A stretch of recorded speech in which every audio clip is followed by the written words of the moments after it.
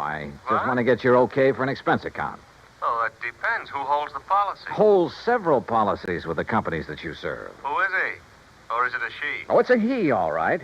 The most important client I know. Who, Johnny? And certainly the one deserving the most attention. Well, who is it? Me, Pat. What? Me.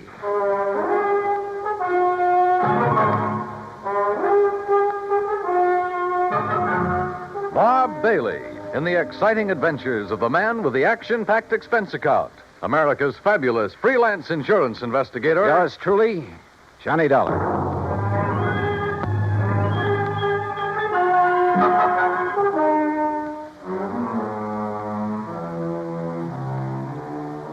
Expense account submitted by Special Investigator Johnny Dollar. To the Universal Adjustment Bureau, Hartford, Connecticut. Attention, Mr. Pat McCracken. Following is an account of expenses incurred during my investigation of and participation in the yours truly matter. Item 1, $34. Transportation and all the incidentals I could think of. Los Angeles to Las Vegas, Nevada. I needed a couple of days of relaxation after that Kincaid affair. Item 2, $31.40 for my room at the Flamingo Hotel, plus 2 fancy meals and a couple of drinks to go with them. Item 3, 85 cents phone call to my old pal Buster Favor down at Lake Mojave Resort on the Colorado River. Sure glad to hear your voice again, Johnny. Coming down here for some fishing? Buster, how did you guess? Big lunker bass are practically jumping into the boat. How big? 3 to 6 pounds. I did that well on the Flamingo boat yesterday on Lake Mead. Then I'll arrange for some bigger ones that stand by and wait for you. Want me to drive over and pick you up? No, I like to be independent, so I'll rent a car here. Well, in that case, wait for me. Huh? I've got to have 3 or 4 days' work done on my car at a garage there in Vegas. So? So I'll drive on up, leave my car, and you and I can come back here together in yours. And when you've had your fill of fishing... Okay, Buster, it's a deal. See you when you get here.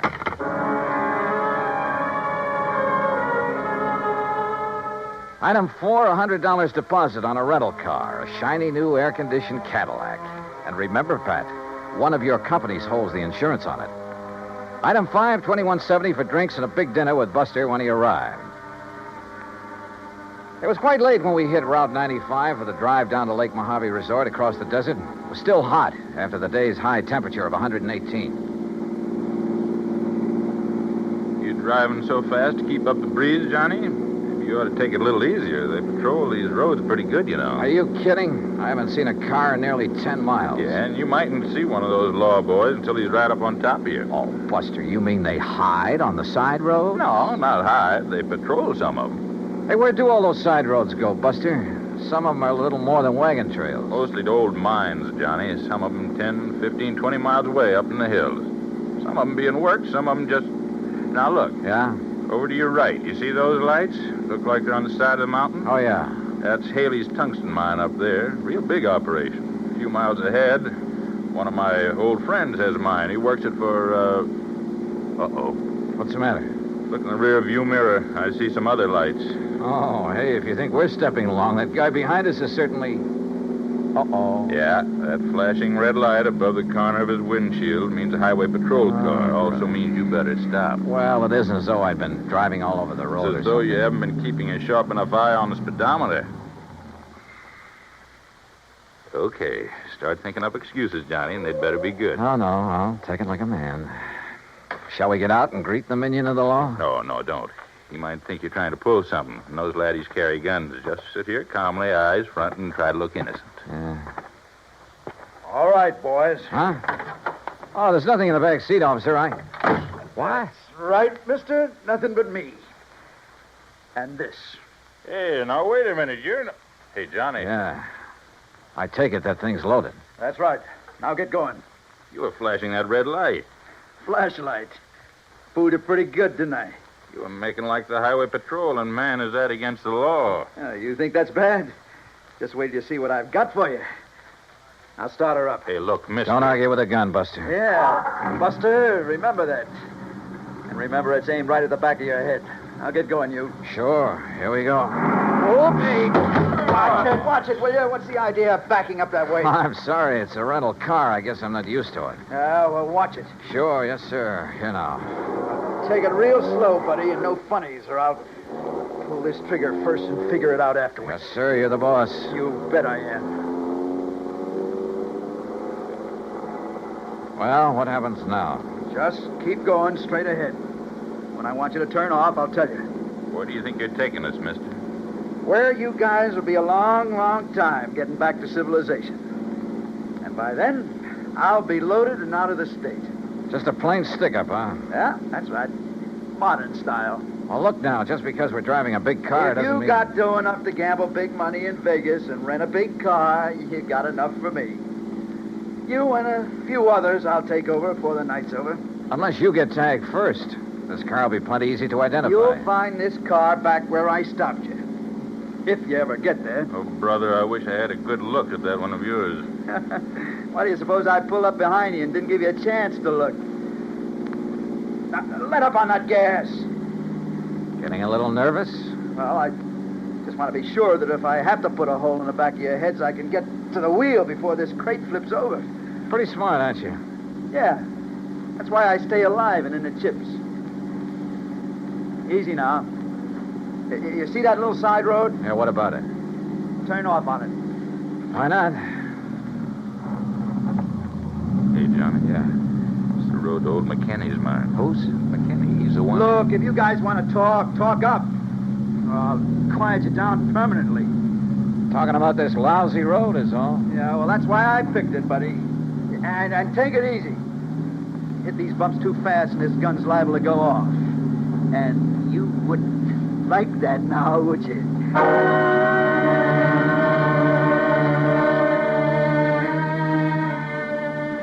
We continued up the rough, curving road on the side of the mountain. 10, 15 miles, I guess.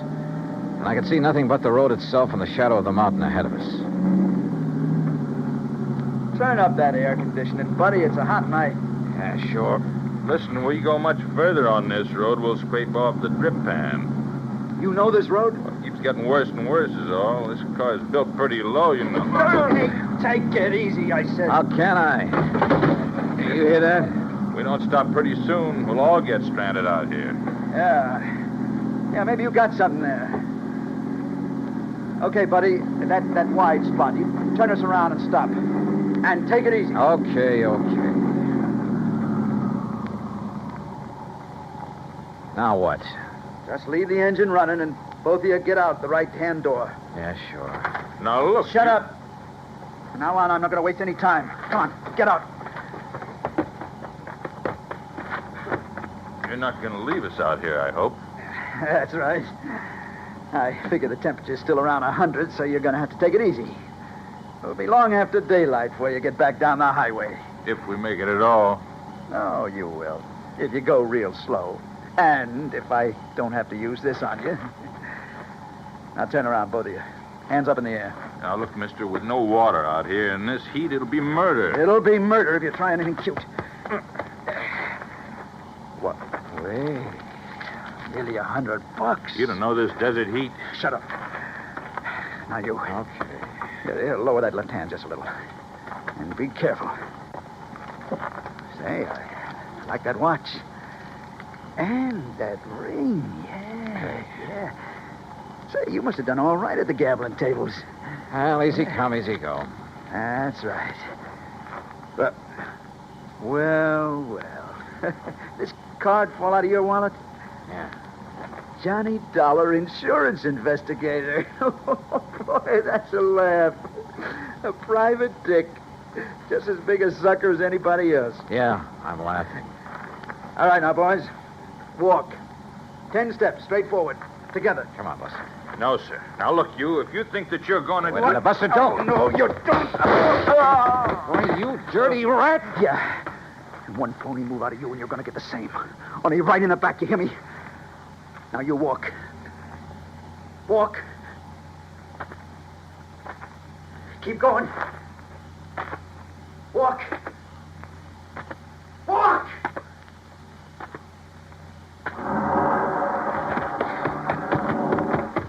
Buster. Why, that dirty murdering...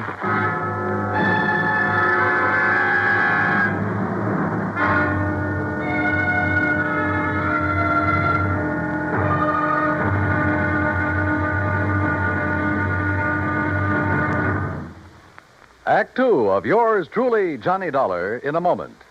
While her husband was a captain assigned to a unit of the United States Air Force on the island of Okinawa, Mrs. Carolyn Pesaturo went along, but friends and build greater understanding with other people of other lands. A chance to demonstrate her convictions. Her maid, Kikuko Chibana, invited her to her home. Kikuko's mother intimated that Mrs. Pesaturo had never done a hard day's work in her life, not with a manicure job like that. Well, that did it. Carolyn Pesaturo volunteered to do a full day's work, just like any Okinawan housewife, and be no more tired at the end of the day. Bright and early one day, she found herself in the Chibana home. And after washing the breakfast dishes in cold, soapless water, she scrubbed the kitchen floor, prepared meals on a wood-burning stove, drew 25 buckets of water from the well, and worked in the fields for the rest of the day, carrying 50-pound bundles of cut rice stalks through knee-deep mud. Well, she did such a good job, she was invited back for the rice planting.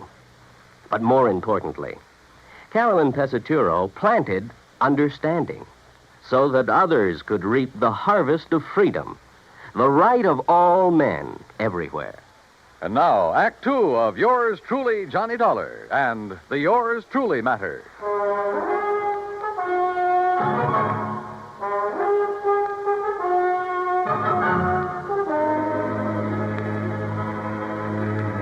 He'd overtaken Buster Favor and me on Highway 95 out in the middle of the Mojave Desert. That gun pointed me to drive my rented air-conditioned car up a rough, winding side road, miles and miles up into the mountains, and finally stop. There, he'd ordered us out into the stifling desert heat. He'd taken our watches and money, and there, in spite of my warning, Buster had turned on him. Then, with a gun aimed at my back, he'd ordered me to walk away from the fallen man. Then he took off in our car. Buster! Hey, the dirty murdering... Just take it easy, Johnny. Oh, what? Buster, you're okay. Yeah, but I sure had myself worried there for a minute. Pretty lousy shot, wasn't it? Oh, brother, you were crazy to make a dive at him. Only legitimate way I could think of to get down on the ground. What are you talking about? You see these? I can't see a thing, but it sounds like a couple of stones. Yeah, real sharp ones, the kind that cut a tire of ribbons out here. Chunks of lava. Oh, what? I shoved them under the right front wheel. Buster, those tires are probably self-sealing. Sure. So just to make certain, I went to work with this old knife of mine that he didn't seem to want. When he hits a few of those washouts, we went over. Oh, good boy. But on that rough road and with power steering... Don't you worry. He'll have to stop and change a tire before he gets very far. Rubber sealant was already leaking out fast. Meantime, we better get on after him. Come on. Are you forgetting he still has that gun? Johnny, I'll show you tricks for getting a man in the desert at night that you never heard of. And don't forget, he'll be the one standing in the lights from his car. If he's had to stop. He'll be stopped. If you stumble onto any rocks about the size of a baseball, pick them up. Oh? Yeah, maybe I'll show you why I ought to be pitching for the New York Yankees. And while I'm occupying them from one side in the darkness, why... Okay, Buster, let's go. Easy. This heat'll get you faster than you think. Then let's hope it gets him when he stops to change a tire. That's what I'm banking on. If he does. Don't you worry, Johnny. He will. Slowly, carefully, we trudged on down the side of the mountain, conserving our strength. I was glad that Buster knew the ways of the desert. A couple of times we left the winding trail to make shortcuts around big mounds and rocks, around old mine workings. And then we saw them. Car lights, Johnny. You see? Yeah, but they're moving down there, winding back and forth. He hasn't had to stop yet. No, I guess it... Hey, wait a minute. Those lights are coming up the trail. Yeah, why would he be coming back here? I don't know. Come on, toward that little hill on the side. When he comes around it, we'll let him have a handful of rocks through the windshield. Yeah, right. Pick up stones, anything you can get your hands on. Right. Hey, look, there's a good spot on that mound. Huh? He won't see us, but we'll see him when he pulls around it. We'll be practically on top of him. Here we are. Okay, good. And don't forget, our eyes are used to the darkness. His won't be. We'll just aim for his windshield, Johnny, with all we got. But don't forget, he still has that gun. Once we stop him, we'll have the advantage. With a cracked-up windshield, he won't be able to drive, and as long as it stays nice and dark... You listen. Yeah. Yeah, I am listening. That's no Cadillac. That sure isn't. You think maybe he's nailed somebody else down on the highway and is bringing him up here? He hasn't had time to get halfway down there yet. Well, then who is? Buster, I'm going to jump down and hail him. But if it is him... I have to take that chance. Johnny, wait! That's a Jeep. Hey, No, stop! it belongs- Stop! Hey, you, stop, will you please? Now, what the howling tarnation are you doing out here? What's the matter?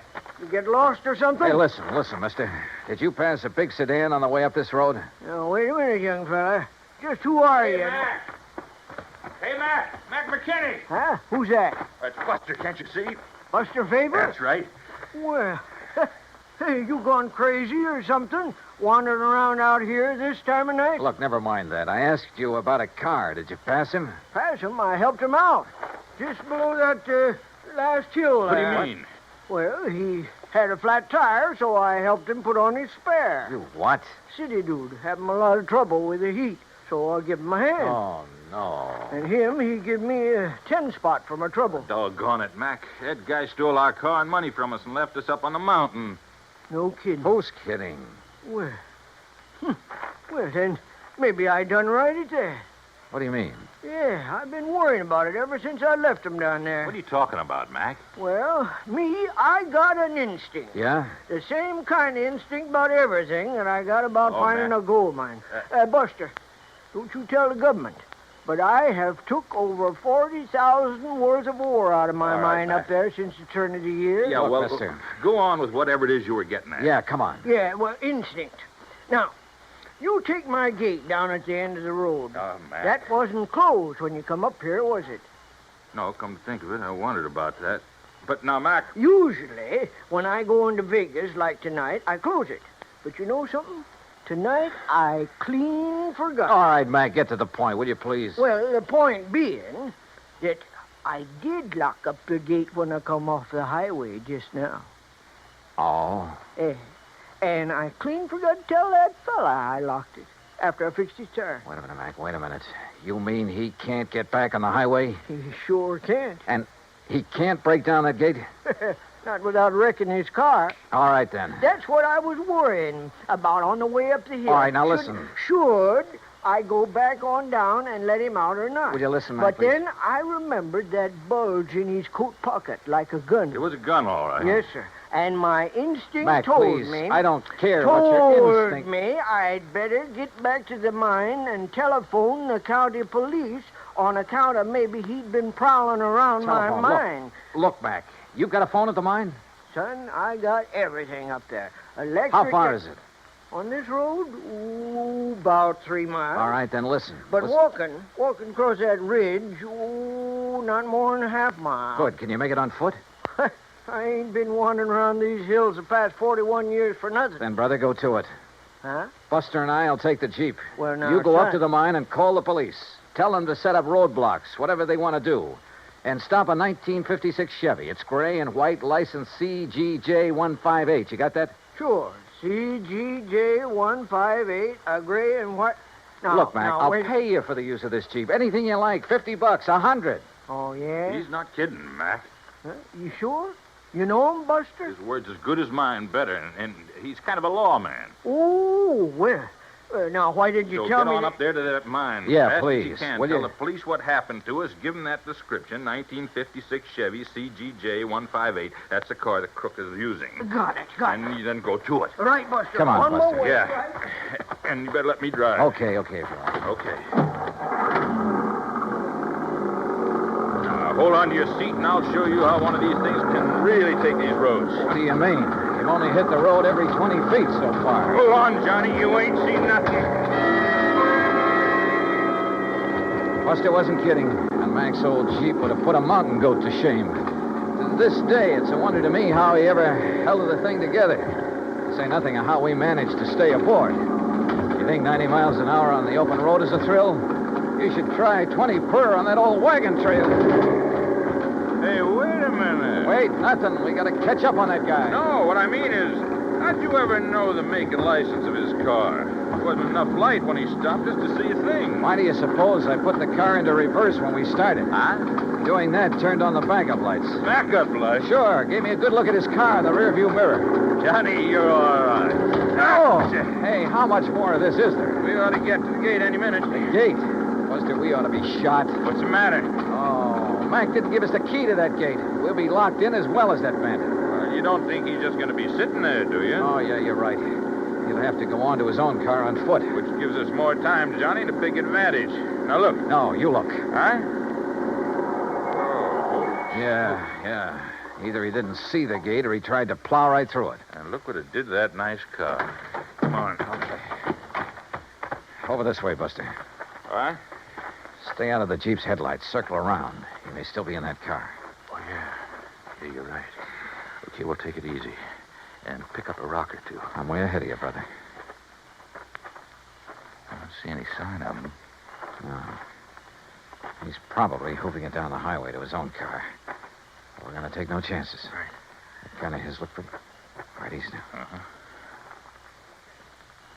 Okay. Well, he's gone. Yeah. Oh, brother, what he's done to this car. Somebody's going to pay a pretty penny. The insurance company. But come on. We'd better light out after him. We'll use the Jeep. But, Buster, if this big car couldn't knock down We'll that drive gate... off the road and cut through the fence if old Mac had a pair of pliers in the toolbox. Come on. There were pliers in the toolbox, all right. And a pair of wire cutters, too. But it took us longer than it should have to find a place where even the Jeep could navigate through the fence. Finally, though, we got out on the highway. All right, not too fast, Buster. If he's still on foot, I want to be sure we see him first. You know what I'd like to see? What's that? The lights from a couple of patrol cars coming this way. You think they'd have time to get there, even if Mac phoned him right away? Yeah, that's true. But where's our little pal with a gun? We ought to come on his car pretty soon. Unless he's already got to it and taken off. I just don't think so, Johnny. He'd try to move too fast in this heat, he'd collapse. Must be somewhere along this highway. Hide, maybe. Under one of those storm bridges along there. No, I think he's too smart for that. With a racket like his, he has to keep moving. Maybe he's bummed a ride back to his car. Is on his merry way again. Well, we'll soon find out. The place he stopped is right ahead, on the curve behind that hill, just beyond that next bridge. All right, then take it easy, will you? Yeah. Maybe we ought to stop the other side of this bridge. Say, along about here. Buster, there was something underneath that bridge. Looked like a car. Your eyes are deceiving you now. Let's stop right here. Let's keep going. What? No, what? Just keep driving until you get to my car. Get it? Why don't you put that thing down? Listen, how'd you get in the back of this Jeep? While you two bird brains are prowling around the cad there at the gate playing detective. Pretty smart, aren't you? That's right. Like I told you, that's how I keep alive. There's more than I can say for you boys. What's that mean? Pull up. There's my car. Pull up right beside it. Now, look, mister. Don't argue with him, Buster. Okay, here's your car. All right, now. Give me those keys. Come on. Yeah, and kill your headlights. Kill them. Okay. Now, look. Things got balled up tonight. I got held up too long. Now, I heard you say something about getting word to the cops, so I got to get out of here. I got to get out of the state. I don't know how you guys got the Jeep away from that crazy old man. I didn't plan on you getting down off that mountain before daylight, see? But it's too bad you did. Oh, you sure? Oh, yeah, I'm sure. Because I didn't take a chance on your getting away now. I can't. Especially you, Mr. Private Eye. Well, thanks. That means you think I might find some way to get the police on you in a hurry. Yeah, that's right. Maybe I have. No chance. Before I leave here, you're gonna be dead. From this. You're out of your mind. Yeah, Buster, I think he is. Oh, yeah? Oh, stop waving that gun. One shot, just one shot, and you'll be dead so fast. Oh, yeah, wise guy, how? You know, Buster, I was right. Huh? What, Johnny? There was a car parked under that bridge back there, a police car. You're crazy. Oh, yeah, Johnny, I see what you mean. What? What do you see? You don't think you're the only one who can hide in a back seat, do you? What are you talking about? Old Mac must have really got that phone call through in a hurry. What are you talking about? That officer there. Oh, that old bluff. The officer waiting there in the back seat of your You're car nuts. with his gun aimed straight at your head. Oh, yeah? Where? There! Oh,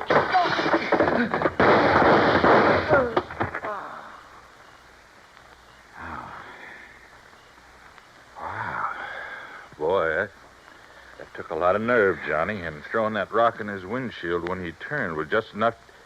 Hey, where'd you get that rock, anyhow? For some silly reason, I'd been hanging on to that rock ever since we started down the side of the mountain. Silly reason, huh? Not by a long shot, no, sir. Oh, and what do you know? Here comes a patrol car. The one you were supposed to see hiding under that bridge. Hey, you know something, Buster? I really did think I saw a car under there. Oh, no. No, really, honest. I think I saw it back there. Look very much. Expense account total. Hold your head, Pat. Including incidentals and my fare back to Hartford, $528. And that includes $50 to old man Mckenny for the use of his Jeep and $81.50 for the repairs to Buster's car by way of thanks for his help. The car rental agency will present you with its own damage claim on the CAD. Oh, and of course the windshield on that Chevy will have to be replaced. You see, it was also insured with one of your companies. So, Pat, you can just charge off this case to recovery of that car. Yours truly, Johnny Dollar.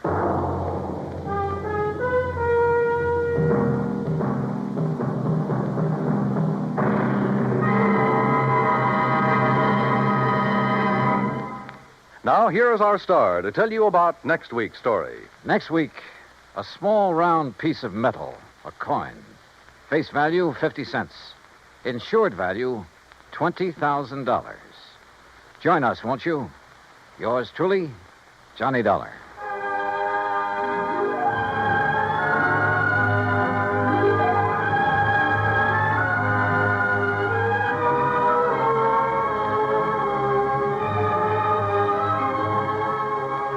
Yours truly, Johnny Dollar, starring Bob Bailey, originates in Hollywood. It is produced and directed by Jack Johnstone, who also wrote tonight's story. Heard in our cast were Virginia Gregg, Lawrence Dobkin, Barney Phillips, Chet Stratton, and Junius Matthews. Be sure to join us next week, same time and station, for another exciting story of yours truly, Johnny Dollar. This is Dan Cubberly speaking.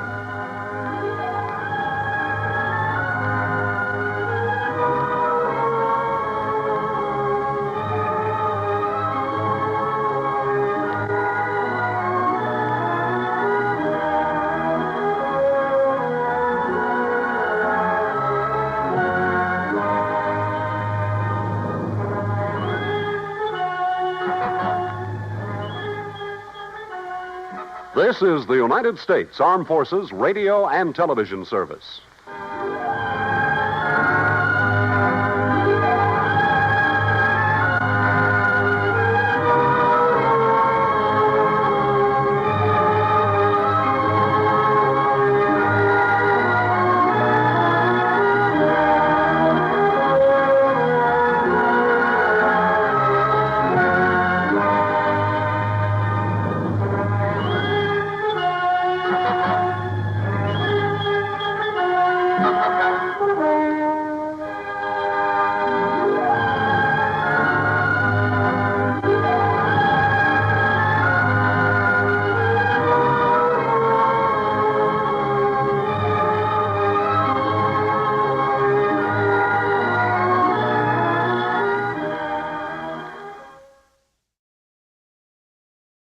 From Hollywood, it's time now for Johnny Dollar. The count's 3-2 and the bases are loaded. And Ted Williams is at bat, huh, McGraw? Oh, Johnny, how'd you know it was me? Oh, just psychic, I guess. What's on your mind, Bert? Fella named Henry Sampson. Ever hear of him? Name's familiar. Well, it should be. He owns about half the newspapers in the South. Which means he isn't exactly struggling for money, huh? Right. In fact, he collects it. Figures. Especially Confederate money. Well, anybody can.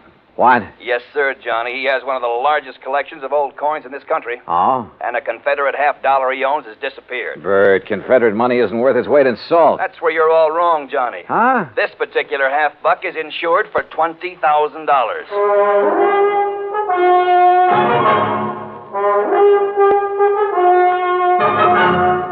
Bob Bailey in the exciting adventures of the man with the action-packed expense account, America's fabulous freelance insurance investigator. Yours truly, Johnny Dollar.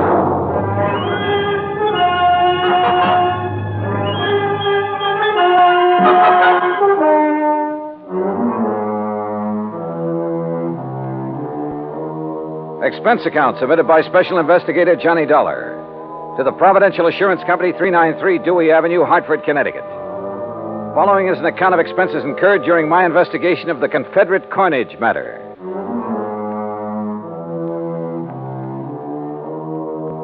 Expense account item 1, $1.20 taxi from my apartment to Bert McGraw's office. He was seated behind a haze of cigar smoke, reading a magazine. Oh, Johnny, come in. Hey, morning, Bert. Sit down. I was just reading about an old teammate of mine. Oh, who's that? Bob Feller. Feller? Yeah, he was a pretty fair country pitcher. Of course, he wasn't in my class. Of course. Yeah.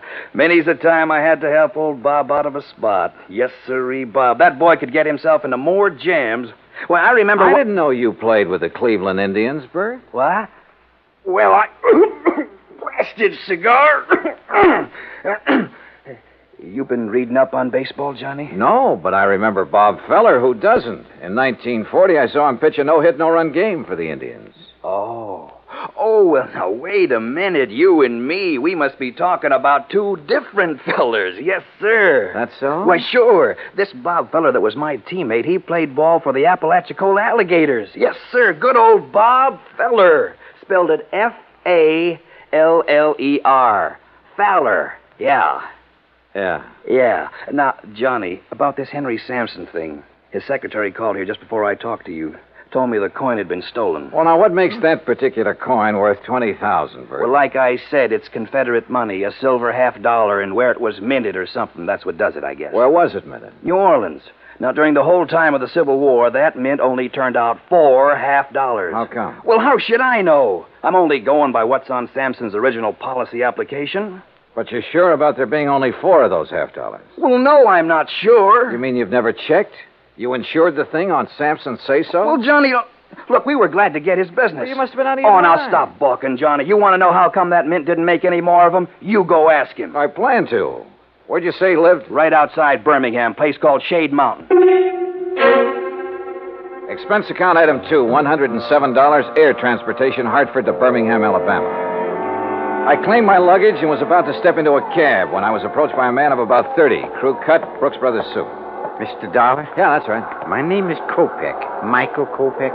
I'm Mr. Sampson's secretary. Oh, yeah. Your Mr. McGraw was good enough to tell me the time of your arrival.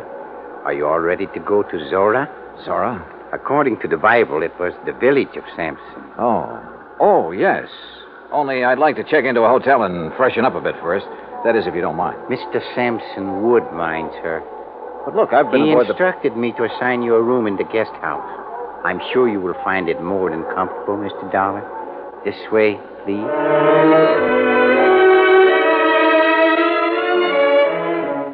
Just outside, standing in a no-parking zone, was the Sampson limousine. A uniformed chauffeur took my bag, and about 40 minutes later, we passed through the gates of Zora, Sampson's private domain. Beside the main house, there were 2 guest houses, 2 swimming pools, a private zoo, stock farm, turkey ranch, and a number of cottages for the servants and maintenance people. Inside the main house, Kopek led me down a long hall lined with statues and oil paintings and other art objects. Finally, he stopped and opened a heavy door. Henry Sampson was seated behind a large desk, and standing near him was the most beautiful woman I had ever seen. Mr. Dollar, sir. Thank you, Michael. I'll call when I need you. Yes, sir. Well, Johnny, come in. Come in, sir. You had a pleasant journey down, I hope? Yes, fine, thanks. Good, good. Would you like a sample of our southern hospitality, Mr. Dollar? Well, Forgive me, my dear. Johnny, this is Mrs. Sampson. Delilah, Mr. Dollar. Mrs. Sampson? In case my question confused you, Johnny, I meant, would you like a drink? No, thanks. Not just now. Let the man catch his breath, Delilah. Now, Johnny, let me get on my feet. I can't give you more than 10 minutes of my time. So, let's get right down to business. This here's a display case that was broke into. Mm-hmm. None of your other coins were taken, huh? No. Whoever did it knew what they wanted. They got the most valuable one. What about this lock? Was it tampered with? Wouldn't have done them no good to tamper with it. It's the biggest and strongest that Yale makes. Reckon he knew that. That's why he broke the glass. Then you think someone familiar with this room and your collection took the coin? If you want to know the truth, he suspects me. Delilah. Mr. Sampson, Did anything unusual happen that evening? Did you have any visitors? None. Delilah and I ate our supper. I worked for a couple of hours, same as always. Then we played casino till 10:30. We always play casino until 10:30, John. It's the only thing that relaxes my husband. I see. There were only 4 people besides myself in the house. Mrs. Sampson, Mary, her maid, Digger, my manservant, and Michael, my secretary. Good old Michael, the trusty troubleshooter. Mr. Sampson, according to your policy application, only 4 of those Confederate $half were ever made. Is that right? Yes, 'tis. Confederate states didn't have any silver bullion to make more. Dirty Yankee blockade. Yeah. Could you give me a description of the coin, sir? Sure. Originally, it was a regular Union 1861 piece. At the New Orleans Mint, they ground off the reverse side and stamped on the shield of the glorious Confederacy and the words Confederate States of America. Hallelujah. May the South rise again. Now, that's not funny, Delilah. I think it is. Don't you, Johnny? Well, I'm just... You just give me your answer later. Right now, I'm going to have another drink. You ready? Not yet, thanks. No, you don't know what you're missing. You'll have to forgive my wife, Johnny. She isn't herself this evening. I haven't been myself in several years. Not since I married this You shut up, woman. Michael. Yes, sir? Mrs. Sampson is tired. Very tired. She wants you to take her to her room. Yes, sir. Well, see you at supper, Johnny. I'll have your supper sent up to Don't you. do me any favors, fat man. Get her out of here, Michael. Get her out before Sorry. But she sometimes... It's all right, sir. I understand. Do you? Good. Good man. Now then. Oh, that's better. Now, about the coin. President Jefferson Davis gave it to my great-grandpappy for his service to the cause. Are you sure of its value? Sure it's worth $20,000? Why, shoot, boy. My grandpappy turned down 10,000 for it back in 1879. The way things are now, it's got to be worth 4 times that. Well, what's the matter? Don't you believe me? I didn't say that. Well, then what are you looking at me so suspicious for? Well, Mr. Sampson, I have a hunch you're holding out on me. Johnny, you're getting paid money to find the person that took it. Now, you earn your pay. I'll try to. Only I'd appreciate some help. I'll give you help. In fact, already have. Like how? Like the gates to Zora. I've kept them locked ever since it happened. And until you find that coin, nobody leaves here. Those gates stay closed.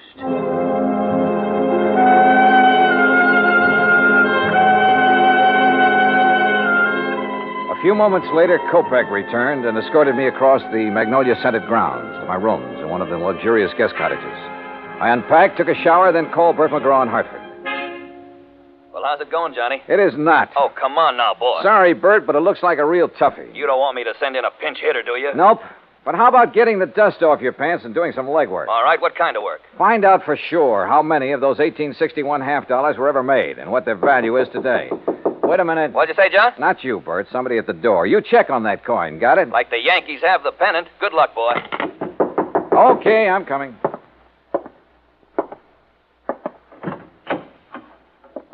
Yeah? Mr. Dollar, Yeah, that's right. I'm Mary Williams, Miss Sampson's maid. And I'm Digger. Everybody just calls me Old Digger. He's Mr. Sampson's man. We snuck off and come over here to see you. Oh, well, come in, please. Thank you, sir. Oh, yes, yes. Thank you. Sure hope nobody saw us come in here. Well, what's this all about, Mary? Mr. Dollar, being an insurance investigator, you work for a company instead of the police, is that it? Yes, the company I'm working for now is in Hartford, Connecticut. Way up north. Oh, that's good. Mr. Dollar, Digger here, he's just scared to death. Scared of what? If you'd be here a while, you'd know. Yes, you sure would. Well, can't you tell me? Mr. Sampson's got a big place here. He needs lots of folks to keep it up for him, and he gets them cheap from the prisons. What? Yes, sir. Somebody finds out who's going out on parole. The next thing a man knows, instead of being all the way free, he's here, working for Mr. Sampson. Yes, sir. And if he don't like it, Mr. Sampson has him sent back. Oh, come on now. Look, this is 1957. Things like that just don't happen anymore. Tell him, Digger. Well, Mr. Dollar, sir, I don't want to go back to that place. No, sir. I don't ever want to go back. Oh, it's all right, Digger. Mr. Dollar, we wouldn't have bothered you at all, except that Digger and me, that is, we want to get married. That's right, yes. But if he's sent back to prison, well, he's already spent 15 years there. And you're afraid that Mr. Sampson is going to send him back? Yes, sir. Mr. Sampson or somebody else around here. But why? Well, come on. One of you say something. Well, sir, I ain't going to tell you, nobody else, Mr. Dollar. No, sir. I won't tell no matter what they do to me. I won't tell unless you give me your word. Unless you promise me. Promise you what? That you won't let Mr. Sampson or nobody send me back. You give me your word on the Bible. I'll tell. Yes. Well, come on. Tell me what. Well, sir, Mr. Dollar, Digger knows who took that $half piece.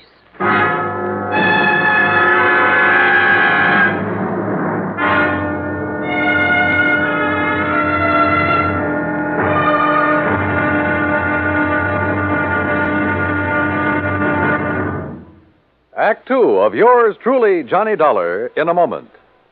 The American writer Christopher Morley once wrote, "When you sell a man a book, you don't sell him just 12 ounces of paper, ink, and glue. You sell him a whole new way of life," unquote. Now, that goes double when you give, not sell, a book. But the gift of 550 books to little children increases the legacy tenfold. Near the end of 1960, the employees of the Chase Manhattan Bank started a people-to-people program with such a gift to school children of a town in Tanganyika. That's on the southeast coast of Africa. And to give you an idea how the books were received by the children, let me first quote from Francis Bacon. He's an English writer of a few centuries back. He said, "Some books are to be tasted, others to be swallowed, and some few to be chewed and digested." In the past, children in Tanganyika may have done a little tasting and chewing and a little swallowing and digesting. But there's one certain thing. They wound up devouring the books they received from the United States. And they did so much of it that they, the ones in high school anyway, were able to reach the level of English children their age and pass the exams at the same time. That takes a lot of book learning, as they say. Now, the gift of these books from the United States of America may have seemed a small thing to the senders, but the boys in Tanganyika who received them know that they've opened a whole new way of life. They've greatly increased understanding in the classroom of freedom, the right of all men everywhere. And now, Act Two of yours truly, Johnny Dollar, and the Confederate coinage matter. I wanted to help Digger, the Sampson servant who claimed to have information concerning the missing Confederate $half. But I couldn't promise him anything without first knowing more about the part he had played, if any, in the theft of the coin. I did promise to think over his offer and let him know if I was interested by the next afternoon. Anyway, at 8 that evening, I joined Mr. Sampson and Kopek for dinner in the large dining room. After we'd finished our coffee, Sampson rose and excused himself. When you're ready, we got work to do, Michael. Yes, sir. Huh? See you in the morning, Johnny. Well, how is the investigation coming, Mr. Dollar? Have you found any valuable clues? Nope, not a thing. Oh, that's too bad. But you haven't given up. Kopek, I haven't started. Uh-huh. Well, would you care for something else? If not... No, I'm fine. Then shall we... Yeah, sure. Say, tell me something, Kopek. Anything I can. What about the servants who were in the house the night of the theft? Digger and Mary? Yeah. What do you know about them? Everything that there is to know. I have a file containing the record on every one of Mr. Sampson's employees. If you like, I shall have the information on these two sent to your rooms. I'd appreciate it. Now, if you will excuse me, Mr. Sampson is waiting in the den. You can find your way back to the guest house? Hmm? Sure. Good night. Good night, Mr. Doll. Johnny. Hmm? Oh, Delilah. Oh, where are you? Up here, on the stairs. No, don't come up. Oh. Johnny, do you like to ride? Well, sure, only it's been a long time since I've had a chance to, and I didn't bring any riding clothes. Well, that doesn't matter. Meet me at the stables before breakfast. You will, won't you, Johnny? What do you think? I went back to the guest house, and about half an hour later, Kopek delivered the files on Mary Williams and Digger. Everything Digger had told me was true. He had spent 15 years in prison on a manslaughter charge. So early the next morning, I crossed the green lawns of Zora and met Delilah at the stables. And a few minutes later, we were riding our horses away from the main house. Where shall we ride, Johnny? You want the cook's tour? Oh, I don't know. What's it include? Oh, the turkey farm, dairy, and zoo. Or would you rather go down to the river? Hey, you know, it's a funny thing, Delilah. What is? I've never seen a river. You fool. Come on, I'll race. Come on, boy. Come on.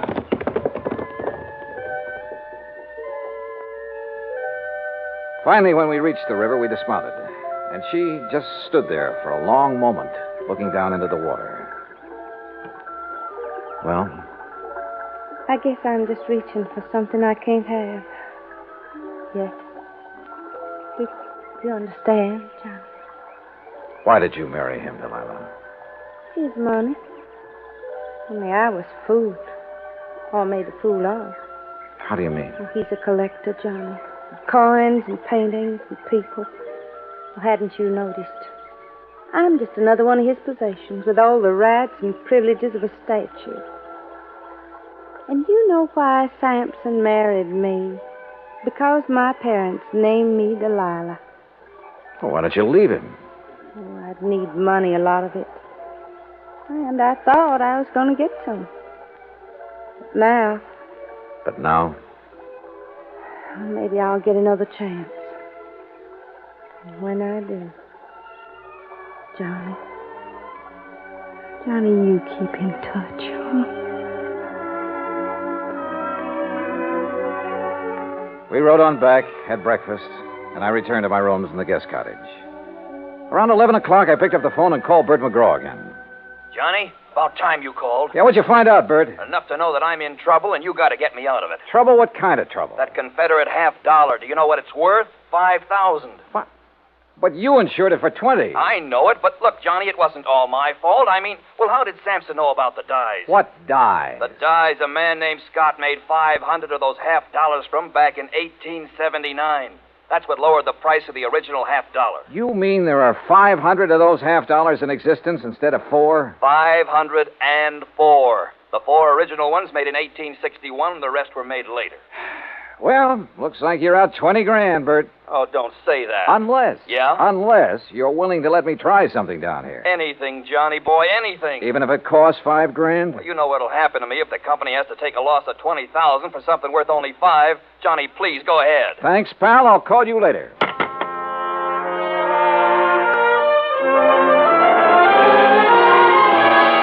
As soon as I could, I sent word to Digger and Mary, the 2 servants, asking them to come to the guest house. It was almost 3 o'clock before they arrived. Miss Dollar, have you decided on what you're going to do? Yes, Mary, I have. Digger. Yes, sir? I can't promise that you won't be sent back to prison. Well, then I ain't going to tell you nothing. Now, wait. Dollar, sir. Let me finish. But I can promise that I'll do everything possible to help you. Well, sir, I have to ask Miss Mary. You know, she's the one who talked me into coming to you in the first place. I did it soon as he told me what he'd done. I didn't know about it till afterward, Mr. Dahl. All right. Just what did he do, Mary? Well, it wasn't his fault. He just had to break into that case and take that $50. Yeah, sir, that's right. I had to. Why? Because she said that she'd tell Mr. Sampson something real bad about me. Something that'd cause him to send me back to prison. She? Mrs. Sampson? Yes, sir. That's the truth, Mr. Dollar. I swear it.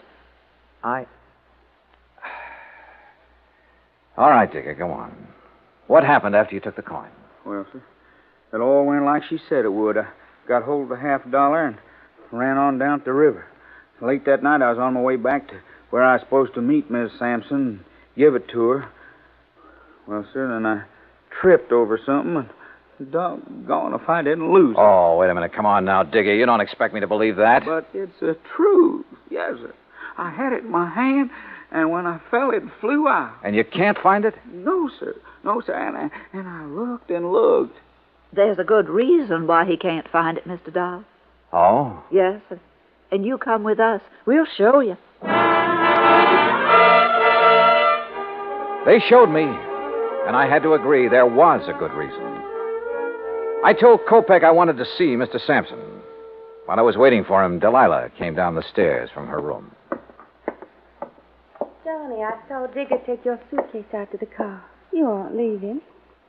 I will be in a few minutes. Well, Johnny, have you found the coin? No, not quite. But I know where it is.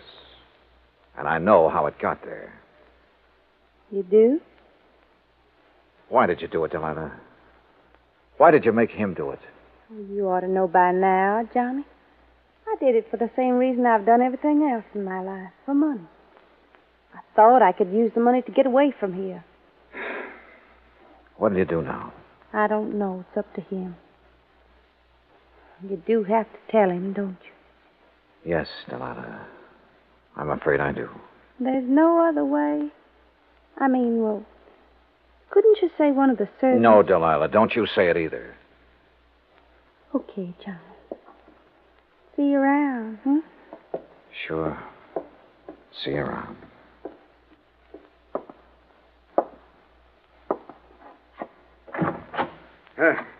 Come in, Johnny. Come in. I hear you have news for me. Well, boy, start in. Tell me. I told him as simply as I could. When it was over, he got to his feet and stared out the window for several minutes. When he turned back, he ordered Kopek to find Digger and take him to the place where the coin had been lost. A few minutes later, we joined him there.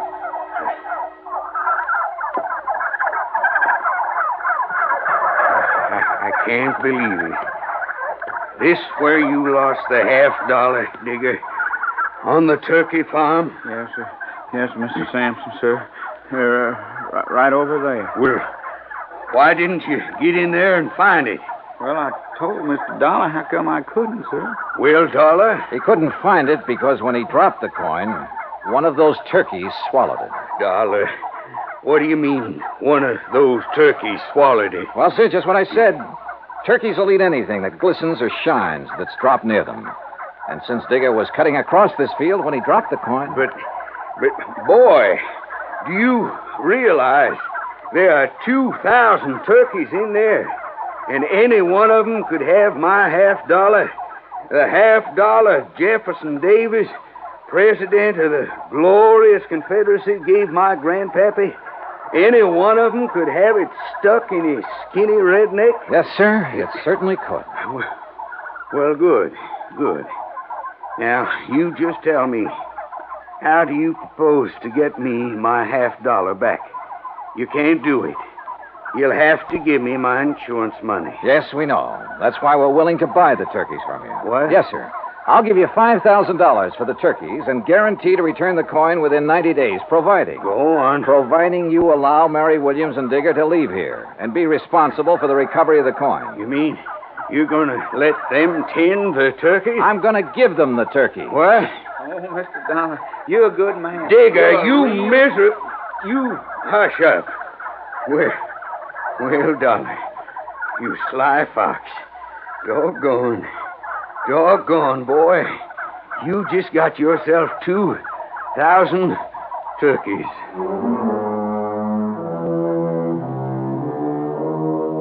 A couple of weeks after I left Birmingham, I received a letter from Mr. and Mrs. Digger telling me that they'd found the coin in the craw of the bird they'd killed for their first Sunday dinner together. Which proves once again, miracles do happen. Expense account total, including transportation back to Hartford, $405.10. Yours truly, Johnny Dollar.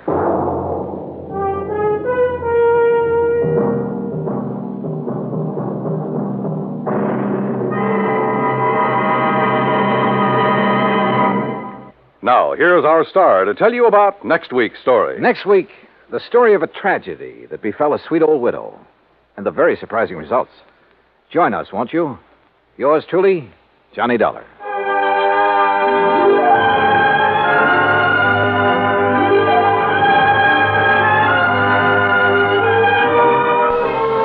Yours truly, Johnny Dollar, starring Bob Bailey, originates in Hollywood. Written by Charles B. Smith, it is produced and directed by Jack Johnstone. Heard in our cast were Virginia Gregg, Eleanor Audley, Herb Ellis, Herb Vigran, Forrest Lewis, and Vic Perrin. Be sure to join us next week, same time and station, for another exciting story of Yours truly, Johnny Dollar.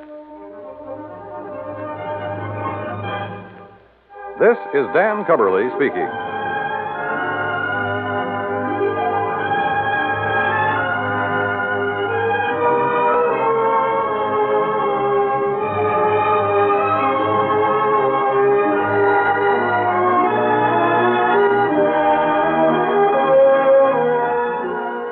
This is the United States Armed Forces Radio and Television Service.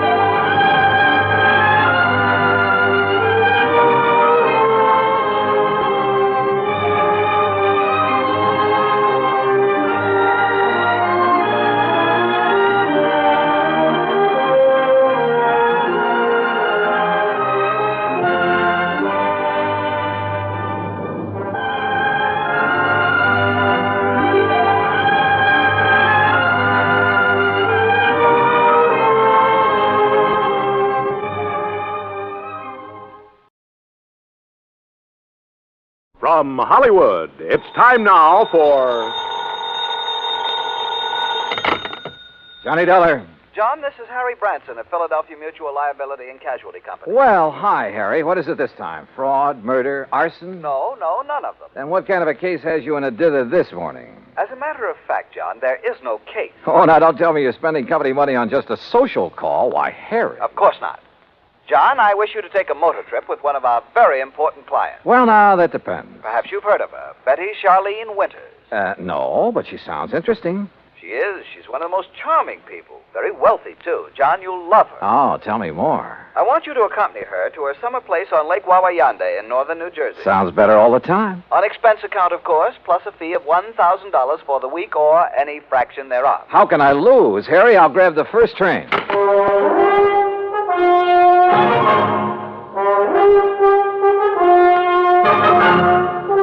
Bob Bailey in the exciting adventures of the man with the action-packed expense account.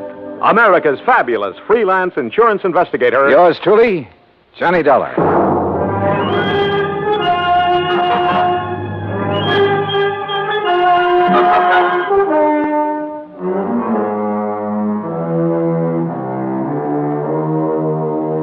Expense Expense account submitted by Special Investigator Johnny Dollar to the Philadelphia Mutual Liability and Casualty Company, Philadelphia, Pennsylvania. Following is an account of expenses incurred during my investigation of the Wayward widow matter. Expense account item 1, 2150, fare and incidentals, Hartford to Philadelphia. At his office on Walnut Street, Harry Branson looked as though he'd been just sitting there waiting for me ever since his phone call. I'll get straight to the point, John. Well, good, good. You don't mind if I sit down first, though, do you? Oh, no, of course not. As I told you on the telephone, Mrs. Winters is one of our Mrs.? You didn't tell me that. Her husband died just a short time ago. Oh. And you, the old friend of the family, have been consoling the lovely widow, eh? John. Yeah, when you pick 'em, you really pick 'em, Harry. Hey, do you remember that little brunette you went for in the last case I handled with you? John, that has nothing whatsoever to do with the matter at hand. Yeah, okay, maybe not. Oh, but you sly dog. I'm betting right now you wish you could make this trip to the lake instead of me. Of course I do. The beautiful forests and mountains up there at this time of the year. Oh, sure. Just for the scenery. All right, now tell me all.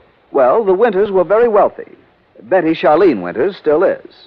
Thanks, among other things, to the $500,000 she received on her late husband's double indemnity policy. $500,000? You make this sound more attractive every minute. John, you don't suppose the gorgeous babe helped him have an accident in order to collect that? John, you are being absurd. Am I? Tell me this. Was he older than she? Yes, he was. Uh-huh. And 2 and 2 make 4. And you are making no sense at all. Hey, you have got a case on her, haven't you? Will you please stop this nonsense and listen to me? Now, as I started to say, their lovely home is out between Ardmore and Bryn Mawr. All right, go on. Their home, which Mr. Winters inherited from his father and his grandfather before him, is a veritable art gallery. I see. But she is going to dispose of most of it to the better-known museums and galleries. She plans to sell the family mansion, too, just as soon as the estate is settled. Doesn't go for the old stuff, huh? You're quite right. Her taste is more for the modern. That's the way I like 'em. I beg your pardon? Nothing. Go on, Harry. Yes. Some of the things, however, she is taking up to the summer home on Lake Wawa yonder. Oh, well, now, wait a minute, Harry. Am I taking Betty Charlene up there? Mrs. Winters, John, please. Okay, I'll stay out of your territory for the time being. But am I being hired to take her up to the lake or just some of this junk you've been talking about? Both. Ah. You see, there's one thing in particular, some statue or other, that she wants help with. Statue, huh? So you and she and the statue will make the trip. Now, that's the kind of chaperone I like. When do we start?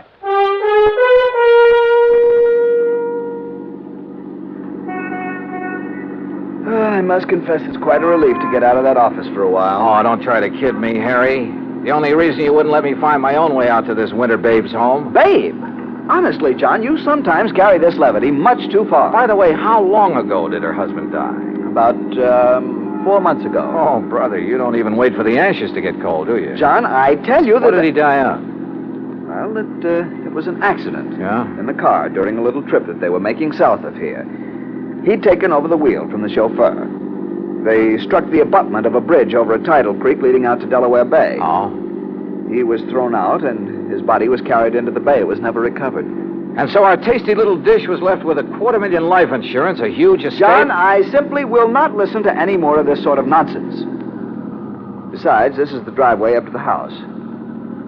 Lovely place, isn't it? It was lovely. There must have been over an acre of perfectly tended lawns and gardens. And in the middle, atop a slight rise, was the main house, built of solid white stone of some sort. Old, too, but in beautiful condition. This was wealth, all right, and plenty of it. Harry's year-old car looked almost tawdry in this setting. We stopped, went up the broad front steps and across a wide porch and rang the doorbell. Yes? Oh, Mr. Branson. That's right. Mrs. Winters is waiting for you in the sunroom. Thank you. Come, John. The butler led us through a large reception room, a huge living room, both of them hung with beautiful prints and paintings, through the walnut-paneled library with its high ceiling and hundreds of leather-bound books. Finally, after passing through a long corridor lined with statues and magnificent vases, we entered the spacious sunroom. There, standing in front of a chair at the window, was a chauffeur. And in the chair sat Betty Charlene Winters. Mrs. Winters, may I present Special Investigator John Dollar.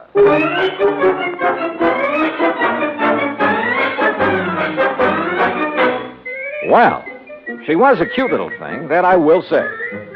But instead of a young, blonde, and beautiful, Well, let's face it, she was 70 if she was a day. All my dreams of a high old time during a week at a mountain lake suddenly vanished into thin air. How nice of you to come, Mr. Dollar.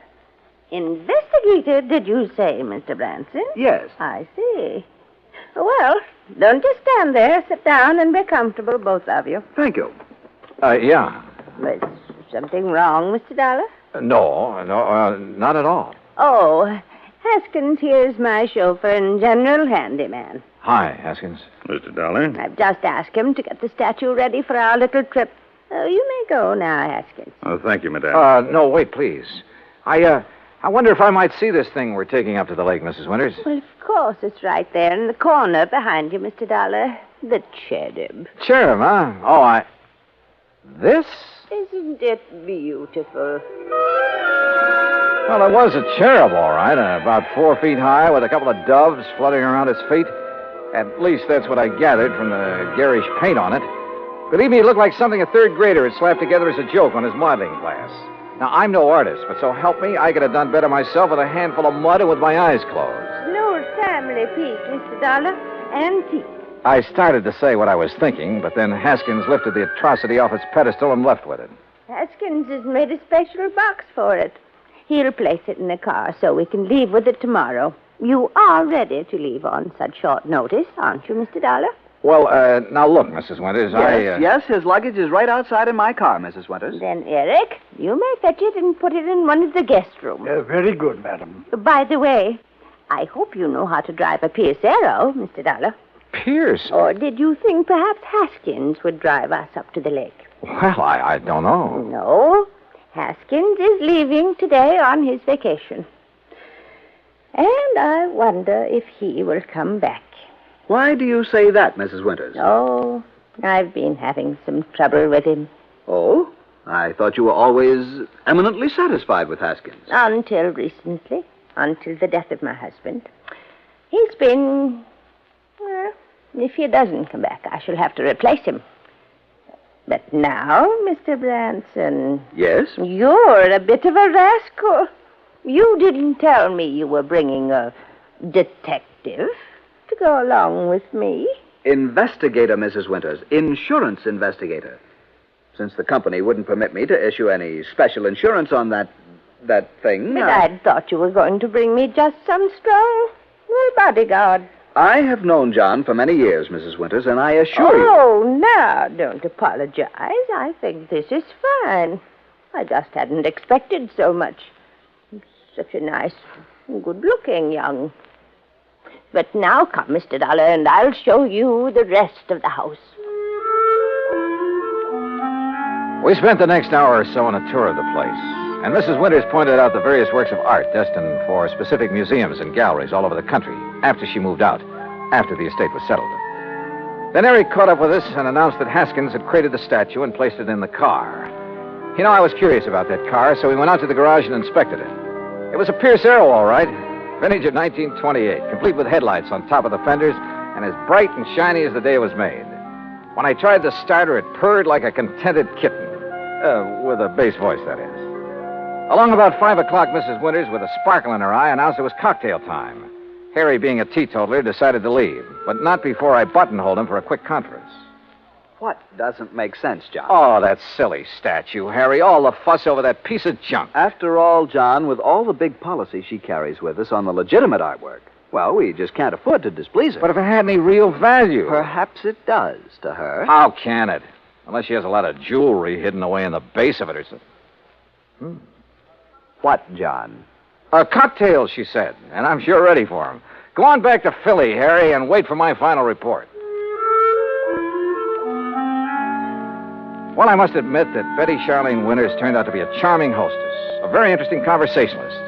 Even long after dinner, over brandy and cigarettes, we chattered away like a couple of magpies. I didn't question her about the statue because I wanted to find out more about it on my own hook. Finally, about midnight, we decided to retire, had a nightcap, and went to our respective rooms. But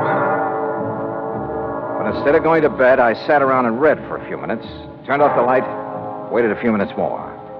Then, quietly, I slipped out of my room. That was a mistake, for as I reached the end of the long hall to the stairway, a door behind me suddenly opened. Huh? Who's there? I said who's...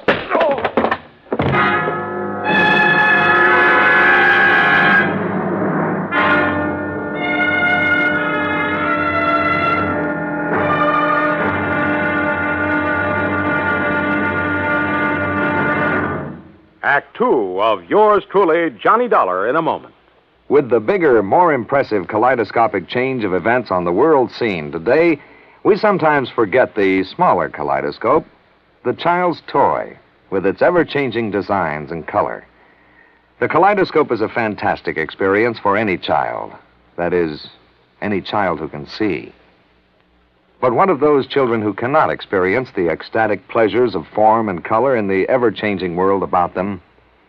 This problem has bothered many, and many such people have tried to solve it. One-time soldier in the United States Army, Robert Neiman, is one of them. Captain Kenneth Moyer, also of the Army, is another. Both men, while stationed in Japan recently, set about the task of raising funds for the purpose of providing eye examinations and operations for sightless Japanese children. In return for this gesture, Japanese eye surgeons did not charge for their services. For those children who could not be cured, Braille typewriters were purchased and donated for training purposes in the hope of giving a few more people useful lives. Both Neiman and Moyer worked independently of each other. Neither knew of the other's interest in such a gratifying project. Both have continued the work with enthusiasm. The results of their efforts, when a blind child sees again, or perhaps for the first time, that is their reward. For a child, as for an adult, new sight leads to understanding. And understanding is a building block of freedom, the right of all men, everywhere. And now, Act Two of yours truly, Johnny Dollar, and the Wayward Widow Matter.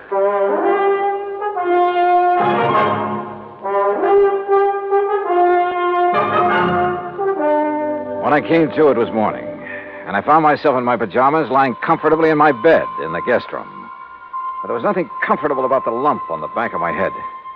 Whoever had slugged me out there in the hall had meant business. I got up painfully, went down the hall, and made a quick check of the room from which the attacker had surprised me. It was just another guest room. I showered, dressed, and went downstairs, where I found Mrs. Winters at the breakfast table. She was very much distressed over what had happened and suggested we go out and look in the trunk of the car immediately.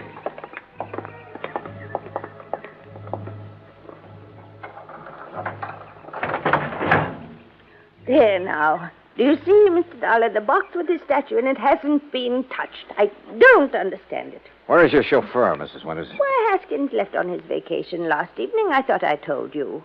But surely you don't think Haskins... Well, you said you were having trouble with him.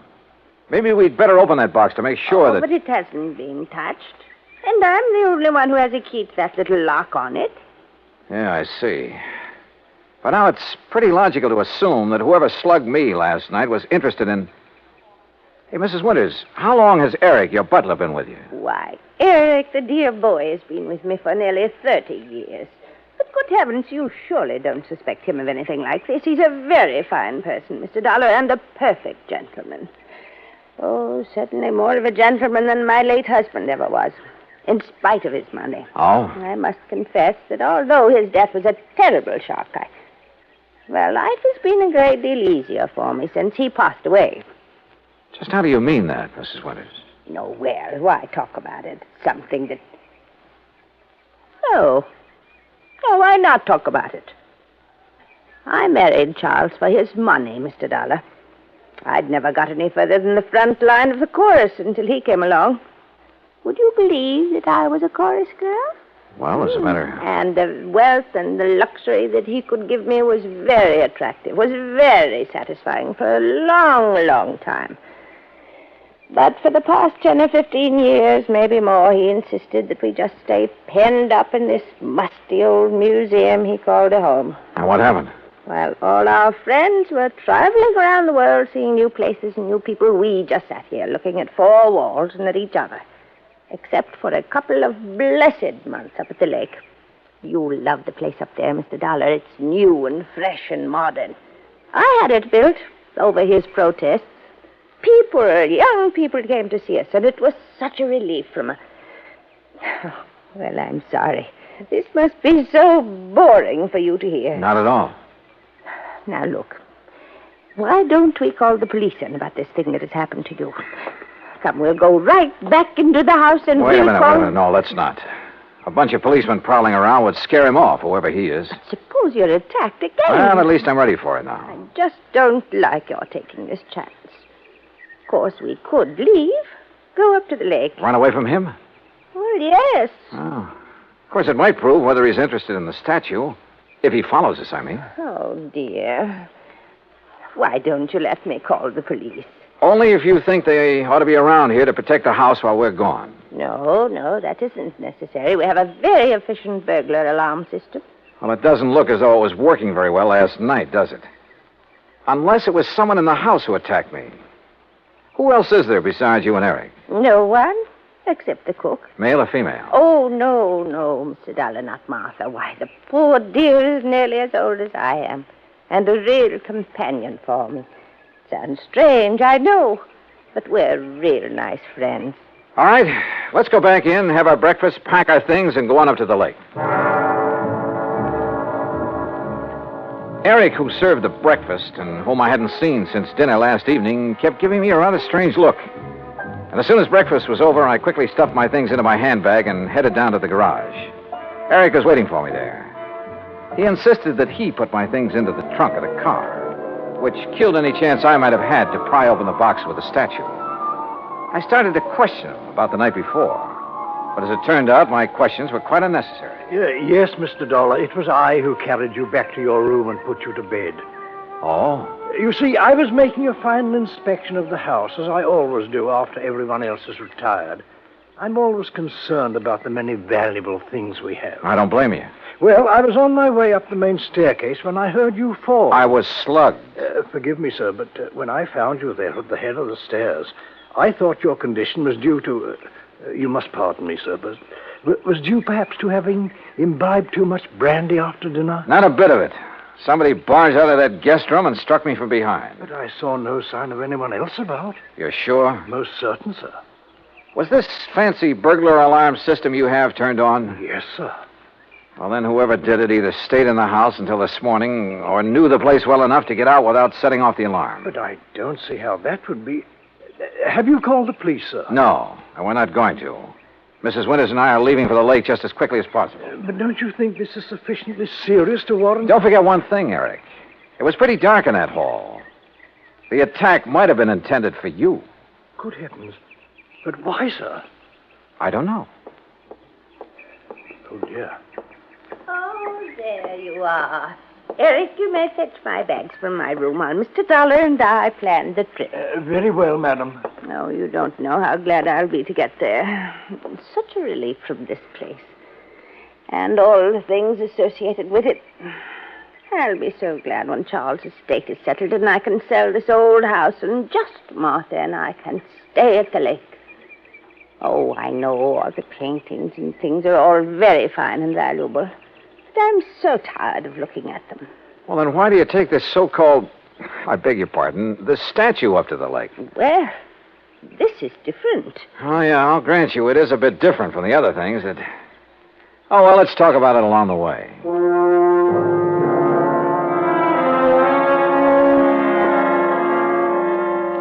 But we didn't. Simply because I didn't bring up the subject again. Why not? Because a couple of pretty wild ideas had begun to peck away at the back of my brain. Ideas just crazy enough to have some basis in fact. The 1928 Pierce Arrow ran like a dream in spite of its advanced age. And Mrs. Winters, in spite of her advanced age, kept the conversation going at a merry clip. There was a sparkling, almost buoyancy about her. And the hunch that had hit me began to grow. We crossed the Delaware River at New Hope on Route 202, and in Lambertville, we stopped at the sign of the Flying Red Horse to gas up the car. That's item 2470. While the attendant was busy with that and checking the tires and battery and so forth, I made some excuse or other and stepped around to the telephone booth at the back. Harry Branson here. Harry, I want you to drive out to the Winters home at Bryn Mawr again. Oh, what for? Just do it, right away. Then call me up at the lake. Well, whatever you say, John, but I wish you'd tell me... Gotta go now. Goodbye. The rest of the trip through the pretty North Jersey countryside was uneventful. And finally, north and east of the little town of Andover, we came to Lake Wawayanda. We drove along a private road to the far end of it, and there, perched on a little cliff above a deep basin, was a real smart, modern brick and glass home. That's right. Straight up the little hill and park in front of the garage. Little hill? I just hope we can make it. Right here. I hope the brakes will hold, or this thing could roll right on back into the lake. Oh, and the lake is so deep right there, nearly 100 feet. An old mine or something before the water came up. Oh, this is a pretty dangerous driveway. Here now, let me help you. Thank you. One of the first things I'm going to do is have this driveway built up and leveled off and a big stone wall built around it. Yeah, you'd better. Careful now, this is pretty steep. Oh, listen. Yeah? Telephone is ringing inside the house. Oh, well, let me have the key and I'll go in and answer it for you. I'll answer it. You can unpack the car while I do. I suspected the call was from me, but didn't want to say as much. So I opened the car trunk and proceeded to take out the luggage and the big, clumsy box for the statue.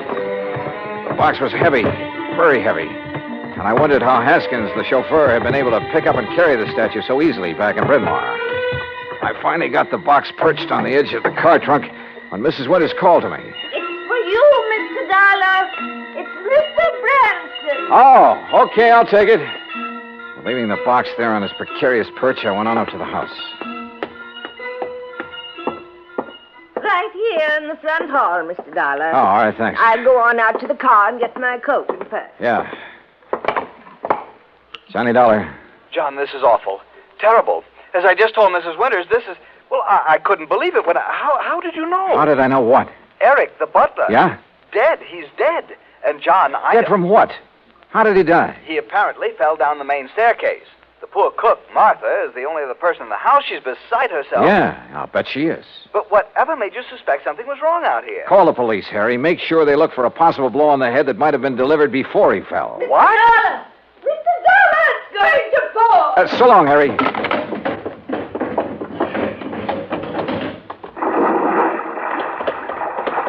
Oh, dear. Oh, Mr. Dollar, oh, dear. Ah, fell off the back of the car, huh? Yes, the big box. I must have bumped it when I reached into the trunk for my weekend case. Bounced right down into the lake, huh? Yes, my beautiful little statue is at the bottom of the lake. Oh, well, don't worry, Mrs. Winters. We'll get it back. I'll have a diver come up here. No. It's all right. We'll leave it there. Huh? No, you were right. It'd only be another memory of the musty old house in Bryn Mawr. It has no place here where everything is so fresh and new and clean. We'll get it back. But it really had no actual value. You were right, Mr. Dollar. It's better to just... Yes, we'll leave it there. Sorry, Mrs. Winters, but that's where you're wrong. Why, Mr. Dollar... We'll get it back, all right. And whatever's in it. Oh, dear. I suppose I might have known. Expense account item 3, $290 even for the diver who came over from New York and retrieved the box from the deep hole in the lake. 2 boxes, as a matter of fact. One with Haskins' body in it, and the other with the body of Charles Winters, the body that was supposed to have been washed out to sea after a car accident. The story? Well, of course. After Haskins got rid of Charles for me, I had to do something about him. Or rather, we did. Martha, you know. He's such a wonderful friend. Was Haskins the one who slugged me? Yes, so foolish of him, wasn't it? But he'd heard Mr. Branson say you were an investigator, and it frightened him. Worried me a little, too. Well, he might have killed you, too, if Eric hadn't stopped him. And, of course, Eric knew that Haskins had unwittingly made this second box for his own body. So now Eric's gone. Martha, huh? Yes, she did it. But she had to put him away. Oh, yeah. You see, he was the one who took care of Haskins for us. And we couldn't have him around knowing everything. Oh, dear. Martha and I had planned so many wonderful things together. But now... Oh, dear.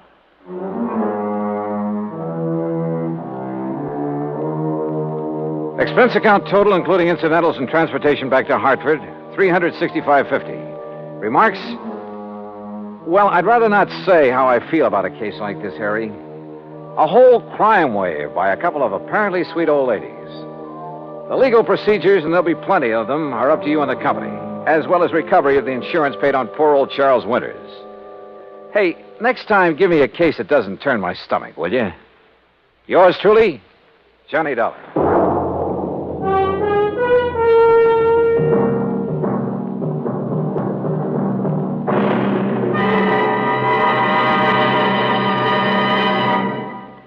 Now, here's our star to tell you about next week's story. Next week, a taste of the Old West and a taste of lead from a .38 Colt. Join us, won't you? Yours truly, Johnny Dollar.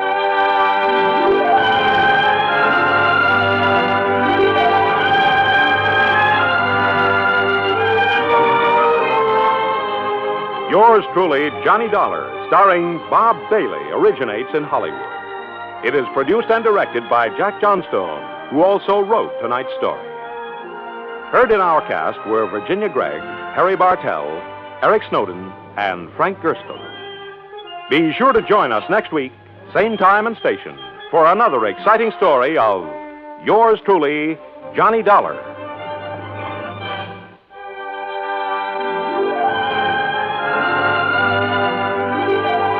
This is Joe Walters speaking.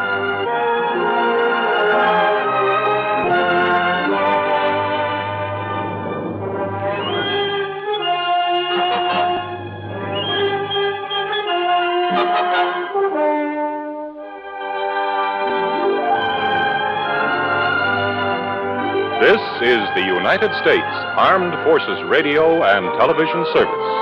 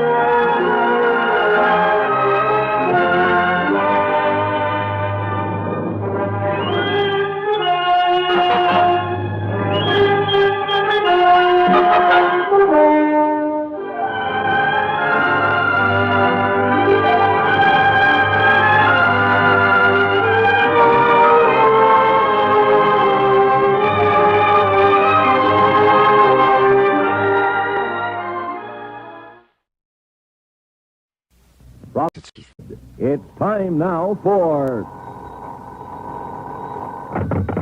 Johnny Dollar. Pat McCracken, Johnny, Universal Adjustment Bureau. Hi, Pat. What's new? At the moment, Cooper's Bend, Nevada. Never heard of it. Neither did I till this morning. They're having a big celebration out there, Frontier Week. So what do you want from me? A beard? It might help if you started growing one, Johnny. And how about a 10-gallon hat? You got one of those? Oh, sure. And my horse is tied up in the bedroom. Now, look, what's this all about, Pat? Well, from what I can gather, Cooper's Bend was just a sleepy little western town dying on its feet. That is, until last week. So what happened last week? A publicity man named Bill Williams organized this Frontier Week to wake the town up. I guess somebody out there doesn't like being waked up. What do you mean? Oh, looks like somebody's trying to put Bill Williams to sleep. The hard way. I'll be right over.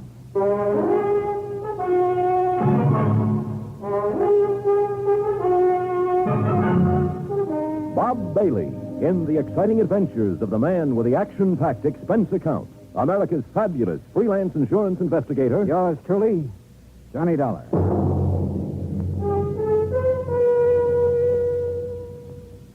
And now, Act One of Yours Truly, Johnny Dollar.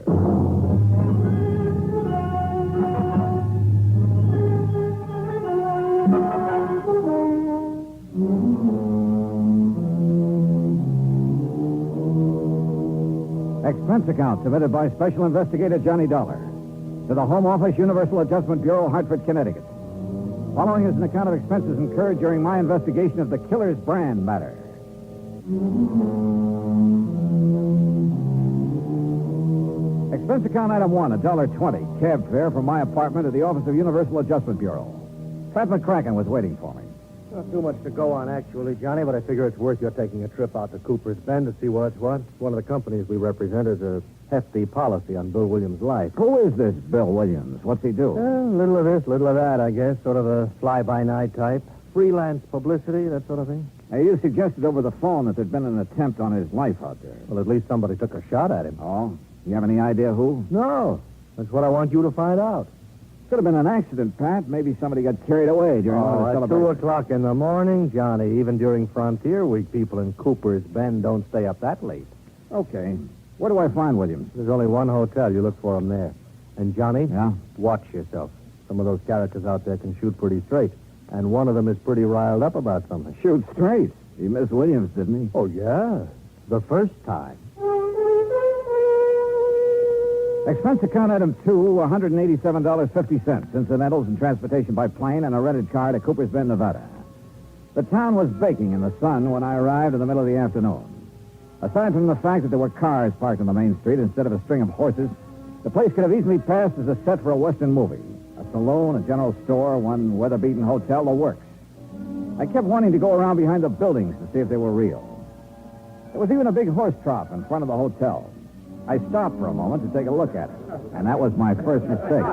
Suddenly, I heard a crowd bearing down on me. Come on, let's get him. Hey, look at him, a real dude. I'll lay off him. This is kid stuff. What do you mean, lay off of him? You know the Frontier Week rule. Hey, look, what's this all about? Come on, mister, off with your shirt. My shirt? Now, just a minute. The rules, partner. Anybody on the street without a 10-gallon hat during Frontier Week gets sunk in the horse trough. Yeah, well, look, I just got into town. How am I supposed to know the rules? Well, this is one good way of finding them out, stranger. Anybody want to sell me a 10-gallon hat quick? Too late, buddy. Well, he's got a sense of humor anyway. Come on, I'll help you off with your shirt, stranger. Okay. That's it. Now, just take it easy, partner. Take it easy. Welcome to Frontier Week, partner. Oh, thanks. Thanks a lot.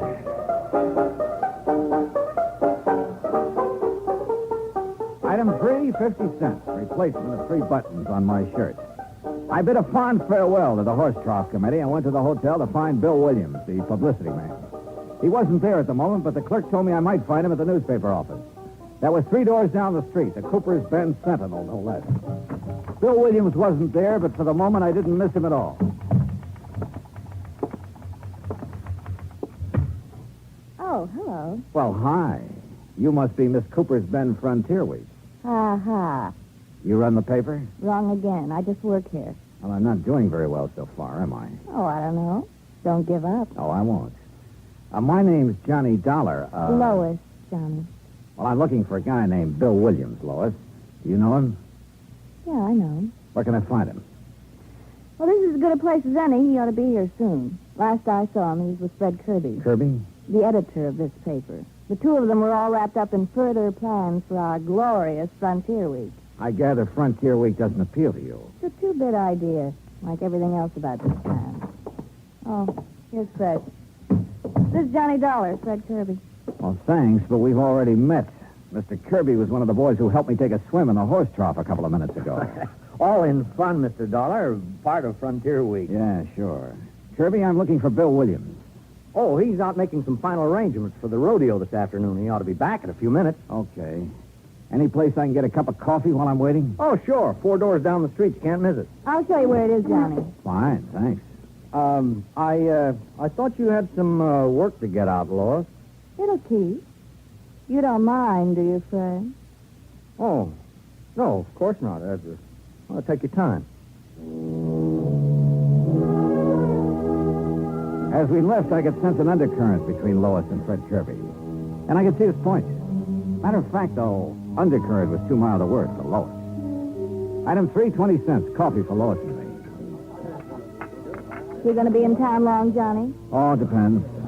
How long does Frontier Week last? This is the last day. Oh. Rodeo this afternoon, dance tonight. That ends it. Then the town goes back to sleep, huh? Probably. I won't be here to watch it, though. Oh, where are you going? Away. As far away as I can get. Come on. For good.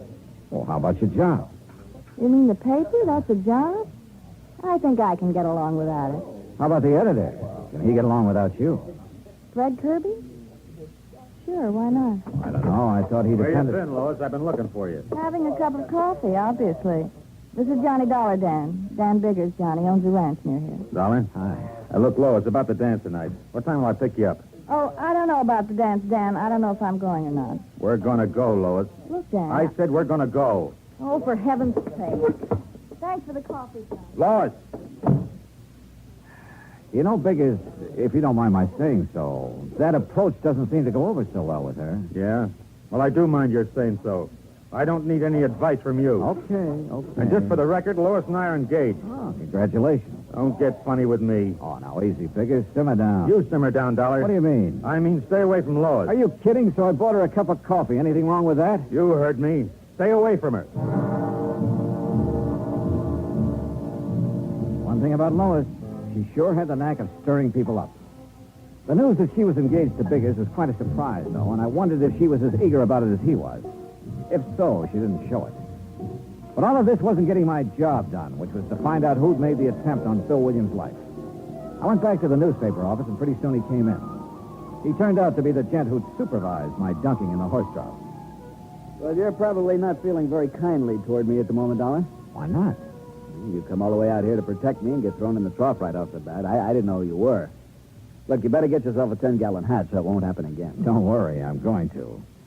As I understand it, Williams, this Frontier Week was your idea. Yeah, I was driving through here on my way to Frisco a few weeks ago. The town was dead on its feet, but I could see the possibilities of waking it up. So I cooked up this scheme. The town went for it. How come you were so interested in waking the town up? For the dough. What else? I get 10% of the gross on the rodeo, dance, and other celebrations. I figured to get close to 1,000 out of it, and frankly, I can use the money. I see. Well, how about this attempt on your life? Come on. Out back, I'll show you. Show me what? My car. There it is. Take a look at the windshield. Yeah. Bullet hole. Mm-hmm. How did it happen? I was driving along the road just outside of town the other night, and all of a sudden, whammo. And I got a pretty good idea who did it. Who? The rancher, Dan Biggers. Oh? Why?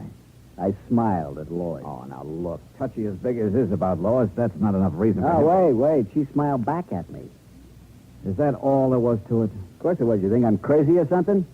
The trigger-happy Biggers is so jealous of her he can't see straight. I'm not stupid enough to get mixed up in anything like that. Yeah, he's jealous, all right. Lois and I worked together at the newspaper office on some of the publicity for Frontier Week. Biggers didn't like that. Speaking of the newspaper, do you know the editor very well? Oh, Fred Kirby? I met him when I first came here, is all. Why? He's been keeping an eye on us through the window ever since we've been standing here. Oh? You think he might be interested in Lois? It wouldn't surprise me. He makes that job of hers on the paper pretty easy for her. After all, it wouldn't be hard to be interested in Lois. No, I'm sure it wouldn't. Well, you'd better quit driving around the roads at night, Williams. Don't worry. Ever since it happened, I've been staying right here in town at night with the bright lights. I think I'm home free now anyway. Yeah? The dance tonight winds up Frontier Week. Tomorrow noon, I get my share of the dough, and then I'm leaving. Yeah, Lois mentioned something about leaving town then, too. Yeah, she used to make noises about leaving when we were working together. I doubt if she means it, though. I think she's just trying to get Biggers riled up. That isn't hard. Now, wait a minute. Remember now, she said it once in the office when Fred Kirby was around. What was his reaction? He didn't say anything at all, but he gave her a real funny look. I see. Well, I got to go make the final arrangements for the dance tonight. You going to be there? Oh, yeah. In the meantime, Williams, better keep your eyes open. Don't worry. Since that attempt on my life, I've sprouted eyes in the back of my head. Oh, and speaking of head... Yeah? You better get yourself a 10-gallon hat.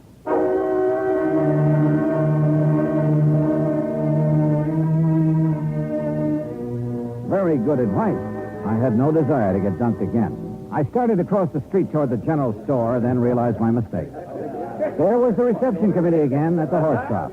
I had to get to that store fast. I almost made it, too. Steady, fellas. Oh, well.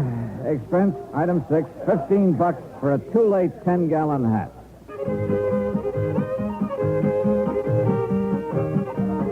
The dance was in full swing when I got there. I didn't see Lois at Biggers. Looks like he didn't get that date after all. Pretty soon I spotted Williams near the bandstand. When he saw me, he came over. They're a crowd, Dollar. There are more people in Cooper's Bend tonight than ever heard of the place before Frontier Week. Man, I'm really going to clean up. I stayed around a while, watching Williams happily counting noses and adding up his 10%. Then I went back to the hotel. There was a message there from Lois. She wanted to see me. This I didn't get, but she'd left word it was important. She'd also left directions for getting to her house, so I drove out. It was outside of town on a back road. The lights were on. But nobody answered my knock. I waited a while and tried the door. There was a fire burning in the fireplace, and the room looked very cozy. All except for one thing. Lois. She was lying in front of the hearth, and she was very dead.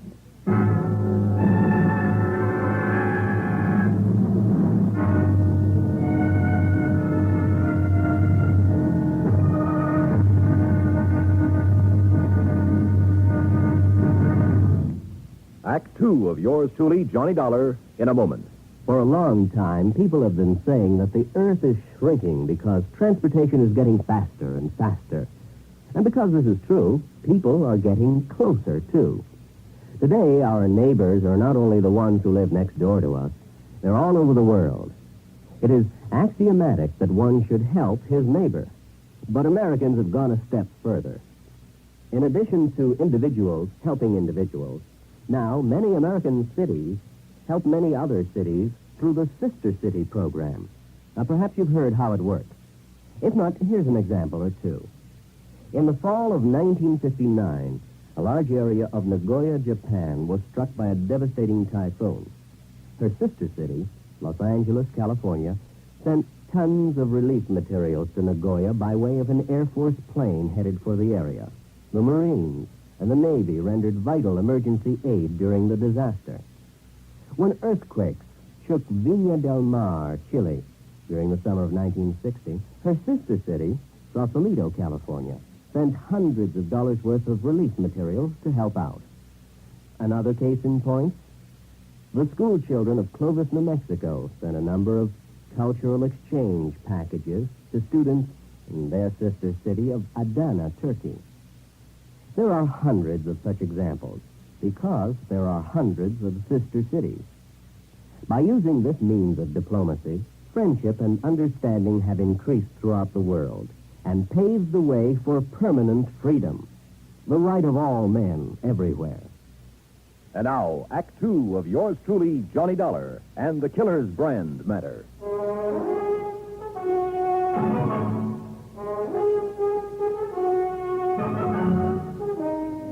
Lois, dead, lying on the floor of her living room in front of the fireplace. There was a poker near her hand that had been pulled out of the fire and scorched the rug.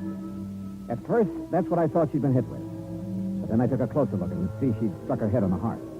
There were signs of a struggle in the room. Then, suddenly, I heard a noise outside. I ducked into the next room, found a side door, and eased outside. I listened. Nothing. Then I heard the car. By the time I got around in front of the house, it was just disappearing around a bend in the road, running without lights. It looked like a station wagon, but that's about all I could make out. I went back into the house and put in a call to the sheriff. He arrived about 20 minutes later. Okay. Looks like there was a fight. She got thrown down, hit her head on the heart. Yeah, that's the way I sized it up. Now let's size you up for a minute, Dollar. Me? Mind telling me what you were doing here tonight? I don't know. Ah, come on. No, I mean it. Lois left a message at my hotel that she wanted to see me. You don't know what about? No. Except it's a good bet this killing ties in somehow with that attempt on Bill Williams' life. Williams thinks it was Dan Biggers took that shot at him. Yeah, that's right. Well, it could be. Dan's always been awful jealous. I had trouble with him once before for the same reason. Oh? A month ago, he beat up a guy pretty bad. On account of Lois? Yeah. Seems the guy had asked Lois for a date. Trouble was, Lois never discouraged guys asking either. Hey, look, Sheriff. Lois told me earlier today that she was planning to leave town tomorrow. Now, if Dan Biggers learned about that... Yeah. Well, come on. We better drive out to his ranch and have a talk with him.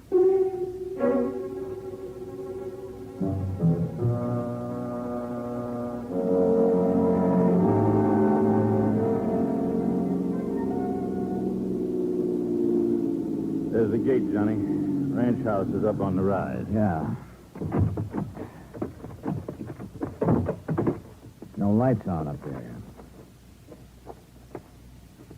You think Dan might have cleared out? Hey, came from that clump of brush over there. Hold it right where you are, Sheriff. I've got you covered. Now, don't be a fool, Dan. You drop that gun and come out of there. I said hold it. Came to take me in, huh? Well, I'm not going just now, Sheriff. Look, Dan. First, I'm going to find out who killed Lois and take care of him. Then you can question me all you want. Very interesting you should know about the killing already, Dan. I can think of one reason you might. Guess again, Dollar. I was in town when the call came in. One of the deputies told me about it. I figure it differently, Dan. You found out Lois was going to leave town tomorrow. Lois, leave. You're crazy. That's what she told me. He'd never do that. He'd never leave me. You tried to stop her. She grabbed a poker and swung at you. You threw her down on the heart. That's a lie, you hear me? Dan, you're acting like a fool. Now give me that gun, man. I'm not coming in now, Sheriff. I can put these shots where I want to. Don't make me put them in you. Okay, Dan. You got the drop on us now, but I'm coming back. And I'm going to take you one way or another.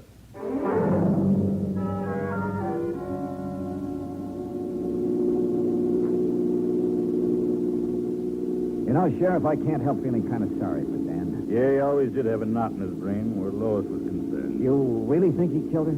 I don't know. Dan's pretty smart sometimes. That routine he was just giving us, it might have been a cover. Sheriff, you happen to know if Dan drives a station wagon? He drives a pickup around town mostly, and I think he's got a coupe, too, but no station wagon. Why? That's what I spotted pulling away from Lois's house. You didn't get the license number? No, it was running without lights. Not much help, Johnny. There's a lot of station wagons in this part of the country.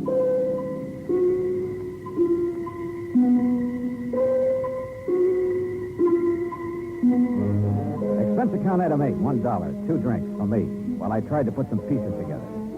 However much I shifted them around, they still seemed to add up to Dan Biggers. But somehow I wasn't convinced. If he was the killer, why hadn't he taken off? Of course, maybe he figured he couldn't very well leave his ranch. So I went round and round again and ended up nowhere. I started thinking of other possibilities. Bill Williams, for instance. I'd seen him at the dance, but he could have left for half an hour and nobody'd have missed him in the crowd. But why? I couldn't figure any motive for him. And then I thought of Fred Kirby, the editor. Yeah, he might be worth talking to. So I went to the newspaper office. Kirby and Bill Williams were there. Any idea who killed her, Johnny? I don't know, Williams. That's what I want to talk to the two of you about. I'll bet anything it was Dan Biggers. What makes you so sure, Kirby? You saw him around Lois. You know the way he was. Question is, if he did it, why? Lois said she was leaving. Maybe he couldn't stand the idea. He claims he didn't know she was planning to leave. That's a lie. Oh, is it? I heard her tell him once right here in this office.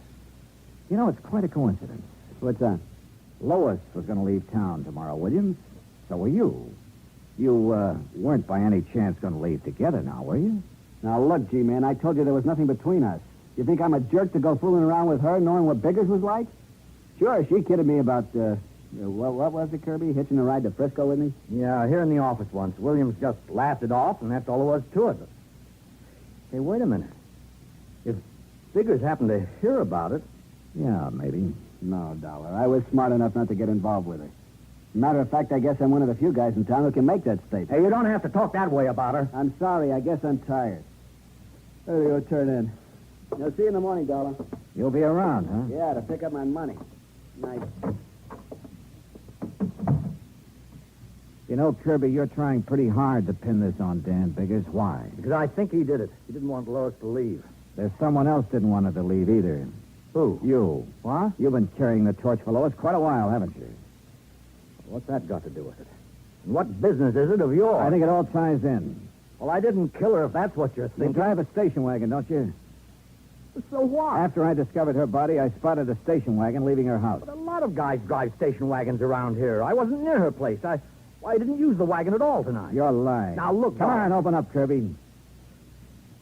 Well, Okay, Dollar. I drove out to her place to try to talk her out of leaving. Go on. Well, that's all there is. When I got there, I changed my mind and came back to town. Sure. I didn't go inside, Dollar. I didn't kill her. I swear it.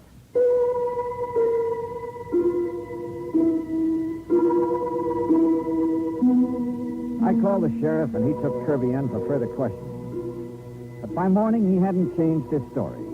Oh, he admitted being at the scene of the murder, but that's all he'd admit. He was still a big question mark, and we were still nowhere. The sheriff went out to Bigger's ranch again, hoping Dan would give himself up peaceably if he knew Kirby was in custody. I had a cup of coffee and went outside. Bill Williams was in front of the hotel. Anything new on the killing, Johnny? Well, you know Kirby was being questioned. Yeah. Surprised me at first, but then I got to thinking, he's a strange guy. He doesn't say much, but there's a lot going on inside, particularly about Lois. Yeah. Did you get your cut of the dough from Frontier Week all right? Yeah. Well, I'm sure glad it's over. That killing last night turned the whole deal sour. I'll be glad to get the taste of this town out of my mouth. Uh-huh. When are you leaving? I told the sheriff I'd be around in case he wants me for further questioning. I'll leave when he says the word. What's with the crowd heading this way? I don't know. Okay, Williams, we got it last. What are you talking about? You ain't wearing your 10-gallon hat, and that sure looks like a horse trough you're standing next to. That's right. Now, look, Frontier Week is over. You thought the idea in the first place. We thought you'd like to die. I'm in no mood for jokes this morning. I'll lay off. Can't you take a joke? No, not this morning. I'm sick of the whole idea. I said lay off, and I mean it. Let him alone. Guess he just can't take us all to The crowd broke up and drifted away, and the street went to sleep again. But all of a sudden, I woke up. I thought of that hot poker I'd found lying near Lois's body, and a couple of things added up fast. Sure, it was a wild idea, but it was worth a chance. Bunch of jerks. Hey, you know, Bill, when I first arrived in town, you ducked me in this horse trough because I wasn't wearing a 10-gallon hat. Yeah, it was part of Frontier Week. Well, you're not wearing a hat now. Look, like I told those guys, Frontier Week's over. I still want to return the compliment. Am I going to have trouble with you too, Dollar? I guess you are, because I'm going to duck you in that trough. Take off your shirt. Now, look, stay away from me. I said take it off. Get your hands off of me. What's the matter? You afraid to take it off? What are you talking about? Let go. I said let go. Where? What do you know? A nice big burn on your chest and on your arm. A few scratches, too. Lois did that just before you killed her. Branded you. Okay, smart boy. There's a gun in my pocket and it's pointed right at you, so just relax. You were a lot more involved with Lois than you were letting on, Williams. Why did you kill her? I was trying to shake her. She wouldn't shake. She wanted to go with you, huh? Yeah, and that would have been just great, dragging something like her with me to San Francisco. That's a real sweet thing to say. I suppose you said it to her, too. That's when she grabbed the poker. Come on, Dollar, we're getting off the street. Now move. My hand was beside the horse trough. I scooped the water right into his face. The shot went wild, but his chin was wide open.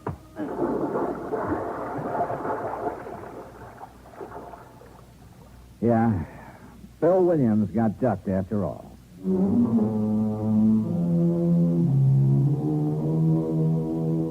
Expense account item 10, $183.50. Transportation and incidentals back home. Total expenses, $528.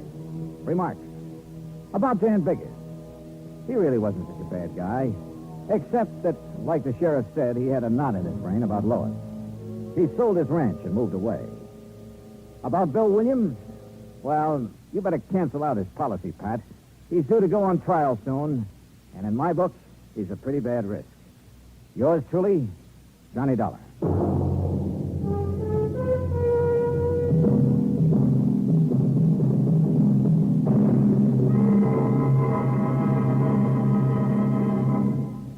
Our star will return in just a moment. Our flag now numbers 50 stars, and behind each star there stands yet another flag representing one of the 50 states. Oklahoma's state flag depicts an Osage warrior's circular buckskin shield from which hang 7 eagle feathers. Across the shield is the Indian's calumet, or pipe of peace, crossed with a white man's peace symbol, the olive branch. On the shield are small crosses, the Indian's graphic sign for stars, indicating lofty ideals or a purpose for high endeavor. The background of the flag is a field of blue, the blue of the Oklahoma sky, signifying loyalty and devotion. The important symbols, however, are the calumet and the olive branch. These override the shield, the symbol of war, and bespeak a predominant love of peace by a united people. Oklahoma's state flag, the flag of the 46th state to enter the Union, was adopted on April 2nd, 1925. Now, here's our star to tell you about next week's story. Next week, A terrible storm that yields up a body from the deep. Join us, won't you? Yours truly, Johnny Dollar.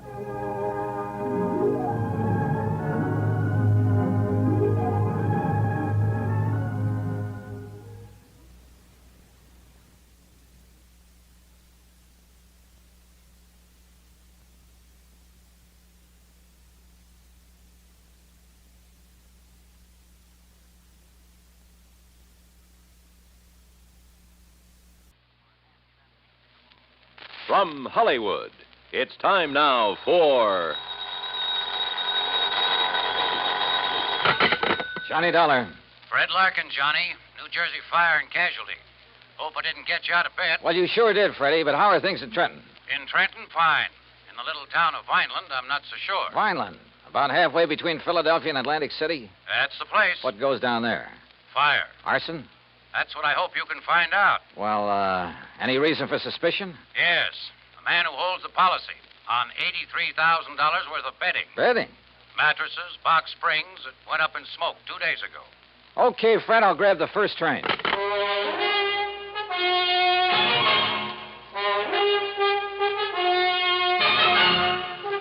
Bob Bailey in the exciting adventures of the man with the action-packed expense account. America's fabulous freelance insurance investigator. Yours truly, Johnny Dollar.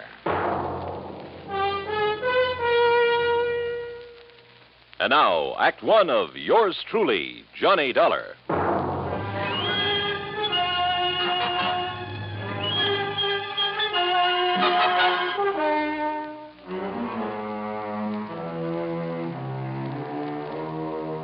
Expense account submitted by Special Investigator Johnny Dollar to the New Jersey Fire and Casualty Insurance Company, Home Office, Trenton, New Jersey.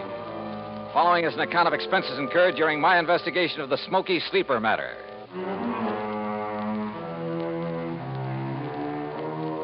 Expense account item 1, 1075, fare and incidentals, Hartford to Trenton.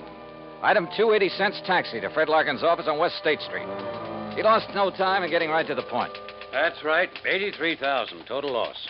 Well, who's filed the claim, Fred? Name is Ben Murray, sole owner and manager of Ben Murr Furniture Sales in Philadelphia.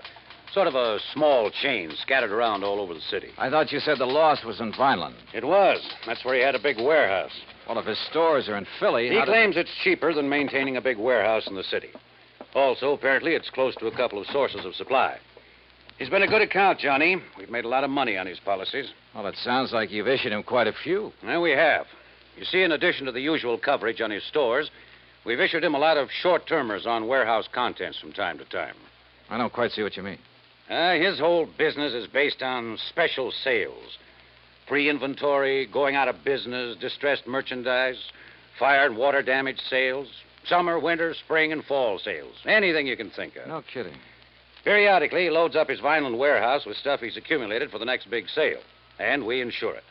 This time it was $83,000 worth of box springs and mattresses. Wow, that's a lot of bedding for just one sale. Don't worry. He'd have got rid of it. His salesmen are the sharpest bunch you ever saw. Too sharp, if you ask me. Almost like a bunch of con men. You know what switching means in the retail trade? Isn't that when they advertise a well-known item at a very low price? That's it. Then when you try to buy it, they just happen to have sold the last one. That's it. But by that time, they've got you in the store where they can use the high-pressure pitch to sell you some inferior item at an even higher price, and on a no-return basis. Yeah, by the time the customer gets wise, it's too late. Exactly. I suspect they're not above using the label switch, too. You know, have some local manufacturer make up a cheap item, then put a nationally recognized label on it, or a pretty good copy. My, what nice clients you have, Freddie. Well, what can we do, Johnny? As long as we don't catch them red-handed in something that directly affects us. Well, you don't need to write any more policies. The company says different. At least until such a time as they try to pull something on us, or we find proof of such doings. I see. Well, where'll I find this Ben Murray? Either at his main office in Philadelphia or down in Vineland, looking over what's left in the shell of that warehouse. On what exactly does Murray base the amount of his claim? Face value of the policy, which in turn was based on the cost of the goods to him. Huh? You mean you used the figures he gave you? Hardly. We got the figures from the actual bills sent him by the manufacturer. Well, I wondered. I don't blame you. No, Johnny, that $83,000 is exactly what the mattresses in Box Springs cost him. It was a special order from one manufacturer, made up especially for one big sale. Can your secretary check on Murray's whereabouts for me? Sure. All right, then let me use your phone. I may be able to save us all a lot of time, labor, and soap.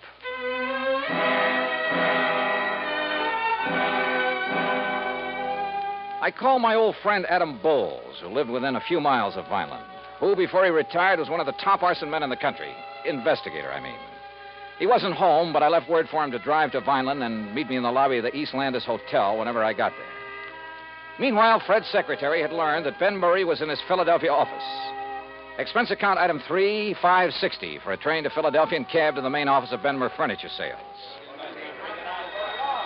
The place was a madhouse. Okay, Dollar, go ahead in. It's that first office on the right. Thanks. And listen. Oh, wait a minute. Sales department, call me back. I'm busy. Listen, Dollar, if you can get a word in edgewise with Ben, ask him where's the contracts for that West Philadelphia deal, will you? Oh, sure. Sales department. Yeah? I'll turn a hose on some of that stuff and call it a flood sale. Something like that. Make the picture in that advertisement look good, see? Put a lot of stuff around. Pictures on the wall, rug on the floor, stuff like that. Yeah, make the suckers think they're getting a 25-piece dining room suite, not just a table, 4 chairs, and 20 crummy dishes. Dollar, sit down. Thanks. Yeah, make it look like they'll be getting everything they see in the ad. Yeah. Now, did you get them sofas in from Sterling? Okay. Put a price ticket of $95 on them. And then mark it down to $49.95, and we'll clean out the whole... Mr. Murray. Huh? He what? Sterling charges $25 for those lousy sofas. Listen, we're giving them $22.50 for them, except for the demonstrator we show on the floor, the good one. Who does he think he is telling me the price he's going to charge me? Oh, the lousy bunch of chiselers trying to hike the price on me. Boy, what a business. From the looks of that outer office, you've got plenty of it. Yeah, volume, Dollar. That's what does it.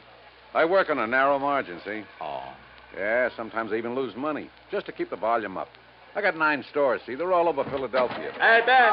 Yeah, what's the matter now? Pine Street wants to know the sale prices on those 3 grades of Night Cloud mattresses. What'll I tell him? What are the cost prices? All the same, $13 a piece. Cost us $13, huh? Well, price them at $39.95, $49.95, and $69.95. Okay, Ben. Hey, Larry. Narrow profit margin, huh? And now, look, Dollar, your card says you're an insurance investigator. That's right. Well, if it's about that fire I had down in Vineland a couple of days That's ago... That's exactly what it's about. Well, let me tell you something. Yeah, what is it?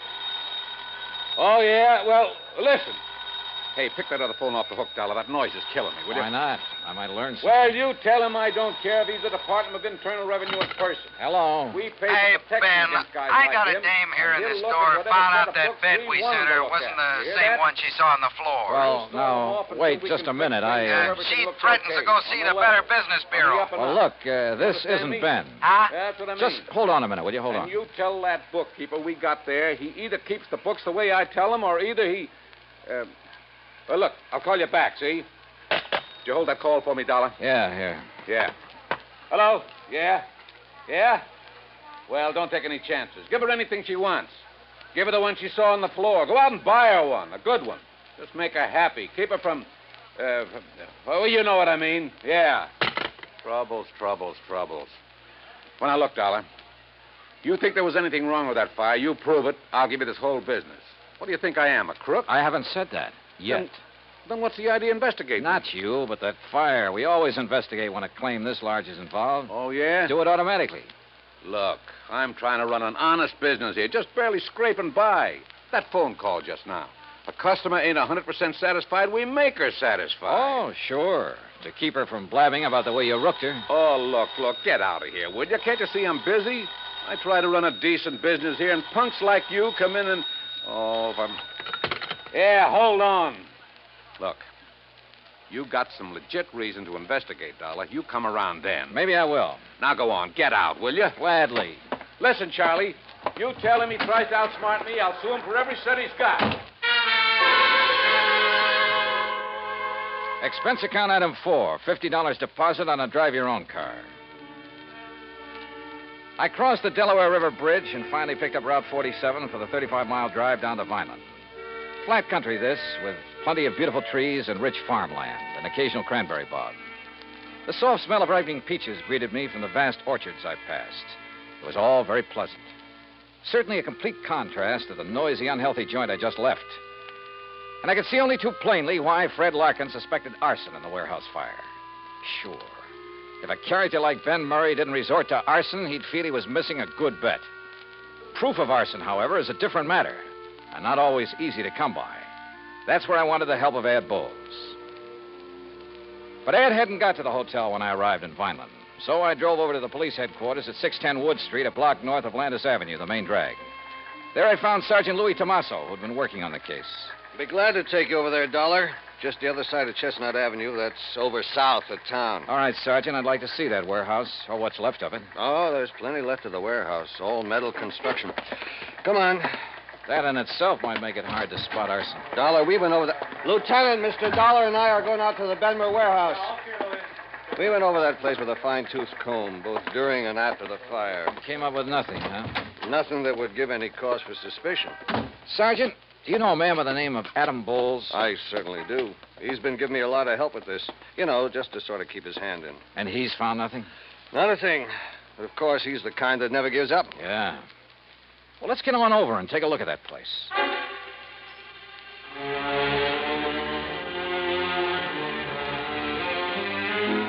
It was obvious that the whole contents of that warehouse was damaged beyond repair. And apparently the big steel building had been packed to the roof. I looked over some of the damaged mattresses very carefully, sometimes with the aid of my pocket knife, and I learned some rather interesting things. Things that showed the best possible reasons for wanting to burn up a lot of merchandise like this. Wow. Well, have you seen enough, Mr. Dollar? Yeah, I guess so. But I still want to talk to Adam Bowles. So let's go on back to Wait town. a minute. Looks like Ed pulling up in that car there. Huh? Oh, so it is. Hey, Ed. What? Johnny! Yeah, well, hiya. Sergeant, don't tell me you'd sent for a half-wit like Dollar. Just a minute now, Stinky. Why, the greenest rookie on the force would get further. Ed, I'll brain you. You two know each other.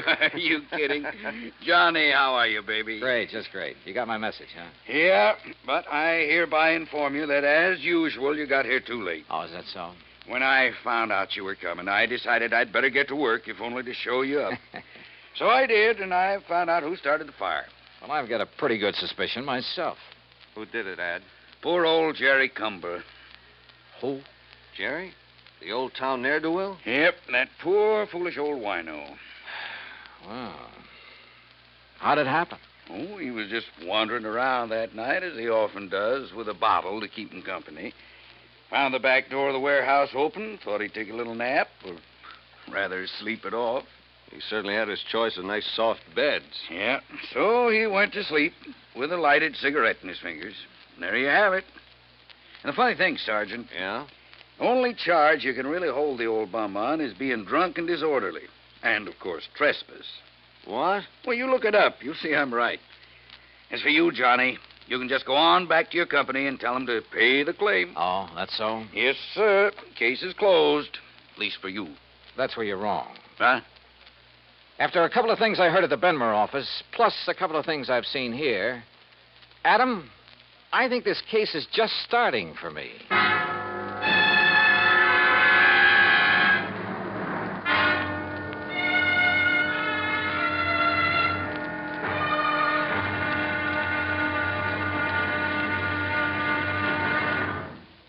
Act two of yours truly, Johnny Dollar, in a moment. For a long time, people have been saying that the Earth is shrinking because transportation is getting faster and faster. And because this is true, people are getting closer, too. Today, our neighbors are not only the ones who live next door to us, they're all over the world. It is axiomatic that one should help his neighbor. But Americans have gone a step further. In addition to individuals helping individuals, now many American cities help many other cities through the Sister City program. Now, perhaps you've heard how it works. If not, here's an example or two.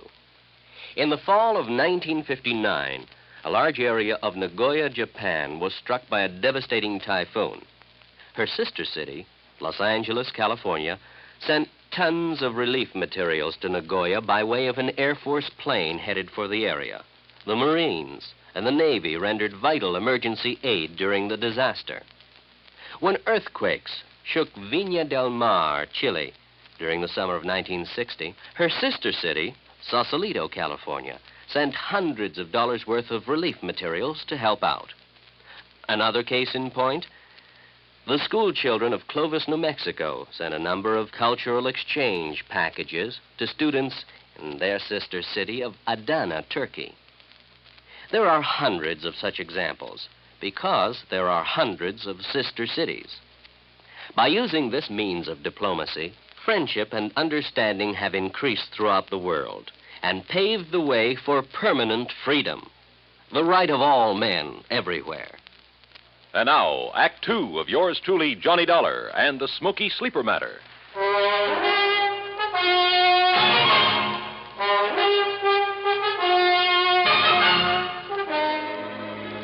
From the looks of things, the case was practically over. The fire at the warehouse full of box springs and innerspring mattresses had been accidental. And it looked, I underline that word looked, as though Ben Murray's claim for reparation to the tune of $83,000 was entirely justified. Ad Bowles, the finest expert on arson I knew, had produced the man who started the fire as proof. So, on the surface, there was nothing for the company to do but pay Ben Murray's claim. But I smell a rat, a big one. Expense account item 5, 75 cents for a person-to-person call to Fred Larkin in Trenton. Well, Johnny, if you're satisfied with Bowles' conclusion that it wasn't arson, well, that's that. We'll have to pay off the claim. What if I could prove fraud? Fraud? What do you mean? Look, Fred, you told me you saw the bills, the manufacturer's bills, to Murray, giving valuation on the bedding that was stored in that warehouse. Yes, I have photostats of those bills right here in my desk. But what... Good for you. Dig them out, will you? Oh? Why? Go on. Dig them out, Fred, and read them to me. What if there was no arson? I fail to see what you're driving Look, will you do what I ask you? I'm trying to save your company some money. All right. Here now. Now, what do you want to know? Well, the labels on the remains of the mattresses I looked at the scene of the fire, those labels indicated there was a model called the Night Cloud Sleep Rest. And that checks with these bills. Let's see. There were 3,500 mattresses called Night Cloud Sleep Rest. Well, forget the quantities. What was the manufacturer's price to Ben Murray on that Night Cloud Sleep Rest? Let's see. Johnny, they cost Ben Murray exactly $25.50 apiece. And there's an equal number of box springs to match. $25.50? That's right. But I overheard him say in Philadelphia that he only paid... What, Johnny? Nothing. What other models are on those bills? Night Cloud Super Sleep. And the price? Just a second. Hey, look, while you're figuring, you might be interested in knowing that the labels on that sleep rest indicated a retail price of $69 each. Some profit, huh? Here now. Johnny, the Night Cloud Supers cost Murray $26.20 apiece. Wow. All right, I got it. And he claimed to be working on a narrow profit margin. Now, the Night Cloud Perfection Sleep cost him $27.14 each. Good. Any more? Those were the only ones he bought and stored in the warehouse. All right. Now, give me the name and address of the manufacturer. Easy. Golden Bedding Corporation, Woodbine, New Jersey. Good. Now, one more thing. Can you think of the name of another big chain of furniture stores, like Ben Murray's, only in New York or Chicago or some other big city? Well, of course, there's Glauder Brothers in New York. Glauder Brothers. Only they're such a disreputable outfit that when they try to talk insurance with us... Freddie, that's all the better. Thanks a lot. Now, wait, Johnny. You still haven't told me... Oh, I will, Freddie. Don't you worry. I will. Why I didn't get pinched for speeding somewhere along Highway 49, I'll never know, because I certainly didn't hold back the horsepower. Just short of the town of Tuckahoe, I turned off on 557 and then a few miles later pulled into Woodbine. Although it's a small community surrounded by farms, it boasts a big hat factory, a couple of clothing factories, a vast, sprawling state institution, and on the far edge of town, the Golden Bedding Corporation's huge plant.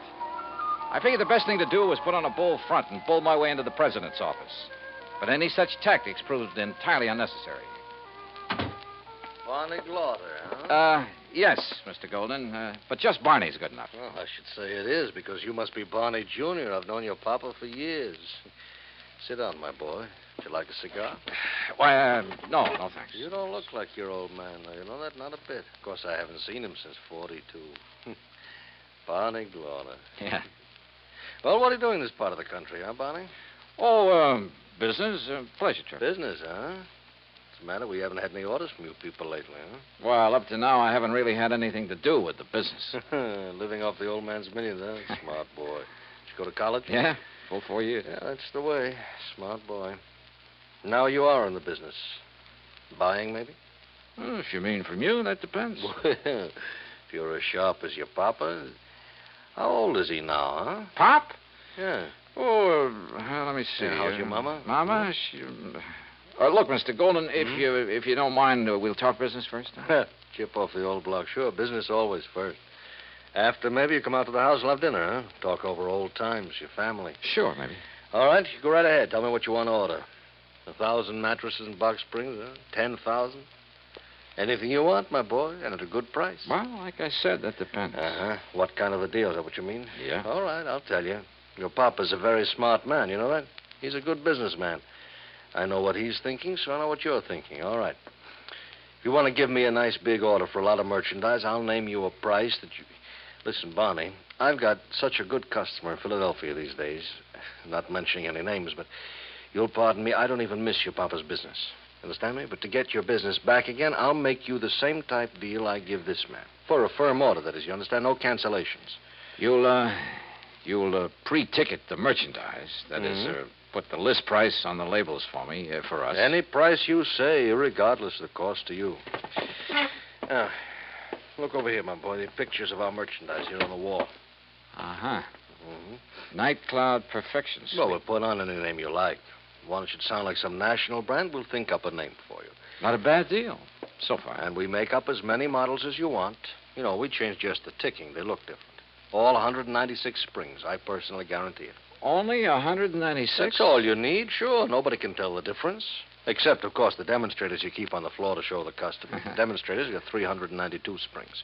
Those you can jump on and bend them anything you like. Yeah, and the customer thinks that's the kind he's getting. What else? I tell you, Barney boy, just as smart as your old man. Yeah. Now, what about the price? The price. Now, Barney, this you can't resist.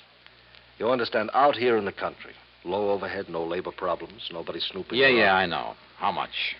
Well, for you, my boy, how many? Well, say 10,000 units. 10,000 units. All right, I'll give you a special price. How much? Well, now, this depends on the ticking material. You look here. See? First-class material looks like twice the money. Go on. Plain blue and white ticking, that costs you, and remember, Barney, this is very special because of your papa and getting back his business, so at 10,000 units, then this ticking, $14.93, and you never saw such a buy. That okay? Strikes me as a little high. A little high? I'm not making a thing on it. Look at here. This, the fancy ticking, this is real class. $15.06 a unit. Now, you can't beat that. Now, wait a minute. Of course, Barney, my boy, if you want to order a few more. No. I think maybe I can do better up in New England. In New England, who? Tell me who. Well... All right. Now, look. I told you, I've got a big customer in Philadelphia. Well, all right, never mind. We'll do it the same way for you we do for him, all right? On the books. How do you mean? Well, I mean $14.93, huh? Only what would you think if the bill I send you says $29.96, Double? Mm-hmm. You'd make it look like I paid twice as much? So? Yeah. For tax purposes, I'd only be showing about half the profit I was actually making. Smart boy, Barney. Or suppose I insured the stuff for the amount your bills showed, and something happened to it. Well, that's right, sure. However you want. Excuse me. Hello. Oh, hello, Ben. I was just thinking of you. I hear you had a lucky fire up there. What? Oh, no, not now. Listen, Ben, I've got a customer. I've got an important customer here, the son of a very dear old... What? Yes, he is. Yes. A blue shirt and a bow tie. Oh, no. Ben, I'll call you back. Mr. Dollar? That's right. Johnny Dollar. In person, Mr. From the Golden. insurance... Oh, no. Too bad Ben Murray's call interrupted our conversation. Oh, what have I That was a very interesting lot of facts you gave me, and I strongly suspect it'll not only put Murray out of business, but you too. And a lot of people you've been dealing with. Now, Dollar. Brother, I hate to think of what the Better Business Bureau will do when they get hold of these Business facts. Bureau. To say nothing of the Federal Trade Mr. Commission. Dollar, listen to But me. I have a notion it'll help to clear up one of the dirtiest ship rackets in years. There's no need to Even go the on long-suffering public understands this sort of shady operation when it's brought to their No, attention. it's not at all As for the decent, if you legitimate national understand- firms you've been practically Now, stealing listen to from... me, Dollar, will you please listen a minute? Yeah, go ahead. Business has been good. I've made a lot of money. Oh, now, wait a Maybe minute, will you you? could use a little bit. You know, we'll call it the commission, huh? Say $10,000. In cash, it wouldn't show. Golden, I wouldn't even spit on that kind of money. Oh, I could maybe persuade you. You couldn't persuade me to have any part of it. Brother, you've had it coming for a long, long time. And believe me, I'm going to see that you get it. Understand? Yes, Dollar, you make it. I understand. I understand you, too. You dirty crook. You faker. You liar. You cheating, dirty, conniving, chiseling liar. You ruined me, you hear? You ruined me. Yes, Fred? I'm afraid that your nice client, Ben Murray, based his insurance claim on a lot of values that didn't exist. On the hiked-up prices. Hiked up to cheat you and the income tax boys. And if that isn't outright fraud, I'll eat my shirt. So you can just forget about paying that claim or any part of it. And I hope that you and the company will take whatever legal steps are necessary to put these guys out of business. Expense account total, including incidentals and the trip back to Hartford, $130.49. And cheap at half the price. Yours truly, Johnny Dollar.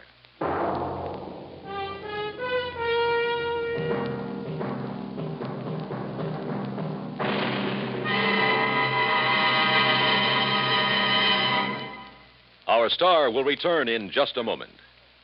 Our flag now numbers 50 stars, and behind each star there stands yet another flag representing one of the 50 states. Kansas' state flag is dark blue, and in the center is the state's seal, surmounted by a large sunflower, the official state flower. The seal reflects the history of Kansas, the train of ox wagons going west, for most of the great roads passed through Kansas. An Indian is depicted chasing a herd of buffalo, recalling the words of the official state song, "Oh, give me a home where the buffalo roam." For this truly was the home of the buffalo and Indian. The East is represented by a rising sun, and the promise of future prosperity is indicated by the steamboat on the river and the farmer plowing the field. Above a mountain range are 34 stars, for Kansas was the 34th state admitted to the Union. Over all is the state motto, ad astra per aspera, to the stars through difficulties. Kansas state flag, the flag of the 34th state to enter the Union, was adopted on March 23rd, 1927. Now, here's our star to tell you about next week's story. Next week, the case of a girl who was willing to kill for money she didn't need. Join us, won't you? Yours truly, Johnny Dollar.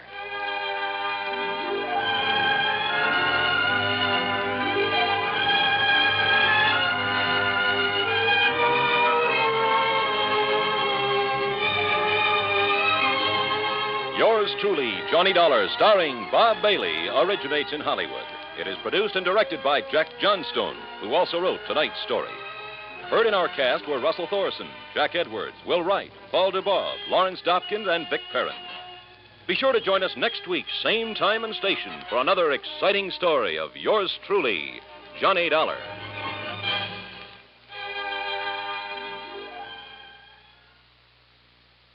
From Hollywood, it's time now for Johnny Dollar. Bert Major, Masters Insurance and Trust. Oh, hi, Bert. What's up? Poor little rich girl in California wants to take out a $200,000 straight life policy on her husband, with herself as beneficiary. A lot of dough, but not too unusual, if you can afford it. Effective in 2 weeks, and hush-hush, a surprise. But who'd want to... Why? Exactly. Nice piece of change for the company in commissions, or for her in payoff, if she's playing that kind of a game. You talk like you don't know her. Name only. Deal was arranged pending through her lawyer in Los Angeles. You could be out there in the morning, Johnny. All right, Bert. Who gives me the fill-in? Our agent out there, Roger Hackey. He'll meet you at International Airport.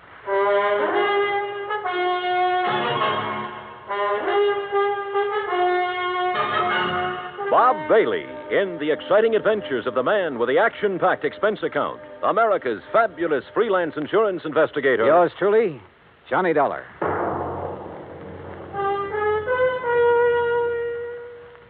And now, Act One of yours truly, Johnny Dollar.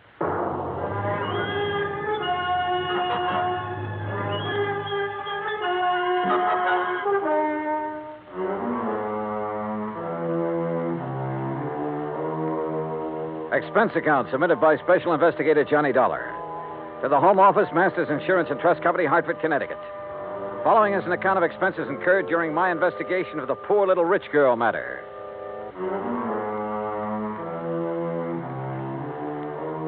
Expense account item 1, $280 round-trip plane ticket and incidentals, including sunglasses, Hartford to Los Angeles. I arrived, rested, ready, and right on schedule. Also on schedule was Roger Hackey, Masters Los Angeles agent, who turned out to be a repressed comedian become insurance salesman. Yep, I said to myself, that's Johnny Dollar, I said. You are Johnny Dollar, aren't you? In person. You Roger Hackey? In person? You got the old feel, haven't you? Simpatico, we call it out here. Have a nice trip? Yeah. Good. Airplanes scare me. Don't like being up there in the wild blue yonder. Terra firma is my dish of tea. Slow but sure, they call me. Yeah, well, look. Now, if you'll just follow me, we'll jump in my jalopy, and I'll have you at the Beverly Hilton before you can say happy hooligan. You said. Huh?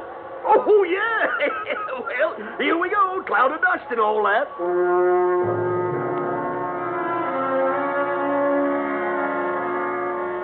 The ride from the air terminal to the hotel was hot, silent on my part, and unproductive so far as the case was concerned. Roger Hackey kept up a running commentary on everything from bad actors to the Zodiac. It wasn't until I was settled in my room with drink in hand and Shula's feet propped up that I could get him to switch to the $200,000 surprise. Her name is Cynthia Durbin. Now, how much do you know about her? Nothing. Bert Major said you'd give me the background. Now, she's a strange one. You know what a chameleon is? Well, sure, a lizard that changes color, so what? So, that's the kind of a gal Cynthia Durbin is. At least she is now. You're losing me, Roger. Begin at the beginning. Now, you're the doctor. As the Siamese twins said after the operation, what's missing? Yeah. Yeah.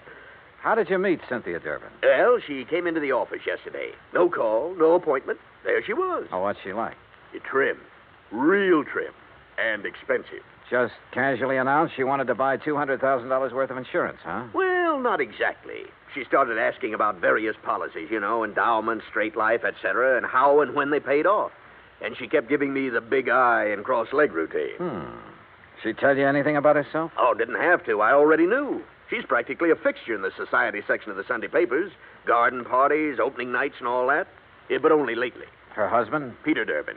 He's been a public figure ever since they got married about 3 years ago. But she hasn't. No, just the last couple of months or so. How old is she? Oh, around 25. Blonde, blooming, and gorgeous, figuratively speaking. I take it she has the money, huh? Yeah, right. He was a well-torsoed movie bit player with a champagne appetite. I see. Now, what about this surprise angle? Well, she came right to the point. Said her husband had just had a complete physical. Asked if his doctor's report would be acceptable. If so, okay. But you didn't sign her up. Why? She didn't give me the chance. What do you mean? All of a sudden, she reached in her purse and pulled out a piece of paper with a name and address on it, announced this was her attorney. See him, she said, smiled big, and walked out. Did you go and see the attorney? Right away. A guy by the name of Crane Collins. Has big plush offices downtown, old senior partner type. What did he have to say? Oh, nothing except routine questions about filling out the forms, expediting the procedure, importance of secrecy for the surprise. Well, why didn't you ask a few questions? Couldn't. What do you mean, couldn't? She was there. Doing what? Sitting back in a corner, all huddled up like a mouse waiting to be pounced on. Didn't say a word, while Collins and I filled out the papers. Yeah, she signed them as if they were a death warrant. Went back to the corner and stared at the wall. Now I see what you meant by that comedian remark. Yeah, she's too much for me. Yeah. A leopard can change its spots, too. Expense account item 2, $3.25 taxi fare to the offices of Crane Collins. So far, all I knew was that the wealthy young woman wanted a pot full of insurance on her husband. If it hadn't been for the surprise request, it would have been routine. Now it wasn't. And the people involved, one of them at least, were not routine. I was ushered into an oak panel office high above the streets of Los Angeles.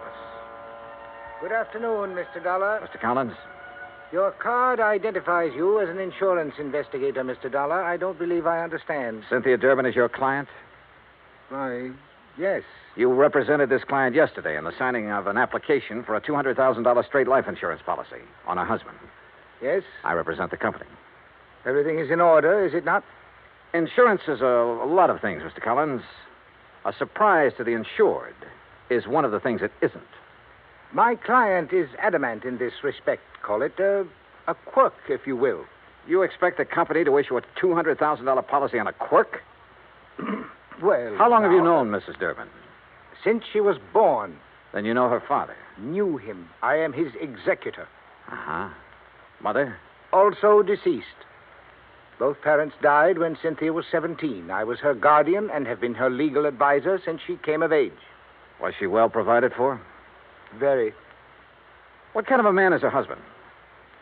Young, about 30. Tall, good-looking. No, Mr. Collins, not statistics.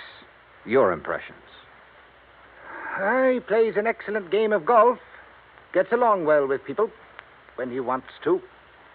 But you don't like him, do you? In this profession, Mr. Dollar, I neither like nor dislike people. I represent them, and that representation is based on fact. Well, in my profession, we go by feel as well as fact.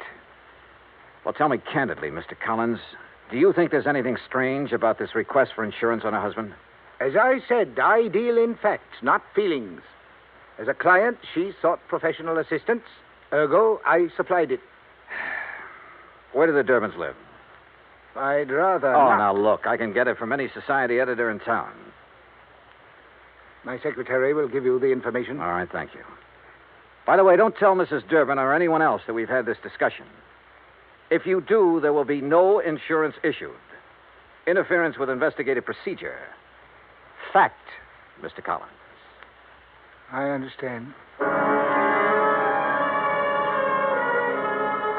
Expense account item 3, $2.60, phone call. Then taxi to Roger Hackey's office.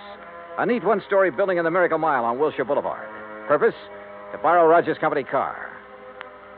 The Durbins lived in one of those colonial mansions out in Beverly Hills, surrounded by curving driveways, spacious lawns, swimming pool, and cabanas, all of it enclosed by thick, high walls and electronically controlled gates. The mention of insurance on the intercom got me in. Cynthia Durbin was everything Roger said she was. The first time he met her, that is. Please excuse my appearance, Mr. Dollar. I've been swimming. Oh, I don't mind at all, Mrs. Durbin. Really, you shouldn't have come here to deliver the policy. What if my husband had been home? No surprise. No, that would have spoiled everything. Well, may I have it, please? The paperwork has not been completed yet. Then what are you doing here? What do you want? Get to the point. Well, just a few questions, Mrs. Durbin. My colleague, Mr. Hackey, should have handled these details yesterday, but he was somewhat rushed. Oh, then there's nothing wrong with... Would you care for a drink, Mr. Dollar? Thanks. The bar's out by the pool. Shall we?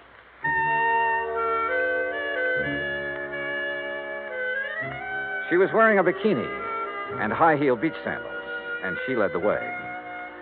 I was hoping it was 2 miles to the pool instead of the 75 yards it turned out to be. I mixed the drinks, and we settled down in a couple of sun lounges. Ah, those details, Mr. Dollar. Just formalities, actually. You ought to be the beneficiary? Yes. That was discussed yesterday. Oh, yes, so it was. What does your husband do, Mrs. Durbin? He doesn't work, if that's what you mean. He doesn't have to. I have enough for both of us. Johnny. Yeah? Freshen my drink, will you, please? Oh, sure. Say, tell me, did you ever contemplate divorce? Divorce? Whatever makes you ask a question like that? Well? Of course not. We've had our differences, minor ones. What couple hasn't? Yeah, I suppose you got a point there. Here you are. Thank you. Johnny. Why did you pick 2 weeks from today to be the effective date of the policy? Isn't that my business? His birthday, Mrs. Durbin? What? Your husband, the surprise. Well, yes, it is, but all these questions... Plan to throw a big party for him? Yes. No, I don't know. Johnny... Your husband would be worth a lot more to you dead than alive, wouldn't he, Mrs. Durbin? Hand me that robe, please. Sure. There you are. But you haven't answered my question. I'm sorry, you'll have to excuse me. I have a headache. Terrible headache. Something was definitely wrong here. A girl of her age should have flared at my questions. Should have snapped back at me instead of blindly running away. Yeah, something was wrong, all right. But I'd seen what I'd come to see. Both facets of Cynthia Durbin's personality. And was one of them actually thinking in terms of murder? My job, find out.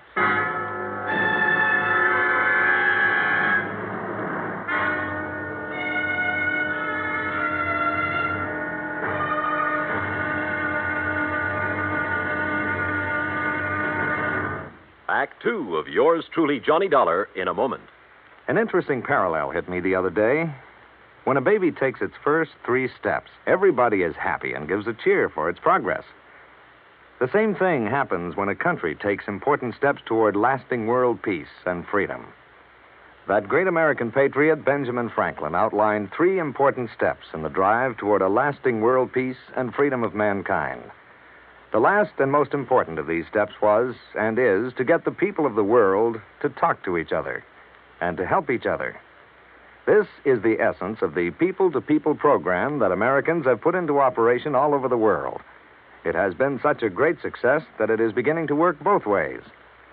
Not too long ago in Korea, Tom Lawrence, a yeoman in the United States Navy, lost his wallet on a street in Seoul. The wallet was found by a 15-year-old Korean boy who gave it to his father. The father promptly returned it to Lawrence with nothing missing. Tom Lawrence decided that this kind of honesty should pay off. He visited the 7 members of the Korean family and gave them 80 pounds of rice. He then promised to bring the family 50 pounds of rice each month he remained in Korea. The Korean father said, "I think this is much more than I deserve." Maybe it was, and maybe it wasn't. But who can put a price on better understanding among the peoples of the world? For through better understanding of each other comes an understanding of freedom, the right of all men, everywhere. And now, Act two of yours truly, Johnny Dollar, and the Poor Little Rich Girl matter.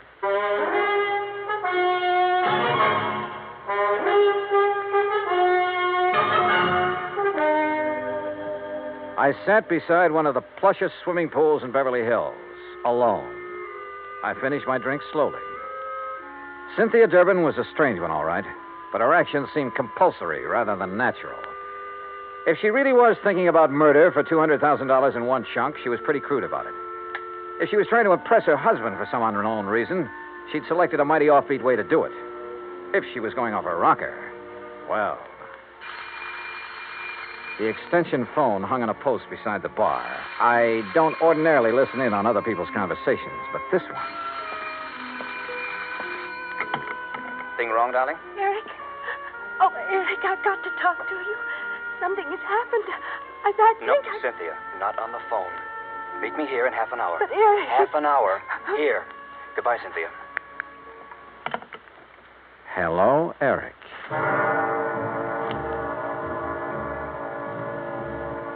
As I strolled to my car, nobody asked me to come back again sometime. Not that I expected it. I parked a block down the street, adjusted the rearview mirror, and got comfortable. A cigarette later, she came zooming out in a CAD convertible and headed my way. I've tailed a few cars in my time, but this kid was either scared silly or she'd learned her evasive tactics from Bull Halsey. I lost her in the first 10 blocks. So I drove Roger Hackey's car back to his office and prepared for the horse laugh I had coming. It came. She lost you, huh? Oh, that's a dandy, a real dandy. Hey, tell me, do you always laugh when you're about to lose the commission on a $200,000 policy? Yeah? Oh. Well, what are you going to do now, Johnny? Who is Eric? Well, he's not a brother, that's for sure. Oh.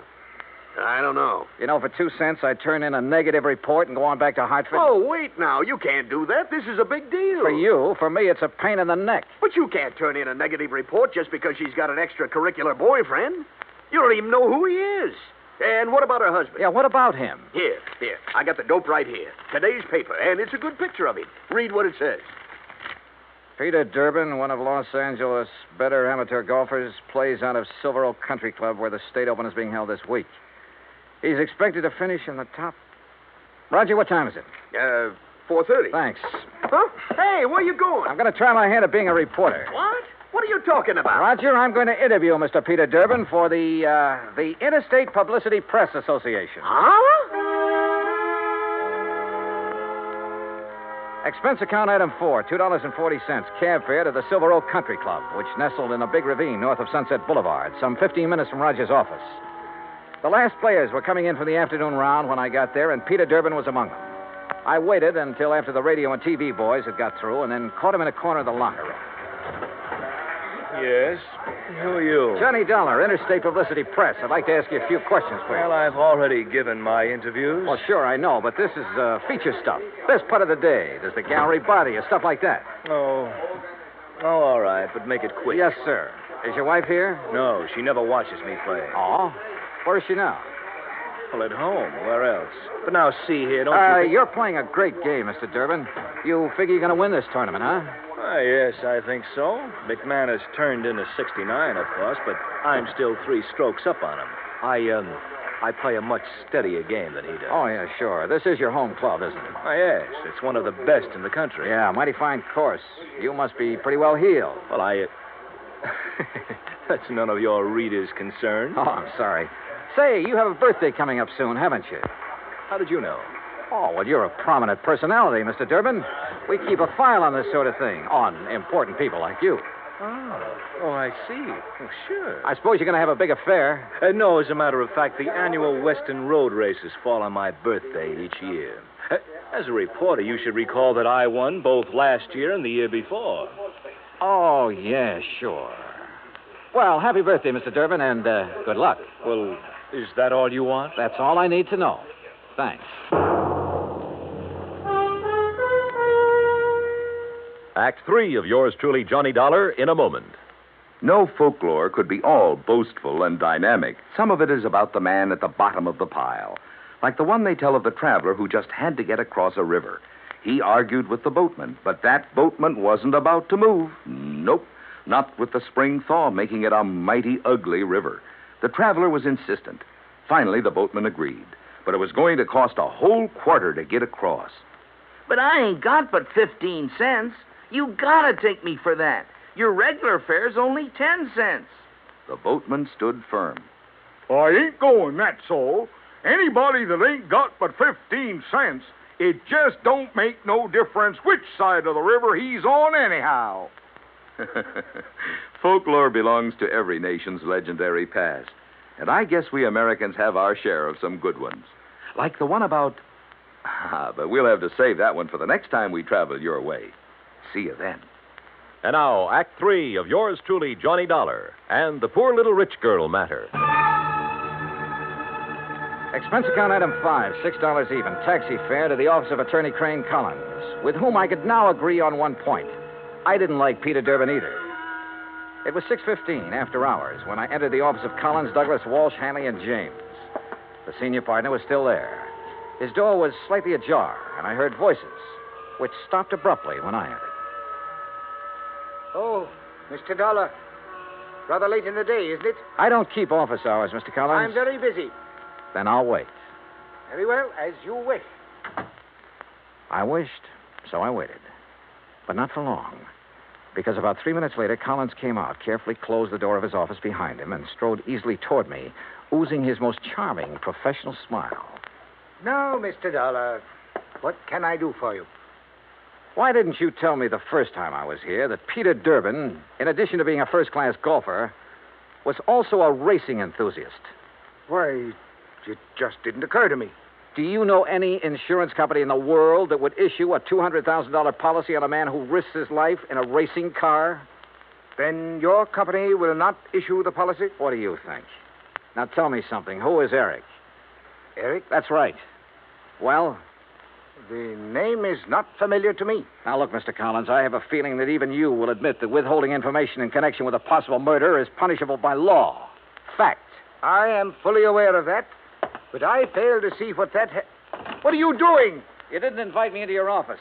I just wondered why is all. Have you no ethics, man? Cynthia Durbin was in there a few minutes ago, wasn't she? Mr. Dollar. Wasn't she?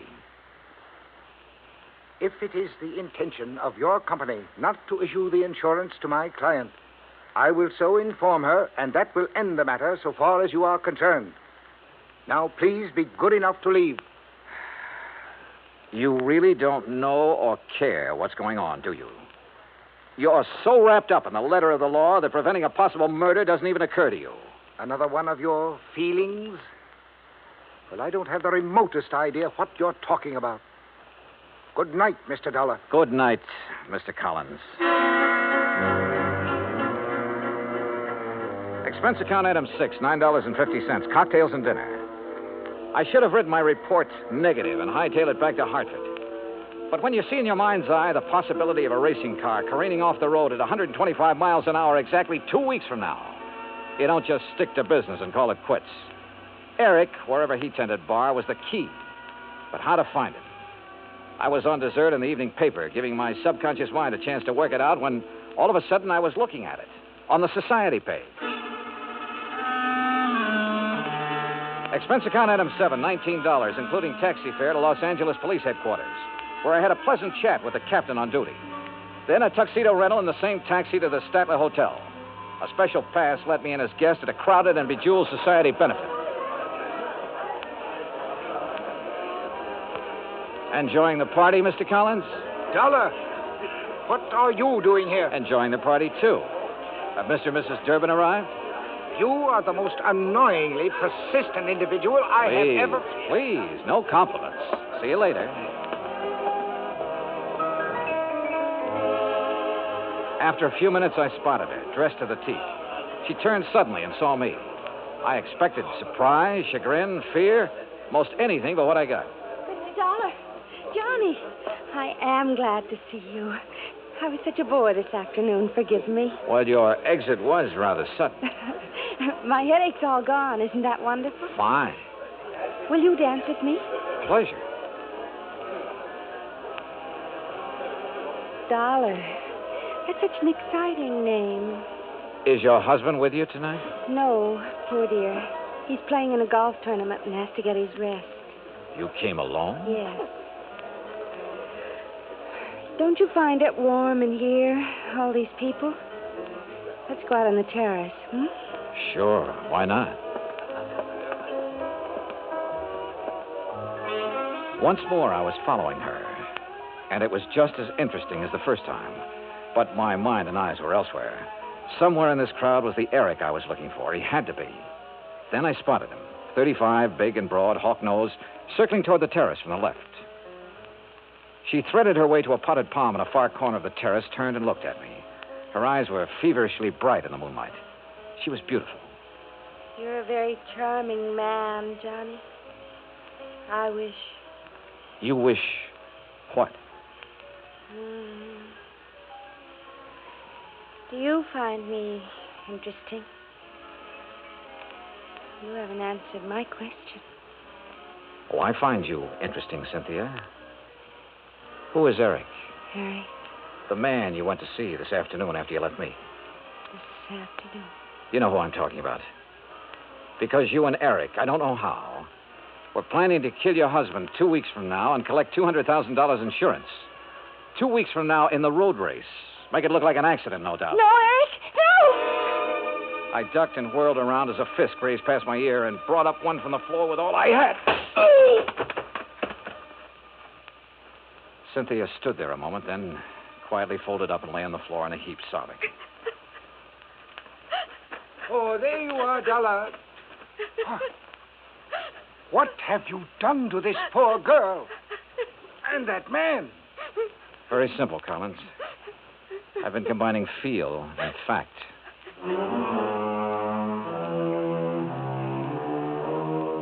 The house dick and I got them out of there. Hawk-nosed to police headquarters, Cynthia to a hospital. Eric turned out to be a quack psychiatrist who preyed on unstable rich women and who was wanted in both New York and Florida. He had a perfect setup in Cynthia Durbin until he went for murder and the big money. Mrs. Durbin, well, the doctors tell me she ought to be normal mentally in a couple of years with proper psychiatric treatment. Expense account total, $317.75. Yours truly, Johnny Dollar.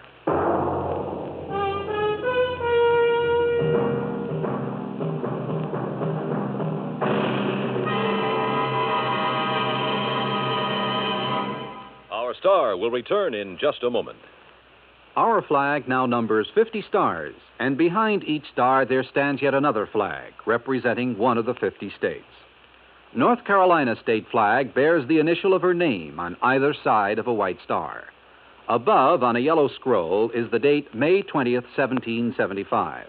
Below, on a similar scroll, is the date April 12th, 1776. The 1775 date stands for an early declaration of independence, known as the Mecklenburg Declaration of Independence. April 12, 1776, was the date of the first Constitutional Convention held in Halifax. The Halifax Resolve was a document that placed the Old North State in the front rank, both in point of time and spirit, among those colonies which demanded unconditional freedom and absolute independence from any foreign power. North Carolina's state flag, the flag of the 12th state to enter the Union, was adopted on March 9th, 1885. Now, here's our star to tell you about next week's story. Next week, a beautiful yacht, a beautiful, charming girl, and a man who wished he'd never heard of either of them. Join us, won't you? Yours truly, Johnny Dollar.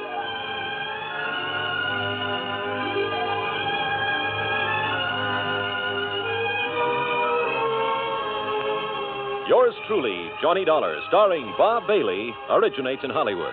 Written by Alan Botzer, it is produced and directed by Jack Johnstone. Heard in our cast were Virginia Gregg, Herb Ellis, Frank Nelson, Marvin Miller, and Peter Leeds.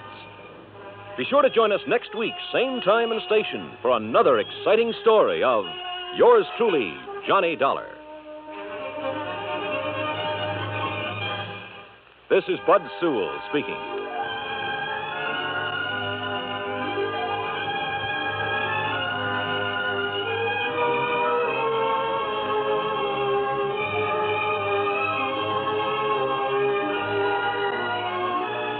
This is the United States Armed Forces Radio and Television Service.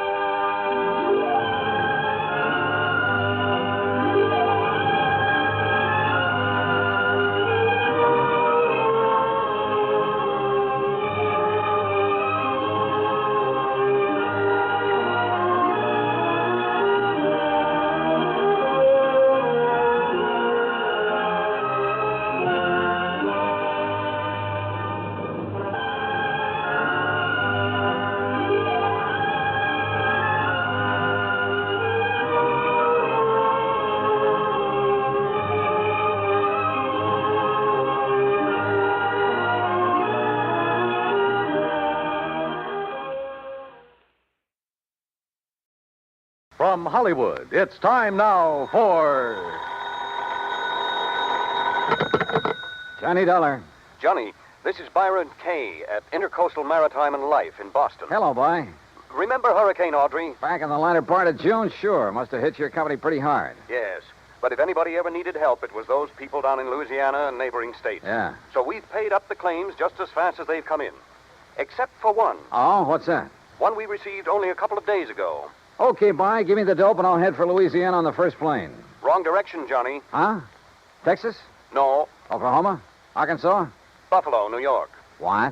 And I think you'd better run over here and let me give you some facts. Yeah, I think I'd better.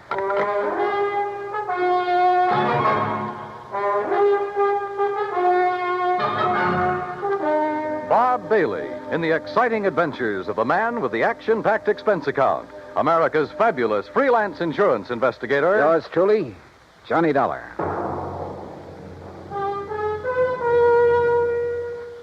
And now, Act One of Yours truly, Johnny Dollar.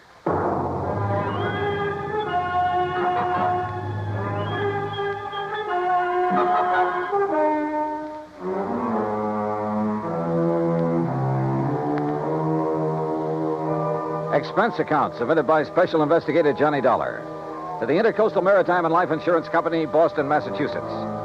Following is an account of expenses incurred during my investigation of the Charmona matter.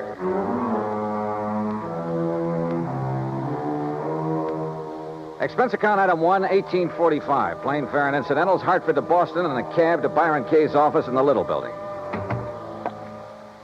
Glad to see you, Johnny. Hi. I'm glad you can take this on for me. Sit down. Okay, thanks. Ever hear of Charles Francis Keeley? Keeley? A very much reformed man, Johnny, who was apparently making a valiant try to live down some of the things he did earlier in his life. Like what? Well, he was I guess you'd call him a promoter, stock manipulator, that sort of thing. The point is, he made himself a lot of money a few years back until the authorities, the Securities Exchange Commission and so forth, put a stop to his fancy dealing. Sounds like a real nice guy. In any event, he had enough money by the time he quit to live pretty well. Nice home, beautiful wife, 62-foot cruiser, and that, by the way, is our biggest problem. Oh, I wish my biggest problem was a 62-foot cruiser. It is, Johnny. Now. Then tell me all. Yes. Early in June, he took his boat across Lake Erie to Detroit to have some work done on it at the Detroit Yacht Basin. Then, a couple of days before the end of the month, he started back for Buffalo. Oh, yeah, that hurricane was moving north about then, wasn't it? Yes, it was. And his failure to appear in Buffalo within a reasonable time didn't worry his wife a bit. Often before making that same trip, he'd stopped off in Cleveland to visit some of his old cronies. Uh-huh. But by July 20th, she began to get worried. She called the friends in Cleveland. They hadn't seen him. Then she called the Coast Guard. No word. A few days later, a couple of the life preservers from his boat washed up on the south shore of Erie near the little town of Lindsay. That enough for you, Johnny? How much insurance did he carry? On himself, $35,000. On the boat, $106,000. I see. Okay, bye. I'm on my way. Expense account item 2, transportation to Buffalo, where I signed in at the Statler Hotel. Item 3, $520 for dinner. Then taxi, that's item 4, to the Keeley home north of Delaware Park on Colvin Avenue. I don't know just what I'd expected Keeley's wife to look like. Suffice it to say, I was pleasantly surprised. She was young, tall, blonde, and beautiful, with eager, sparkling eyes and none of the signs of grief I'd anticipated. I don't know why you registered at a hotel, Johnny. May I call you, Johnny? Why, sure. Please call me Mona. May I pour you another drink? No, thanks. As I started to say, you could have stayed here. There's plenty of room, as you can see. Yes. This is a very beautiful house, Mona. Yes, but so empty now. I get terribly lonely, Johnny. Well, of course I don't blame you. But now suppose we talk, if you don't mind, about the Johnny, thing if you have to be around for a few days, why don't you move out of that hotel and... Oh, I'm sorry. I shouldn't say that. I guess I'm sorry. It's all right. But I am lonely. Sure. Now, Mona, you realize this investigation is, it's just routine. Of course, Johnny. Now, as I understand, every effort has been made to find your husband. Of course. And to find the Charmona. Charmona? The cruiser. Oh, yes. It was a beautiful thing, Johnny. But now it's gone. And Paul. Paul? Yes. Paul Matthews was the pilot. Only he was more than that. He was very nice. Yeah. Well, now, as I... Oh, excuse me. Every time that phone rings, I hope it's some word, some news that perhaps... Well, you know. I'm not sure that I do.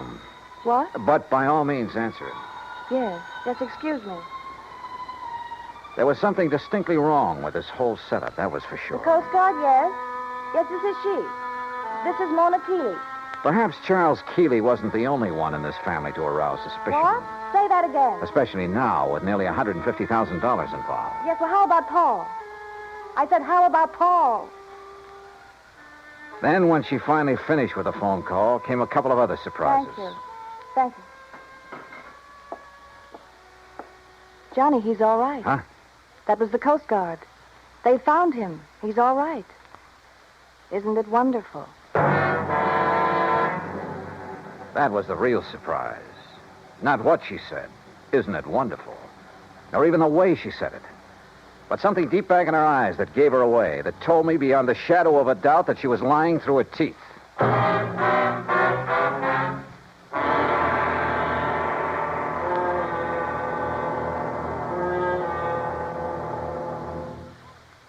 Act Two of yours truly, Johnny Dollar, in a moment. It is a rare event when a young man decides to leave civilization behind and hide himself away in the steaming jungle, just so he can help his fellow humans in a remote corner of the world. The late Dr. Tom Dooley did just that when he left the United States to help the sick and starving jungle people in the little kingdom of Laos in Southeast Asia. Dr. Dooley's story is well known to nearly everyone. And all over the world, people talk of his little jungle hospital on stilts. That's where he treated the dread diseases of the jungle and trained native medical technicians so that they might help their own people. Dr. Dooley wrote and lectured to many people so that the work of his medical assistance program, Medico, might go on. It was not easy for someone so young and so talented to give up the bright lights of the city and plant himself down in an unknown jungle just for the purpose of helping unfortunate people he didn't even know. But through Medico, Dr. Tom Dooley wanted to help people. He wanted to help people to help themselves. Today, the work of Medico is going forward in a number of countries besides Laos. Young men are being sent to the United States to be schooled in medicine with the idea of returning to their own countries to help their own people. Hundreds of thousands of dollars worth of medical supplies have been donated by American businessmen and pharmaceutical companies. Today, Dr. Tom Dooley's work is being continued for him. It is helping to create better understanding. It is an injection of the spirit of freedom. The right of all men everywhere. And now, Act Two of yours truly, Johnny Dollar, and the Charmona matter.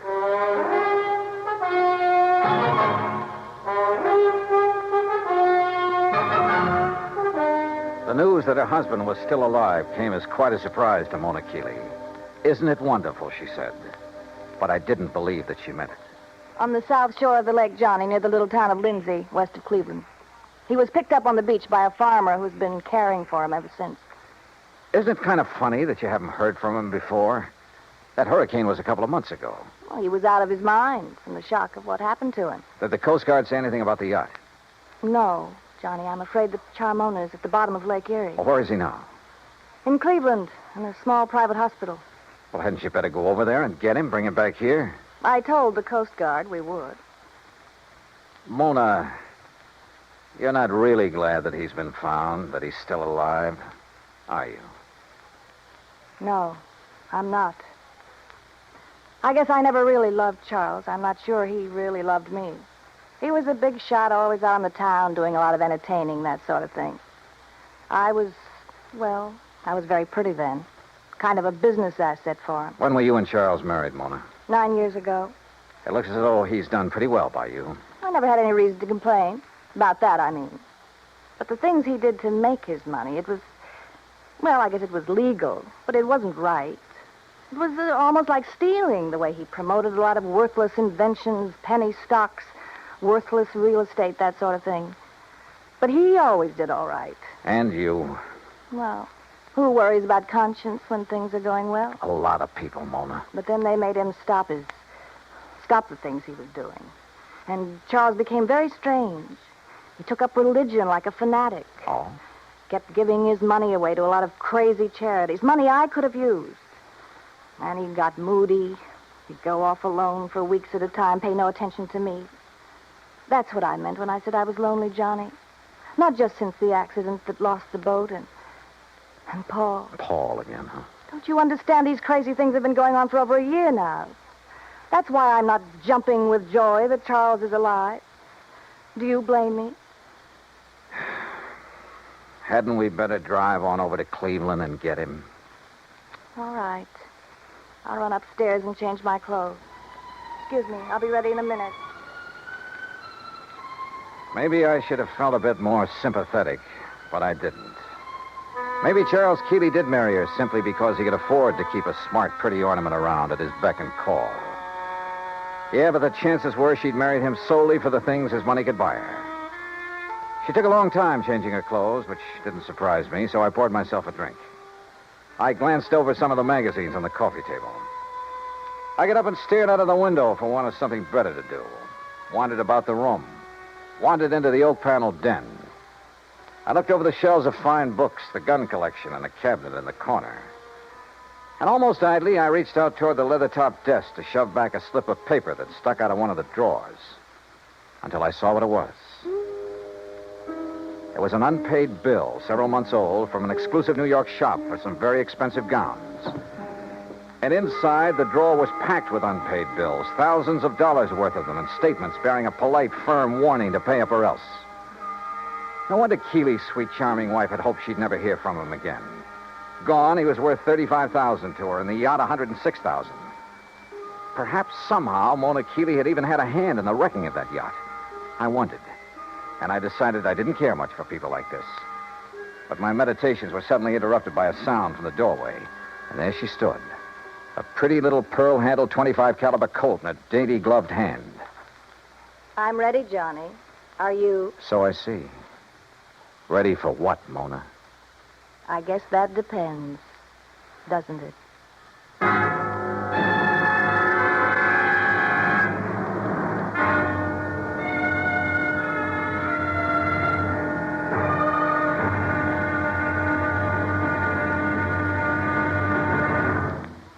Act 3 of yours truly, Johnny Dollar, in a moment. Our flag now numbers 50 stars, and behind each star there stands yet another flag representing one of the 50 states. Wisconsin's state flag bears the state motto, Forward, and a likeness of the state mascot, the badger. The word badger was a nickname for the miners in southwest Wisconsin. During the mining boom just prior to 1830, the people who came from Illinois mined only during the good season and left during the bad. They were called suckers, just like the fish in the streams. But the busy Wisconsinites, with either too little time to leave or to build a house, moved into abandoned mine shafts to live as badgers. The Wisconsin banner pays tribute to these industrious natives. Wisconsin's state flag, the flag of the 30th state to enter the Union, was adopted on April 26, 1913. And now, Act 3 of yours truly, Johnny Dollar, and the Charmona matter. Mona Keeley stood there in the door of the den, a .25 caliber Colt in her hand. For she'd caught me going through the drawer of a desk, through papers that showed only too clearly why the loss in a storm of a $100,000 yacht might well have been carefully planned. Why she wished that her husband had gone down with it. You shouldn't have done it, Johnny. You shouldn't have looked in that desk. Pretty good proof, isn't it, Mona, that the wreck of the Charmona was no accident. I don't know how your husband worked it and still managed to get back to shore alive. You don't know what you're talking about. But he almost didn't make it, if what you've told me is the truth. Maybe that's because he didn't anticipate that the storms from Hurricane Audrey would hit Lake Erie. Maybe it's because... Well, we'll soon find out. Will you? Yes, when we drive over to the hospital in Cleveland and talk with him, if he's really there. Oh, he's there, all right. And you and I are going for a drive, but not to Cleveland. All right, now. Oh, put that thing down, Mona. Sorry, sweetheart. That little thing in your hand is about as accurate as a slingshot. Now, why don't you... No, don't move. I still don't get it, though. Oh? What? And I'm sure you must have been in with your husband on his deliberate sinking of the yacht. If you think Charles sank it deliberately, Johnny, you're all wrong. Then I certainly don't get it. Because if... Oh, now, wait a minute. You've made a couple of cracks about...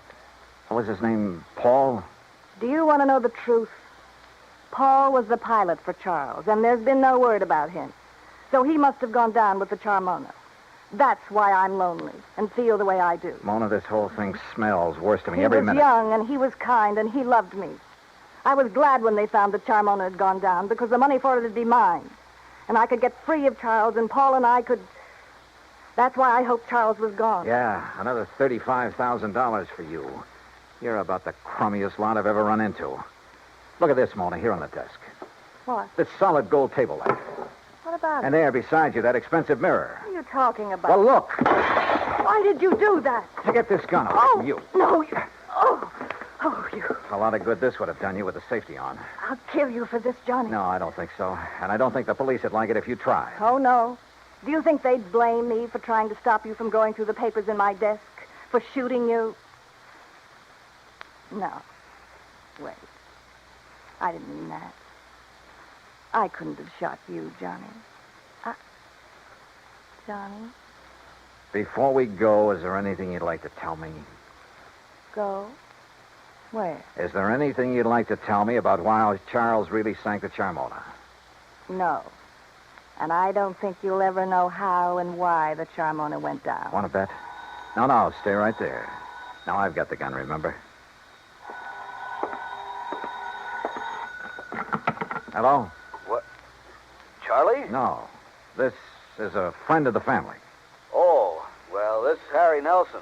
You gave me a real start. I thought Charlie'd come back from his watery grave. He has, Mr. Nelson. What? Yes, he's in a Cleveland hospital. He's okay. Oh. Well, then I'll talk to him when he gets back. You see, I'm the man who was going to give him $98,000 for the Charmona when he got her back from Detroit. Oh? Oh, yeah, sure. But since the Coast Guard tells me she was a complete loss, well, naturally, I think I ought to have my deposit back. I'm sure you'll get it, Mr. Nelson. Yeah, okay, Mr. What did you say your name is? Bye. Who was that? Someone who threw some very interesting light on this whole matter. Come on. Where? Our little drive, remember? To Cleveland. During the 5-hour drive to Grace Hospital on the outskirts of Cleveland, I questioned her, using every trick I could, but she refused to talk. The theory that Charles Keeley had deliberately sunk his yacht had gone up in smoke. If he had a buyer for it, he wouldn't need to try to collect the insurance on it. But I still knew the whole case was anything but lily white, and hoped that Keeley could explain a few things. When we arrived at the hospital, there was a police lieutenant in Keeley's room and a stenographer. When she saw them, Mona gasped slightly and sank into a chair, to which the lieutenant promptly handcuffed her.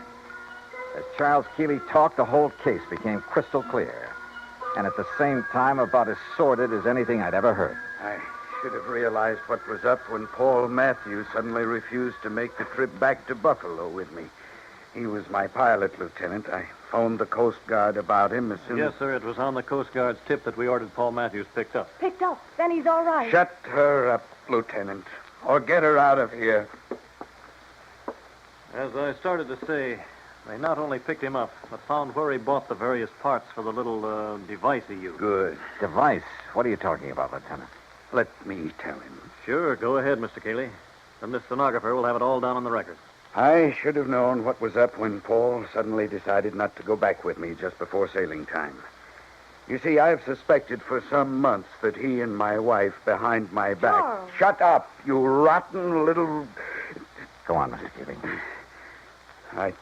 I should have known then, but I had to get the cruiser back to Buffalo to a friend who'd offered me cash for it. Harry Nelson. Yes.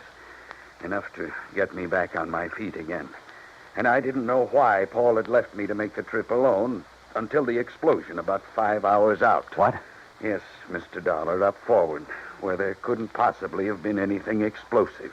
A bomb of some sort? What else, Dollar? It was luck, sheer luck, that I was sailing in close, that I'd put on a life preserver because of the storm. That was the tail end of the hurricane down south, you understand? Yes, and it was luck that she went down right off Palace Rock. Yeah, that's exactly where the Coast Guard divers found her early this morning. A hole as big as a house blown out of her front end. Yes, that storm, that hurricane may have taken a lot of lives, but it saved mine.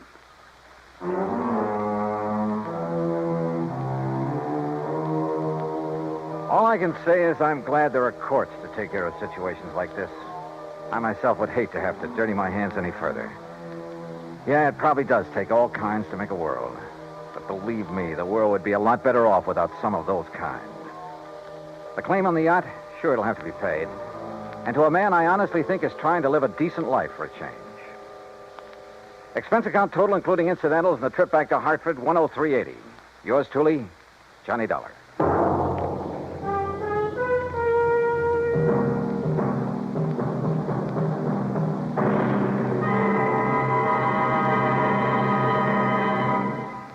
Our star will return in just a moment.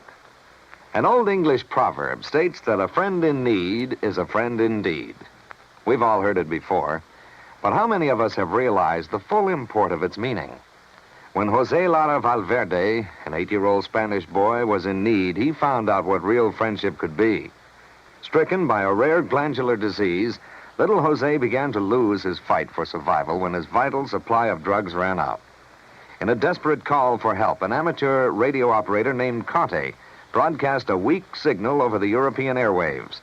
The plea was picked up by a ham operator, Hans Ketterle, in Germany, who relayed the urgent message to a nearby United States Air Force unit. The American airmen quickly dug up the only available drugs of the kind needed. They flew the Mercy package by jet to Madrid.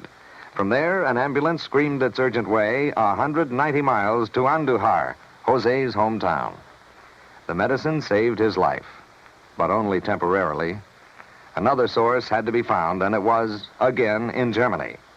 The two rare drugs were again rushed by American jet fighter pilots, by helicopter, and by Air Force staff car through high winds and thunderstorms to the bedside of the stricken boy. The medicine was given to Jose, and again he responded. This same life-and-death drama was repeated elsewhere in Spain when men of the United States Air Force came to the rescue of another young Spanish boy in need of another rare drug. People-to-people giving is more than a program. It is an act of friendship. It is a fight for freedom, the right of all men, everywhere.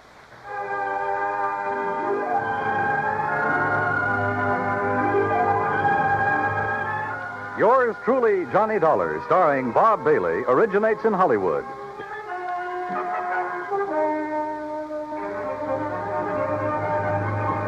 This is Dan Cubberly speaking.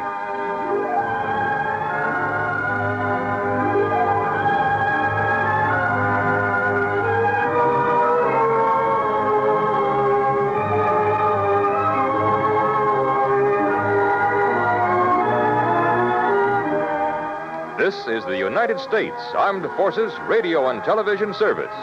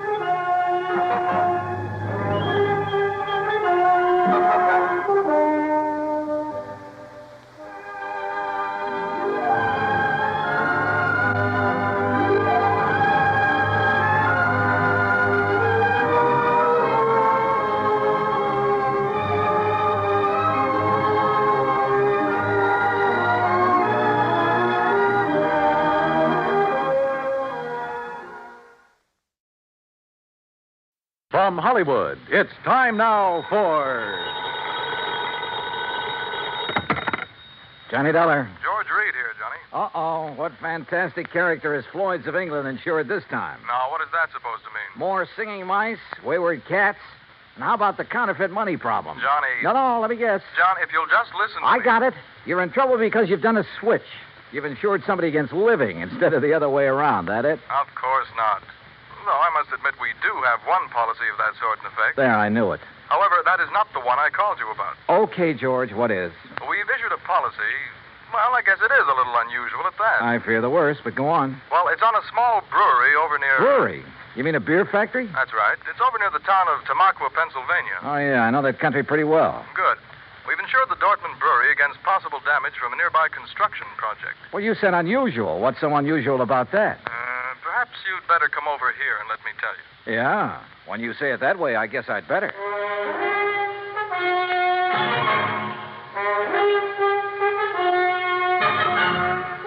Bob Bailey in the exciting adventures of the man with the action-packed expense account, America's fabulous freelance insurance investigator. Yours truly, Johnny Dollar. And now, Act One of yours truly, Johnny Dollar.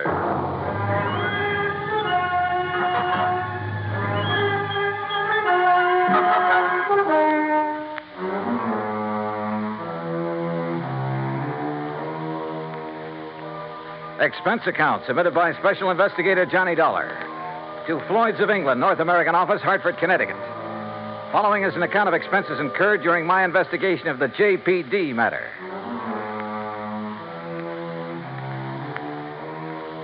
Expense account item 1, $1.10. Taxi from my apartment to George Reed's office, where he promptly dragged me over to a large map tacked to one of the walls. Here it is, Johnny, between the towns of Tamaqua and Frackville, Pennsylvania.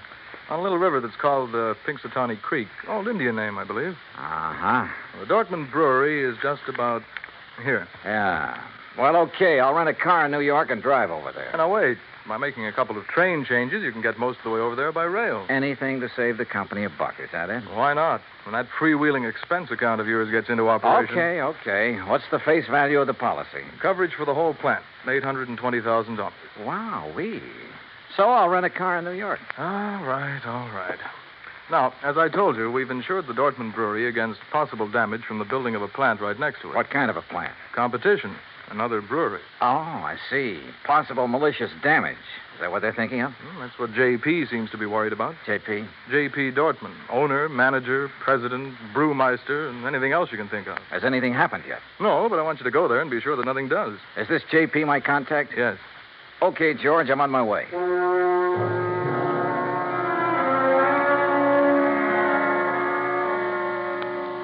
Expense account item 2, $9.35, fare and incidentals, Hartford to New York. Item 3, $50, deposit on a drive-your-own car. Item 4, 50 cents toll through the Holland Tunnel.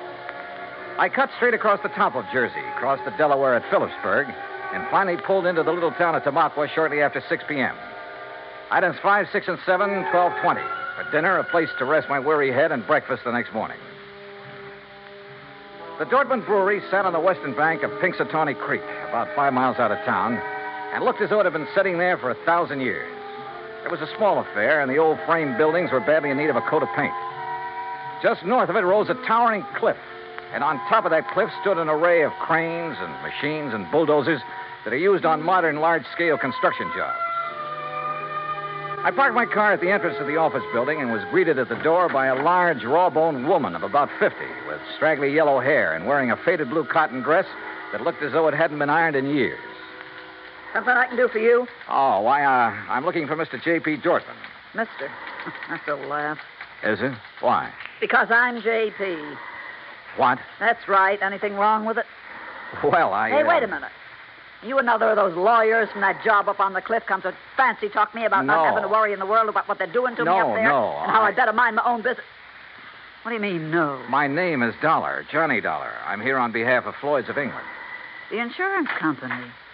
Well, now, that's different. You come on into my private office, Johnny. Her private office was furnished with a battered walnut desk, some ancient filing cabinets, and a couple of straight wooden chairs. Nothing else. Hardly the kind of an office you'd expect for the president of a company worth $820,000. There's nothing fancy about it, Johnny, because there's nothing fancy about any part of my brewery. But that isn't what counts. We've been here ever since my great-great-grandfather built it up. And all we've cared about is making the finest beer in the country. Gretchen? And we do make it, too. Gretchen, can't you hear me out? Yes, J.P.? Gretchen, I want you to bring Mr. Dollar a pitcher full and a glass. Yes, ma'am. Well, look, I'm afraid I'm not much of a beer You man. will be when you've tasted this. It's the creek that does it, you know, Pinxatawney Creek. Finest water for beer in the whole United States. That's what makes good beer, you know. Yes, so I've heard. That's why that dirty Clarkson Kemper bunch are building up on the cliff to get at that water. I understand they'll be your competitors. Ha! All their fancy modern equipment and methods can't produce the brew the way I can. The long, slow, easy way. With all the good old-fashioned apparatus. The old country method. Yes, I see. Why, Now- Johnny, we make our own barley malt. And we grind it by hand. And we come up with a wort that's second to none in the world. The old-type Sparger, too. And the hopjacks. And the finest strain of yeast there is. Yes, I'm sure that 3 full months we age before we rack a drop. Sure, we take more time and more trouble, but we come up with a better brew. Better than any modern plant can ever make. Well, then what's your problem? They're getting ready to blast up on that cliff. Blast? A whole big chunk of it away. And when they do, that whole thing will come crashing down here. Thousands of tons of rock. Well, surely there's some state authority or something to prevent that. Oh, they've bamboozled the authorities. And your insurance company, too. They'll say it was an accident, a miscalculation. And when that rock comes crashing down here, it'll wreck this whole plant of mine. Well, you do have insurance, remember? It'll wreck all my fine old equipment that can never again be replaced because there are no such things anymore. Well, when's all this blasting supposed to take place? Who knows? tonight, tomorrow, next week. Who knows? That soon? Yeah. So, Johnny, if there's anything you can do, you'd better do it now. What's insurance money if I have to lose this for it?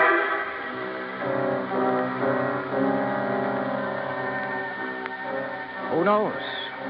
Maybe she was right suspecting her rivals might try a stunt like that to put her out of business. But it all seemed a little too far-fetched. And yet, when I think of some of the unscrupulous things that have been done to put down competition, maybe she was justified in suspecting this Carlson Kemper crowd of... Yeah, maybe she was.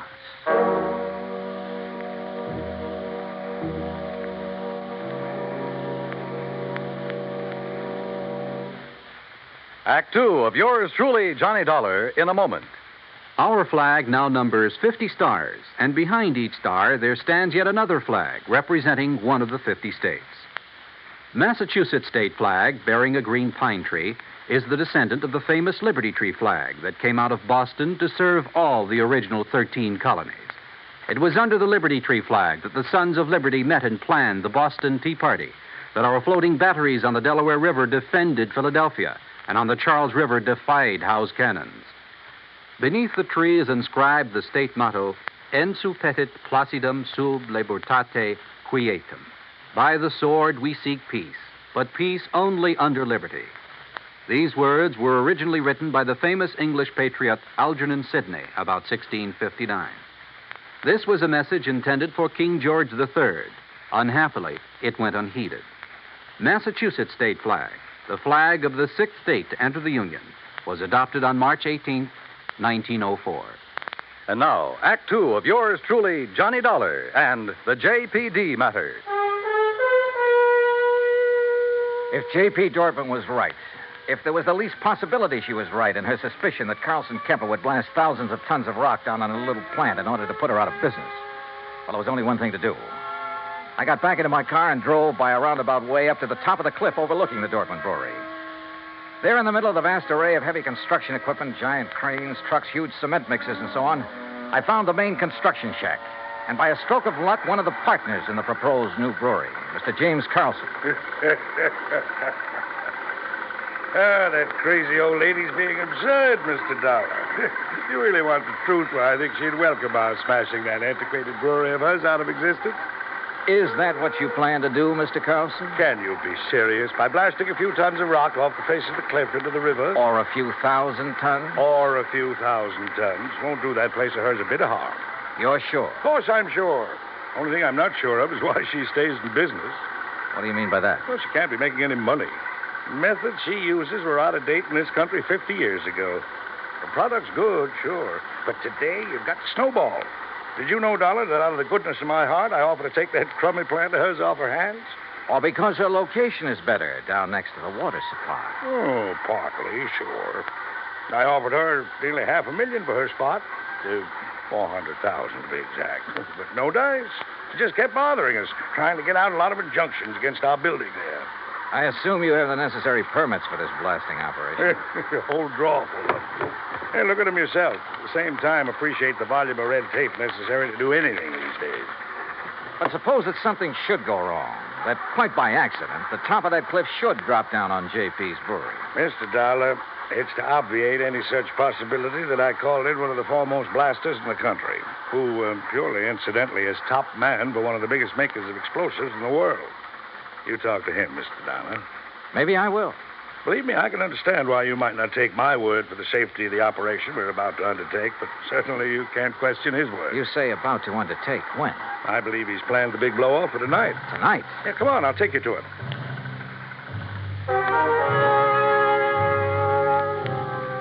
We found this expert, Mr. Sidney Crutchfield, in a small, tidy shack set out near the edge of the cliff, working over a series of complicated diagrams with a busy slide rule in his hand. And I must confess, he turned out to be one of the most interesting men I've ever met. Tall, slim, and gray-haired, he had a quiet, easy, yet confident manner that completely belied his hazardous occupation. This was the man who had done the dynamiting for some of the biggest jobs in this country, had moved mountains and rivers in the construction of huge dams, had blasted the way for some of our vast highway networks. As you can see by the dates on these sheets, I finished planning this blast over 2 weeks ago. But I find that constant checking and rechecking never does any harm. Mr. Carlson tells me you plan to set off this blast tonight. Yes. Actually, I shall push the plunger at exactly 2 o'clock tomorrow morning. If Mr. Carlson is ready. Don't you worry about it, Mr. Crutchfield. We're moving the equipment and the shacks away right now. Excellent. And at the time of the blast, no one is to be here but me. That's what your contract says. And that's the way it must be. For safety, Mr. Crutchfield? Well, call it a fetish of mine. Uh-huh. And there'll be no damage to the brewery plant down below? I'll stake my reputation on it. Come, Mr. Dollar. If you like, I'll show you how I've made the sets for this blast. We spent the rest of the day inspecting every tunnel, shaft, and drill hole into which the explosives have been packed and fused. And the artistry of this man was evident from the word go. By 6 p.m., all the machines and shacks and equipment had been moved back from the edge of the cliff that was to be blown off. The place was deserted, except for Mr. Crutchfield and me. And now, you must get into your car and leave, Mr. Dollar. But if there's no danger... Please. I prefer it this way. Surely you're not still concerned about the blast? To be honest about it, no. Not one bit. And I wasn't, at the moment. Yeah, this amazing man simply couldn't do anything wrong. I would have staked my life on it. But by the time I'd driven the long, curving road to the Dortmund Brewery below, had found the place not only deserted, but completely shut down, a funny little hunch began to grow in the back of my head. Even the office building was dark as far as I could see. With the help of a business card, I slipped the lock on the front door. And then I saw the thin streak of light under the door of JP's private office. I thought I heard something in there. The office was a shambles. Account books and papers scattered all over the place. A couple of cartons. The drawers of the crusty old files were open and, for the most part, empty. Somebody had been hastily packing and removing all the important papers. But why? I'm sorry, Johnny. Oh, what? Sorry. Oh. And you seemed like such a nice boy.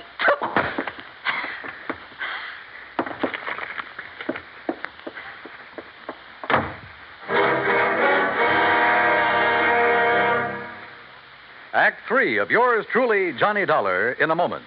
Anyone who has survived the rigors of basic training is familiar with a great variety of milk that is dished out periodically in the armed forces. Now, there's frozen milk, concentrated milk, frozen concentrate, and good old powdered milk. But sometimes supplying wholesome, fresh, real milk has been a problem when servicemen have been stationed in out-of-the-way places. The United States Air Force came across that problem some time ago in the island of Terceira in the Azores, those Portuguese islands that dot an eastern portion of the Atlantic Ocean.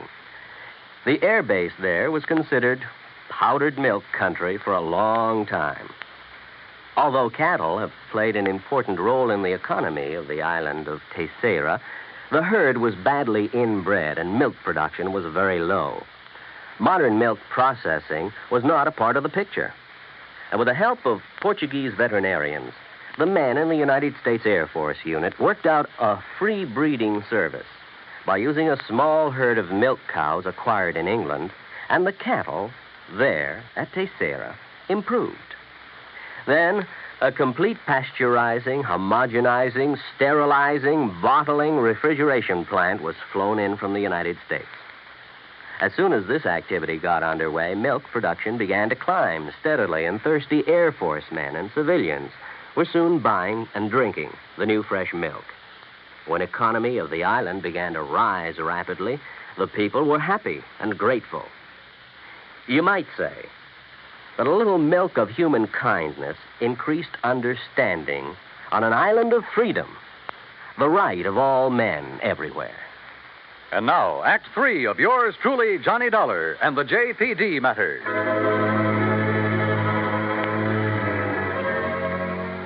When I came to in the office of the Dortmund Brewery, my head felt as though it had been split wide open.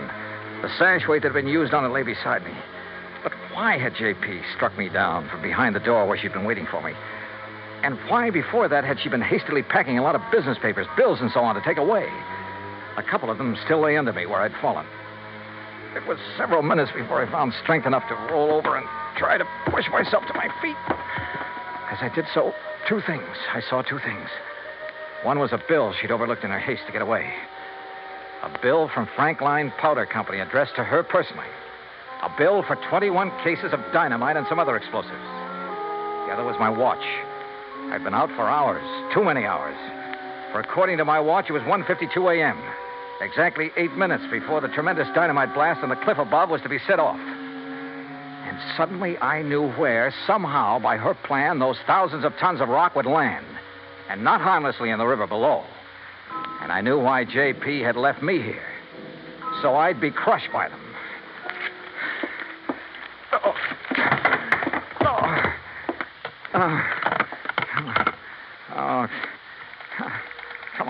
Come on. Oh, please, come on. Hello. Oh, please, hello. Operator, this is emergency. Yes, sir. Hey, look now, I'm calling from Dortmund Brewery. It's between... Yes, I know where it is, sir. There's a big construction.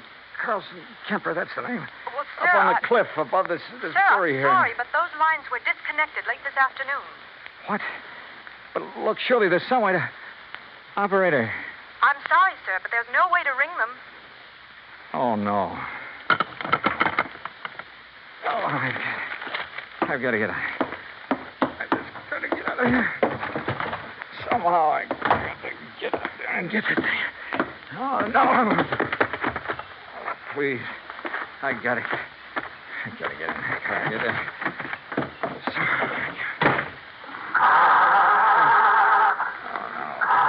My head, I can't.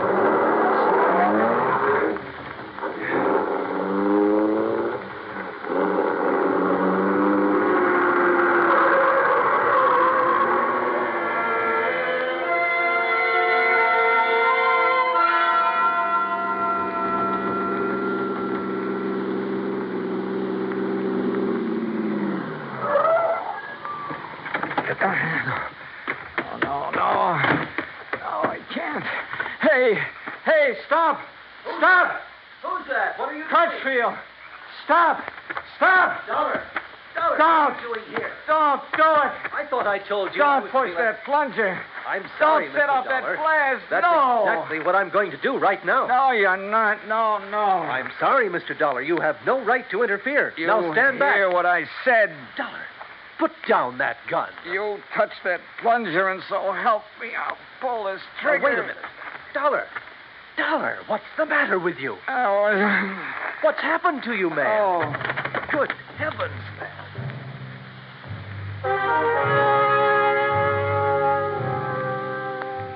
I guess it was just luck that I was still hanging on to that bill for the dynamite that I'd found. I guess it was luck that made Crutchfield grab it when he tried to keep me from falling. Made him look at it carefully by the light of his flashlight. But it was his good sense that kept him from going ahead and setting off that charge. When daylight came, he found the spot on the face of the cliff where J.P. had another charge planted. It was set to go off by concussion from the blast that Crutchfield had set. It would have diverted the rock from Crutchfield's blast to smack dab on top of her little beer factory. Nobody would ever have known who'd really done it. And J.P. would have collected $820,000 insurance for it. Incidentally, when the police caught up with her, which wasn't hard, they also found the book she'd taken from her office. Yeah, J.P. Dortmund was broke. Stony. Expense account total, including a handful of doctor bills for my aching head and all the incidentals I could think of, $204.80. Yours truly, Johnny Dollar.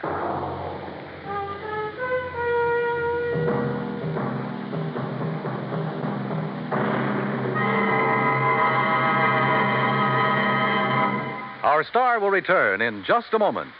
Our flag now numbers 50 stars, and behind each star there stands yet another flag representing one of the 50 states.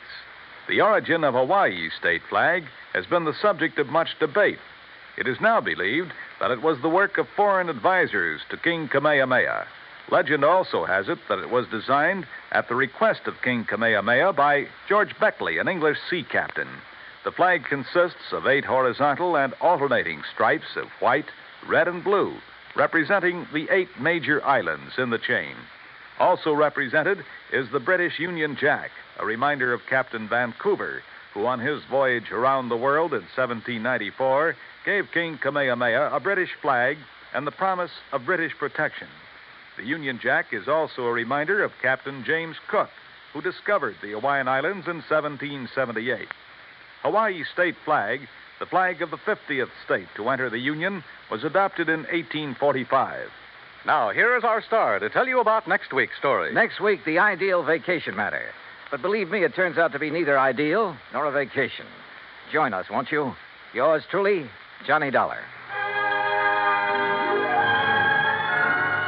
Yours truly, Johnny Dollar, starring Bob Bailey, originates in Hollywood. It is produced and directed by Jack Johnstone, who also wrote tonight's story. Heard in our cast were Eleanor Audley, Gene Bates, G. Stanley Jones, Alan Reed, and Austin Green.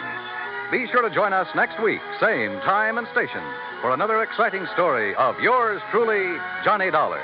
This is Dan Cubberly speaking.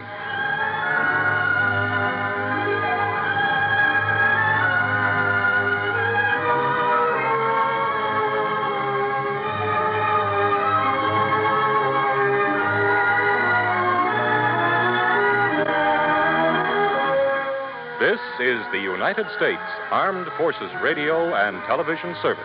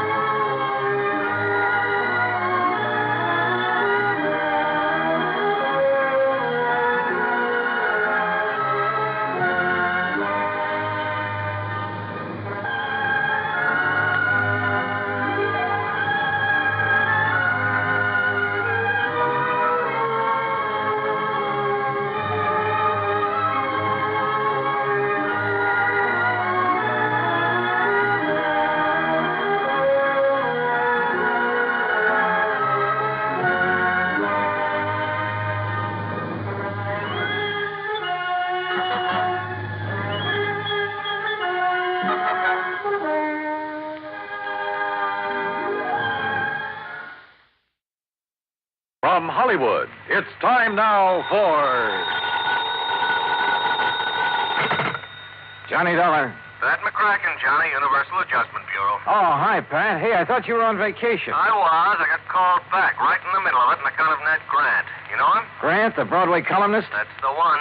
Well, what's he got to do with your vacation? He's heavily insured by one of the companies we represent, and right now he's taking his vacation. Well? Well, Ned has made a lot of enemies in his time. I know. I read his column. And it looks like one of those enemies is trying to make Ned's vacation permanent. Savvy? I'll be right over, Pat.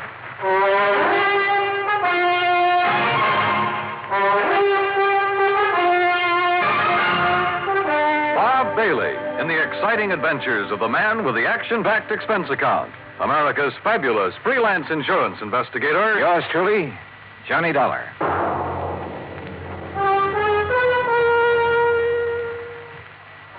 And now, Act One of yours truly, Johnny Dollar.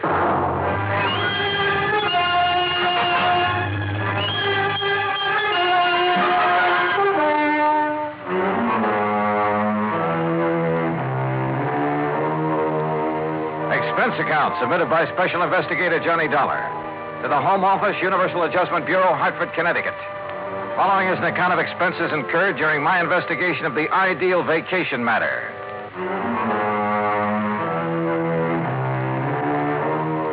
Expense account item one, $1.20 for a taxi from my apartment to the office of Universal Adjustment Bureau, where Pat McCracken was waiting for me, his face covered with sunburn and worry.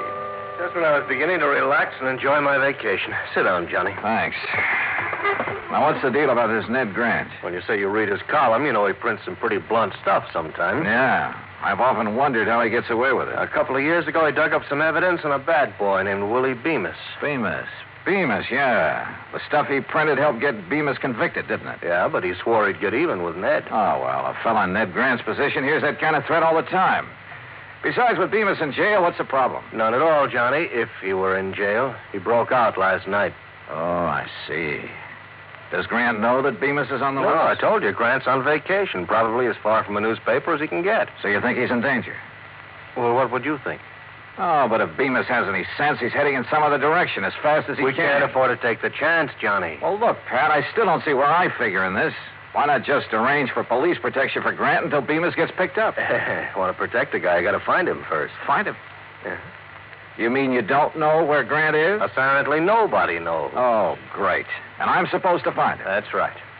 Oh, and do me a favor, huh? Like what? Find him before Willie Bemis does. Well,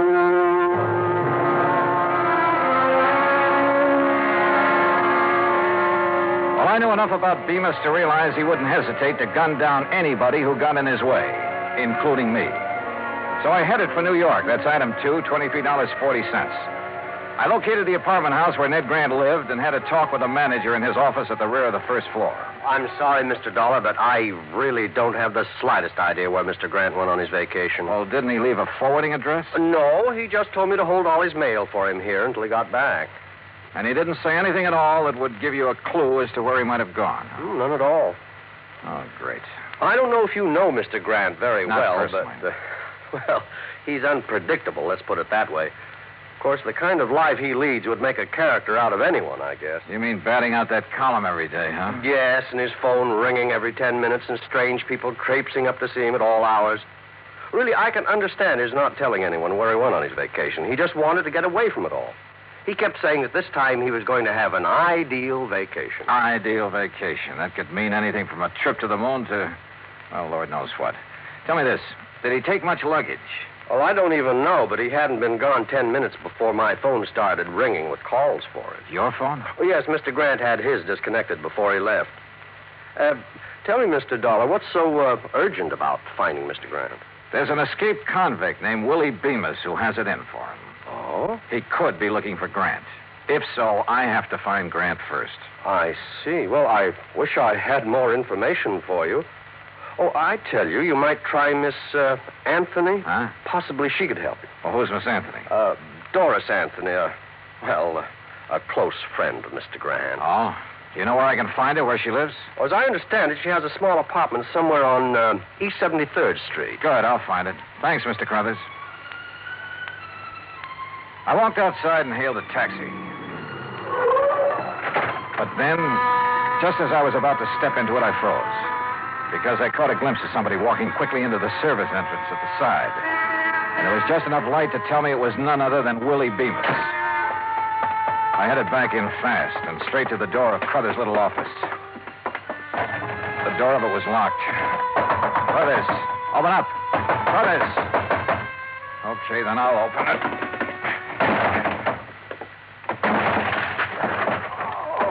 Hey, Crothers, what happened to you? Oh, Mr. Dollar. That's right, what happened? This man, right after you left, he came barging in. That was Willie Bemis. What did you tell him, Crothers? Only what I told you. And it looks like he and I are starting out even. What? But this is one race I don't want to end up in what you'd call a dead heat.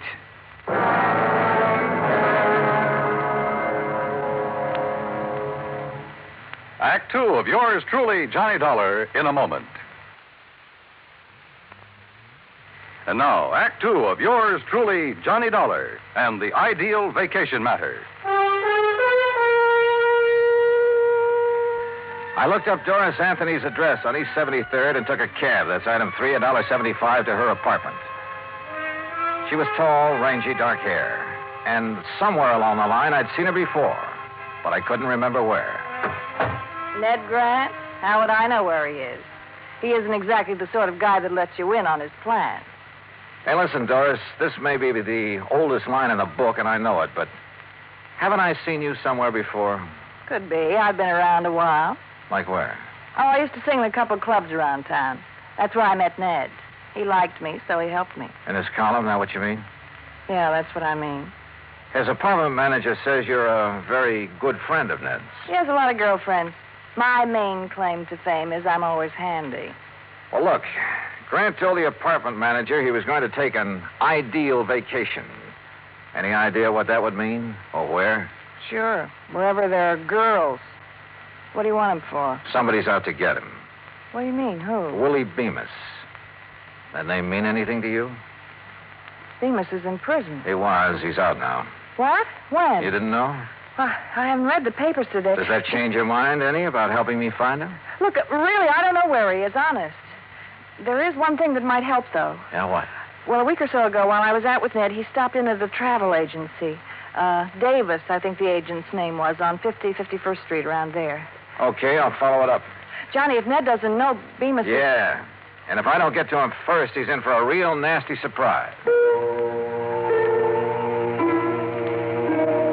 There was still something about Doris that stuck in my mind, but I couldn't quite peg it. So I decided to do a little quick research on her. I dropped in to see an old friend who worked in one of the newspapers. We dug through a lot of clippings in the morgue. Doris had sung at half a dozen spots around town, and there were a lot of pictures on her. Then I came to one that rang a large-sized bell. It was a shot of her sitting at a nightclub table. And a man sitting there with her was Willie Bemis. I headed back to her apartment fast. But she was gone. The manager told me she'd left in a hurry and with a suitcase. Now I didn't know where I stood. If Doris was still friendly with Bemis, it could very well be that she knew where Grant was and was helping Willie Bemis find him.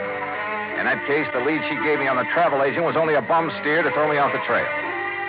But the way things stood, I didn't have anything else to go on at the moment, so I had to take a chance she'd been on the level. I headed for West 50th Street and the travel agent she told me about, a man named Davis. Ned Grant. Look, customers like him I can do without. What do you mean by that? Here, I'll show you. Here we are. A reservation at Nassau. Here's one in Bermuda. Oh, and here's one for the Virgin Islands. He had you make all those for him? Every one. That sort of thing doesn't make me very popular at those resorts, believe me. Well, it's a cinch he can't be at all those places. If you ask me, he's not at any of them. He's always doing that sort of thing. Well, that's a lot of help. Just the same, I'm going to call those places. Where's your phone? Right there on the desk. But I tell you... Excuse me. Hello? Who? Oh, yeah, just a minute. It's for you, Mr. Dollar. Oh, thanks. Johnny Dollar. It's Doris Anthony, Johnny. Well, I didn't think I'd be hearing from you again. Why not? After I found out you were an old friend of Willie Bemis, I went back to your apartment. You'd cleared out. Johnny, I'm no longer a friend of Willie Bemis. Oh, now, wait a minute, sister. It's the truth. But I was afraid he might come to see me. That's why I left. Oh, sure. Johnny, the reason I'm calling, I think I know where Ned could be. Where? Well, I'm not sure, but a few days ago he went to see a friend of his named Mike Hastings. Mike owns a ski lodge up in Vermont. Ski lodge? There's no skiing this time of year. I know. The lodge is closed, but Ned's gone up there once or twice before when he wanted to get away from everything. Okay, where is it? It's called Hastings Lodge, about 20 miles beyond Bradbury, on a little country road. Now, look, I have no choice but to go on up there. Have you told anyone else about this? No, of course not. Okay, Doris. Don't. Expense account item 4, $38.50. Transportation by plane and rented car to Hastings Ski Lodge. As I jounced over the bumpy road up in the Vermont woods, I couldn't help thinking this might be strictly a wild goose chase. But at the moment, I couldn't afford to pass up any lead. It was after dark when I finally drove up to the lodge. It sprawled on the side of a hill way out in the middle of nowhere. There were no lights on, no sign of life about the place at all.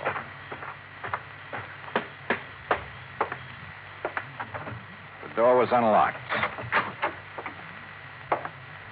Inside, the room was pitch dark with all the curtains drawn. I couldn't find the light switch, but I had a real funny feeling. Like maybe there was somebody else in the room with me. Grant? Grant? Sorry, buddy. You got the wrong party. Bemis. That's right. Willie Bemis. Just hold it right where you are, boy.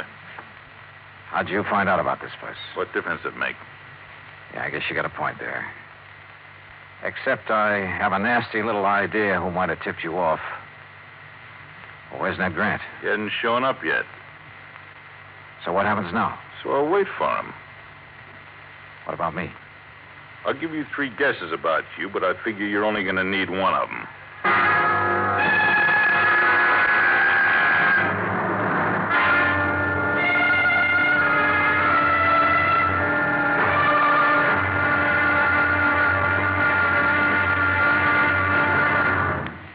3 of yours truly, Johnny Dollar, in a moment.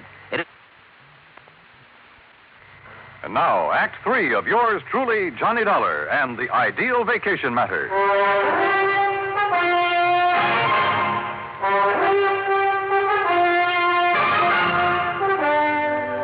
Stand still, Dollar. My gun is on the left, if that's what you're looking for, Bemis. Oh, thanks. So Doris tipped you off, huh? I had a little talk with her. And I thought she was a friend of Grant's. You never know, do you? I guess you're right. Dollar, I'm afraid you're in my way around here, and that means... Well, you get the message, don't you?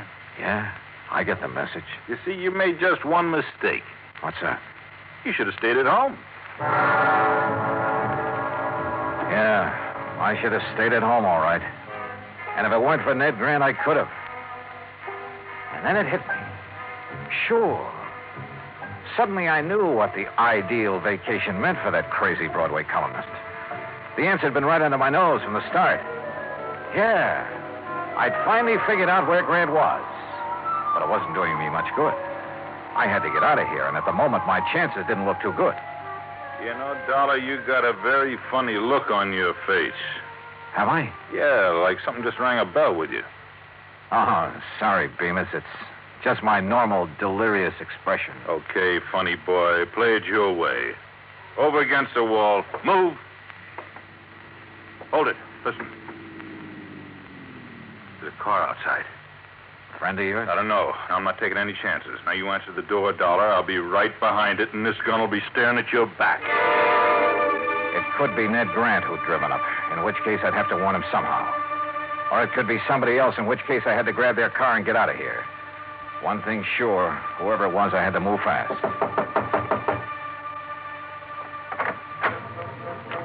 Johnny? I pulled the door open wide, then threw my weight against it. It slammed into Bemis and flattened him against the wall. He was off balance, so I couldn't. He rolled and his gun went flying. But I couldn't see where, and I couldn't take time to look. I grabbed Doris. Come on. Come on, now, into the car.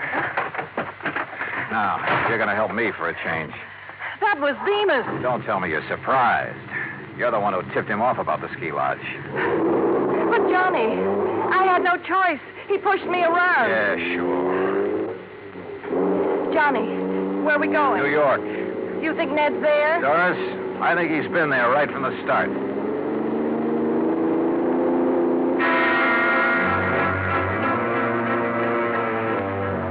We stopped at the nearest town to call the sheriff. I wanted his boys to try and intercept Bemis. He was a cinch to be following us by now. Then we headed for the city.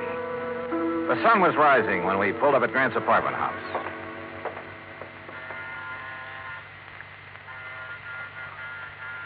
The manager didn't answer. Maybe he's still asleep. Looks like I have to take another chance on you, Doris. I tell you, I'm on the level, Johnny. I sure hope so. I got to get up to Grant's apartment fast. Now, there's a payphone over there in the lobby. Call the police and then meet me upstairs. Go on. Okay, Johnny. I went upstairs and pounded on Grant's door, but no answer. I went to the end of the hall and out onto the fire escape. Yeah, there was a ledge. Carefully, I worked my way along it to a window. It was Grant's bedroom, all right. And there he was, sound asleep, with an empty bottle on the bed table. So my hunch had been right. Sure, it was the ideal vacation for a guy who was pestered by everybody in town. Tell everyone you're leaving the city, then disconnect your phone and hole up in your apartment for some real peace and quiet. I went to the front door. Doris? Yes, Johnny, let me in. Okay, just a sec. Well, Doris, I was... Well. Well. If it ain't Johnny Dollar. Hello, Bemis. Now, ain't this nice? So you did it again, Doris. Honest, Johnny, I couldn't help it. He has a gun. He made me. Yeah, sure. Pretty smart, huh, Dollar? Finding Ned Grant for me? You know, I don't think I'd ever thought of looking for him here. But you did, so you're a smart boy. Okay, now look, Bemis. Don't interrupt me while I'm talking. Like I was saying, I'm much obliged to you for helping me find Grant. Now that I got him, okay. So I don't need you around anymore. No, don't! Slowly and with a smirk on his face, Bemis raised his gun until it pointed straight at my head. It flew out of his hand. The shot had come from outside, down the hall. The cops! Suddenly, the corridor was swarming with police. Bemis dove for his gun. Well, you don't get me. Instead, he collected the butt of one over his left ear. Thank goodness they got here.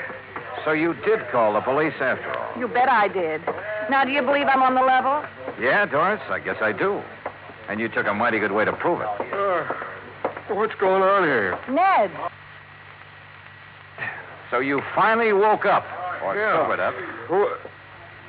Hey, that's Willie Bemis they're carting away. It sure is. Well, what's he doing here? What's going on, huh? Hey, look, Bright Eyes, you better go on back to bed. But I don't understand. Just write the whole deal off as a bad dream, huh?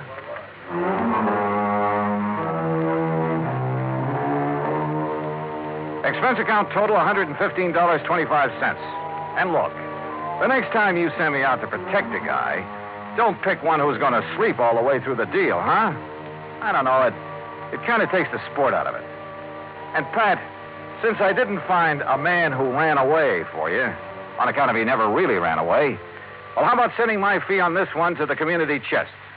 Yours truly, Johnny Dollar.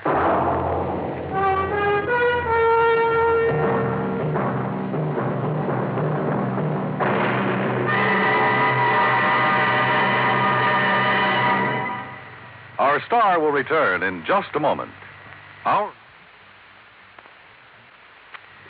And now, here is our star to tell you about next week's story. Next week, an old racket comes to light and nearly cost me my life. Join us, won't you? Yours truly, Johnny Dollar.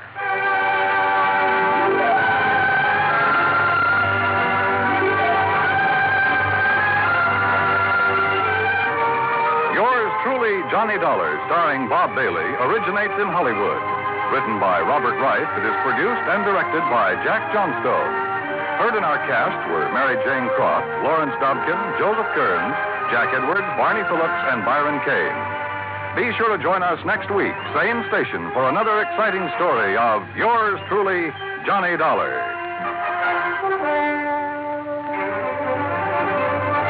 This is Dan Cubberly speaking.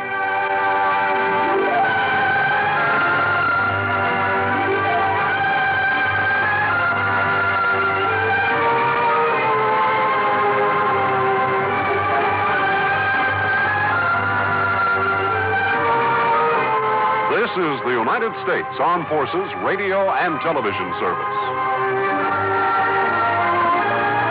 From Hollywood, it's time now for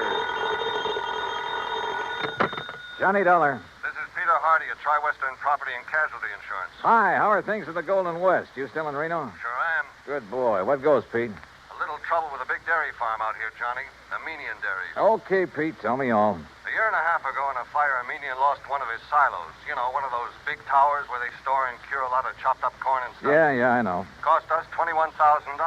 $21,000 for a silo? This time it's a compound silo, and the claim is for $56,000. Oh. But I don't want to pay it. I don't blame you. Sure, because, Johnny, I think it was arson.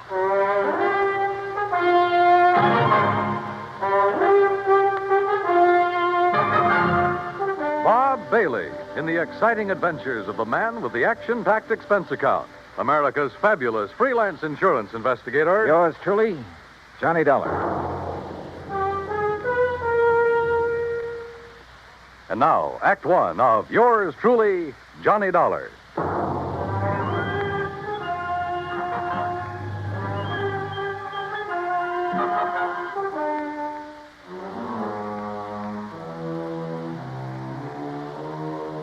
Expense account submitted by Special Investigator Johnny Dollar to the Tri-Western Property and Casualty Insurance Company, Reno, Nevada office. Following is an account of expenses incurred during my investigation of the doubtful dairy matter.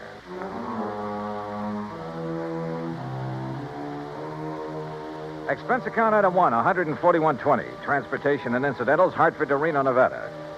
It was about 9 a.m. when I arrived, so I checked into the Mapes Hotel, then walked over to Pete Hardy's office. Armenian Dairies is just north of here, Johnny, in Warm Springs Valley off Route 33. Well, then I'd better rent me a car. Or you can use mine. Now, Pete. How can I run up my expense account unless I have something to run it up with? Johnny, for once... Anyhow, the reason why these silos Armenian has are so expensive. Is that the owner's name, by the way? Yes, Aram Armenian. And I take it he's Armenian. Strangely enough, no. Now, he's had all his silos very specially built. Oh, how specially can you build a silo? Just a concrete base, a lot of long wooden staves to get the circular shape, and a good roof on top. Well, he has some trick with them inside. Like what? That's his deep, dark secret. But he claims it makes better silage for his cattle than is possible anywhere else in the world. And one of these things burned up a year and a half ago. The word exploded best describes it. Yeah. And as I said, cost us $21,000. And now the replacement has gone up in flames. Yes, day before yesterday. He filed the claim the same day. Well, why do you suspect arson? Did the local authorities find anything suspicious? No. But you go out and talk with Armenian, Johnny. And if you don't end up with the same kind of feeling I have, well, I'll leave my shirt. Expense account item 2, $50. Deposit on a drive-your-own car. Finding the Armenian dairy and ranch some 20 miles north of the city was easy. It was spread out all over the countryside.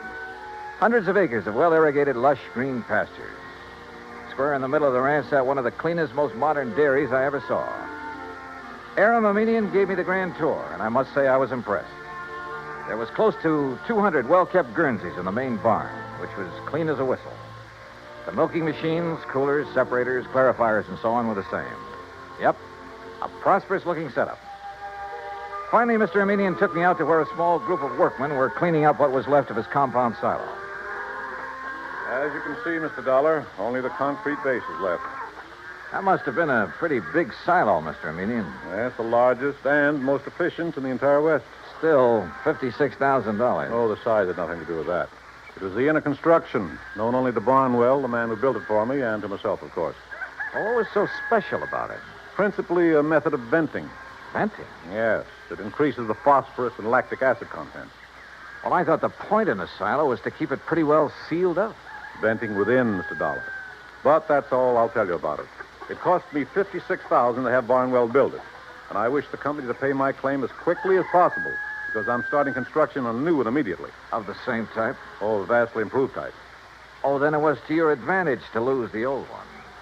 Just what do you mean by that? Your loss came at just the right time, didn't it? Now, just a minute, Dollar. With the insurance money, you can build a new and better one. And when it gets out of date, I suppose you'll have another fire. Oh, I see. You think perhaps these last two were deliberately set? Were they? Ridiculous. Is it? But if they were... Yeah?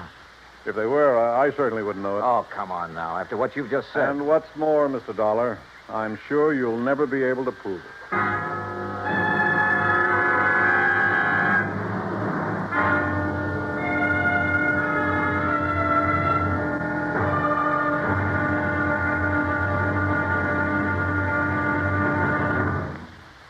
Act two of yours truly, Johnny Dollar, in a moment.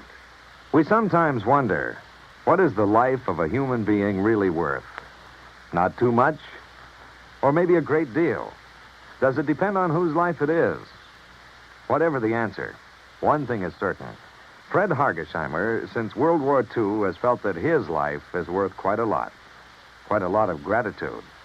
During the war in the Pacific, about June of 1943, Lieutenant Hargesheimer had his P-38 fighter plane shot out of the sky. Badly wounded, he bailed out over a tiny island, New Britain. It looked pretty small from where he hit the silk, but he found it much bigger when he hit the ground. It was bigger, and in complete control of the enemy. But Hargesheimer was lucky.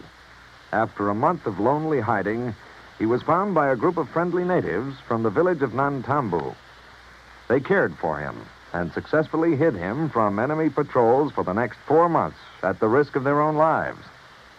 Then Hargesheimer was able to make it back to civilization. For the next 17 years, Fred Hargesheimer thought about those wonderful people of Nantambu.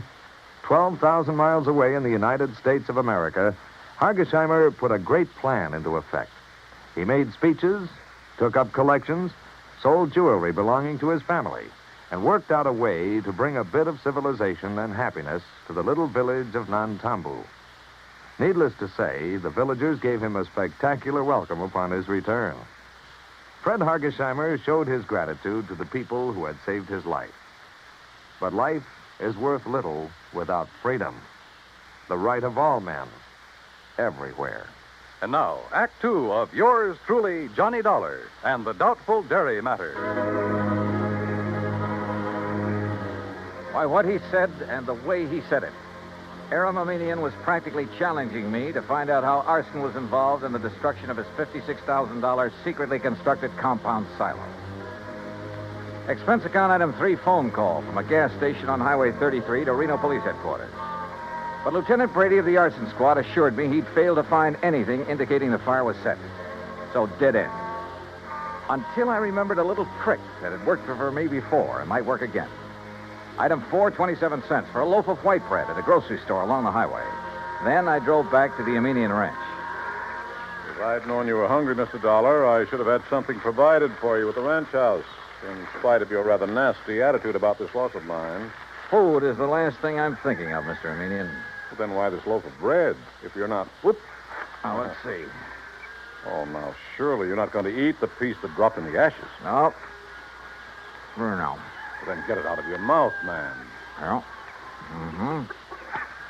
Whatever in the world are you doing, Mr. Dollar? Yeah, I knew it. You knew what? A sure test for kerosene, Mr. Aminian. What? Yeah, fresh bread dropped in the ashes of a fire even days after the fire is out. I don't understand. I can still taste the kerosene. And, mister, it makes things look pretty bad for you. Me? Oh, good heavens, man, you can't... Dollar, I resent this completely unfounded accusation. Go right ahead and resent.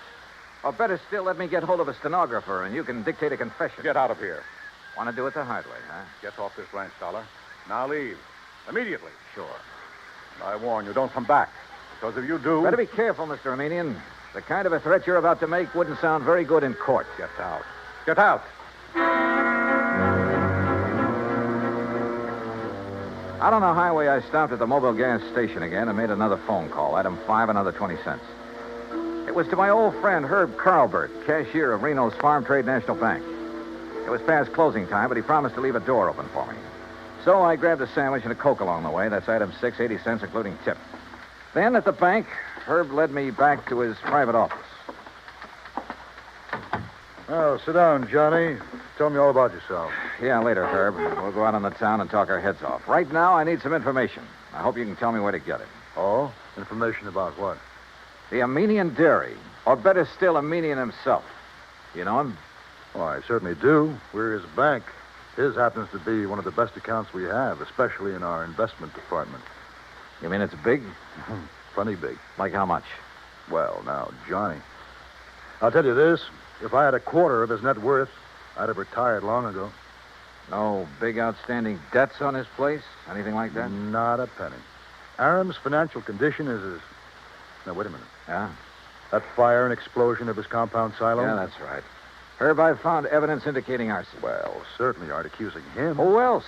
Oh, no, you're wrong. Oh, now look, Herb, he filed that claim so fast. It's the most natural thing in the world for him. It's the way he does everything. Like paying his bills immediately on receipt. He works that way. You expect everybody else to. Well, he gave me the impression he wanted to collect quickly in order to have money for rebuilding. Of course. Rather than cash in some of his blue chip investments. Herb, somebody fired that silo. Well, it certainly wouldn't be Aram. You sound like you're in cahoots with him. What about his employees? From my impression of the man, They love him like a father. Every one of them. And if every employer was as generous as he is, there wouldn't be any labor troubles in this country. Well, the fact remains that somebody somehow stood to profit by destroying that silo, and the one before it. Well, I can't imagine who.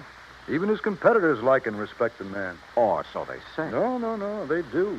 He's helped them stay on their feet during hard times, develop new ideas and methods, then pass them on to them. Oh, the fact remains... Look, Johnny, I've had a rough day. How about a nice, cool, casual drink? Then we'll have dinner and take in the town. Item 7, 2130, for drinks and a good dinner back at the Mapes. But I didn't enjoy either. Because Herb in his defense of Aminian was no help at all. Except perhaps for giving me a list of all the people he could think of who did business with him. I decided to check them all first thing in the morning. Finally, about midnight, having lost our share at a couple of nearby gambling clubs, we parted. Herb drove away to his home on the outskirts of town. I went back to the Mapes. Take Mr. and Mrs. Kenworthy to room 314, boy. Yes, sir. What's your... Oh, Mr. Dollar. Just my key, please. Certainly, sir. Here you are, sir. And I hope you enjoy a pleasant night's rest. Thanks. Oh, by the way, there was a gentleman here looking for you early this evening. Hung around quite a while. Said he'd be back. Well, who was he? He didn't give his name, sir, nor did he wish to leave a message. Mr. Armenian? Mr. Armenian, the dairyman? Oh, no, sir. I'm quite sure. Okay, thanks. Yes, sir. Good night. Good night, sir. Oh, Mr. Dollar. Yeah? There he is. There. Huh? Going out the door, the dark brown coat. You're sure? Yes, sir. The same man. I wonder. Yeah, so do I. But if he knows you, sir, and saw you, sir. By the time I got out the front door, the man in the brown coat was halfway down the block and walking fast. Faster and faster, as a matter of fact, as I gained on him. He turned the corner, and by this time, both of us were running. Hey! Hey! Were you looking for me? By the end of 3 or 4 blocks, it was a real foot race. Then suddenly he turned into an alley, and like a darn fool, I plunged into the darkness of it after him. Hey! Hey! Right here. Oh, no, you...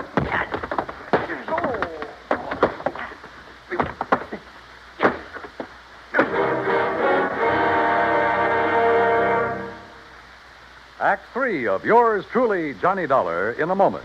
Our flag now numbers 50 stars, and behind each star there stands yet another flag representing one of the 50 states. New Hampshire state flag carries its state seal on a field of dark blue. The seal is surrounded by a wreath of laurel leaves, the symbol of peace, interspersed with 9 stars because New Hampshire was the 9th state to join the Union. The heart of the state seal is a representation of the frigate Raleigh, recalling the glory of the early days of sail. New Hampshire state flag, the flag of the 9th state to enter the Union, was adopted on April 29, 1931. And now, Act 3 of yours truly, Johnny Dollar, and the Doubtful Dairy Matters.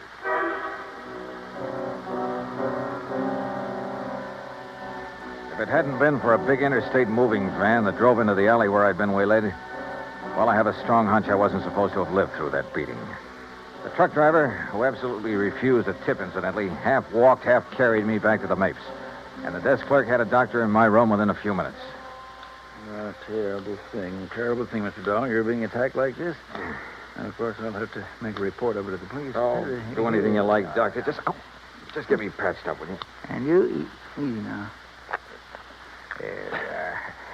You have no idea who could have done this to you. Believe me, I intend to find out. Judging by this swollen hand of yours, you got in some good licks, though, and whoever... What's the matter? Well, this is a very unusual ring you're wearing. Oh, some kids in the YMCA gave it to me a couple of years ago. I helped them with a softball team. Oh, yes, of course. That's the Y insignia. Yeah, one of them made it. And the 3 raised points stand for spirit, body, and mind. Yeah, that's right. Well, now, if you just... Oh, wait, what's that for? To make sure you get plenty of rest. Oh, no, Now, wait, Doc. I'm the doctor. Roll up your sleeve, please. Here, I'll do it. Look, if this shot leaves me groggy in the morning... You wake up feeling fine. There you are. Incidentally, that ring... Listen, before you notify the police... Ooh, hey, this shot works pretty fast. Yep. As I started to say, if that ring of yours didn't leave a mark on whomever you defended yourself against out there in the alley, I'll be very much surprised.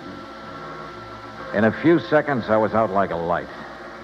But then a whole set of weird dreams began to plague my somewhat battered mind. And questions about who had attacked me and why. Only the why was only too obvious to keep me from finding an arsonist who... Yeah, who probably bore the mark of my ring on his kisser. I thought of the names Herb had given me and his insistence that none of them could be guilty. Wait a minute. There was one name he hadn't mentioned, but Armenian had. Of one man who stood to gain a lot by the destruction of the silos. Or maybe it was just a crazy hunch, part of the wild dreams that came from the beating I'd taken. In any event... In the morning, as soon as the bank was open, I was in Herb Carlbert's office again. Well, yes, he has an account here, too, Johnny. At least he did before. How about loans? Has this man we're talking about taken out any loans? Well, yes, but, Johnny, you know I can't... Yeah, I know. The fact remains he's pretty hard up for dough, isn't he? Well, I didn't say that. Although, of course, if that's the conclusion you choose to draw. Tell me this. He owes the bank money now, doesn't he? Yeah. All right. Did he also owe the bank a lot of money about a year and a half ago? Johnny. Yeah. Well? Johnny, you're right. But who would have suspected? And when you consider that Aram Armenian is the one man who has given him money for all the work he's... I can't believe it. Herb, it started out as a pure hunch, but right now I'd bet my... Where can I find him? Well, if Aram plans to go ahead with new construction, he's probably... Sure, out there at the dairy. You want to come along? Well, maybe I'd better after the way Aram threatened you. I guess I owe him an apology for the way I tore into him. Let's go. Johnny. Yeah? What if we're wrong? What if this man we think is the arsonist... Will you agree that the firebug is the same man who attacked me in the alley? I suppose so. Then we'll soon know. Because believe me, he's a marked man.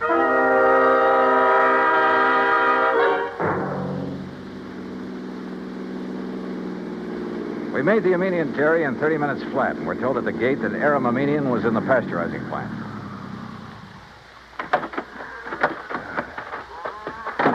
Maybe you better let me talk to Aram first, Johnny. It's not Aram that I'm interested in, Herb, and you know it. Oh, just a minute. Huh? What's the matter? Hold it a second, will you, while I tie my shoelace? Yeah, sure.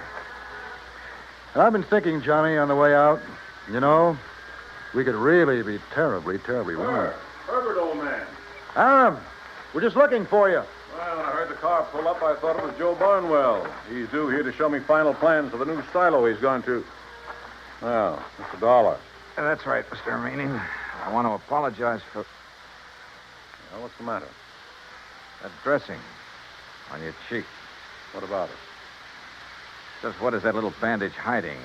Johnny. Well, Armenian? As a matter of fact, I cut myself shaving this morning. Well, I'm sorry, mister, but that bandage is going to have to come off. Look, Johnny. Now, just a minute, Dollar. Ah, here you are, Aram. Here's the final blueprint for it. Why, what's wrong, Joe? Oh, gentlemen, this is Mr. Joseph Barnwell, Herb Carlbert. We know each other. And Mr. Johnny Dollar. Yeah. I think we know each other, too, Barnwell. Oh, do we? Joe, did you have an accident of some sort? Your face. What's going to happen to him now won't be any accident, Mr. Armenian. And I apologize for doubting that you cut yourself with a razor. What? I'm afraid I don't understand. But that bandage on your face doesn't hide any razor cut, does it, Barnwell? Well, I don't know what you're talking about. All right, then let's rip it off. You certainly won't. What the... Good heavens, Johnny. Yeah, look. The mark from the ring on my hand where I struck him last night. Okay, Barnwell. Now stop. Don't touch me. Start talking. Tell Armenian how you burned up his fancy, expensive silo so you could build another one. How you burned the other one up. Talk. I swear I... Talk. Talk. Talk.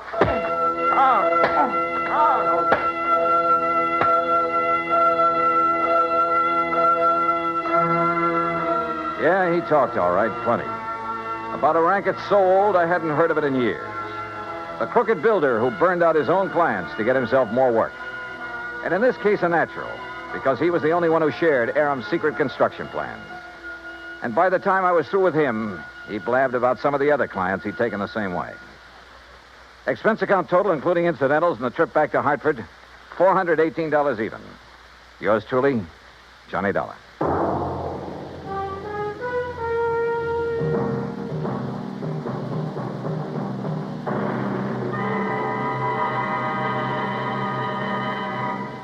Our star, Bob Bailey, will return in just a moment to give you a hint about what's in store for you on next week's program.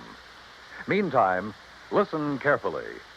There is a biblical verse which promises life is going to be better for everybody in the world when mercy and truth are met together and righteousness and peace have kissed each other.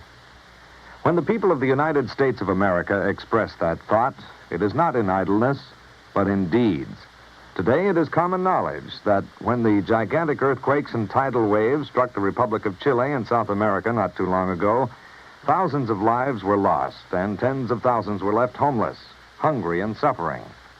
Immediate aid in the form of food, medicine, clothing, supplies, and professional and technical help were flown to Chile by the United States Air Force in a Mercy airlift.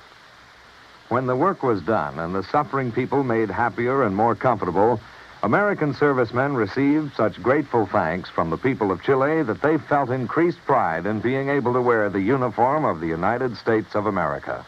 This same pride has come to other Americans in uniform when mercy and truth have come together to follow the wake of disaster in other parts of the world. After the earthquake in Agadir, Morocco, after 2 devastating cyclones swept across the Bay of Bengal into East Pakistan, after a typhoon rocked and battered Japan. As mercy and truth got together, so did peace and righteousness to form a pact for freedom, the right of all men everywhere. And now, here's our star to tell you about next week's intriguing story on yours truly, Johnny Dollar. Next week, well, I get into cattle country again. And a Hereford steer solves the case for me. So join us, won't you? Yours truly, Johnny Dollar.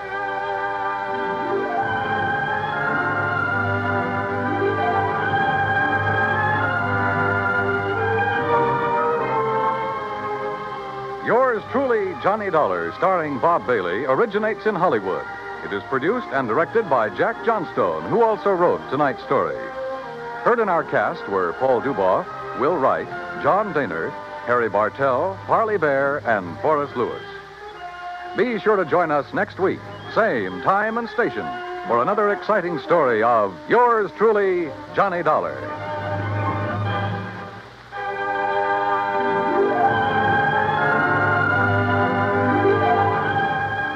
This is Dan Coverly speaking.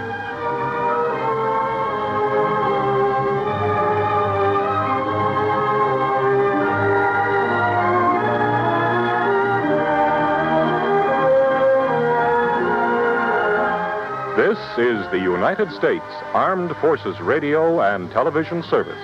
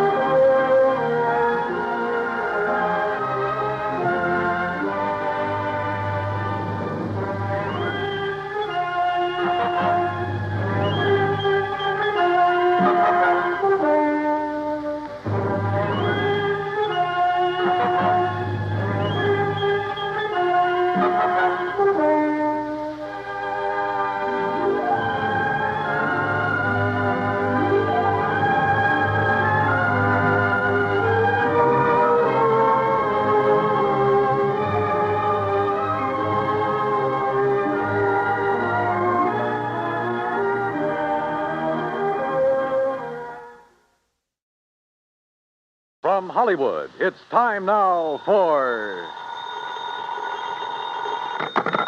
Johnny Dollar. Howdy, Mr. Dollar. My name is Jake Denham. I own a cattle ranch out here in Craig, Colorado. How'd you like to come out here and see me? Colorado? That's right. I have a policy with one of your companies, Tri-Western, office over in Denver. Well, what seems to be the trouble, Mr. Dunham? Trouble? Oh, nothing like that. Not at all. Then why have you called me? Well, you see, the brand I use in my beef cattle is a Lazy JD. Yeah, you said your name is Jake Dunham. That's right. But JD is your initials, too. Oh, yeah. Yeah. And the lazy part fits me to a T. But now, why have you called me? Well, you see, I listen to your radio program every week. All those insurance cases you handle all over the country. Glad to hear it. And I thought the Lazy JD being your initials, too, and all the local color out here, and, well, maybe you'd like to come and get some local atmosphere for one of your stories. Oh, now, wait a minute, Mr. Dunham. If you have some insurance matter you'd like me to investigate... Oh, no. I told you why I thought you ought to come. So can you, right away? You sure there's nothing wrong out there? No, like I said, a lot of local color. Nice place to stay here at the ranch. Now, how about it? Well, I've a couple of days' work on some reports to finish up. Then right after that, huh? Well... Good. I'll be waiting for you. Goodbye. Look. And everything's really okay, huh? Goodbye. Mr. Dunham, I think you're lying through your teeth.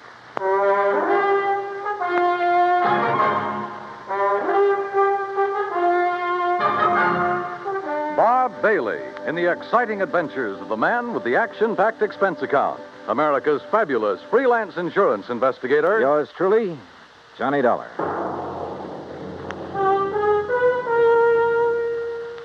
And now, Act One of yours truly, Johnny Dollar.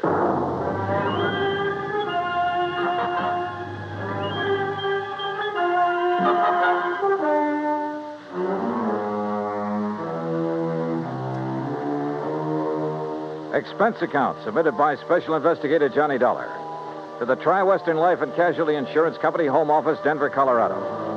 Following is an account of expenses incurred during my investigation of the bum steer matter.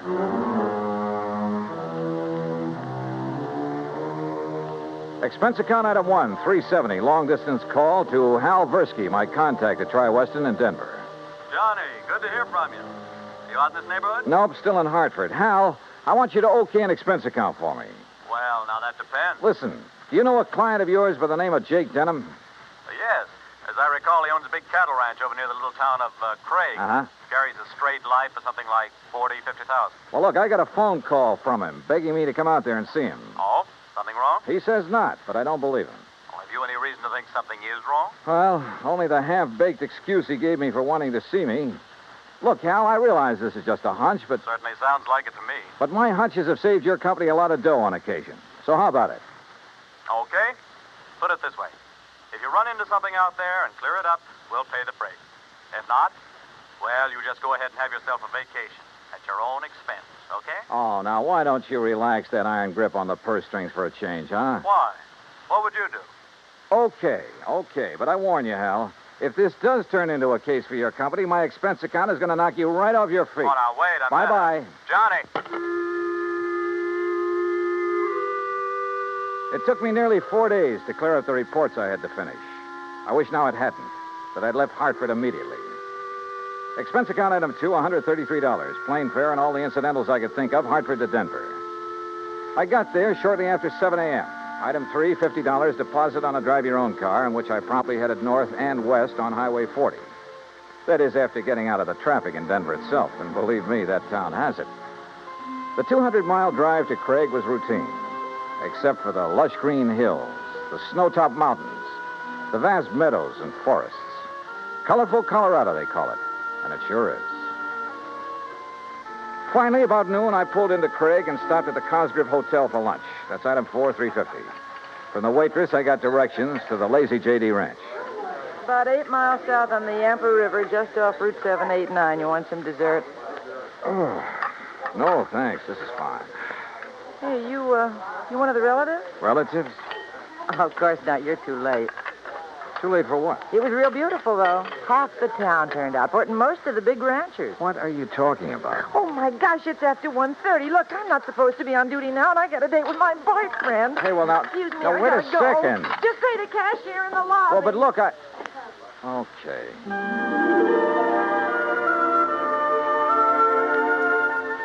I paid my check to the cashier, went out to my car, climbed in, and headed for the Lazy J.D. There must have been several thousand acres to the ranch, all rich, green, healthy-looking pasture land, and Lord knows how many head of beef cattle. The main ranch house was a rather small but well-kept affair near the gate to the road from the highway.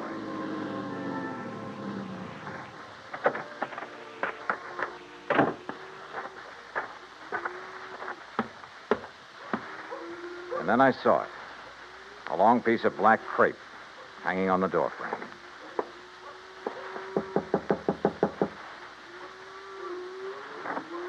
Yes?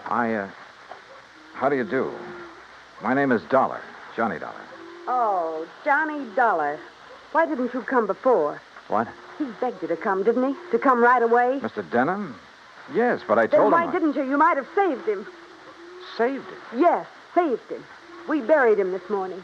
And I think he was murdered.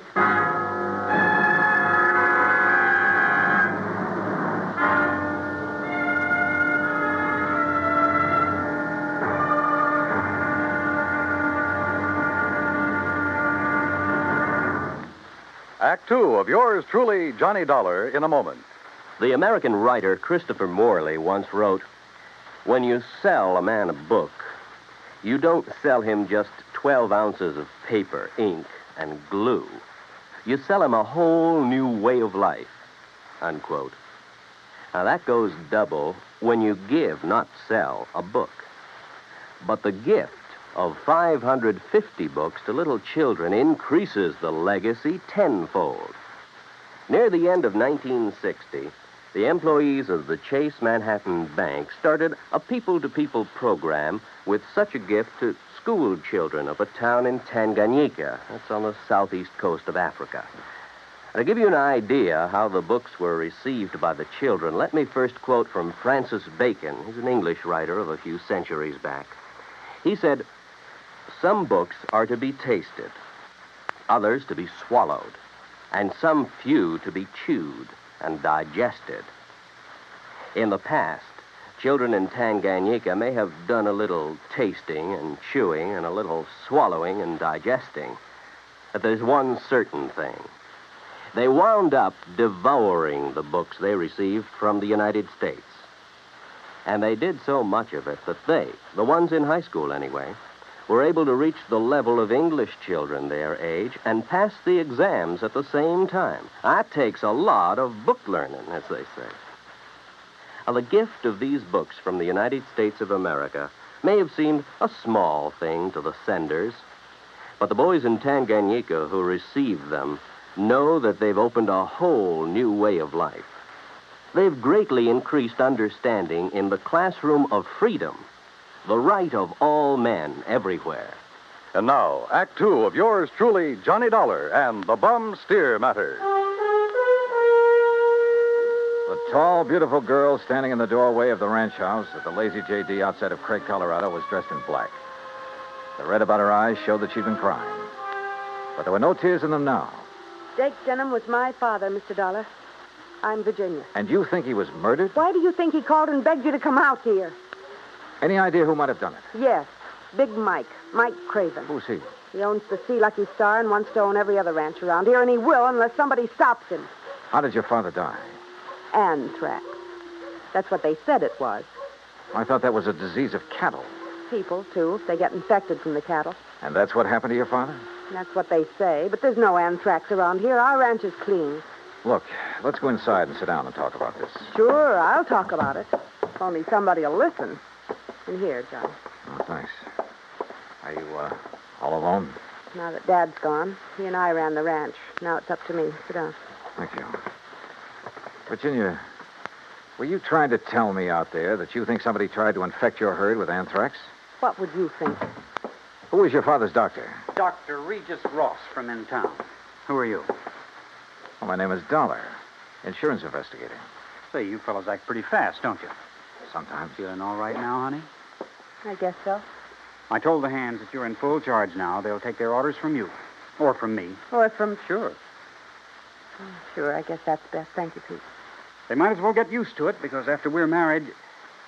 Look, honey, why wait any longer? I know this is a bad time to talk about Yes, it, but I Pete. also know, and you know, that this is no time for you to try to go it alone. But what about your medical school? I'll give it up. This is a lot more important than... Well, you're a lot more important. Oh, look, Jenny, you've stalled me for a long, long time. I know, Pete, because I... Don't you see I can run this ranch alone? No. You need me, honey. And I'm here to help you. Do you know how Dad felt? Sure. That all I wanted was this ranch. The same as he felt about anybody else who ever came here. Just who are you, Pete? This is Pete Kermer, Johnny, my fiancé, I guess. That's right. Didn't I see a Kermer ranch on the way out here, a small one? That's right. My pa's. He's Carl Kermer. Well, what do you think caused the death of Virginia's dad? Just what everybody says, Mr. Dollar. Galloping anthrax from that Hereford. Then why did he send for Mr. Dollar to come? I'm afraid we'll never know, honey. Well, I do. It's because he knew something was going to happen to him. Where is that steer now? Buried. On orders from the vet and the state inspector. Mr. Dollar. Yeah? You said investigator. Hadn't you better talk to Dr. Ross? Yeah, I guess so. Want to let me have his address? Sure. I'll write it down for you. And, while you're at it, tell me where I can find the veterinarian. And that state inspector, too. Huh? Sure. Why not? When I left them, a few minutes later, Pete was still making a quiet, but I must say effective pitch for Virginia's hand. Expense account item 5, 10 cents for a phone call to the state inspector. He told me he'd never seen the infected steer on the Lazy JD, that he was confined to his bed at the time. I called the vet's office, and he was expected back shortly. So I sat around the hotel lobby and glanced over some magazines. And then, in one of them, I found an article that made my eyes fairly pop out of my head. Item 6, I called the vet again. He was in. You caught me just in time, Mr. Dollar. I was about to drive over to the Sea Lucky Star Ranch for dinner. Mike Craven and I are old friends. That's so? Yes, ever since we roomed together at college. Oh, I see. I understand you're the man who spotted the anthrax out at the Lazy JD. Yes, sir, that's right. Just that one Hereford. How it ever got to him, I'll never know. The rest of that herd's absolutely clean. Got poor old Jake Denham, too. You think he became infected from that steer? Well, how else could it be? Galloping anthrax. Just like that. Doctor, where is that steer buried? Do you know? Yes, I had it buried myself. It's some miles out in the far corner of the Lazy JD property. Then phone the Sea Lucky Star and call off your dinner date. You and I are going out to take a look at that carcass. Oh, no, just a minute, young Investigator, did you say you are? That's right. Uh-huh. I suppose you have some authority. What I don't have, I can get. Tell me, Doctor, is there some reason why you don't want me to see the carcass of that steer? No. Well, let's go. Along the way, we picked up two fellows who were handy with pick and shovel. It was almost dark now, so I bought a couple of powerful flashlights at one of the local hardware stores. That's item 7925. It took a couple of hours for the two men to dig down to the carcass of the steer, but they finally exposed one flank of the unfortunate animal. Yeah, so you sure planted this critter deep, Doc. There's part of him. Give us a few more minutes, and we'll handle it. No, wait. Huh? Mr. Dollar, come down here into the hole. Sure. Oh, what's the matter, Doc? The color of that carcass. I don't understand this. What are you talking about? Well, this doesn't make sense. The deterioration and putrefaction that always occurs, well, it simply isn't here. You mean it's possible it wasn't anthrax killed this steer? But I'm sure that all the symptoms, the swellings in the subcutaneous connective tissues, in the interstices of the muscles and lymphatic glands, and in the membranes of the mouth and tongue, they were all there, and they were edematous, too. Could some poison have possibly produced those symptoms? Poison? Yeah, look. I read in a magazine this afternoon that strychnia often produces symptoms very much like those of tetanus, lockjaw. Yes, that's true. But a poison that would... Good heavens. Yeah? Why, I haven't heard of it since my college days. Quintanogen sulfide. But why? Good question. No, Dollar. Because it wouldn't explain the death of old Jake Denham. If it was anthrax. What? Or was he poisoned, too? Good heavens, you mean you think that he... Wait a minute. Doctor, the brand on the rump of this animal. Well, that's Denham's own brand, the Lazy JD. Yeah, but it looks to me like it was put on over another brand. Yes. Yes, you're right. Any way of finding out what the original brand was? No.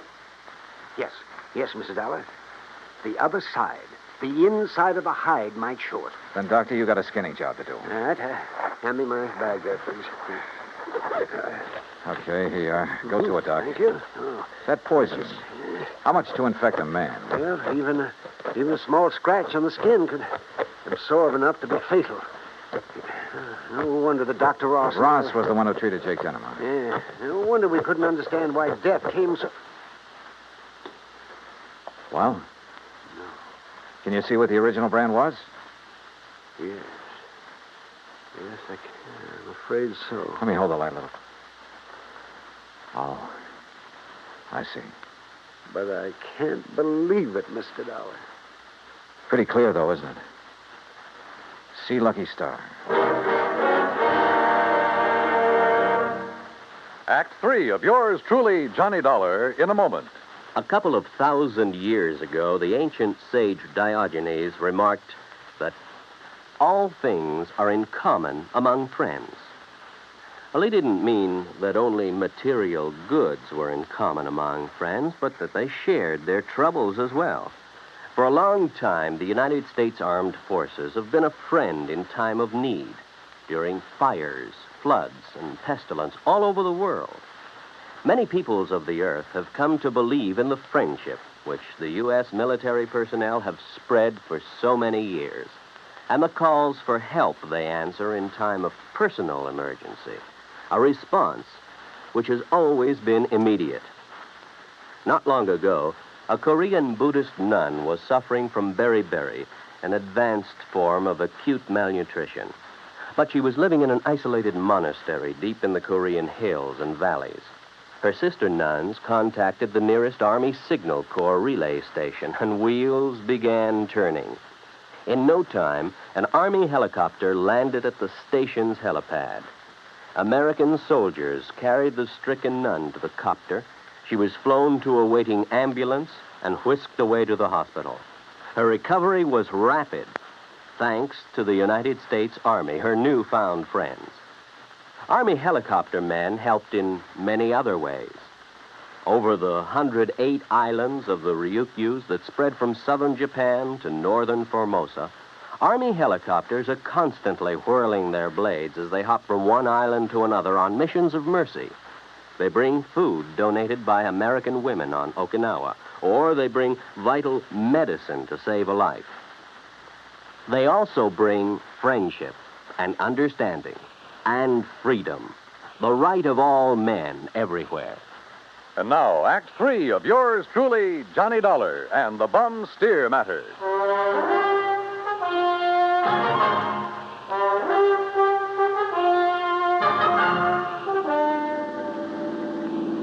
Looks pretty bad, doesn't it, Mr. Dollar? Yeah, Doc. It looks as though this Hereford steer was brought over from the Sea Lucky Star, was rebranded with a Lazy J.D., was given the poison to make it look like it died of anthrax. Yeah, but Mike Craven, who owns the Sea Lucky Star, I know him, Dollar. I've known him ever since our college days. Medical college? Oh, no, just during the preparatory years. But Big Mike couldn't have done a thing like this. Big Mike has wanted to get his hands on the Lazy J.D. for years, Well, hasn't of he? course, so have a lot of other big ranchers, but I'd stake my life on it. He'd never do it. Hey, wait. Yeah? You should have taken that left turn to get to the Sea Lucky Star. That's not where we're heading. Yeah.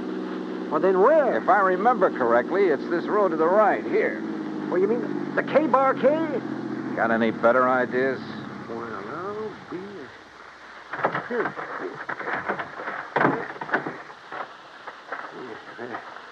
The ranch house is dark. It won't be for long.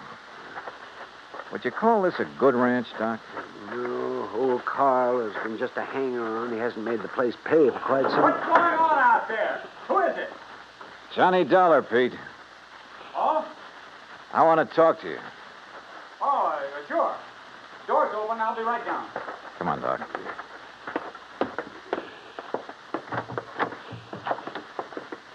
Let's see if I can find the light switch. This flashlight will do. And we're going on upstairs. Huh? Wait down there. I'll be right down. We'll be right up. Well, now, wait a minute, if you don't mind. Wow. Nice place you have up here. Look, I asked you to wait down. Dr. Cummings. I'm sorry, Peter, but this... How'd you make out with Virginia Denham, Pete? Convince her to marry you? That's none of your business, Mr. Dollar. Now, just what do you want? Pretty nice ranch to get your hands on, that Lazy J.D. I beg your pardon. Combination bedroom and study, huh? As Virginia told you, I've been going to college. Yeah, medical school. Nice set of books you have here. Of course, I'll have to give that up now. Well, you're going to have to give up a lot of things. What? Where did you get it, Pete? What was the name of that stuff, Doctor? Quintanogen sulfide. What do you know about... Well? I don't know what you're talking about. Then why the marker in this book on toxicology?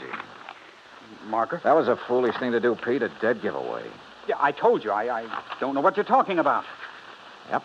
Right here. Quintanogen sulfide. I never heard of it. You're lying, Pete. No. Giving it to that Hereford was probably a cinch. Listen, you... But how did you give it to Jake Denham? Dollar, that's something you'll never live to know. Oh, look, now, wait a minute. Put the thing away. No. Now, stand back. I said, look out. You... Stop! Oh, thanks, Doc. I guess he'd forgotten all about you until you landed that chair on his head. Yes. Now, I suppose I'll have to patch him up a bit. Oh, absolutely. He'll have to look nice for the trial, won't he, Doc?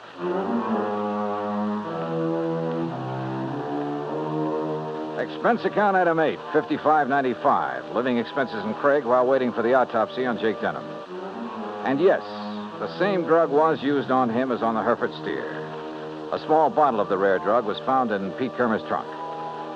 So Pete's not only lost a chance for a nice ranch, but for living very long.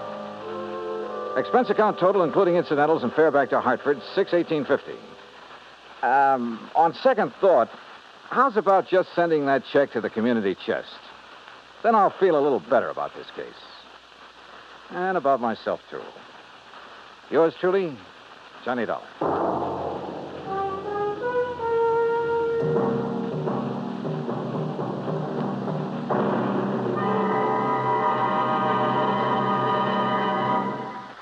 And now, here is our star to tell you about next week's story. Next week, an old ghost town out in Montana. But one of the ghosts carries a .38 Colt. Join us, won't you? Yours truly, Johnny Dollar.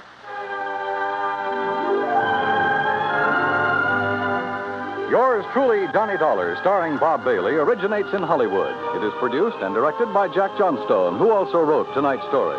Heard in our cast were Virginia Gregg, Gene Tatum, Will Wright, Jack Edwards, Howard McNear, Sam Edwards, and Forrest Lewis.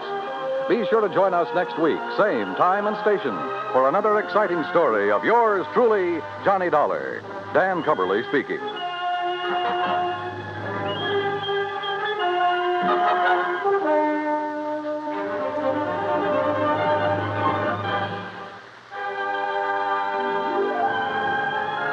This is the United States Armed Forces Radio and Television Service.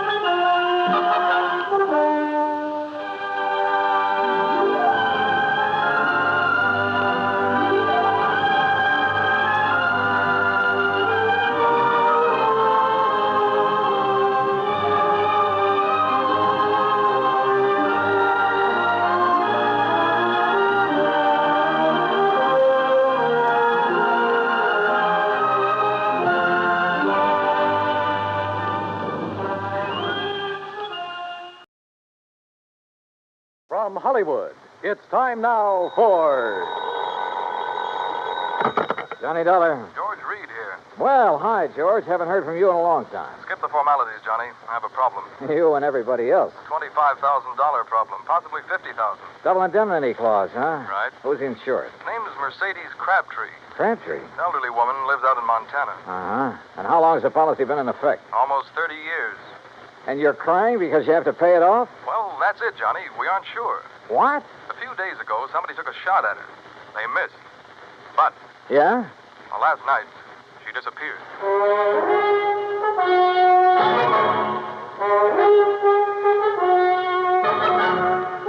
Bob Bailey in the exciting adventures of the man with the action-packed expense account. America's fabulous freelance insurance investigator. Yours truly, Johnny Dollar. And now, Act One of yours truly, Johnny Dollar.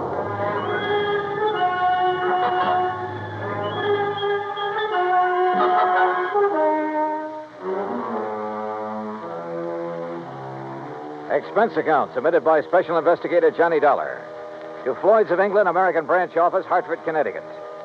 Following is an account of expenses incurred during my investigation of the Silver Bell matter, spelled B-E-L-L-E.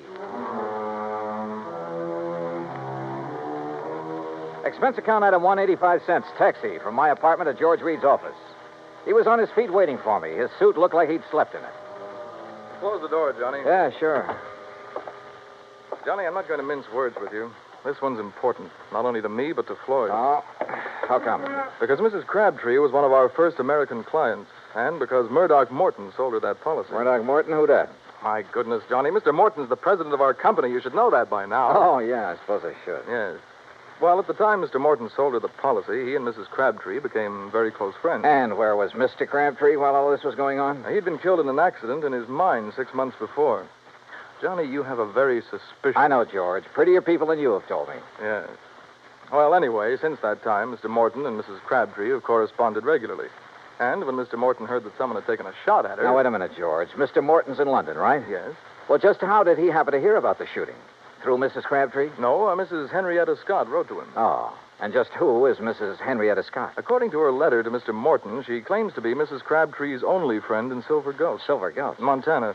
It's where Mrs. Crabtree's lived for over half a century, and it's where Mr. Morton wants you to go immediately. Oh. When did Mrs. Crabtree disappear? We received a telegram from Mrs. Scott early this morning. She was supposed to have dinner with Mrs. Crabtree last night and got up to her house, but it was empty. She waited until midnight, checked again this morning, then wired us. Who's the beneficiary on that life policy, George? Doesn't mean a thing. No? Why not? Well, only a couple of people know the policy exists. Also, the beneficiary happens to be Mrs. Crabtree's favorite charity. Good luck, Johnny. Oh, thanks, pal. I'm going to need it. Expense account item 2, $178, air transportation to Butte, Montana. Item 3, $14.90, bus fare, Butte to Silver Gulch. Like George had said, it wasn't much of a town. I checked into the Silver Queen Hotel, rented a battered Model T, and drove out to the home of Mrs. Henrietta Scott.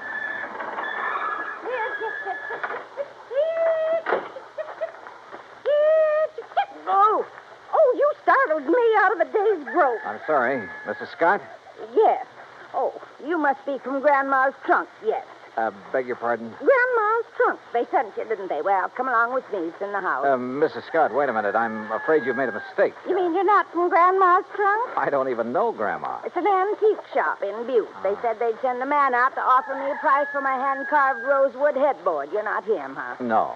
My name's Johnny Dollar. I'm an insurance investigator. Well, why didn't you say so right off? Come on inside.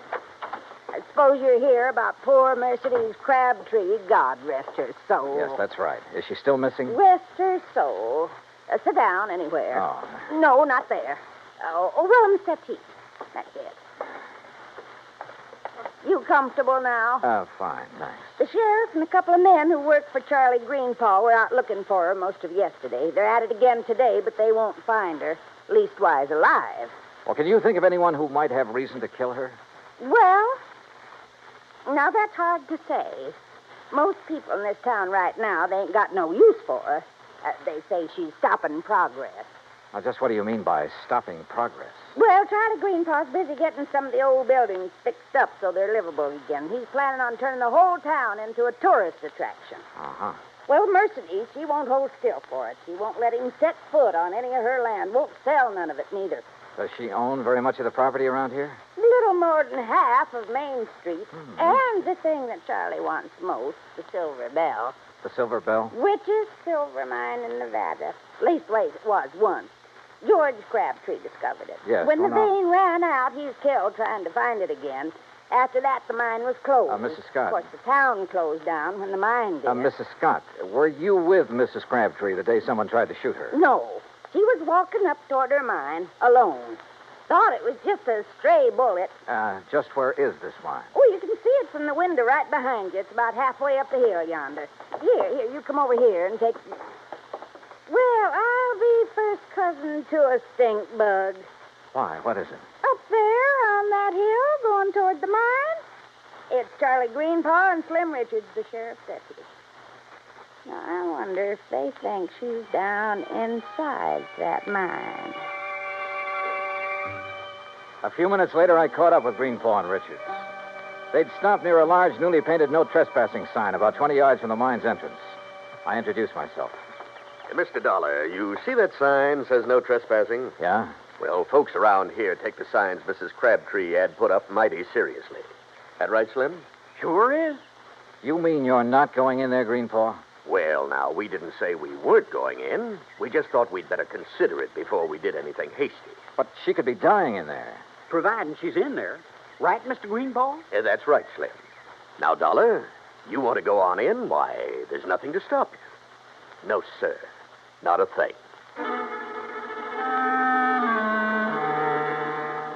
I left daylight behind as I followed the narrow tunnel deep into the side of the hill. About 50 yards down, the tunnel branched off in two different directions. I stopped for a moment, then took the one to the right. I hadn't gone 10 feet when it happened. Holy jump.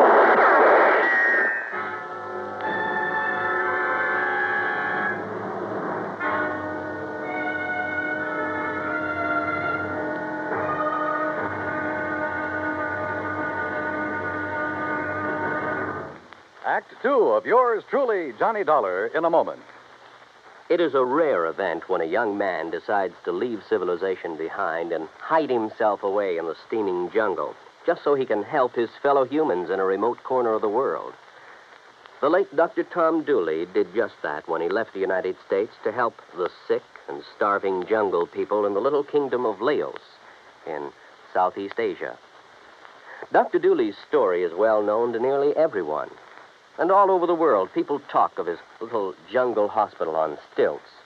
That's where he treated the dread diseases of the jungle and trained native medical technicians so that they might help their own people. Dr. Dooley wrote and lectured to many people so that the work of his medical assistance program, Medico, might go on.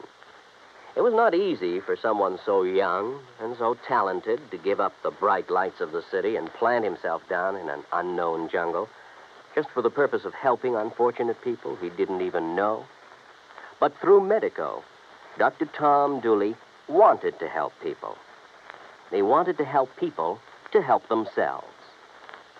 Today, the work of Medico is going forward in a number of countries besides Laos. Young men are being sent to the United States to be schooled in medicine with the idea of returning to their own countries to help their own people. Hundreds of thousands of dollars worth of medical supplies have been donated by American businessmen and pharmaceutical companies. Today, Dr. Tom Dooley's work is being continued for him. It is helping to create better understanding. It is an injection of the spirit of freedom. The right of all men everywhere. And now, Act two of yours truly, Johnny Dollar and the Silver Bell Matter.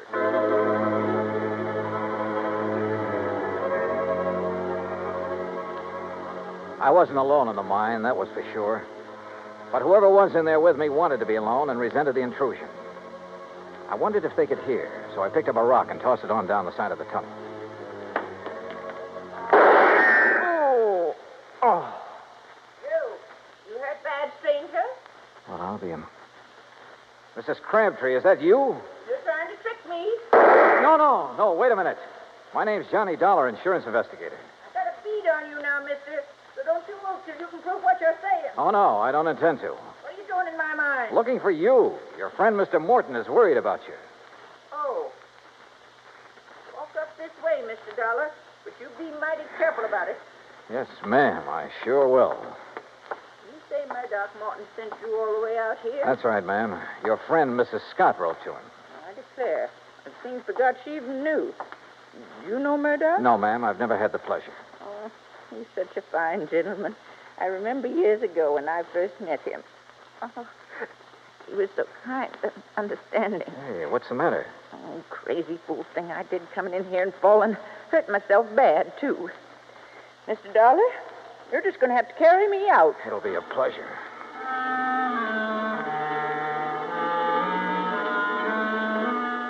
She couldn't have weighed more than 80 pounds, 6-shooter and all. I carried her out of the mine and down the hill to her cabin.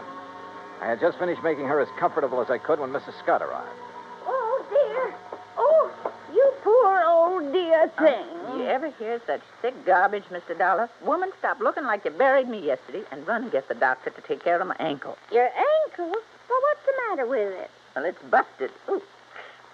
Now, why do you think Mr. Dollar had to carry me? Oh, dear. Is there a doctor in Silver Gulch? Doc Weaver, he's pretty old, Oh, but he's doctored me for almost 40 years. Go get him, Henrietta, before I get mad at you for tattling to Miss Morton. Yes, dear, yes. Yes, I'll do it. I'll do it right now. Now then, Mr. Dollar, you come over and sit by me. Keep company till the doc gets here. Yeah, sure. Hey, you know, you really ought to rest. Why don't you start asking me questions, Mr. Dollar? You came all the way out here to do that, now, didn't you? Well, there are a few things I'm curious about. Like what? Well, for one thing, why you took those shots at me in the mine. Thought you might be one of Charlie Greenpaw's friends. Oh, he's the man who's trying to buy your mine, isn't he? But I ain't going to sell it. No, sir. No matter how much he offers. You believe the mine could be worked again someday? Might be. Somebody could find the vein again. But that ain't why I won't sell. It's because my husband, he's buried in there, Mr. Dollar. Him and the others that were caught in that cave-in. Oh, I see. I've told them all. If they set one foot on my property, I'm going to shoot first and ask questions later. Aren't you afraid someone might shoot back one of these days? Oh, haven't so far. That's not what Mrs. Scott told us. I know what she told you, and she's mistaken. Why, that bullet missed me by a good 2 feet. You don't think it could have been a warning? No, I don't. People in these parts, if they wanted to frighten me, there are better ways of doing it than that. Well, if that's so, I sure hope they don't try any of them.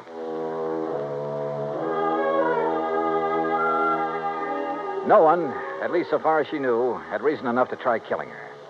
Not even Charlie Greenpaw, although she refused to cooperate with the Silver Gulch Improvement Committee. I waited until Mrs. Scott returned with the doctor, then left and drove back to my hotel. I had finished supper and was heading toward my room when someone called me. Oh, Mr. Dollar. Yeah? Oh, Mr. Greenpaw, I was just thinking about you. That's so? Yeah. I was wondering why you hadn't thought to take a look in the Silver Bell mine when you first heard that Mrs. Crabtree was missing. Well, to tell the truth, I'd left the search up to the sheriff until today.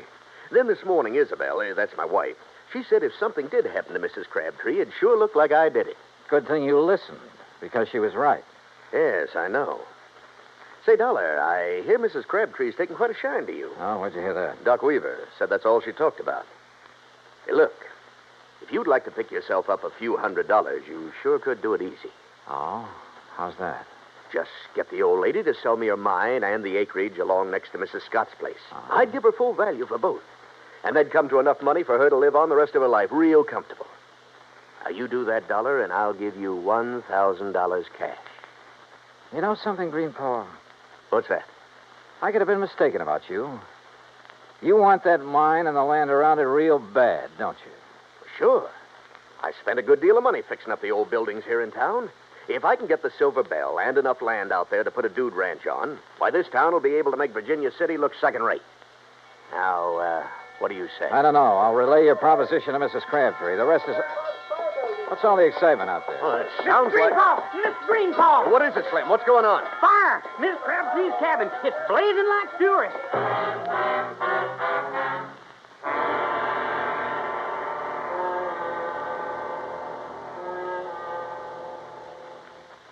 Act 3 of yours truly, Johnny Dollar, in a moment. For thousands of years, the oceans of the world have taken their toll of the treasures of the people who live near them or travel over them in calm and in storm. And for an equally long time, these same people have dived to the bottoms of these oceans seeking those treasures. Gold, silver, jewels, and emblems of tradition or symbols of history have been the sought-after prizes. Late in 1959, a group of English divers seeking underwater specimens of fish and plant life off the coast of the island of Terceira in the Azores came across a group of some 17 ancient cannons. They'd been swept off the walls of the old fortress by a tidal wave sometime during the middle of the 19th century and sank about 100 feet to the bottom of frequently storm-swept waters. News of the discovery was relayed to the Portuguese government, which gave permission for the raising of the relics. American skin divers stationed at the Air Force Base on Terceira volunteered to do the job on off-duty hours. In cooperation with the Portuguese Museum, the men made a few exploratory dives to determine the situation. Then the salvage work began. After cleaning the cannons, some made of brass, others of bronze, it was discovered that they had been forged in England, France, and Portugal more than 110 years before. Now the shiny symbols of history are on view in a Portuguese museum. The Portuguese people are happy because of an unselfish American gesture that brought back to them their symbols of the defense of freedom, the right of all men everywhere. And now, Act 3 of yours truly, Johnny Dollar and the Silver Bell Matter.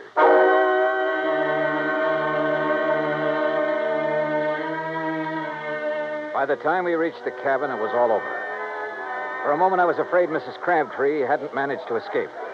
Then I saw her on the ground near the sheriff's car, wrapped in blankets. Hey, you! Get back over there! It's all right, Sheriff. This is Mr. Dollar. Oh, I heard you're in town, Mr. Dollar. This is Sheriff Wilkins, Johnny. Sheriff, do you have any idea how this fire started? Not yet, I don't. I asked her, but... I'd rather not talk about it now, Johnny. Maybe some other time. Whatever you say. She's pretty done in. Johnny? Yeah? You tell Mr. Greenpaw. Tell him I'll sell. Will you do that for me? Well, look, I'll talk to you about it in the morning. No. I want to sell now. Nothing to stay here for. Nothing. We'd better get her down to Mrs. Scott's place. Doc Weaver's given us some morphine. You go ahead, Sheriff. I'm going on back to town. Sure. See you later, Dollar. Oh, Mr. Dollar, is she going to be all right? Yeah, I think so. Greenpaw, do you have a map of this area, including all the land you're planning on buying? Not on me. It's down at the office.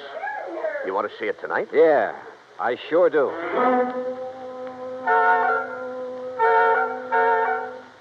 I took a look at the map. Got a little sick at my stomach. Then drove back to Henrietta Scott's. There was a light on in the front room, so I got out of the car and walked up to the door.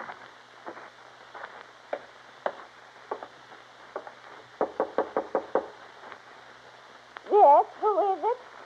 Johnny Dollar, Mrs. Scott. Oh? Well, isn't it a little late to come calling, Mr. Dollar? I mean, after all, Mrs. Crabtree is sleeping sound, and I'm all ready for bed. I want to see Mrs. Crabtree. I want you to wake her up. Well, I just couldn't do that. The doctor told me she should have as much sleep as she can get. Yeah, you took his orders a little too literally, Mrs. Scott. Why, whatever do you mean? I mean trying to burn her house down with her still in it. What? Yes, she trusted you. She thought you were the only person she could trust. Then when she found out different, she decided to sell her land and get away from here. Why, that's a pack of the biggest lies I ever did hear. Now, what reason would I have for wanting to hurt the poor old dear? Money. Money? You own most of the land adjoining the Crabtree property, including that around the Silver Bell. Greenpaw wouldn't buy your land unless he could buy Mrs. Crabtree's. When she refused to sell, you decided to see that property changed hands the hard way. If that's so, why would I be so concerned about her? Now, why would I write Mr. Morton telling him she'd been shot at and then wiring when she disappeared? Why? To protect yourself. You purposely missed her that day. You had to set up your alibi. You've got no proof. No, you're right. I haven't. But Mrs. Crabtree has. She knows who and what started that fire in the cabin. Now, get out of my way. No. Oh. Mrs. Crabtree. Mrs. Crabtree. Huh? What is it? All right, Mr. Dollar. You move away from her. Not until I find Move out. away now, or I'll shoot. Oh, well, when you put it that way, Mrs. Scott, I'll have to. You were right about me missing her on purpose. Anybody's lived up here long as I have, they don't miss with a rifle good as this one. Mr. Dollar? Mr. Dollar, she started the fire. Mercedes, you shut up. You try and make me. Maybe I will, like I should have before. You see that... Oh, no, you don't. No, you don't. Give me that rifle, No. Eddie. No. Why? Why did you have to ruin it? Why? Somebody had to. You okay, Mrs. Crabtree? Yes. Did I do good getting her attention? You did just fine.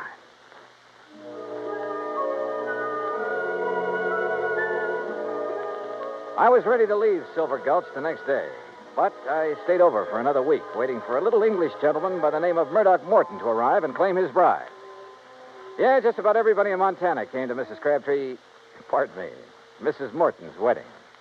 Everybody, that is, but her old friend, Mrs. Henrietta Scott. Expense account total, $317.10. Yours truly, Johnny Dollar.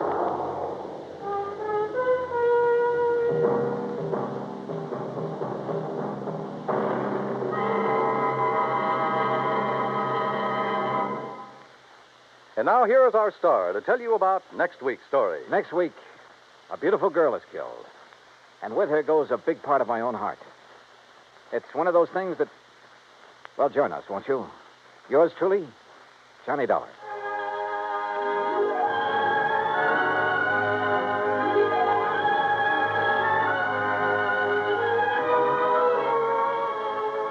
Yours truly, Johnny Dollar, starring Bob Bailey, originates in Hollywood. Written by Charles B. Smith, it is produced and directed by Jack Johnstone. Heard in our cast were Virginia Gregg, D.J. Thompson, G. Stanley Jones, Frank Nelson, Sam Edwards, and Will Wright.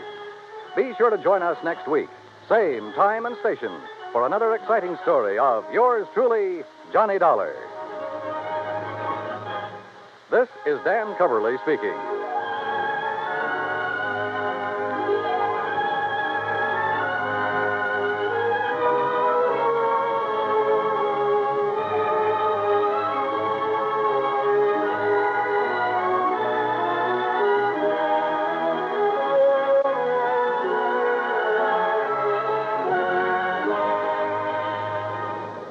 This is the United States Armed Forces Radio and Television Service.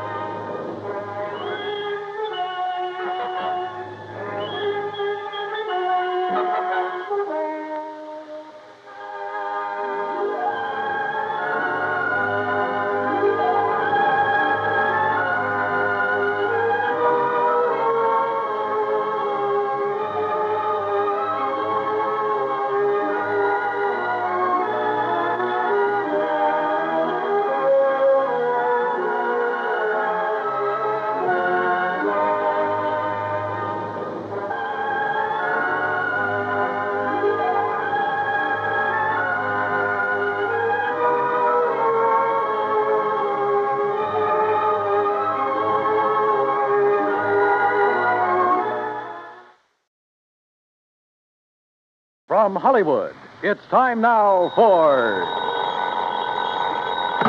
Johnny Dollar. Randy Singer, Johnny. Oh, hi, Randy. How's the New York City Police Department these days? Well, the department's fine. Me, I'm not so sure. Well, then maybe I'd better run on down there and cheer you up a bit, huh? Yeah, you'd better come down here on account of Mary Grace Marshall. Hey, how do you know Mary Grace? The point is, you do. Well, matter of fact, I just got back from a weekend in that town of yours. Yeah, Mary Grace and I had a ball. We took in a couple of shows, did the nightclub routine. Yeah, I know. Even spent Sunday afternoon together out at the... What do you mean, you know? Johnny, your little girlfriend's been murdered. What? Yeah. Randy, have you got any leads, anything to go on? Yeah, Johnny, plenty. Then I'll grab the first plane. Yeah. You'd better.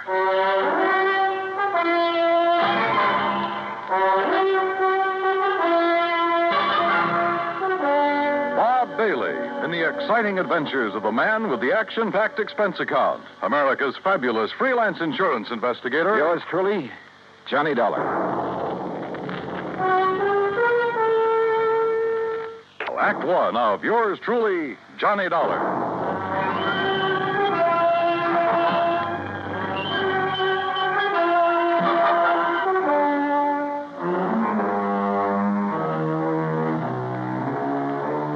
Expense account submitted by Special Investigator Johnny Dollar to the Mideastern Life and Casualty Insurance Company, Home Office, Hartford, Connecticut.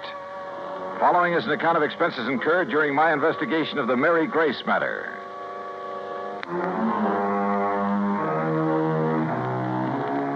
Expense account item 1, 10 cents. Phone call to the airport to reserve a seat on the first plane to New York. Item 2, phone call to Ben Perrin at the Claims Department of Mideastern Life.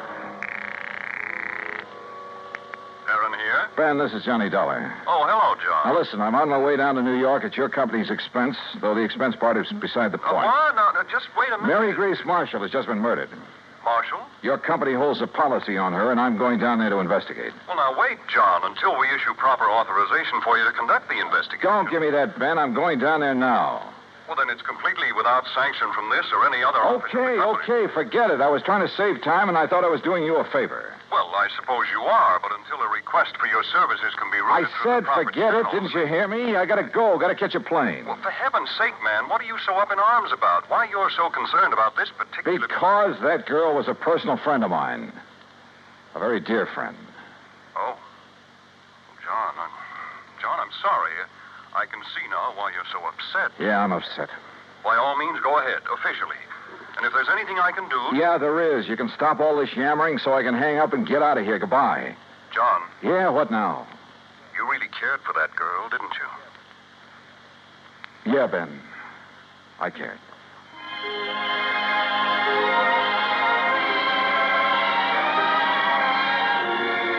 Expense account item 3, $920. Cab to the airport and plane ticket to New York. The trip down there gave me time to think. And thinking about it hurt. Mary Grace Marshall. Tall, brunette, and very beautiful. And as straight a girl as I'd ever known. There was a time a few years ago when I'd hoped she might marry me. But she wanted to stay with her successful career as a fashion designer. And she was right. I'm not the marrying type either. So we just remained friends. We had a lot of fun together. Theaters, dancing, an occasional nightclub. Sometimes the long hair stuff, a recital or the opera. And we'd go to the zoo or the circus, a boxing match or a baseball game. Or just go for a quiet walk in the park. And often just a long, quiet evening in her apartment over a tall, cool drink and good conversation. A goodnight kiss? Sure. But that was all. Now she was gone. And believe me, somebody was going to pay. Item 4, $6 even for a fast taxi to the 18th Precinct headquarters and Sergeant Randy Singer. Come on in, Johnny. Close the door. Sure. Hi. Better sit down, huh? Yeah. All right, when did it happen, Randy, and how? You said on the phone you have some leads. Clues all over the place. They all point toward one person. Oh. Toward the one person known to have been with her at about the time the coroner says she was killed. How was she killed? Struggle. Fell and struck her head on the base of the fireplace. Cigarette, Johnny? Oh, yeah, thanks.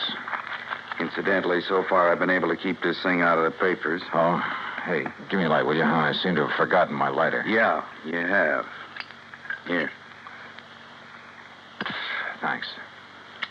Now, the coroner says she was killed Sunday night, late. What? By somebody who must have spent several hours with her. You said late Sunday night. That's a... Go on, Johnny. Hey, look, stop snapping that lighter and... Wait a minute, where'd you get that? According to all the evidence, it was left behind by whoever murdered Mary Grace Marshall. Here. Look familiar? Are you crazy? This lighter is mine. Yeah, Johnny. I know. And now, Act 2 of yours truly, Johnny Dollar, and the Mary Grace Matter.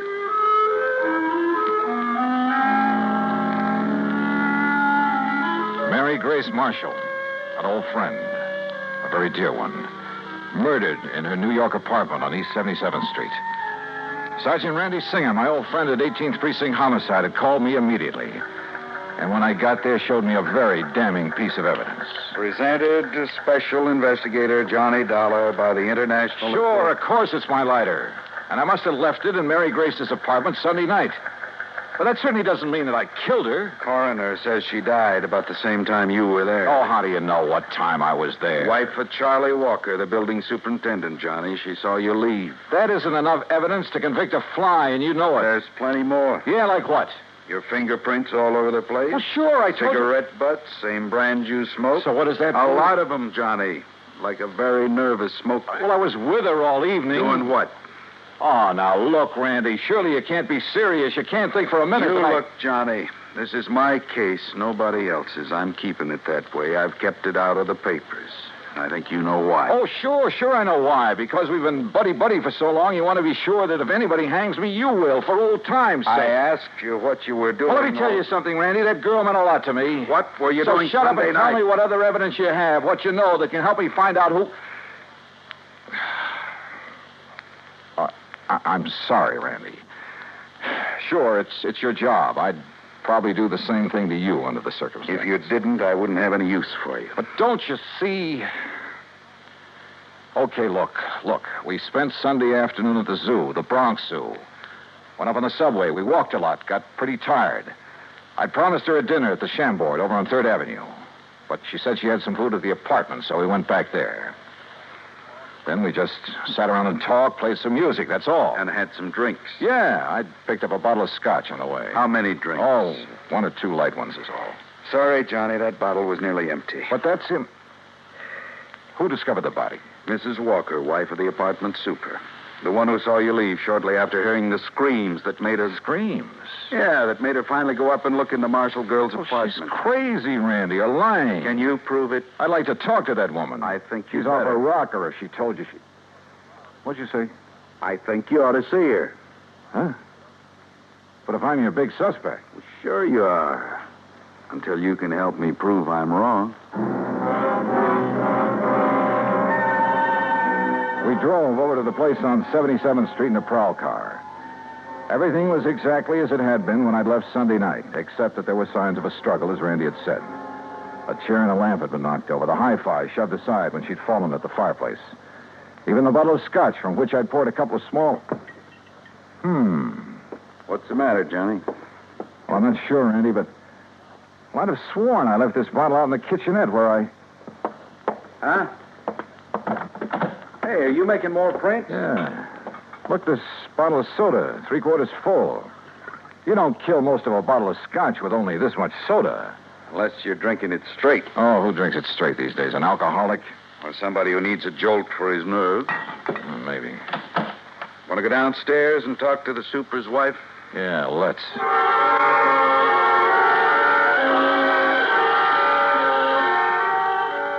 The superintendent's wife turned out to be a living doll. Young, pretty, with too much makeup. The sort who looked like she decided to get out of the chorus line for a quieter life as the wife of a building superintendent. I noticed a peculiar, spicy kind of odor when she first let us in, but thought nothing of it at the time. Now, you're sure this is the man you saw leaving Miss Marshall's apartment, Mrs. Walker? I was standing right here in this doorway. It was after I heard her screaming up there, around midnight. You're sure you heard her scream? Well, my husband heard it first. He woke me up, pounding on the wall between our bedrooms.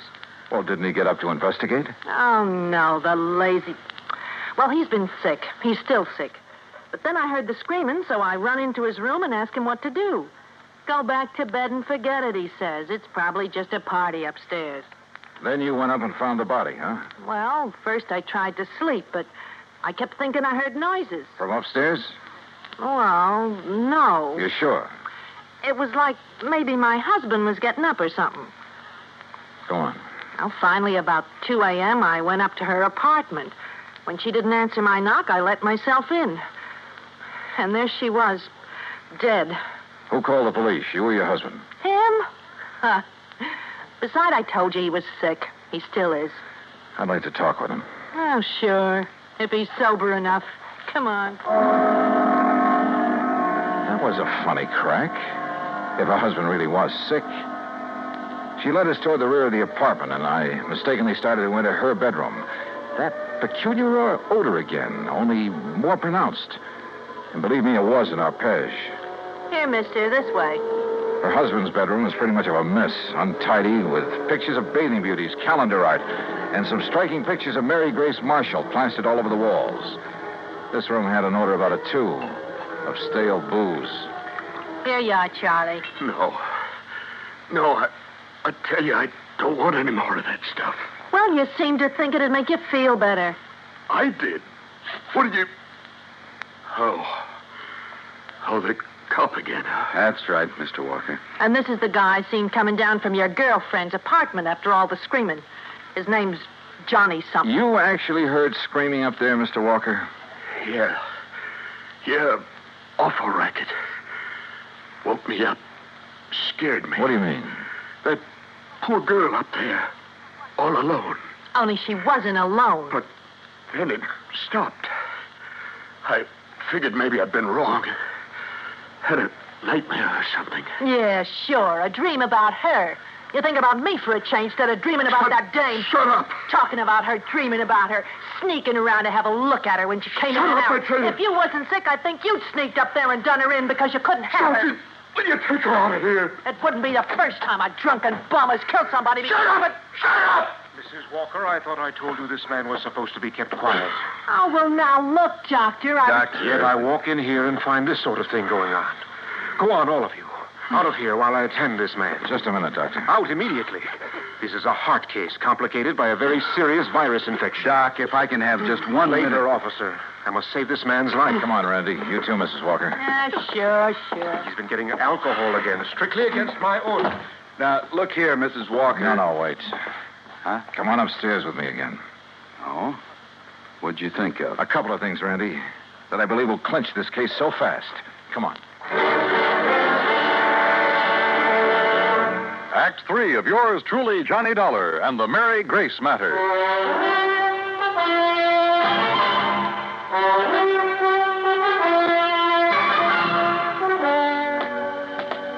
What do you mean, clinch the case, Johnny? Didn't you hear enough from Charlie Walker and his wife? Yeah, I heard plenty, Randy. Well, then what's the point of coming back here to the dead girl's apartment? Let me show you something here in the kitchenette. The scotch bottle. You shouldn't pick that up, Johnny. Prints. Yeah, prints. And where your boys dusted over them to show them up. But look. Yeah? Right here they're smeared, see? By a piece of cloth. Sure, he tried to erase them when he killed that bottle. Now, come on back to the living room. And here, take a look at this. Well, what's the hi-fi set got to do with I it? told you Mary Grace and I sat here Sunday night talking and playing records. So? This record on the turntable is the same one we were playing just before I left her. Look at it. Dolorima by Vingetti. Never heard of it. We shut it off because it got too noisy in the death scene from that opera. Huh? Listen.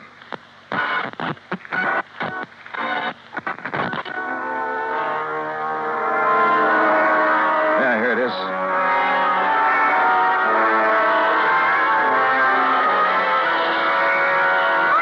Holy. It sounds like somebody...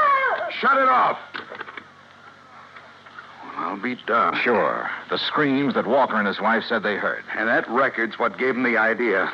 And now it's a matter of pinning it on him. All right, what have you got for his motive? Motive? Are you kidding? Didn't you see those pictures of all those beautiful those babes he has on the wall of his room? And the pictures of the Marshall girl? All right. He was gone for Mary Grace, talked about her, dreamed about her, had her pictures all over his room, but she wouldn't give him a tumble. All right. All right. So he hits the bottle heavier than ever on account of this frustration over the Marshall girl. Wouldn't be the first time that sort of thing has happened. Happens all the time. So if he can't have her, he's going to kill her. You see my point? Yeah, and it's well taken, Randy. All right. Last weekend, you're taking his dream girl out on the town, having a good time with her, doing all the things he wished he could do. Go on. Well, it's too much for him, driving him out of his rum-soaked mind. Then he hears that screaming on that opera record. It gives him the idea. He wakes up his wife, so she'll hear it, too. So his wife will think somebody's getting killed up there. But he doesn't let her go up there, right? Sounds good, Randy. After his wife goes back to bed, that's when she saw you leave, he goes up there and kills the girl. But if he was as sick as he appears to have been... John, the time like that, a man gets superhuman strength. Strength of a madman, they call it. And listen. I'm listening. His wife said she thought she heard him walking around, remember? I remember. So that's it. She finally got up, came up here, and found the body. So naturally, she tied it all in with the screams her old man woke her up to hear. And that suited him perfectly. She couldn't help but alibi for him. Come on, let's get downstairs again. I realize, Johnny, it's all circumstantial, and I still have to pin it on him. Or her. But I'll hold him on suspicion. Or her. The same circumstances would work just as well for Walker's wife if she were the killer. Yeah, but what about the motive? Jealous wife. Jealous of somebody taking that drunken bum out of her hair? That funny odor I noticed about her when I first stepped into this place. I finally remembered what it is. Hey, I noticed that, like a cooking spice. Well, it is sometimes. Cardamom seed. Cardamom? Yeah, they used to call it the drunkard's friend. A man could booze all night, chew a couple of cardamom seeds, kiss his wife goodnight, she'd never be the wiser. Well, I'll be. That odor was so strong in her bedroom that... Well, maybe she's the lush, huh? Hey. And tried to make the same thing out of her husband on the excuse it would make him feel better. You mean he isn't a heavy drinker, Doctor? No, he is not. Doctor, you said he has a heart condition. A very serious one. Complicated by a... Yeah, I know. Could he possibly have got out of bed, climbed those stairs Sunday night, struggled with, and killed someone? The odds against his surviving such a thing are 1,000,000 to 1. 100 million. All right, I heard it all. That means you're going to start accusing me of killing that girl up there. Mrs. Walker, I told you to stay out of your husband's room. Yeah? Well, he's dead, Doc. Dead? I don't know what you give him, but he's dead. Did you give him more liquor? No. But you gave him enough before I came to... Wait here, all of you. Well, you're going to try to pin that Marshall dame on me now that Charlie's gone? You've already pinned it on yourself, Mrs. Walker. What? You thought you'd left no fingerprints on that bottle up there. Well, I didn't. I used a handkerchief. Yeah. That's what I thought. But, no, wait a minute. I didn't mean that. Too late, I'm afraid. Oh, no, it ain't. Put down that gun, Mrs. Walker. All right. So I killed that dame on the second floor. And if I have to kill you,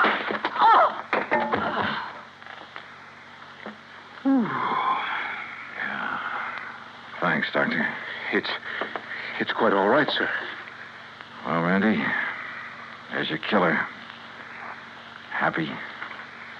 Yeah. I guess I ought to be. You? It doesn't bring back Mary Grace.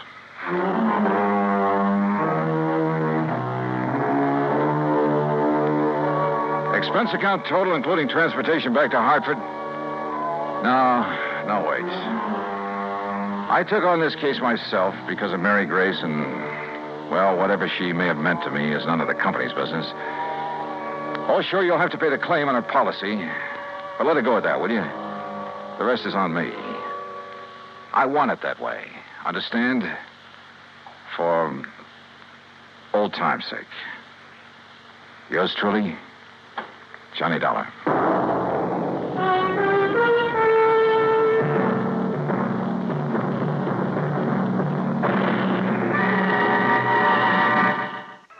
Be sure to join us next week, same time and station, for another exciting story of yours truly, Johnny Dollar. This is Dan Cubberly speaking.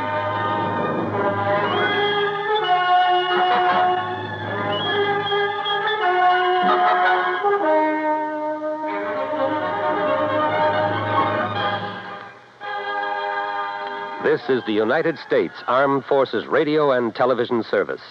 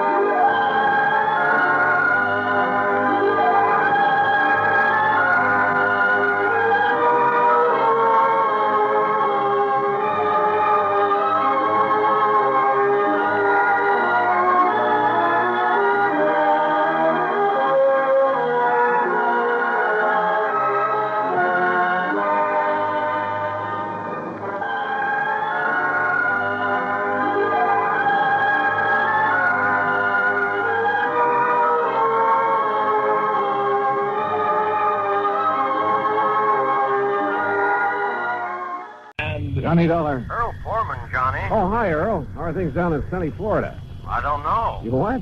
I'm calling from Green Mountain Falls, Colorado. What under the sun are you doing out there? Fishing trip? Hardly. Because if it is, I'll join you. I want you to join me, all right, but no fishing.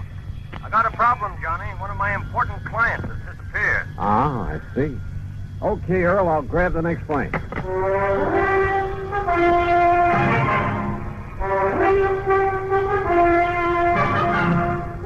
Bob Bailey, in the exciting adventures of the man with the action-packed expense account, America's fabulous freelance insurance investigator. Yours truly, Johnny Dollar.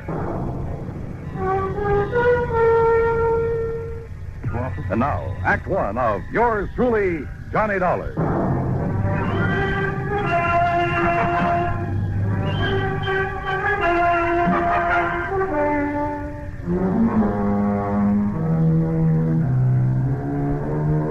Expense account submitted by Special Investigator Johnny Dollar to the Tri-State Life and Casualty Insurance Company. Attention, Earl Foreman.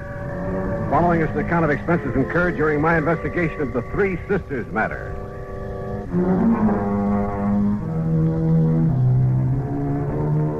Expense account item 1, $151.80, transportation to New York, then airfare and incidentals to Colorado Springs. Earl met me at Peterson Field, the municipal airport. Oh, I'm glad to see you, Johnny. Hi. Toss in your bags and hop in. Okay, sure. And where's this Green Mountain Falls you call from? A little place about 12, 13 miles east of here.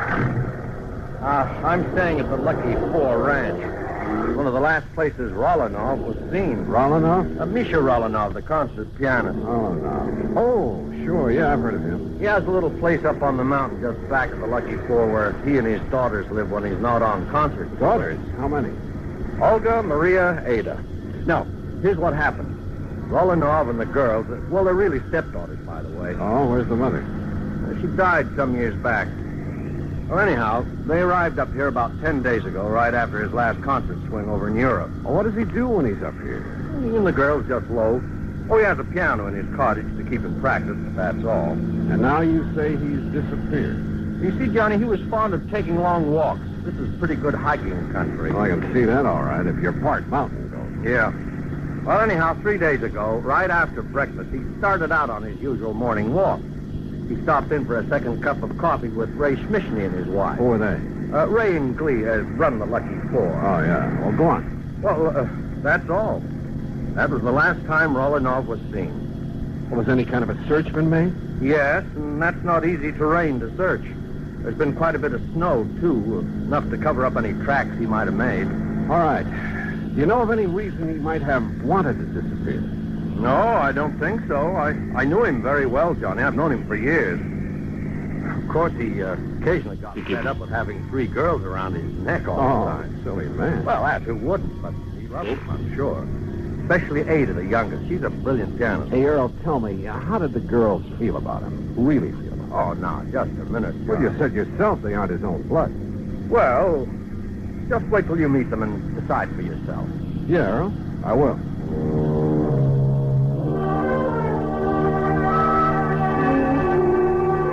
The Lucky Four was on a level spot on the side of a mountain. It consisted of half a dozen neat, modern, comfortable cottages, and from the front window of the one we shared was a beautiful view of Pike's Peak. Huh? Oh, come in, Ray. Come in. You see us come up the drive? I want you to meet the man I've been telling you about. Ray Schmishny, this is Johnny Dollar. Hi, Ray. Johnny, only I'm afraid he got here too late, Earl. Oh? Well, what do you mean? Well, just a few minutes ago, before you got back here in a gully up on the West Meadow, way up where I dumped the trash, you know where I mean? Yes. Remember the bear cave I pointed out to you one day when you went up there with me in the Jeep? You mean that bear got Rolanov? No, but that's where I found him. Rolanov? Dead, Earl. Dead? A bullet hole in the back of his head. Act Two of yours truly, Johnny Dollar, in a moment. Act Two of yours truly, Johnny Dollar. Question. Was Misha Rolanov, the eminent concert pianist, murdered? Or was he shot accidentally up near the Bear Cave on the mountain, back of the Lucky Four Ranch at Green Mountain Falls, Colorado? We went up there in Ray's Jeep. A careful inspection of the body and the gully in which he found it revealed nothing by way of clues to the riddle. One thing, Johnny. Yeah, what's that, Ray? Well, like I told Earl here, I was planning to shoot that bear myself. Yeah. Letting him get nice and fat on the garbage from the ranch. So what? What's that? He used to come down every day, regular as clockwork, and tip over the pails and gorge himself. Well, what are you trying to say? It's been over a week now since I've seen him. Well, I don't see what you're getting at, Ray. Well, it could mean only one thing, Earl. Somebody else got to that bear before I could. And it must have been some time before Rolanov disappeared. That's right. So his being killed here couldn't have been accidental by somebody gunning for that bear. Look here, Johnny. This cartridge case I picked up. Oh, let's see. Here. 257 Roberts. Where'd you find it? Behind that tree there down the slope. You know anybody around here who shoots a 257 Roberts? All the hunters in these parts use a 30-06 or a 270 or a 30-30. Only 257 I've... Well, what's the matter, Ray? You look sick. Yeah. There's a 257 up in the Rollinoff cottage. And one of the girls, she's a pretty good shot. Ray, you know what you're saying. Which one, Ray? Olga? Maria? Ada? No, I won't do it, Johnny. I won't accuse them. Look, this is no guessing game. This is murder. No, Johnny, I can't believe it. Not one of them. Besides, I got to drive into Colorado Springs, notify the coroner and the police. But if you know something that'll help us... No, Johnny, because if I was wrong, I'd never forgive myself. Don't you understand?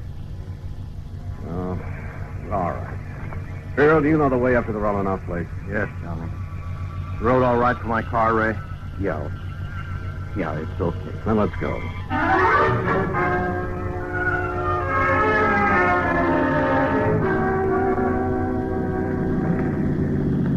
Hey, take it easy, Earl. This road isn't much wider than the car. I know it. Rollinoff Cottage is right up in that clearing, middle of that big meadow. You know those daughters, stepdaughters. You figure which one of them might have wanted to kill Rollinoff? Oh, no, Johnny, no. Who's the beneficiary of this policy? Well, it's a very unusual policy. Now, what do you mean, unusual? There's no beneficiary specifically named. What? The beneficiary or beneficiaries are to be the same as the heirs that are specified in Rollinoff's will. Well, who? Nobody knows. Well, where is his will? Same answer. Well, now, look here, But he Earl. always made it very clear that his will would show up at the proper time. I assume, of course, that his stepdaughters will be his heirs. Oh, but if they're not... Oh, this is the Rollinoff cottage. Well, quite a lot of cottage. And just as nice on the inside as it is on the outside. Rollinoff used to complain now and then about some of the feminine frippery all around him, but, well, he liked it. And you're sure they all got along well together? Well, of course, every family has a little spat once in a while. Johnny, now listen to me. Earl, we shall see what we shall see. I know that after what Ray said, the evidence kind of seems to point to one or all of them, but, well... Yes? Oh, hello. To say the girl who stepped through that door was beautiful would be the understatement of the week. Tall and striking, dressed in something that looked like Schiaparelli or Christian Dior, as though she'd just stepped out of Charles or the Ritz. And if her two sisters were anything like this... Johnny, I said this is the older sister, Olga Rollinoff. Johnny. Oh, I'm sorry. Hi, Johnny. Hi. Daydreaming? Yeah, I guess so. So you're the investigator Earl told us about. Come in, won't you? Sure, thanks. Have you found out anything about Daddy? Olga, that's what we... No, Olga, we haven't. Oh, dear, such a terrible thing. Oh, wait a minute, Johnny. You wait. Ada, we have guests. Oh? Hello, Earl. Oh, hello, Ada. And this good-looking man is Johnny Dollar. Hi. Hello. Well, that's a nice, warm welcome. Ada, why don't you go in and fix your hair? You look a fright. That plain old house dress, really. What's that you're playing, Ada? It's the last thing Daddy wrote. He wrote it frantically the morning it was almost as though he knew something was going to happen to him. Oh, come now. And then he had to write it before it did happen. Oh? Where were you, Ada, the morning he left? Right here, Johnny. Playing this for the first time. Ever since he's disappeared, I've been trying to figure if it had some special meaning. Oh, Ada, that's such a silly idea. Is it? What did you mean by that, Olga? Oh, it's really... Well, it's like a lot of other silly ideas she gets over her music. Yeah, like what? A lot of things. As though she should be the concert artist in the family instead of Daddy. Maybe now that he's gone, I will be. I'll be greater than he ever was. Oh, sure. And I'll do it in memory of him. You'll do it for your own self-glorification. I'm sorry, son. That's all right. Incidentally, where were you that morning, Olga? In Colorado Springs. I went shopping right after breakfast. Or rather, window shopping. Oh. I need some new things so badly. And, well, you know, I have to keep up with the styles or I'd look like our poor little artist here. Oh, yeah. So, where was your other sister, Maria? I don't know. Oh, Ada, stop that. When I left the house, she and Ada were doing the dishes. Well, you weren't helping. I told you, Johnny, I had to go into the spring. Oh, where is she now? Oh, Maria's probably out in the hills somewhere, camping all Maria's right here, Olga. Hello, Earl. Well, Oh, come in, dear. This is Johnny Dollar, the investigator Earl said that you was getting. Yes. So I see. Well, investigator? I saw two. And I didn't like what I saw. Maria was dressed in khaki shirt, breeches, and hunting boots. And hanging in the crook of her arm was a high-powered hunting rifle.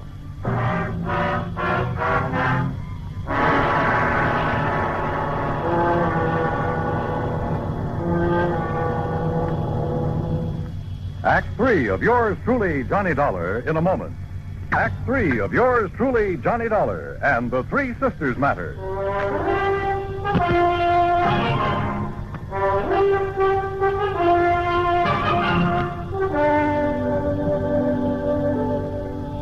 How about aiming that rifle the other way, Maria? Oh, sure.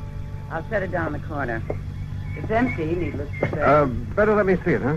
Oh, I told you it's empty. Are you a hunter too, Johnny? You talk as if you were, dear. Are you, Maria? Do you do a lot of shooting? Shooting, yes. Killing. Oh, Tramping around these mountains, blazing away at anything that moves just for the sake of... How about that, Maria? Oh, it gives me something to do. Kind of a relief. What else is there to do in this godforsaken place? Have you any other guns? A little 22 that I use for plinking. We all use it. Why? I want to see that one you put in the corner, Maria. Sure. And please don't start waving it around the way you did. Here you are. Why are you so interested in it? Oh, I... 30-06. That's right. Johnny? And your only other one is a 22. That's right. But why? That's no 22 up there over the mantel. That's Daddy's son. An LT-57. Oh? Get it down for me, Maria. Why? And why all these questions, Johnny? Better tell them, Johnny. Yeah, I guess. Tell us what? We found your father's body. Body? Johnny, you can't mean that. I'm sorry. He was shot by a high-powered rifle. Where? Where is he? What happened? Oh, this is terrible, Johnny. Tell me. What are you crying for, Olga? I suppose you're glad, Maria. Because now you can do what you please. No more of those boring concert trips all over the world. No more of this godforsaken place, as you call it. All right, now I listen, suppose Maria. you're glad because now you'll have money, fancy clothes, Europe, the Riviera, South America, men. Stop! Stop talking like that. Why? Because it's true. No, because it's... Ada, for heaven's sake, stop playing that thing over and over and over. What are you trying to do? Drive us out of our minds? No, I'm trying to find out why Daddy wrote it. What compulsion made him feel he had to write it before he left that morning? Hey, wait a minute. Well, all I have to say... Wait, I said. What is it, John? Ada, get back to that piano. What? Sit down. Play that thing again. Now play it, slowly. Stop. Johnny, what under the sun are you doing? Listen, Earl. The notes on the piano run from A to G like this. Don't you see? The first three notes of that thing she's been playing are A, D, A. Listen. A, D, A. Ada? Yes. Daddy wrote it as a message to me. Oh, now, wait a minute. The rest of it now, quickly.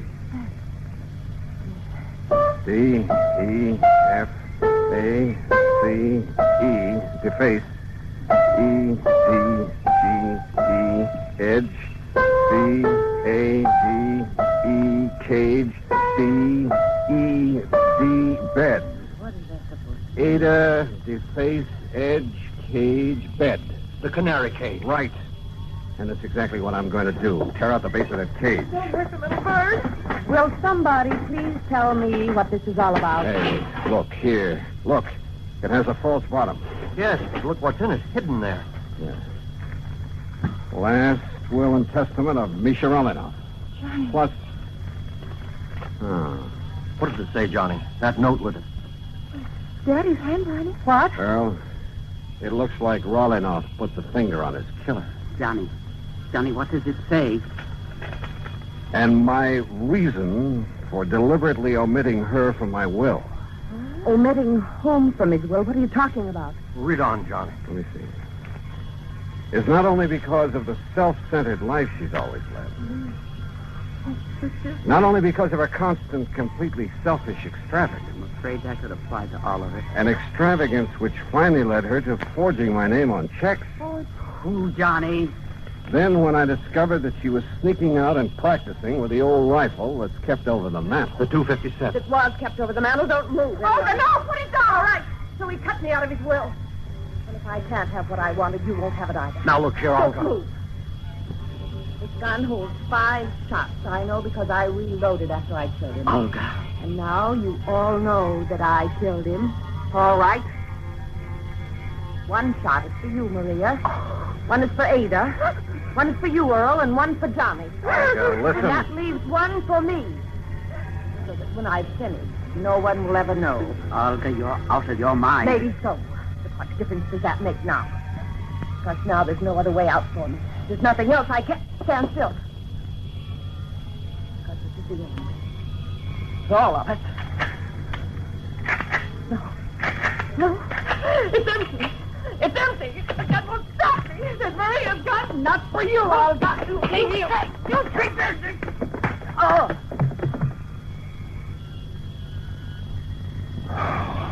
Thank God somebody emptied the bullets out of that gun. Yeah. Maria? Yes, Johnny. Ada and I, we didn't want to believe it. We tried not to, but I guess we knew that when Daddy disappeared, she must have somehow said something like this might happen. And she did kill him. Yes, she did. Oh, Johnny.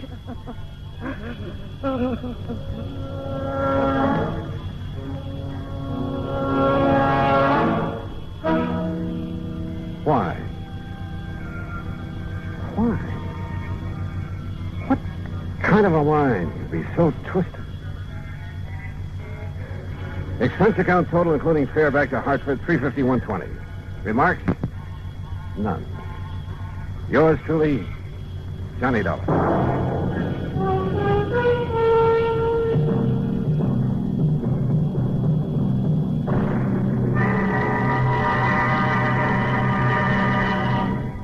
Our star will return in just a moment to tell you about next week's story. Star to tell you about next week's story. Next week, a beautiful girl, a model, in fact. And, unfortunately, a model crime to go with her. Join us, won't you?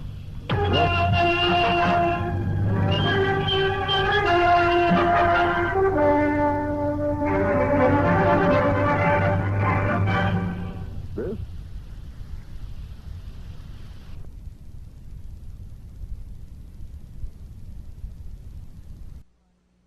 Pat McCracken, Johnny, Universal Adjustment Bureau. Oh, hi, Pat. What's on your mind? A beautiful model, name of Dorothy Blair. Ooh, hey, wait. The girl with the $1 million face? That's the one. Well, you probably got company.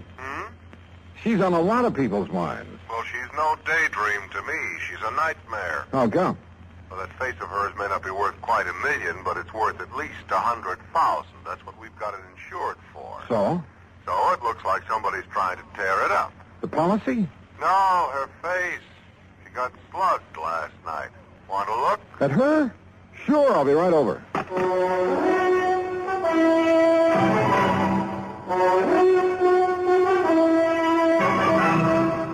Bob Bailey in the exciting adventures of the man with the action-packed expense account.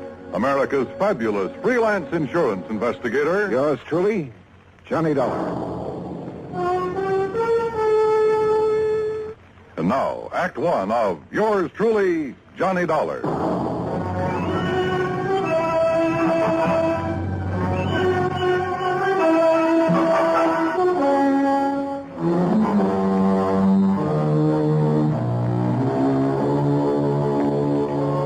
expense account submitted by Special Investigator Johnny Dollar to the Home Office, Universal Adjustment Bureau, Hartford, Connecticut. Following is an account of expenses incurred during my investigation of the model picture matter. Expense account item 1, $1.20 for a taxi from my apartment to your office, Pat, where I picked up Dorothy Blair's address, then headed for New York. That's item 2, $36.20. I arrived at her apartment just as the doctor left. Even with a couple of bandages on her face, I think you got a bargain, Pat, insuring it for only $100,000. I guess I'm lucky, Mr. Dollar. My doctor says there won't be any permanent scars. Well, just what happened, Miss Blair? Well, I came home last evening about dinner time.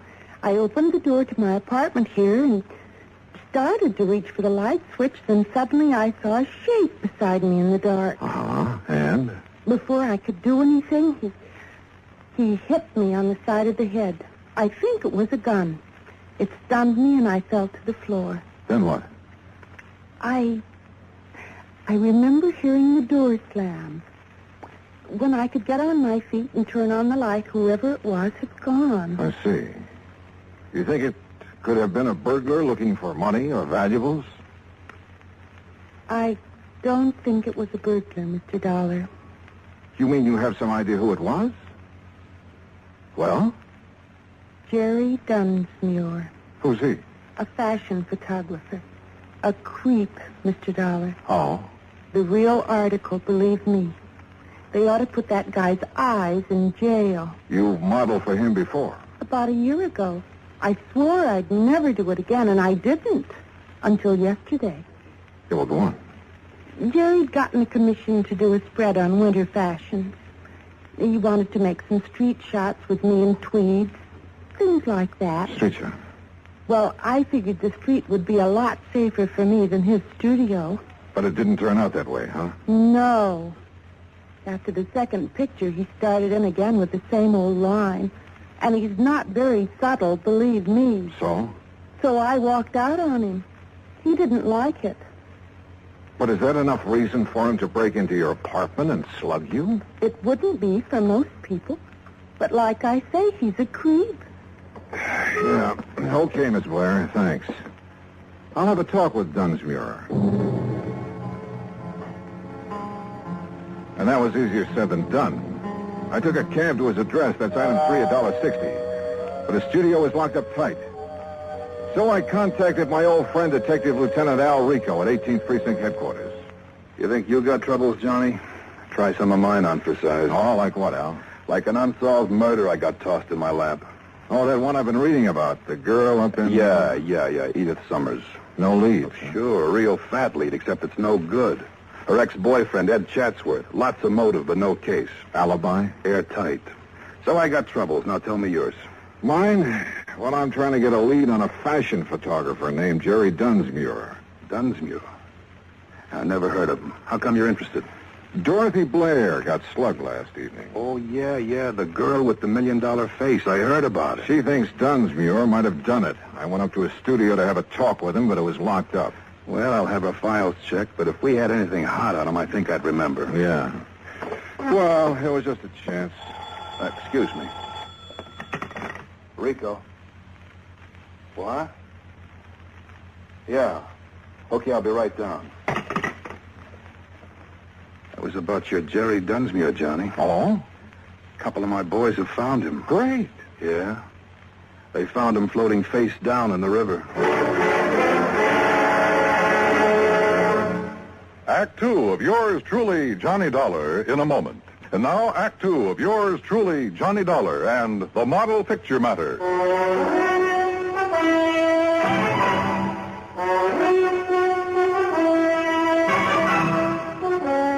Expense account item 4, $1.80. Cab fare back to Dorothy Blair's apartment. She had company. I'd like you to meet Edward Chandler, Johnny. Hi. Glad to meet you, Mr. Dollar. Dorothy, I wonder if I could talk to you for a few minutes. Why, certainly. I've got to be running along anyway. Still okay for dinner, honey? Sure. 8 o'clock. I'll pick you up. Bye, Mr. Dollar. Yeah, so long, Chandler. Dorothy. Did you talk to Jerry Dunsmuir? Now, look, you say Dunsmuir tried to get a date with you while he was taking some fashion shots of you on the street yesterday. That's right. He was pretty persistent about it.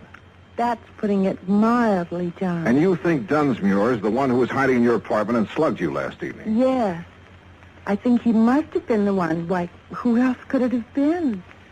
And why are you asking me all this again? There's nothing you haven't told me, Dorothy. Of course not. Why? Well, the police just fished Dunsmuir's body out of the river. He was murdered? I haven't seen the medical examiner's report yet, but it's a good bet. People don't usually go for a swim with all their clothes on. But who could... Johnny, you certainly don't think I had anything to do with it. I didn't say that, Dorothy. But your tone of voice, the question. Look, I'm telling you the truth, Johnny. Can you prove it? I can prove the part about him taking pictures of me yesterday. This manila envelope. It came in the mail today. Here. It's from Dunsmuir's studio. He always sends me prints. See? Here's one of me in a tweed coat. Here's one in a fingertip length. Okay, so he took pictures. I still want to know why you think it was Dunsmuir who slugged you if you couldn't see his face in the dark. Why, I guess because of the way he looked at me yesterday afternoon when I told him to stay away from me, not to call me again for a job. Oh, Johnny, believe me. You didn't see him after that, huh? Unless, of course, he was the one who slugged you in the dark. No. I didn't have anything to do with what happened to him, and I don't know who did. It's the truth, Johnny. Okay, Dorothy. If it is, I'll find out sooner or later. But if it isn't, I'll find that out, too. Maybe Dorothy Blair was leveling with me, but there were a few pretty important facts I didn't know. Was it really Dunsmuir who'd slugged her? And who killed Dunsmuir? And why? Also, this fella I'd met at Dorothy's apartment, Edward Chandler. Where had I seen his face before? Item 5, $1.75, cab fare to Dunsmuir's studio. A blonde secretary named Susan Billings was just closing up when I got there. She looked pretty dragged out. Please, Mr. Dollar, I've already told the police all I know. Right now, I don't exactly need any more questions. What you need right now, Susan, is a drink. Come on.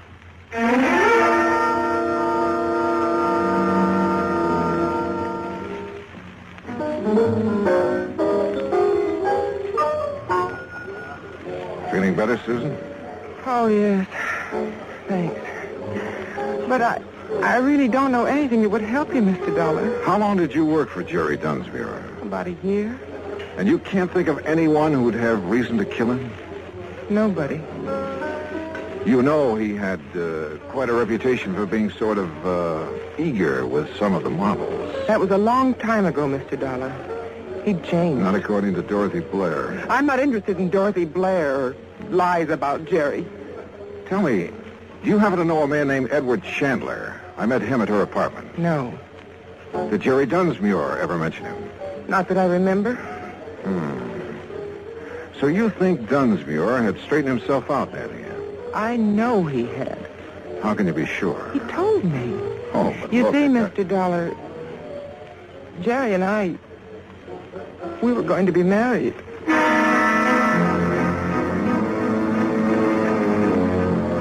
Either Dorothy had been lying to me about what kind of a guy Dunsmuir was, or else Susan had been living in a dream world. Either way, I was fresh out of leaves. I headed back to Lieutenant Rico's office, hoping I'd find some there. Johnny, the only thing we know for sure about Dunsmuir is that he sure had a weakness for women. Yeah, but Susan Billings believes that she was his one true love. I know. And I've been thinking about her. Maybe she found out about Dunsmuir's activities and didn't like him. It's a possibility. But if she knows more than she's told us, she's a pretty good actress.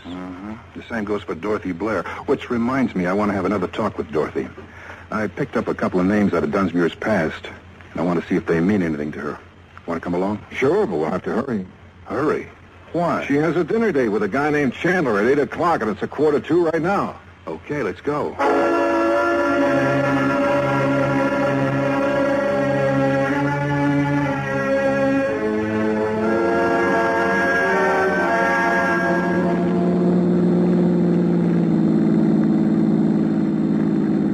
There, that's her apartment house right ahead. Wait a minute. Isn't that Dorothy coming out the front door? Yeah, with Chandler. Come on, we can still catch them. Hold it. What's the matter? Who'd you say he was? A friend of hers. His name is Chandler. I met him in her apartment this afternoon. Johnny, remember when you came to see me today, I told you I had a murder case in my lap? I mean, before the Dunsmuir murder? Sure, a girl, Edith Summers. I told you her ex-boyfriend was the logical suspect, except that he had an alibi. Ed Chatsworth. Oh, hey, wait a minute. I knew I'd seen that guy's picture somewhere. It was in the paper. Dorothy introduced him as Chandler. But his real name is Chatsworth. And now it turns out he's a friend of Dorothy's. And you said either Dorothy had told us all she knew or she was a pretty good actress. Yeah? Well, it looks to me like she's a pretty good actress.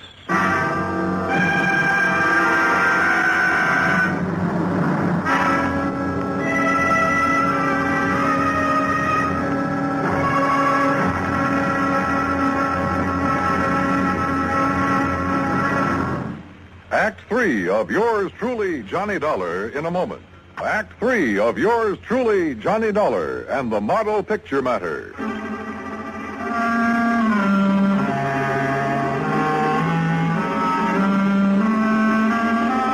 Well, it had started out as a real simple assignment, but it hadn't stayed that way long. All of a sudden, we had 2 murders on our hands, and it looked like there was a connection between them. Now, watching Dorothy Blair leave her apartment with Ed Chatsworth, we realized that she was somehow right in the middle of them. They're driving off in his car. Going to tail him, Al? That won't be necessary. Ever since I questioned Chatsworth about the Edith Summers killing, I've had a tail on him. No, Johnny, what we better do right now is start putting some pieces together and see what they add up to. Okay. The first victim was Edith Summers. Killed in her apartment, the Blackton Arms. And you figure that her ex-boyfriend, Ed Chatsworth, had the motive. Well, we heard that Chatsworth wanted to drop her, but she wouldn't drop. But you say he has an alibi. 2 people swear he was out of the city the day that she was killed. All right. Dorothy Blair gets slugged in her apartment. She thinks the photographer, Dunsmuir, did it. Then Dunsmuir winds up dead that night. Right. And now we find out Dorothy and Chatsworth are friends. Begins to add up, Johnny. You think Chatsworth was trying to drop Edith Summers for Dorothy? If so, maybe they rigged a deal. Chatsworth was to get out of town while Dorothy handled Edith Summers. In that case, you're figuring Dunsmuir found out about the deal and came to blackmail Dorothy. Right. She won't go for it, so he slugs her. Then either she or Chatsworth, or both of them, decide to close Dunsmuir's mouth for keeps. It's a possibility, Al. Yeah. It is a possibility, isn't it? Al dropped me off at my hotel and headed back to his office. Item 6, $2, drinks. While I thought about the picture Al and I had built up to explain the killing. Well, it was all pretty logical, but somehow I couldn't buy it. Maybe, like Al had hinted, that $1 million face had gotten to me. If I could only talk to her alone, I felt I could find out if she was lying. About 10 o'clock, I went back to her apartment. No answer. Probably still out to dinner. I was about to leave when she stepped off the elevator. Why, Johnny, what are you... Hello, Dorothy. I'd like to talk to you. Well, I'm afraid I haven't time right now. Oh? Mr. Chandler's just parking his car. He'll be up in a few minutes. We have business. Your friend will have to wait. I want to talk with you. Why? All right. For just a minute. I don't understand all this, Johnny. Well, let's start out calling your friend Chandler by his real name, huh? What? Ed Chatsworth. I don't understand. I thought his name was Chandler. Oh, yeah? What's this all about, Johnny? Oh, drop the act, Dorothy. I suppose the name Chatsworth doesn't mean anything to you. Why, no, it doesn't. How about Edith Summers? Wait. She was the girl who was killed. The day before yesterday. She sure was. I read about it in the papers. But I didn't know her, Johnny. You're sure you and Chatsworth didn't happen to arrange her death? Johnny. What's this all about? And your friend Dunsmuir, he wasn't by any chance trying to blackmail you? I don't know what you're talking about. Please, believe me. I didn't have anything to do with either of those killings. Johnny, I swear it. Okay, Dorothy. I guess I never could buy it. But I don't get this buddy-buddy routine, you and Ed Chatsworth. I only met Ed Chatsworth, or Chandler, as he called himself, yesterday. Let's have that again. That's right. He said he was organizing a big promotion and wanted to feature me in it. Why would he give you a line like that? I didn't realize it was a line. He sounded very convincing. He said he wanted to see some of my pictures to see if Pictures? Wait a minute. Those pictures Dunsmuir took of you. Ed's coming up any minute to see them. He wanted to see some outdoor shots, he said. When did Dunsmuir take those shots? The day before yesterday. The day Edith was killed. Where did he take them? We moved around from place to place. You still have the pictures? Right there on the table. Come on, let's take a look. Are these all that he took? As far as I know. No, nothing here except you. Here, wait. This shot looks like the front of an apartment house. Part of the name in the picture. Black. Blackton Arms. The apartment where Edith was killed. Johnny, look. In the background. A man stepping out of the apartment house. Yeah, out of focus. Hard to... Hold it. What is it? Is there a service entrance to your apartment? Yes. Somebody just came in. Get down. I shoved her to the floor and hit the light switch. None too soon. I eased out my gun but couldn't see a thing. And I knew I had to locate him before he located us. There was a cigarette lighter on the coffee table. I heaved it toward the kitchen and my aim was pretty good. The flash of his gun pegged him for me. I turned on the lights. It was Chatsworth, all right. I'd hit him in the shoulder, but he'd keep for the state. Johnny. He's the one who killed us, Edith Summers. Yeah, sure. He had an alibi rigged, but he spoiled it by walking out of her apartment into the background of that picture Dunsmuir took of you. Then he's also the one who was in my apartment. He probably recognized you by your face. Figured he could find the name of the photographer here. Slugged you when you came in. And I thought it was Jerry Dunsmuir. Poor Jerry. Yeah. Well, I imagine when Chatsworth comes to, we'll find that he killed Dunsmuir to get the negative. He certainly wanted that picture. Yeah. Most pictures don't do people justice. But I guess this one will do him all right.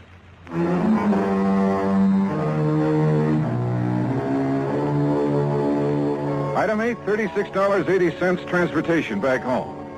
Expense account total, $103 even. Remarks? Well, there's a little snapper to the story, Pat. You know, that picture Chatsworth was knocking himself out to get? He didn't realize it, but his face in the background was far too blurred to make an identification. Yours truly, Johnny Dollar.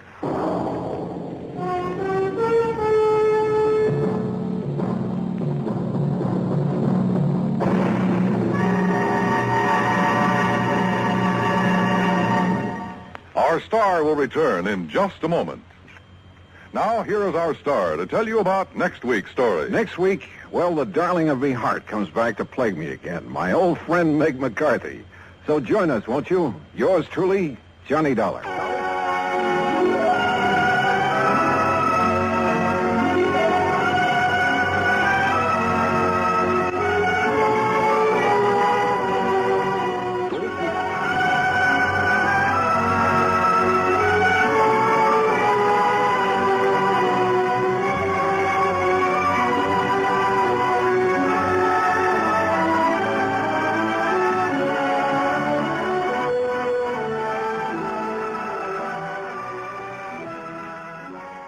From Hollywood, it's time now for...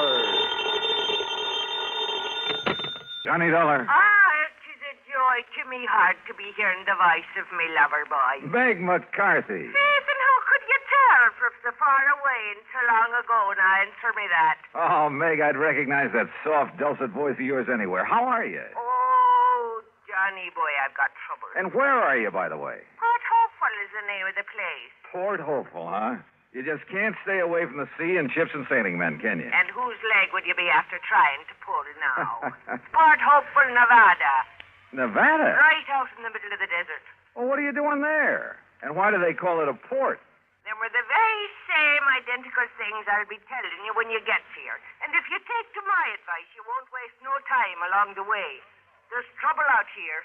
Insurance trouble. Oh, what company? Western Life and Trust, they calls it.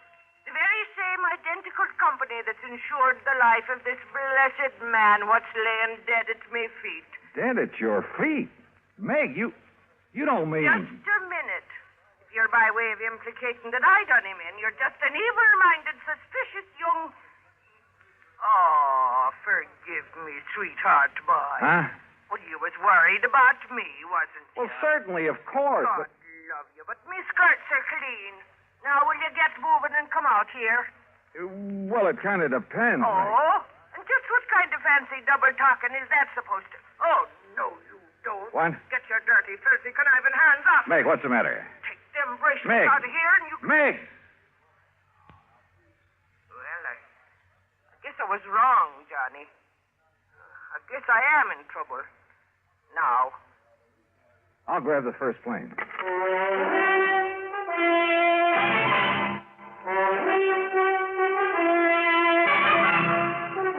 Bob Bailey in the exciting adventures of the man with the action-packed expense account.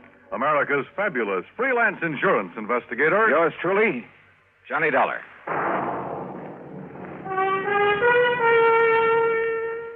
And now, Act One of yours truly, Johnny Dollar.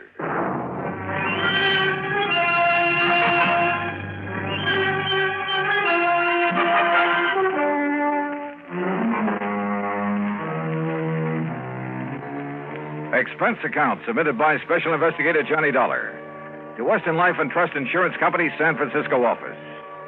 Following is an account of expenses incurred during my investigation of the Alkali Mike matter. Expense account item 1, 375, telephone call to Bill Kemper at Western Life and Trust, who talked only long enough to order me onto the first plane for the coast. Item 2, 153.50, transportation on a late evening flight to San Francisco. Item 3, the next morning, 4:25, cab from the airport to Bill Kemper's office in the Lawson building. Ever hear of Alkali Mike Murphy, Johnny? Yeah, sure, Bill. Well, at least I think so. Isn't he the kind of legendary character who found so much gold somewhere out here? Over in the Black Rock Desert, Nevada. Yeah, a place called Port Hopeful? That's right. The original Alkali Mike had been the skipper of a sailing ship before he got the lust for gold back in the last century. Yeah, well, what about it? Finally found it. Plenty of it. Out there in the desert near the little town of Winnemucca. And? Built himself a regular palace out of rocks from the nearby mountains, named it Port Hopeful. Settled down to spend the rest of his days enjoying his money. But then he died. Legend says it was suicide. Yeah, well, what's that got to do with you or me or the company? Alkali Mike Murphy, Jr., his son, who spent the last 40 years living there. But now he suddenly died. And how he died affects payoff on the insurance policy we wrote him. Oh, how much? $200,000 straight life. Wow, beneficiaries? 2 nephews, 1 niece, and an old housekeeper, all sharing equally, provided, of course, that one of them didn't help him on his way to the great beyond. And you think maybe one of them did? $50,000 apiece is a lot of money, Johnny. Which one? I'll grant you it's only a hunch. But if I were you, I'd make a pretty careful check on that housekeeper. Meg McCarthy? She's an old... Oh, yes, what do you know about this McCarthy woman? Oh, plenty, Bill. And you think my hunch is right? No. What? Because if it is, I'll handle this case for nothing. But according to the police over What's more, I'll quit the insurance business. Item 4, 1320, cab to the airport, plane fare and incidentals to Reno, Nevada. There I rented a car, that's item 5, and headed north and east on Route 40. After about 165 miles of nothing but sagebrush and cactus, I pulled into the town of Winnemucca. I dropped off my bags at the Motel Winnemucca, then headed for the local police headquarters. I was introduced to a Sergeant Otis Framley, There's no point in driving out to Port Hopeful, Mr. Dollar. We've got the number one suspect right here. Picked her up last night. Her? Meg McCarthy? Right. And you suspect her of what? Murder? If she didn't poison old Alkali Mike, I'll eat my shirt. Then you'd better decide right now if you want it baked, boiled, or fried. Where is she? In her cell. Come on. You mean you've got some reason for thinking she didn't do it? I know Meg McCarthy. Yeah, but don't you see she's the only one who was anywhere near him? Besides, look at the motive. Yeah, suppose you tell me about it. Well, she's only been out there at Hopeful taking care of him about 6 months. Yet she gets under the skin of the old codger enough to make him turn over a big hunk of his insurance money. And that takes care of motive, huh? Well, doesn't it? Let's go talk to Meg. Now, look, she's a pretty tough customer when she wants to be, so... She's a pretty tough customer. And if you silly, stupid income-poop start... All right, Meg, take it easy. Oh, take it easy, is it? If you blinking idiom think you can keep a decent, self-respected lady... I said take it easy. And I say, Oh, Johnny, darling. Me ever-loving boy. Hi, Meg, you old rascal. Sweetheart, I knowed you'd come to save me out of this horrible place. Yeah, well, that pretty much depends on you, on what you're able to tell me about this whole thing. You bet I'll tell you. Only, Johnny. What's the matter? Sure, I'll tell you. All I know. And it'll be the honest truth, Johnny boy. But don't you see? The only evidence I can give is enough to hang me. Meg. Oh, Johnny, I need your help. I need it bad.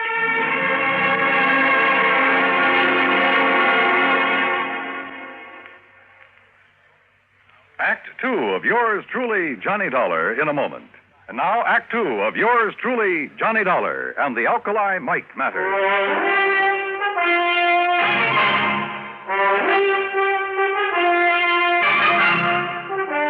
The sergeant left Meg McCarthy and me alone there at the jail in Winnemucca, Nevada. And she told me all she knew. Johnny had just plain got fed up with all the noisy, roistering, drunken sailors that used to come to my fancy cafe back on the East Coast. So when I heard that Alkali Mike Murphy was looking for a nice, quiet, respectable lady to be his housekeeper out here in the peaceful, quiet desert, well, I took the job. You've been out here about 6 months. Yes, Johnny boy. And me and Alkali, we just got along fine. I cooked good meals for him, and we played cribbage together in the evenings. And I got me a real bang out of keeping that old palace of his all neat and tidy for him. Yeah, sure. But now, Meg, I understand he named you as a beneficiary of his big insurance policy. I told him I didn't want it. And besides, I have plenty of money of me own from selling out me cafe back east. Do you know the other beneficiaries? Huh? Do I know them? Them nephews and that niece.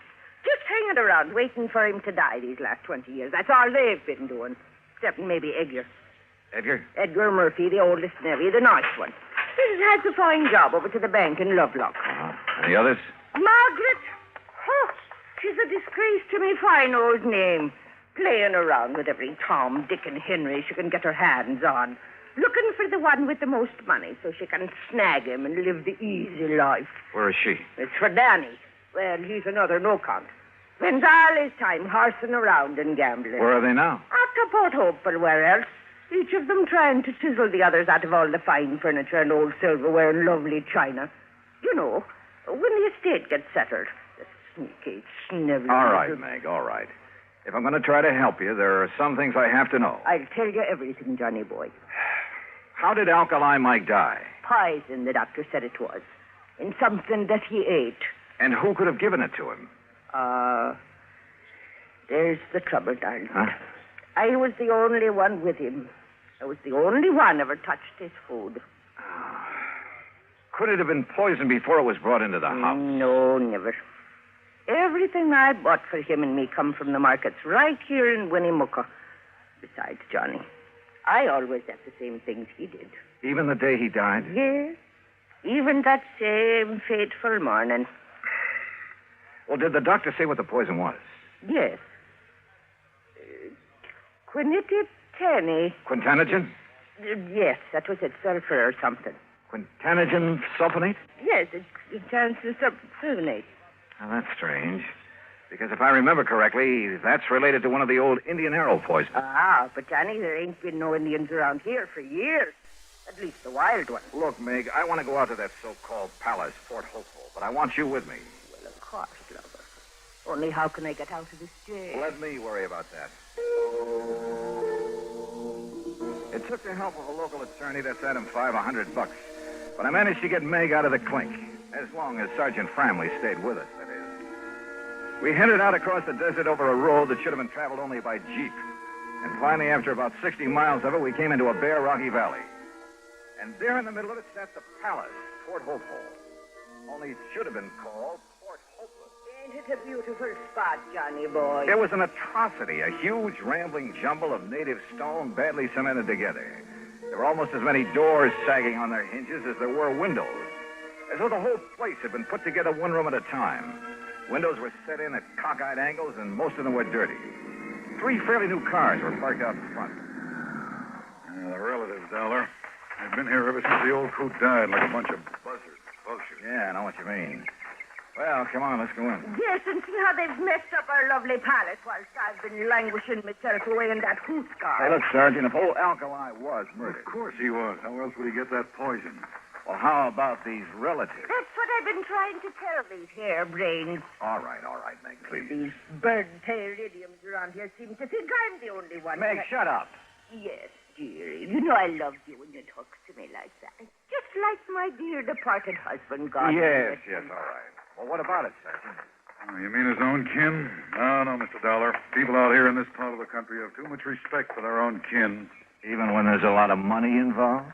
Yes, I even go so far What do you mean, Sergeant, bringing that killer back here? Well, it's this way, Edgar. Yes, Sergeant, how dare you? Now, look, it's all perfectly legal. Legal? This woman killed our uncle. Now, look, will you? Mr. Dollar here is an insurance investigator. Johnny Dollar? That's right. Oh, I've heard about you. Well, I haven't. I'm Margie. And believe me, Edgar, everything will be all right with him here. Won't it, Johnny? Will it? I'm sure it will. We'll see. You want to come in? What do you mean, do we want to come in? You think we're going to stand out here on our feet all day? Why don't you drop dead? Oh, blatherskite. All right, Meg, come on. Sit down, Johnny. Here. Incidentally, where's the other nephew, Danny? I'm Danny Murphy, Dollar, and I agree with Ed. You've got no business bringing that old witch that murdered our uncle back into this house. Oh, that's so? She had no business ever being here. Chiseled her way into his affection so she could cut in on whatever dough he'd leave. And then to make sure he'd leave it in a hurry, she knocked him off. Uh-huh. Wouldn't that same reason make all 3 of you want to see him out of the way? Now, just a minute. Just take it easy, Danny. Well, what do you mean, take it easy? He's practically accusing us of killing Alkali. If the shoe fits, Danny boy. Why, you dirty... You lay one hand on Johnny Dollar and I'll tear your eyes out from limb to limb. Okay, Meg. Meg! Yes, darling. Mr. Dollar's right, Danny. Margie, and you know it. You know it as well as I do. Sure, we wanted him gone. We wanted his money, that insurance. If Danny here hadn't talked him into that insurance, we wouldn't even have that to look forward to. Well, can you blame us, Johnny, for not wanting her to share it? But she will. Unless you can prove she killed your uncle. Well, what's she ever done, knowing him for only a few months, to make her deserve a share? Margie, I suspect Meg is the only one who showed your uncle any kind of care and consideration in years. Well, what did you expect of us? Mr. Dollar's right. Why kid about it? Heaven knows she deserves his money as much as any of us, whether we like it or not. The fact remains, Dollar, somebody killed our uncle. And you've all carefully made sure that Meg would be suspect. Well, yes. Johnny. Look, I'm going to play a hunch that maybe he wasn't murdered at all. But the evidence, Dollar. What evidence, Sergeant? He was poisoned. Yeah, all right, we'll accept that. But I'm still going to play that hunch.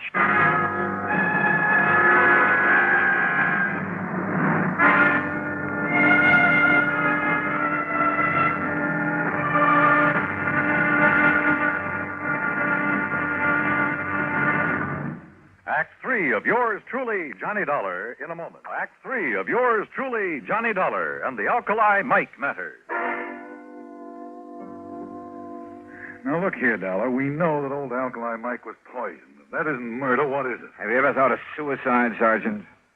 Suicide? Oh, of course not. This money-grabbing old biddy here did him in. Now, just a a minute, Margie Murphy. Sure. Why would old Alkali ever commit suicide? I don't know, Danny. Disappointment over you three, his only relative? He paid no attention to us. Or was it the other way around? You paid no attention to him. He didn't want us around. Except maybe Edgar. Well, offhand, I can't say that I blame him. But he did welcome the care and whatever affection Meg may have given him. Yes, Mr. Dollar, that's true. She was after his money, that's all. I told him I didn't want his money. And if you don't shut up, you little squirm and conniving... Meg! All right. Johnny, bye. What are you looking so thoughtful about, Edgar? Suicide. Old Alkali's father chose to go that way. Yeah, I know. No one understood why. He had everything he wanted, money, even this so-called palace, this atrocity that he named Port Hopeful. You mean he had no more reason to take his life than your uncle? Well, that's what I mean, Sergeant. How did his father take his life? By drinking poison, an old Indian poison. Quintanogen sulfonate. Oh, no. Oh, the cup. What? The old cup that his father had used. What are you talking about, Meg? Come here, all of you. Come here in the dining room. What for, Meg? In here, where he keeps all the old silver and china and bric-a-brac. Here. Now look here in the china closet. There, you see. That cup or mug on the top shelf, Dollar. Is that the one his father used to drink the poison? Yes, but it's never been used since. Oh, no. No, Mr. Edgar, that's where you're wrong. What? Oh, saints preserve us. This is terrible. What is it, Meg? Get to the point. Yes, Johnny, but it scares me. Well? Every night after his dinner, Alkali, God rest his poor soul, he'd have his whiskey from one of the clay mugs on that shelf, a different mug every night. Yes, that's true. Except that never would he touch that one. The lavender one. Well, so what? Called it the death cup. Only he joked about it. But then the night before he died, he talked about it again. Let me see that mug. Well, I'll get it for you. He said it was making a superstitious old fool out of him. Here. He said his father drank from it and died. But that he would drink from it and live. That he'd show he weren't superstitious about it. Oh. Good heavens, look here. And I poured the drink for him. What is it, Dollar? Yeah, what is it? The heavy deposit in the bottom of this mug. Hard as a rock. But still the poison? Yeah.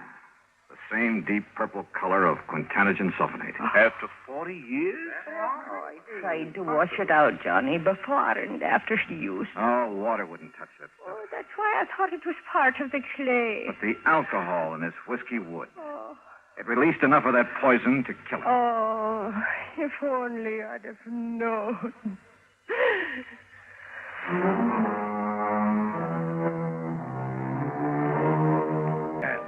Accidental death. So, the relatives will collect the insurance, and Meg, bless her heart. But I'm afraid that mere money will never take the place of a friend, Alkali Mike.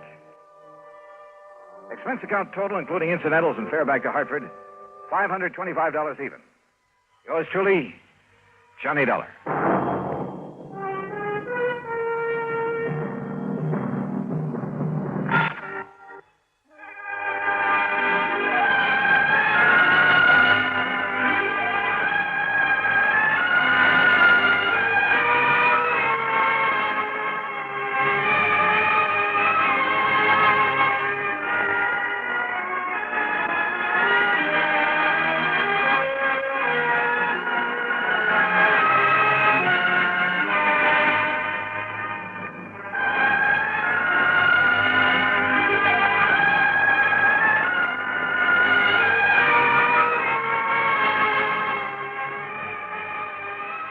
From Hollywood, it's time now for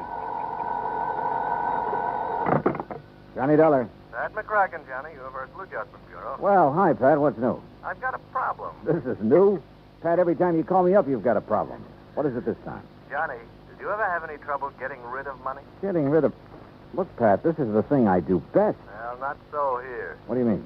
I got $25,000. I've been trying to give it away for 2 weeks, but I can't. Just a minute. Let me shake the phone. Huh? For a minute, I thought you said you were trying to give away $25,000 and couldn't. You heard me correctly. Boy, you have got a problem. I'll be right over.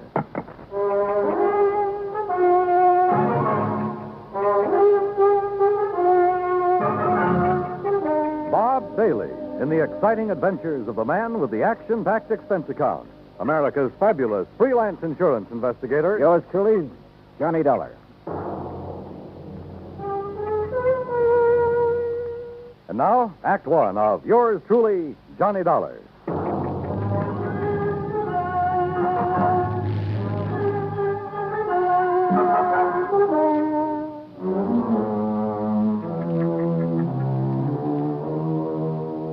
Expense account submitted by Special Investigator Johnny Dollar to the Home Office, Universal Adjustment Bureau, Hartford, Connecticut. Following is an account of expenses incurred during my investigation of the shy beneficiary matter.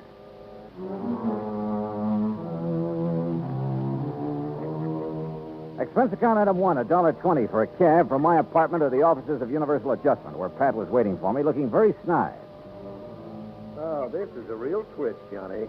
Usually beneficiaries are beating down my door to collect. This one is playing it real coy. What's the deal, Pat? Well, it starts out real simple. 2 weeks ago, a Miss Helen Gaysworth died. Huh? Insured for $25,000. Beneficiary, a man named Elijah Summers. So?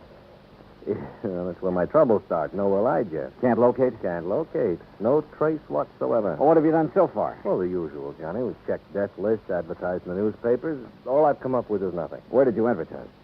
New York. That's where Miss Gaysworth lives. Uh-huh. She have any relatives? None, as far as we can determine. Any idea who this Elijah Summers is, or why she picked him as beneficiary? Well, the only lead we've got is something Miss Gaysworth's landlady told us. Oh, what's that? Well, apparently this Miss Gaysworth was something of, an eccentric. Lived alone in a dingy apartment, felt that the world was pretty much against her. Oh? All except Elijah Summers. Landlady heard her mention him once or twice. It seems he's been nice to her sometime in the past. How? That I don't know. Neither does the landlady. She have any idea where he could be? What he's doing? If he's even alive? No. But if he is, he's entitled to $25,000, so we got to find him. Hey, you know, you don't have much to go on, Pat. Correction, Johnny? You mean you don't have anything to go on? Expense account item two, $36 even. Transportation and incidentals to New York City. I saw the landlady. Miss Gaysworth had moved in 6 months ago from somewhere a few blocks away. 3 hours later, I'd located the somewhere a few blocks away. There, I learned only that she'd, moved in from somewhere else a few blocks away. Gradually, however, a picture arose before my mind of a sweet little old lady drifting from place to place alone, and, well, I felt sorry for her. I also felt sorry for me because nobody along the line had ever heard of Elijah Summers. Finally, I turned up her first landlady in New York. She remembered Miss Gaysworth mentioning something about having come from San Francisco. She thought. Item 3, $167.20 plane fare and incidentals to San Francisco. Item 4, $9.50 newspaper ads in the San Francisco papers. Frankly, I wasn't very optimistic, but that's where I was wrong, because the very first day I got results.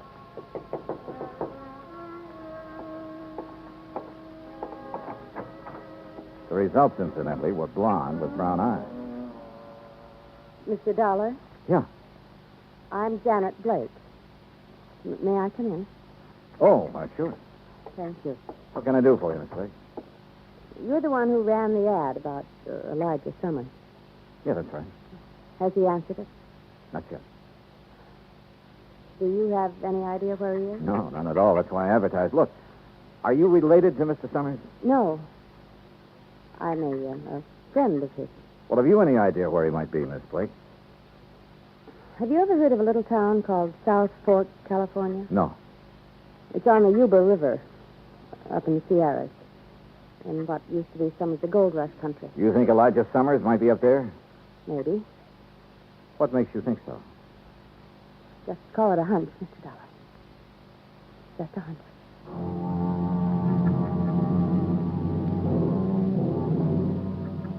Item 5, $27.50, a rented car to take me to the town of South Fork.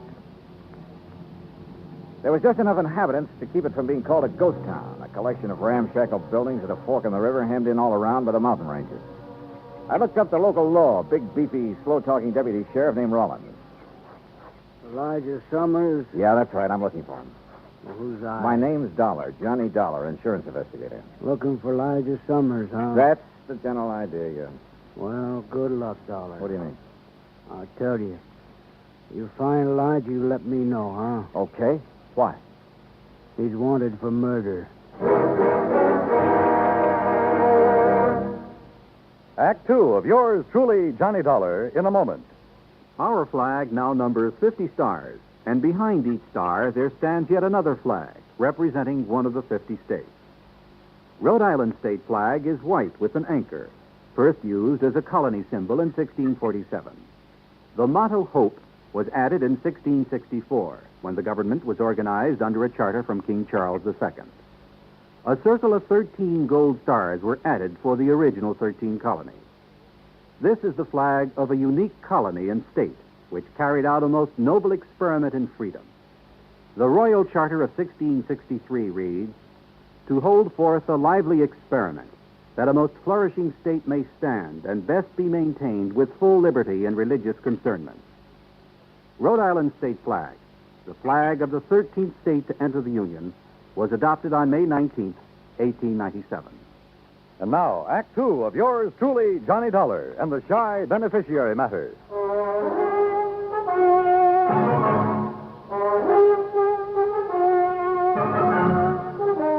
Now I knew why Elijah Summers was so hard to locate.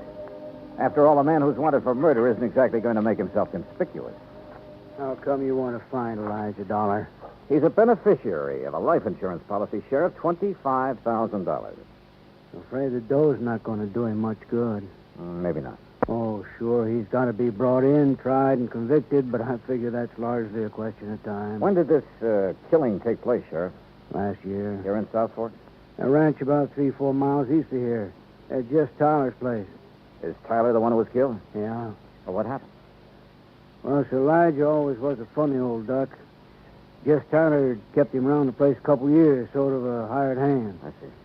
Now, from what we could piece together, Elijah and Jess got in an argument about some work Elijah wasn't doing very good.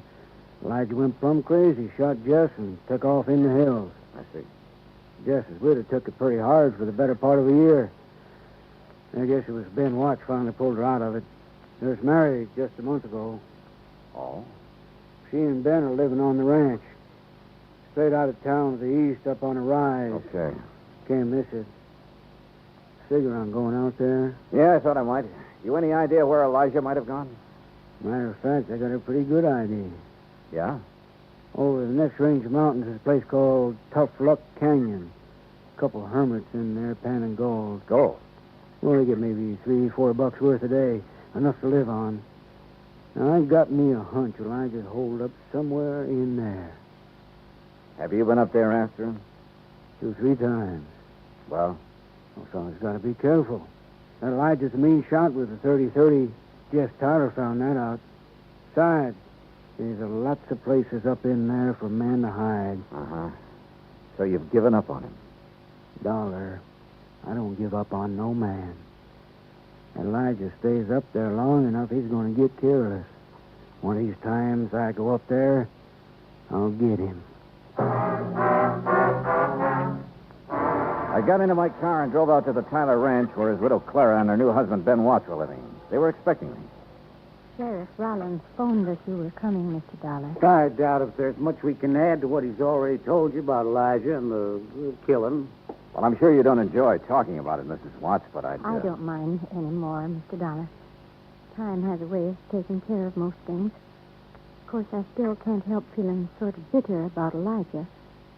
But I also can't help feeling sorry for him. Yeah, sure, I understand. I gather that Mr. Tyler always treated Elijah pretty well. Yes, he did. It kept him around here when it really didn't pay to. Uh-huh. Then how could Elijah turn on him that way? Well, Elijah was always pretty unpredictable, I guess. No one really knows what the argument was about. Mr. Watts, how would I get to Tough Luck Canyon? You? You mean you're going after Elijah? I'd like to try. I don't think that's a very good idea, Mr. Dollar. Probably not. But why not? Could be dangerous for you. Maybe. And why do it? My job. I've been thinking about Elijah a lot lately. An old man like that somewhere up in that canyon out in the open, in the cold. It just isn't right. Yeah, well, anyway, how do I get there? As the road takes off a mile or so from here, you'll see it marked. Winds up through the mountains to about 3 hours' hike from Tough Luck Canyon. Okay, thanks. Just one thing, Mr. Dollar. This Elijah, he's a good shot. I know. Yeah, so do I. Put a 30-30 slug in my shoulder once. When was that? Night of the killing. I was living on the next ranch over at the time. I was one of them that took off after him. He winged me from 200 yards. Oh? I tell you for a fact, Mr. Dollar, he can shoot fast, he can shoot straight. With those cheerful words from Ben Watts ringing in my ear, I drove back to town. Item 6, $35.40 for some camping equipment. I figured I'd be spending a couple of nights out in the open. I found the so-called road they told me about. Finally, it just sort of petered out among the trees and rocks up near the timberline. I started hoofing it. 3 hours later, I was over the ridge and working my way down the western slope of Tough Luck Canyon. Suddenly, I stopped. Yeah, somebody was trailing me. I crouched behind some brush and waited. Then I lunged. Hey, wait a minute. You're the girl who answered my ad about Elijah in San Francisco. Mr. Dollar. Janet. Janet Blake, isn't it? Oh, I'm afraid I lied to you about my name, Mr. Dollar. It's really Janet Tyler. Tyler? Just Tyler, the man Elijah killed. He was my father. Well, what are you doing here? Decide to take the law into your own hands, maybe? You don't understand. I don't want to harm Elijah, but he must be found and brought back. Well, I'm with you there. Then stay with me, because I think I can lead you to him.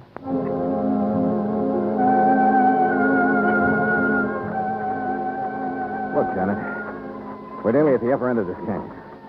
Now, what makes you think Elijah's around this neck of the woods? Well, years ago, Elijah brought me up here. There's a little pocket in the rocks. It's almost a cave. Yeah? He liked it. Said it was his place. I recognize the landmarks. Get down. Well, Janet, looks like we finally located Elijah. The hard way.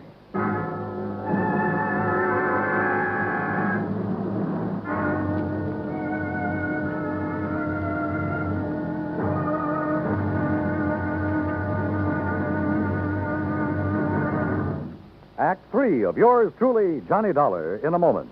It is a very well-known fact that symbols are important to men everywhere. Whether they be symbols of country, religion, or honor, they're a cherished part of the culture and tradition of all peoples.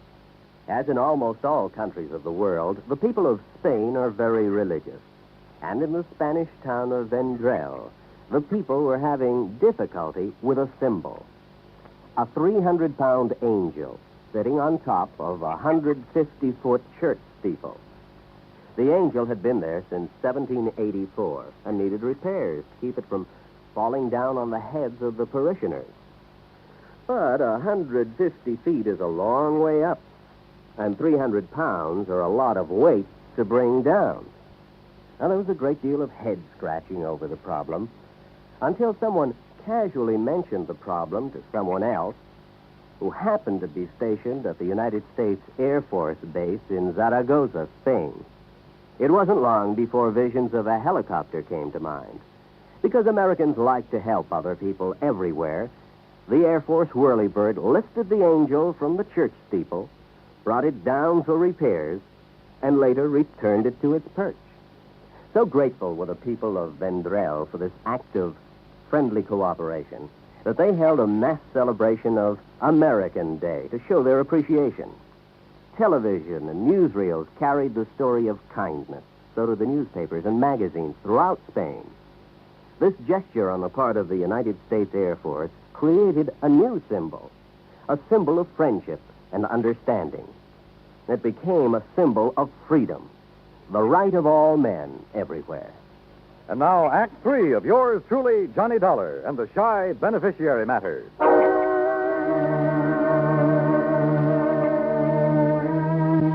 Yeah, we'd found Elijah Summers, all right. He was somewhere in the rocks above us there in Tough Luck Canyon. And I knew the minute Janet and I poked our heads up, we'd collect a slug. He had us pinned down, but good. Johnny, you think maybe it's... Stay down. Now, look, Janet, I still don't understand why you were so anxious to find Elijah. Johnny, you've heard him shooting at us. Yeah, you're right. What kind of shots do they sound like? Rifle. Matter of fact, a small caliber rifle. A 22, maybe? Like this? Where'd you get that 22 slug? This came from Elijah's gun the night my father was killed. But he was killed. Hey, wait a minute. That's why I want to talk to Elijah. That's a good idea, and so do I, but how? I think you'll still remember my voice. Let me try. Okay, but be careful. Elijah? Elijah? Who's that? Janet. Yeah, go on. It's Janet, Elijah. Janet Tyler. Miss Janet? That's right. Who's that with? Dollar, Elijah. Johnny Dollar. I want to talk to you. I'm your friend. I know you don't. Please, Elijah, he's telling you the truth. We don't want to hurt you, but we must talk to you. That's the truth, Miss Janet? Yes, you know I've never lied to you. You there. Dollar. You got a gun? Yes. Toss it out in the open where I can see it. Well, if we guess wrong about Elijah, we're dead. I just know I'm not wrong about him. I sure hope not. Okay, here it is. Now stand up and come out into the open. Okay. Elijah. Hello, Miss Janet. Oh. Elijah, you look terrible. Have you been up here all this time living like an animal? Oh, don't you worry about me none. I've been getting along pretty good up here. By the looks of you, you haven't been getting much food. Enough to keep my eyes sharp, mister.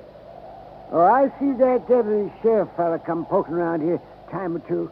He didn't even come close. And if he had have... I could have potted him easy with this. That's what I wanted to talk to you about, Elijah. That rifle of yours. It's a good one, Miss Janet. I remember when you gave me it 2-3 years ago for the grounds crew. Elijah, have you ever had any other rifle besides that 22? Nope. You're sure about that? Of course I'm sure. You see, I've took good care of it, too. I kept it clean and polished. Yeah. Look now, Elijah. Have you ever used any other rifle besides that one?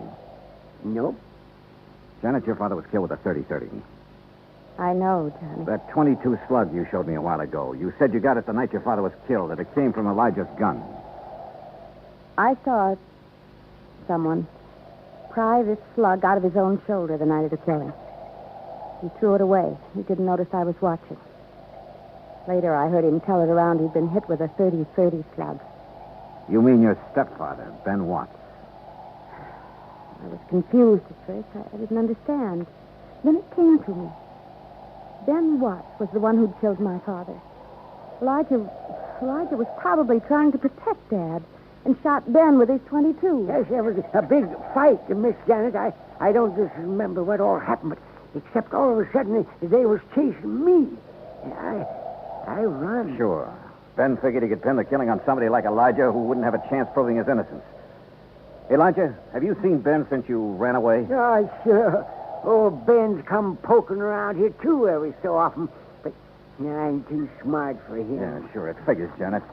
Elijah's a threat to Ben as long as he's alive. So Ben comes hunting up here every now and then. It's horrible. Well, of course, I got to be real careful, because I only got a 22, and he's got a 30-30. But he'll never get old Elijah. Believe you me, he won't get old. Elijah! Get down and keep quiet. The shot had come from a clump of rocks more than 100 yards away. I scooped up my automatic where I'd thrown it on the ground and started circling slowly, trying to get around behind the clump of rock. I'd almost made it when my foot slipped and sent a rock down the slope. He popped up then, ready to shoot, but lucky for me, his first look was toward the rock instead of me. He saw his mistake, swinging his rifle toward me, but he was too late. Johnny! Yeah, right here, Janet. How's Elijah? Shoulder. He's all right, though. Johnny? Yeah, it's Ben Watts, all right. Is he still alive? Oh, yeah, he'll keep.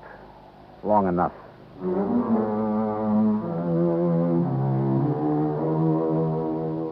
Expense account total, $410 even. Remarks? Well, I turned Ben Watts over to the local law. And I helped old Elijah fill out his claim for the $25,000 insurance money Miss Gaysworth had left him. It ought to keep him real comfortable for the rest of his life. You know, Pat, once in a while I get the feeling that this job of mine is worthwhile after all. Yours truly, Johnny Dollar.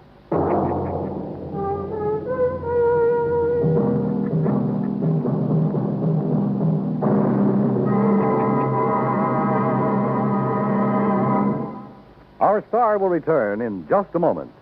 Our flag now numbers 50 stars. And behind each star there stands yet another flag representing one of the 50 states. Alabama's state flag is white with a crimson cross of St. Andrew, the symbol of the Confederacy and the national flag of Scotland. Alabama's state capital, Montgomery, served as the first capital of the Confederacy, and it was on the steps of its Capitol building that Jefferson Davis took the oath of office as President of the Confederated States of America. The Scottish cross is in the form of an X, or saltire, and is also found on the state flags of Georgia and Mississippi. Perhaps it is the independent, rugged spirit of the Scots that recommended its national symbol to the Confederacy as a symbol of its rebellion. Alabama's state flag, the flag of the 22nd state to enter the Union, was adopted on February 16, 1895. Now, here is our star to tell you about next week's story. Next week, the most cockeyed case I ever worked on. Not one of life, but death insurance. Join us, won't you? Yours truly, Johnny Dollar.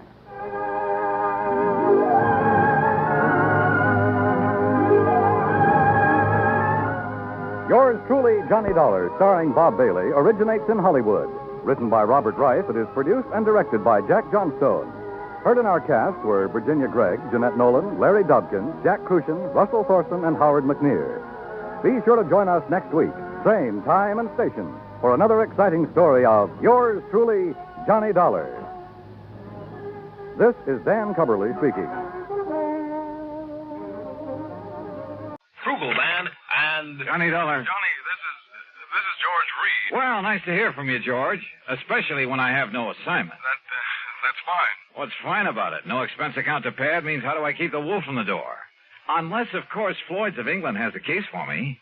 Huh? Well? Johnny. Yeah? Well, a few weeks ago, you were kidding at the time. Oh, now, George, how could I ever kid you? I'll let that one go. Yeah, you better. The point is, you rather jestingly asked me if instead of selling life insurance... Oh, no. Don't tell me. I'm afraid so. I'm afraid the company is saddled with what you might call a death insurance policy. You mean instead of insuring somebody against dying, you've insured him against living? Yes, John. Okay, Georgie. Say no more. I'll be right over.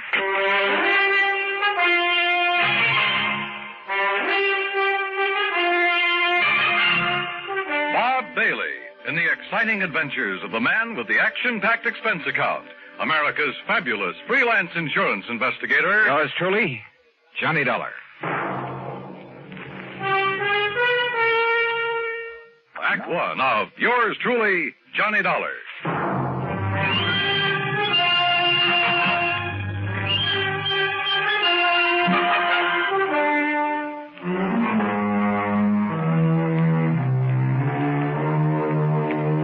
Expense account submitted by Special Investigator Johnny Dollar to Floyd's of England, American Office, Hartford, Connecticut.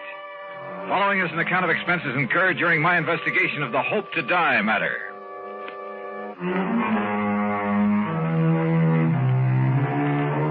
Expense account item 1, $1.10 taxi from my apartment to George Reed's office, where I found him pacing the floor and wearing an even more worried expression than usual. And believe me, that's something.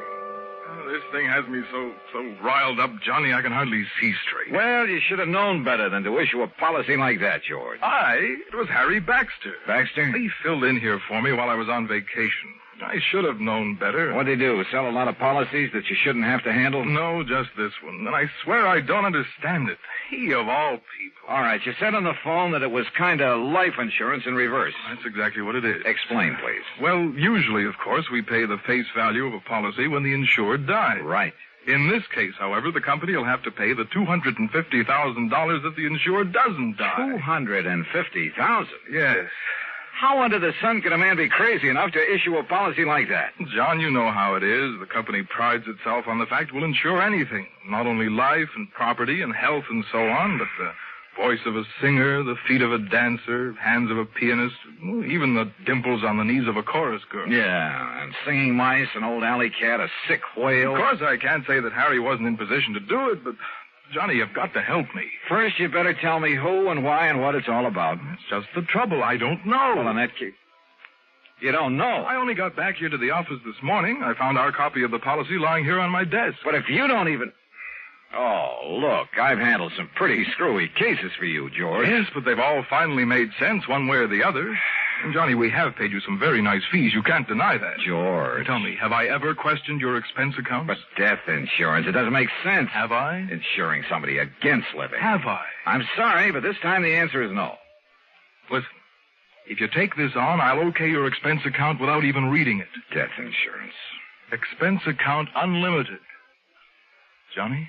George, there are some things even a conniving, chiseling, unprincipled rascal like myself won't even... Unlimited? Johnny? Okay, George, I'll take it. Act 2 of yours truly, Johnny Dollar, in a moment. And now Act 2 of yours truly, Johnny Dollar, and the Hope to Die matter. Lloyd's of England insure anything. At least that was their boast. And now it looked as though it had finally backfired on them. Because somebody in the organization, some character named Harry Baxter, had issued not life, but death insurance. If it hadn't been for my friendship for George Reed, well, plus his promise of unlimited expense account, I'd have thrown the whole problem right back into his face, as it was. Thanks, Johnny, from the bottom of my heart. I'll never forget you for this. Believe me, George, I'll never forget you for this. And if you can get us off the hook... All I can do is try, so come on, give me the dope on it. Yes. Now, here. The name of the insured is Miss Mary Ellen Markham. Yeah, I got it. Where does she live? 514 East 52nd Street, New York City. Pretty fancy address. Yes. Okay. Now tell me why this Mary Ellen has insured herself against living. Well, that's the point, Johnny. She hasn't. Well, now, wait a minute. Albert Schwinner has. You mean somebody else took out this policy on her life? Or rather death? Yes. Holy. Well, what is this guy, a professional gunsel who's going to wipe her out and then collect? I suppose he's the beneficiary, too. Yes, he is. Oh, fine. Well, come on, who is it? I don't know. As I told you, the policy was lying here on my desk when I got back this morning. I do know this much about him. It's Dr. Albert Schwinner. Doctor? What kind? Well, those are the things you've got to find out. Who he is, what he is, why he's bought insurance against this woman's living beyond November 10th. The 10th? Well, that's only a few days from now. Oh, George, this gets worse and worse. Oh, if only Harry Baxter hadn't issued that policy. But he has. Oh, boy, you sure picked a dilly to fill in for you while you were away. Picked him? Well, what else could I do? After all, he never did anything like this before. You've known him before? Are you serious? Of course I have. Why, Harry Baxter... All right, now look, time's a-wasting and we haven't got much of it. I take it you want me to see if I can find some legal grounds for canceling this policy. Yes, immediately. Now, have you got an address on the beneficiary, this Dr. Schwinner? No, I've been so upset about this whole thing, I haven't even looked. And let me see. According to this, he lives at... What's the matter? Dr. Albert W. Schwinner, C.L. C.L.? What kind of a doctor is that? I don't know. The address is 14327 E Street, Union City, New Jersey. C.L. Well, I'll soon find out. Where can I reach this Harry Baxter who sold the policy? In New York at the... here, I'll jot down the address. I still don't see how Baxter could get away with this. After all, when you consider his position... Here. He offered no explanation at all. Well, I'm afraid I didn't give him much chance. I practically threw him out of here. Oh, can't say that I blame you. And that's another thing. Look, Johnny, perhaps you can reason with... Oh, don't worry, George. He's number one on my calling list. I'll be talking to you. Expense account item 2, $7.85 fare to New York and taxi to Harry Baxter's address. A real snooty one over near Sutton Place. And people don't live in that joint unless they've earned or chiseled a lot of money from somewhere. In the case of Baxter, I suspected a big chisel. My suspicion was considerably heightened when he opened the door. His apartment was luxury from stem to stern. As for Baxter himself... Dollar? Well, of course, old boy. I've heard a great deal about you from my dear friend and colleague, George Reed. Dear friend, huh? Well, you say that as though you doubted it. Oh, I know, that filling in for him while he was away. Well, I really should have done better for the old thing, but I've had so many social obligations to meet these past few months, and after all, one must keep up with those things. Oh, I'm sure one must. Well, I did sell one policy, you know, a real dilly. Oh, that's the understatement of the week. I suppose I can't really blame him for being a bit excited about it, but he gave me no chance to explain why I assumed the policy. Why did you? Oh, now, really? Well? Well, I made it very clear to George that I would tell him when he calms down enough to be reasonable. Really, Mr. Dollar, he was in quite a tizzy. Brother, he still is. That's why he sent for me. But when he calms down, he'll be sorry he bothered you. Suppose you tell me why you issued that policy. You? No. What? No, I'll tell George when he's ready and when I'm ready. Oh, now, just a minute. And you may tell George I said exactly that. Goodbye, Dollar. You'll tell me, Baxter, right now. I'll do nothing of the sort. And what's more, since my plane for Europe is leaving shortly, I have no time to. Would you kindly remove your foot from the door? Not until I get an answer from you. Now start talking. If you can show some legal cause. Legal cause? Furthermore, your behavior at the moment constitutes trespass, illegal entry, call it what you like. And believe me, unless you leave here immediately, I shan't hesitate to ring up the police. All right. Now look, just tell me one thing. I might. What? What is your connection with the beneficiary of this policy? Dr. Schwinner. That's right, Albert Schwinner. But Albert happens to be a very close personal friend. Oh, I might have guessed as much. All right, then tell me this. No, I'm sorry, just one question. I've given the answer. Goodbye. Baxter. Are you hard of hearing? Look here now. Goodbye.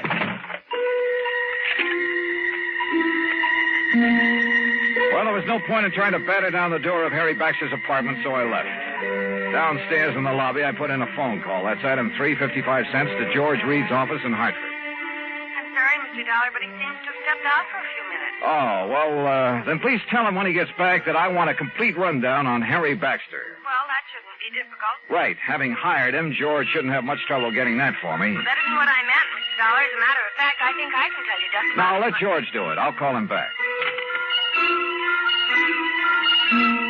Item 4, 65 cents taxi to Mary Ellen Markham's apartment on East 52nd Street. A uniformed nurse met me at the door, told me I could stay with Miss Markham only a very short time, then led me into the bedroom. And there, carefully propped up in bed, lay a pale, wan, tired woman who looked to be 65 or 70. The room was full of flowers. You may leave us, Mrs. Haskell. I'll ring when I need you. Yes, Miss Markham. Sit down, Mr. Dollar. Thank you. I'm sorry I won't be able to speak with you very long. But as you can see... Yes, I can, of course. I'll get right to the point. You must know, I'm sure, that someone has just taken out a policy on your... Well, an insurance policy on you. Yes. This is so smart. And so helpful with Harry Baxter. Oh. You see, I am suffering from a rare, incurable disease of the blood. I'm sorry. I don't have long to live. A few days, perhaps. A few weeks at the most. Excuse me. This is such an effort. Well, you're getting the best of care, I trust. Yes. It's the very best. Now, what do you wish to know? You know a Dr. Albert Schwinner, don't you? I've known Albert for many years. We've been great friends. Then why does he take out a policy that indicates he hopes that you'll die? Hopes? I'll die? Yes. What else could it be? Oh, you don't understand. Don't you see? Schwinner has bought insurance against your living beyond November 10th. Yes. Yes. My 50th birthday. You mean to say you're... The reason so. Yes?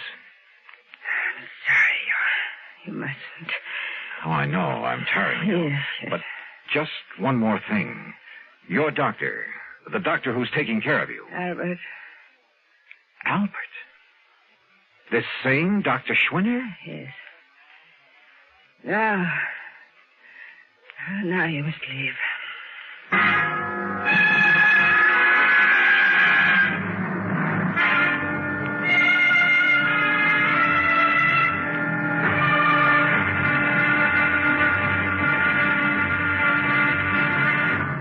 Act 3 3 of yours truly, Johnny Dollar, in a moment. Now, Act 3 of yours truly, Johnny Dollar, and the Hope to Die matter. The little that Mary Ellen Markham had been able to tell me left me more puzzled than ever. I've never been given such a runaround in my life, deliberate or otherwise. But I didn't dare tax her strength further, so I left. Item 5, another 55 cents for another call to George Reed in Hartford. This time he was in. Yes, Johnny, I must confess I'm calmed down a bit, but the first shock of learning that Mr. Baxter had issued that seemingly absurd policy... What do you mean, seemingly absurd? George's whole thing has me in a tizzy now, a double-barreled one. Well, I tried to call Mr. Baxter a few minutes ago, but got no answer. I wanted to apologize, of course. Apologize? After all, since he's chairman of the board... Chairman of what board? The company, this company. What? I tried to tell you that this morning, but you didn't give me a chance. Harry Baxter is also the majority stockholder. Oh, brother. In any event, as I'm sure you can see, he must have had some good reason for that policy, and as soon as I can get him by phone... You won't. What? He just left for Europe. Where? I don't know, and right now I don't care. But if I can't contact him, Johnny, I don't dare cancel this policy until I've talked to him. And if Miss Markham should die before the 10th... Yeah, 250 G's. You've got to carry on. Would you like to tell me how? If Mary Ellen Markham dies on or before November 10th, Floyd's of England pays Dr. Albert Schwinner $250,000 on a policy taken out by him. And he is her doctor with her life in his hands. And if there isn't something wrong with that setup, expense account had him $8 for a taxi to Schwinner's address in Union City, New Jersey. And there at last I learned what the CL meant behind his name. It was an abbreviation, for this was the Albert Schwinner Clinic, devoted to the study of rare diseases of the blood. But Schwinner wasn't there. He'd gone to New York to see Miss Markham. Item 7, $10 even for a fast taxi ride back there to Manhattan. As the nurse led me into the unfortunate woman's apartment, he was just coming out of the bedroom door. Oh, Dr. Schwinner, this is Mr. Johnny Dollar. Oh, Mr. Dollar, Harry Baxter told me I might expect you. Oh, he did, huh? Yes, he phoned me just before his plane took off for Europe. Pretty smart. You're an insurance investigator, aren't you? That is right.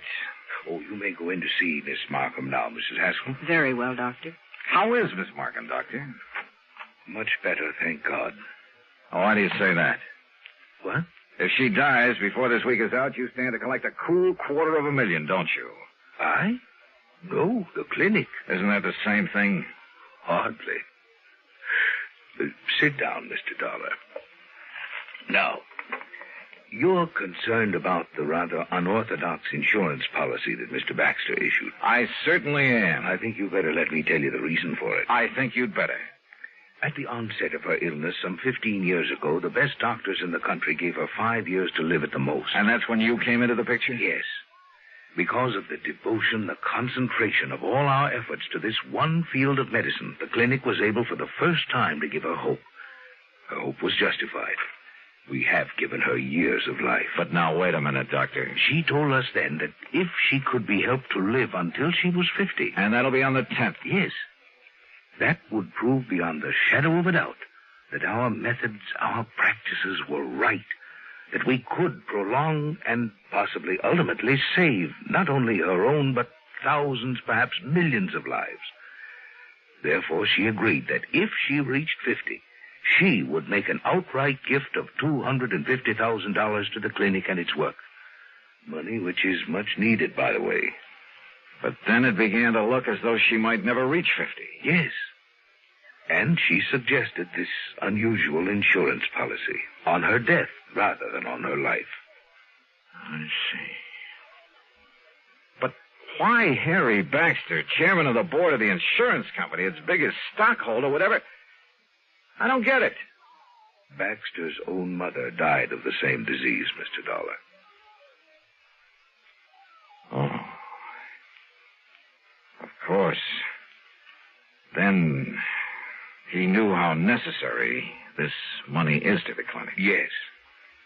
And let's face it, Baxter is something of an eccentric. And that's the reason he chose this offbeat way to make sure you'd get the financial help you need. Exactly. Then, if I try to get this policy canceled, a great many lives in the future may depend on its remaining in force. Of course, if you feel it your duty... Doctor, my duty as I see it is to do just exactly nothing.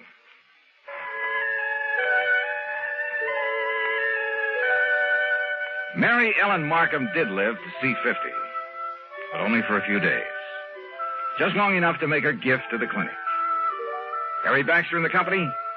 Well, Harry came back from Europe, and he said he found some, quote, mistake, unquote, in the policy that requires the company to pay off on it anyway. Eccentric? We should have more of them like that. Expense account total? Are you kidding? Yours truly, Johnny Dollar.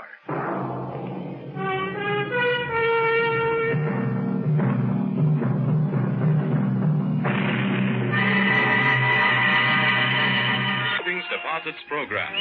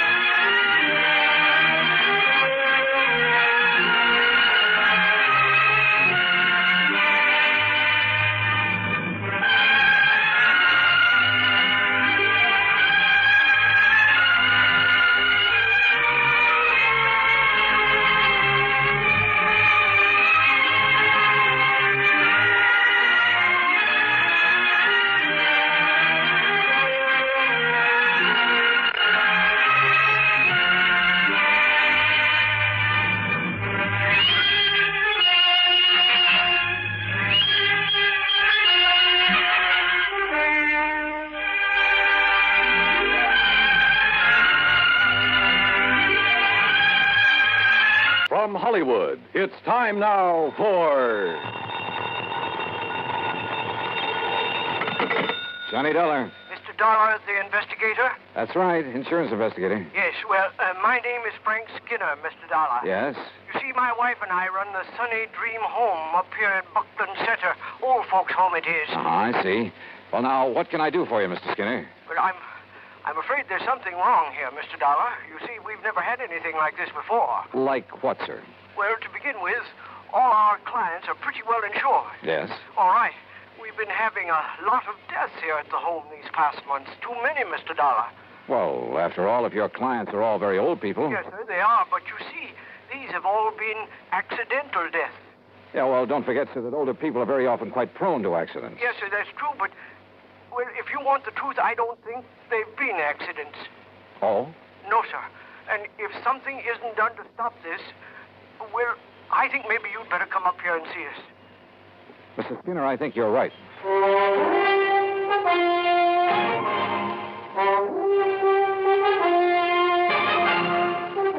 Bob Bailey in the exciting adventures of the man with the action-packed expense account.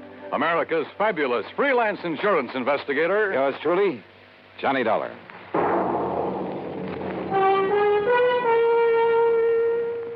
And now, Act One of yours truly, Johnny Dollar.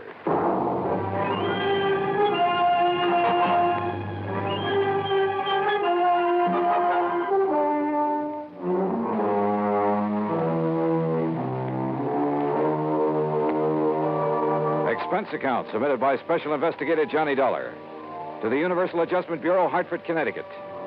Following is an account of expenses incurred during my investigation of the Sunny Dream matter.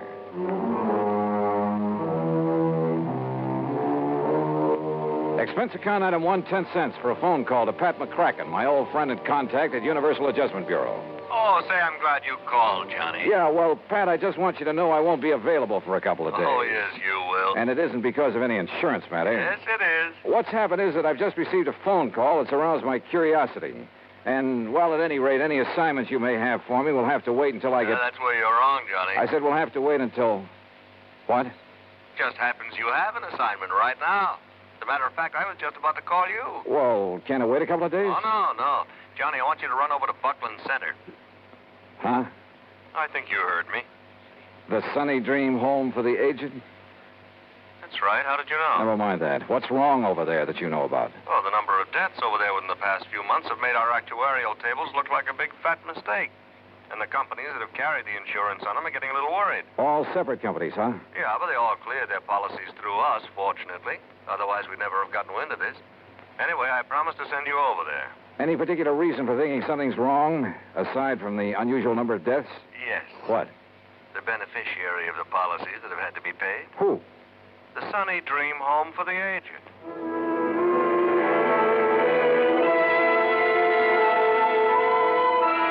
I gassed up my jalopy at the sign of the Flying Red Horse, that's item 2, 425, and drove some 30 miles south and east on Highway 2.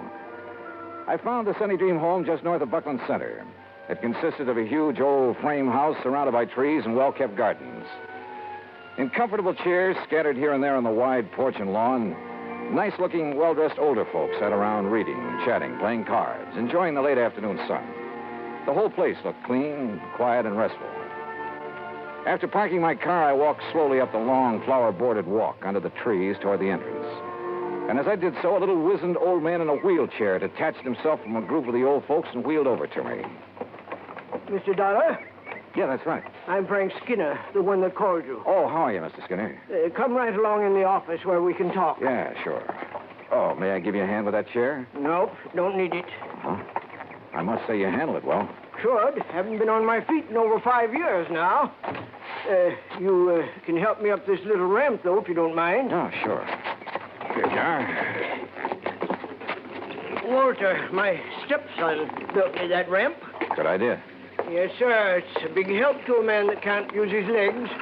Now, right around the side of the porch here. Oh, evening, Miss Baker. Good evening, Mr. Skinner. Here we are. If you just open the door. Sure.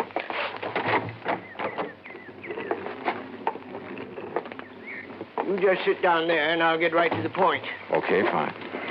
Now, you listen to me. I'd appreciate it if you'd let the folks here think that you've just come to look over the place, like maybe you've got some old relative you'd like a nice home for. In other words, you don't want to alarm your clients. Guests, Mr. Dollar. They're honored guests, all happy and with no worries. Uh-huh. Well, I must say that those I saw outside looked perfectly content. But now, about those so-called accidents. 5 of our people have died within the last 6 months, Mr. Dollar. 5 of them. Terrible. And like I told you on the telephone, they looked like accidents. What kind of accidents? Well, now, the first one. Well, maybe it was. That was old Miss Epp. Lived in the little guest cottage out back. What happened? Small fire. Must have started in the wastebasket or something by the time we got to her. Well, she'd suffocated. And I suppose Mr. Purley might have been accidental, too. Food poisoning it was. At least that's what the doctor called it. But nobody else got sick on all those canned peaches, Mr. Dollar. Who was the doctor? Oh, Doc Cherry from town. Of course, Mr. Purley was the only one that had 3 helpings of them. But my wife never had trouble with her canning before. Well, go on, Mr. Skinner. Well, old Miss Sharmley fell down the main stairs to the living. Look through the door there. You can see the stairs. Well, that's a long stairway for elderly folks. Then Miss Lizzie-Bell. We called her Miss Lizzie-Bell, though her real name was... What happened to her? She fell out the window of her bedroom. And, Mr. Dollar, she just wasn't strong enough to get her window open that wide. She was 94. Then poor old Miss Betzler, she fell down the stairs, too. Well, Mr. Skinner, if those people aren't able to negotiate a stairway like that, you're at fault for requiring them to do it. Well, most of them are. The others have their rooms here on the first floor, like I have, too. How about Miss Lizzie Bell, who was 94? Well, she never left her room until she fell, or until she was pushed by somebody younger and stronger than she was. Well, unless you can prove something like that. I have to prove that those others were pushed down the stairs. Afraid so. You see, from what you've told me so far, Mr. Skinner, there's no reason to suspect those deaths weren't accidental. Even so many of them, all within a space of only 6 months. Unless, as I say, you can come up with some concrete evidence to indicate otherwise. All right, then. You can tell me this. Why did all those things happen late at night, when those poor old folks wouldn't have any reason to be up and around, when there wasn't anybody around who could help them, until it was too late? Well, so far as that's concerned. Why, sure. Folks have got to get up at night sometimes, one reason or another. But they all have their own private baths, and if they want anything from downstairs, like something to read or some hot milk, something like that, why, all they have to do is ring the push button in their room, and my wife gets it for them. We do that all the time. Where is your wife, by the way? Martha? Why, she's Right here, Frank. Who's this you're blabbing off your mouth to? Why, Martha, this is Mr. Johnny Dollar, insurance investigator. Investigator, huh? Well, you can march yourself right out of here. Oh, now, just a minute, Mrs. Skinner. Just a minute, nothing. You get out of here and leave us alone. Mrs. Skinner. And if you don't, I'll throw you out. And if you don't think I'm young and strong enough, then I'll show you. Strong enough to throw a little old lady out of a window? Or shove a couple of people downstairs? Get out. Act 2 of yours truly, Johnny Dollar, in a moment. And now for another episode in the life of Sergeant Donald Bellwether, my husband.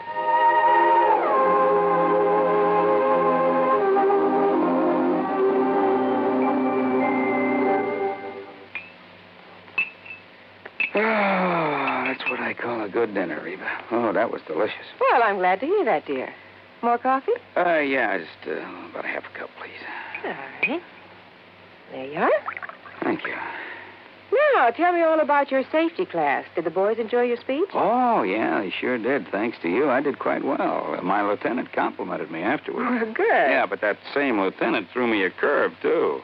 How, dear? Well, after I gave my talk, he asked the men if there were any questions. Well, that did it. One of the guys stood up and said, look, Sarge, you claim there were over 95,000 deaths and over 9.5 million people injured in accidents in the U.S. last year.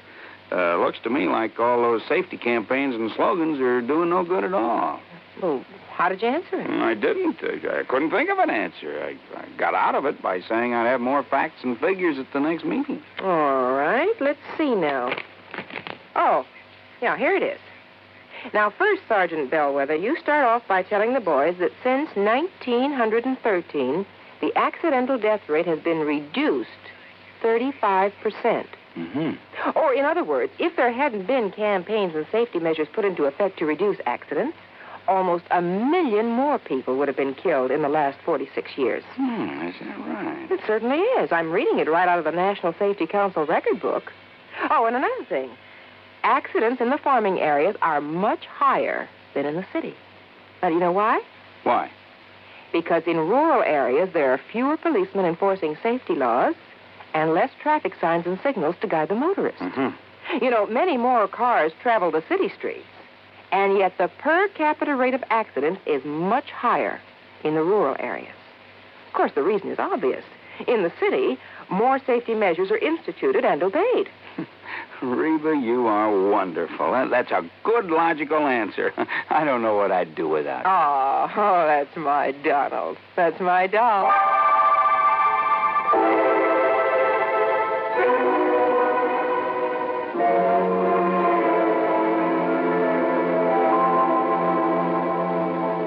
And now, Act 2 of yours truly, Johnny Dollar, and the Sunny Dream Matter.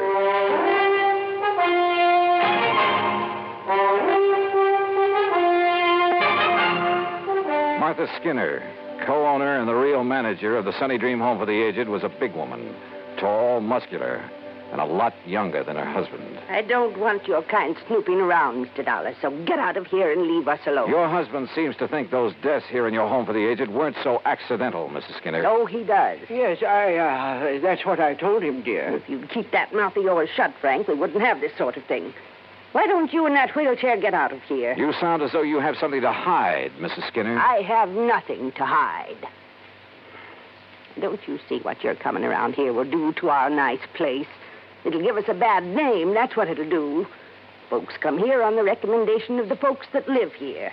If your sort starts prowling around, it'll make our nice home for them sound like a murder factory, and I won't have it. Oh, now, just calm down a moment. Those poor old folks, Miss Lizzie Bell and Mr. Purley and the rest, were accidental, that's all.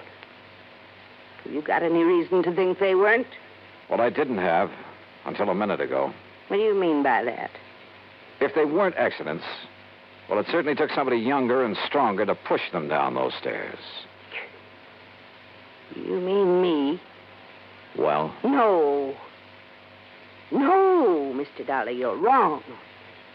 And if anybody started that talk about not being accidents, I guess I did. Yes, you did, Martha. Oh, I was so upset. Those fine old people passing away. Why, they were like family to me. I guess I said a lot of things that didn't make sense. Until the doctor and the police came around and told me I was wrong. The police investigated? Yes, and they made quite a stir. I guess that's why your being here has upset Martha. Well, of course, if they found nothing. Mr. Dollar, do you think that I could do anything like what you're... that I could harm a single hair of any of these nice old people? What possible reason could I have, and what sense would it make? Why, we're being paid for their living here, and if anything happens to them... Yeah. Yeah, if anything happens to them, you collect a nice, big, fat hunk of insurance money. You know about that? Insurance investigator, remember? No. No, you're wrong. It was their idea to name us in their policies, now wasn't it, Frank? Yes, Martha, it certainly was. Well, let's not talk about it anymore now. It's getting late, so I think I'll drive back to Buckland Center and have some dinner. Why, you'll do no such thing. You'll have your dinner right here. And if you wish to stay overnight... Oh, no. You mean I'll have another room to fix up? Well, I'll help you, of course. Walter, this is Mr. Johnny Dollar. Dollar? The insurance investigator I hear about all the time on the radio? That's right, son. What's your business here, Dollar? Frank called in, son. Yes. About those accidents? Yeah, that's right. What do you think about them, Walter? Look, Dollar, Mother's got enough trouble without you coming around Walter. here. Well, it's true, Ma. You know it. First it's the police making a big racket. We've been through all that, Walter. I asked you a question. Well, why don't you get out of here and leave us alone? I'm sick of all this nonsense. I'm sick of this whole place. Oh, Walter. Year after year working like a dog for a lot of old fogies. Are there only the three of you to take care of this place? That's right. Oh, and of course Frank here is a lot of help tied down to that wheelchair. Well, I do all the office work. Oh, sure. Big deal. Handle all the money, too. Well, what about the talk that as soon as we get enough money, we can sell out and get away from here? Hey, look, Dollar, what difference is it to you who keeps this place up? Hey, you're a pretty husky fellow, Walter. Yeah. Would you like a little demonstration on you? Now, what do you mean by that? Well, maybe I'll tell you after I've had a look around. Then you will stay. Oh, yeah, I'll stay until I'm satisfied. Well, you won't be here for long if I've got anything to do with it, understand? Is that a threat, Walter? Take it any way you like. I'm sorry, Mr. Dollar. I'm sure he didn't mean that the way it sounded. Yeah. Well, tell me, do you two have joint ownership of this place, you and Mr. Skinner? Well, it's really in my name. And if anything were to happen to you? It would go to Frank and Walter. I see. Walter said that you've talked about getting enough money to sell out and leave this place. He certainly did. Is that what you plan to do? Yes, sir. Well, I'm not so sure. Of course you are. I've grown to love this place. All the nice people who... Mr. Dollar. Yeah? Enough money, you said. Like a lot of insurance money from... Oh, no. You can't think that Walter would... Oh, no. He's spoiled and fresh and impetuous and talks a lot, but... Surely you don't think... Mrs. Skinner, what would you think?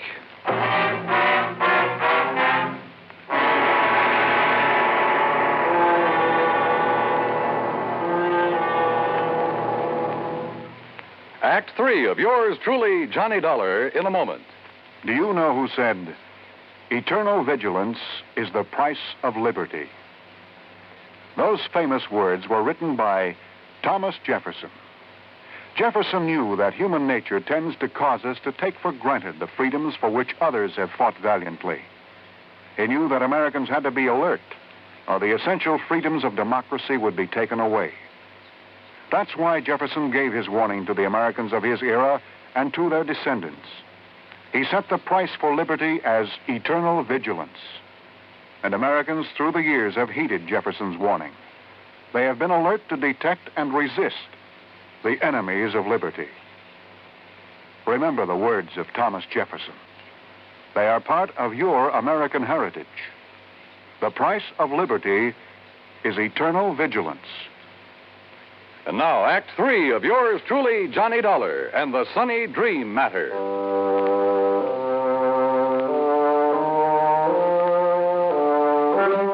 At dinner that evening, I made a point of chatting with as many guests of the Sunny Dream Home for the Aged as possible.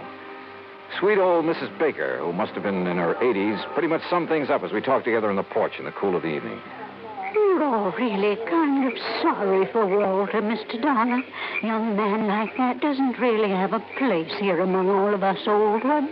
Yeah, I wonder why he doesn't go out on his own then, Mrs. Baker. Because in spite of his brash, noisy way, he loves his mother, Martha. And since she has so much to do taking care of us, why, he just stays and helps her. Isn't she one of the loveliest people you ever met? Well, she certainly seems devoted to you folks. And she is. Makes us toe the line, bawls us out sometimes, just like a mother hen. But she's all heart. And Mr. Skinner? Very nice.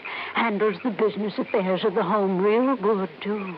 It isn't generally known, but he's the one who gave us the idea of making out our insurance to the Sunny Dream. Oh? Of course, we never told Martha. Oh, there you are. Evening, Miss Baker. What a nice young man this is, Mr. Skinner. We've been having a wonderful time talking away about this and that. Yeah, that's fine. They make you a comfortable room upstairs, Mr. Dollar? Yeah. Right at the head of the stairs. Very comfortable. Good. Well, don't let me interrupt. I'd like to talk to you a minute if Mrs. Baker will excuse us. Why, of course. Thank you. And we'll talk again tomorrow, won't we? Sure, of course we will. Good night. Mr. Skinner, when was the last accident when someone fell down those long stairs? Huh? Why, that was Miss Betzler earlier this month. Why? Well, at the head of them, as I came out of my room, I found something that... Well, they were marks that looked to me as though they'd been made by some kind of struggle up there. Oh? And a tiny piece of cloth from a man's suit caught in a splinter on the newel post. Well, what are you going to do about it? Oh, just leave it there. Tomorrow I'll get somebody from the police laboratory over here to look at it. Uh-huh. Well, whoever suit that was must have a tear. Oh, no, not necessarily. It was really just a few threads that had been pulled out. But they might be the clue to a killer. I see. Well, good luck, Mr. Dollar. Yeah. Thanks. In my room, I waited until long after the big home was quiet and wondered if my hunch was going to pay off. Hunch? Sitting there on the porch talking with old Mrs. Baker, I'd suddenly remembered something Pat McCracken had told me in the very beginning. He had notified the home I was coming here to investigate. That meant he'd notified Frank Skinner. Could that have been why Skinner phoned me? To allay any suspicion the insurance companies might have? Yeah, I wondered. Finally, about midnight, I heard a noise at the head of the stairway. Quietly, I opened my door. And there at the top of the stairs, armed with a flashlight and standing solidly on his own 2 feet, was the man who said he was confined to a wheelchair. Well, Mr. Dollar. You won't find anything there, Mr. Skinner. Because there isn't anything. See? You lied to me. It got you up out of that phony wheelchair, didn't it? To see if you'd left some trace of your last murder, didn't it? Now listen, Dollar. Pretty rotten racket, Skinner. You and only you handle all the finances of this place. You persuaded the old folks to name you as beneficiary of their insurance policies. Then you proceeded to shove them down those stairs. Would you like to see how? Yeah, Skinner. Then I'll show you. No, you don't.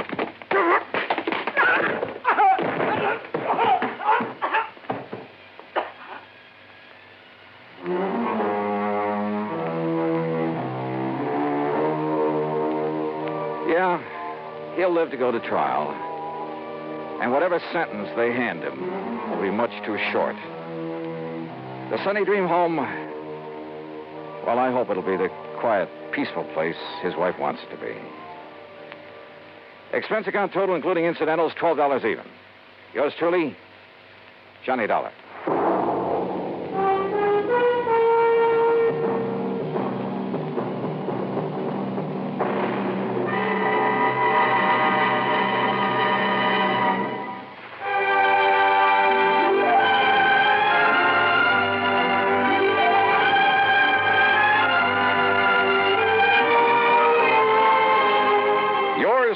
Johnny Dollar, starring Bob Bailey, originates in Hollywood and is produced and directed by Jack Johnstone, who also wrote tonight's story. Heard in our cast were Virginia Gregg, Peggy Weber, Junius Matthews, Larry Dobkin, and Bert Holland. Be sure to join us next week, same time and station, for another exciting story of yours truly, Johnny Dollar. This is Dan Cubberly speaking.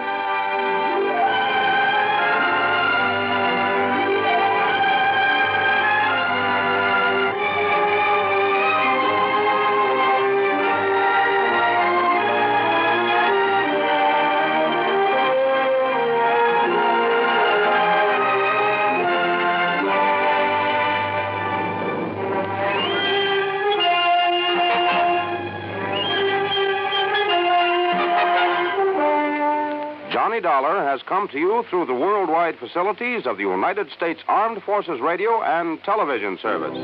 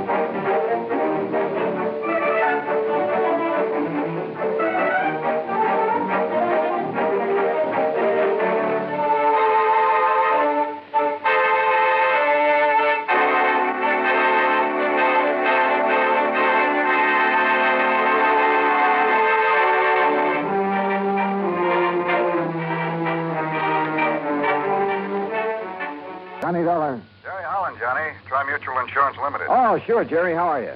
The name Curtis Randall mean anything to you? The banker here in Hartford? That's the one. He's also one of our big policy holders. At least he was. Oh, what's happened to him? Day before yesterday, he and a friend of his, a fellow named Byron Peters, they went deer hunting over near Kingman, New York. And? They hired some old character in the neighborhood to act as guide. Randall and Peters didn't know it, but the old goat was an alcoholic. So what happened? At the end of the day's hunt, they raised Cain with Curly because he hadn't found them a deer. Curly, the name of the guide, huh? Yeah. They had a big argument. Over 500,000. 100. Wow. Who's Randall's beneficiary? His hunting companion, Peters. Peters? No wonder you want me to investigate. Johnny. Only this one looks too easy. Wait, Johnny. I'll be right over.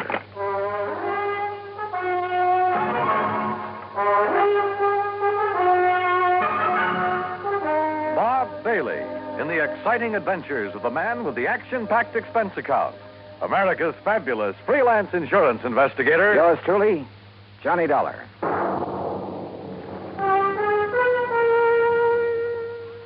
And now, Act One of yours truly, Johnny Dollar.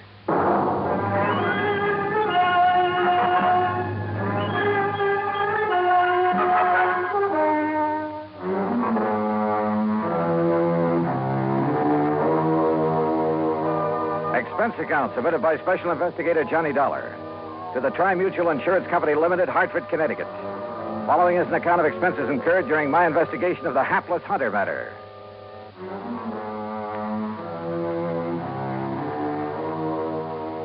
Expense account item 1, 95 cents for a taxi across town to Tri-Mutual in the office of Jerry Holland. As I opened the door, he met me halfway. Hey, what was the idea of hanging up on me, Johnny? Then when I tried to call you back, you'd left. Well, sure. I figured if this thing only happened a day or so ago, the faster I could get working on it, the better. Well, I'll go along with you on that, but Where's now... this man Peters? In the hospital. Because if anybody should be suspect, he should. After all, as a beneficiary... What did you say? I tried to tell you on the phone, only you hung up. Byron Peters is in the hospital. Where? Over in Kingman, New York. Why? Because he was shot up, too, by that drunken guide when he tried to prevent him from killing Randall. Oh. Then Curly killed himself. Yeah. You know, if you'd stop going off half-cocked, you might get somewhere on this case. If it really is a case. Sorry, I guess I jumped to a conclusion You sure before. did. Oh, $500,000 is still a lot of money. Sure it is. If you need it. And Byron Peters doesn't? Well, according to the local police chief who called me, it was in Byron Peters' brand new Eldorado that they drove over to Kingman It was Peters who arranged for the guide service. It was he who supplied the guns and equipment. Yeah, okay, Jerry. I'll take your word for it.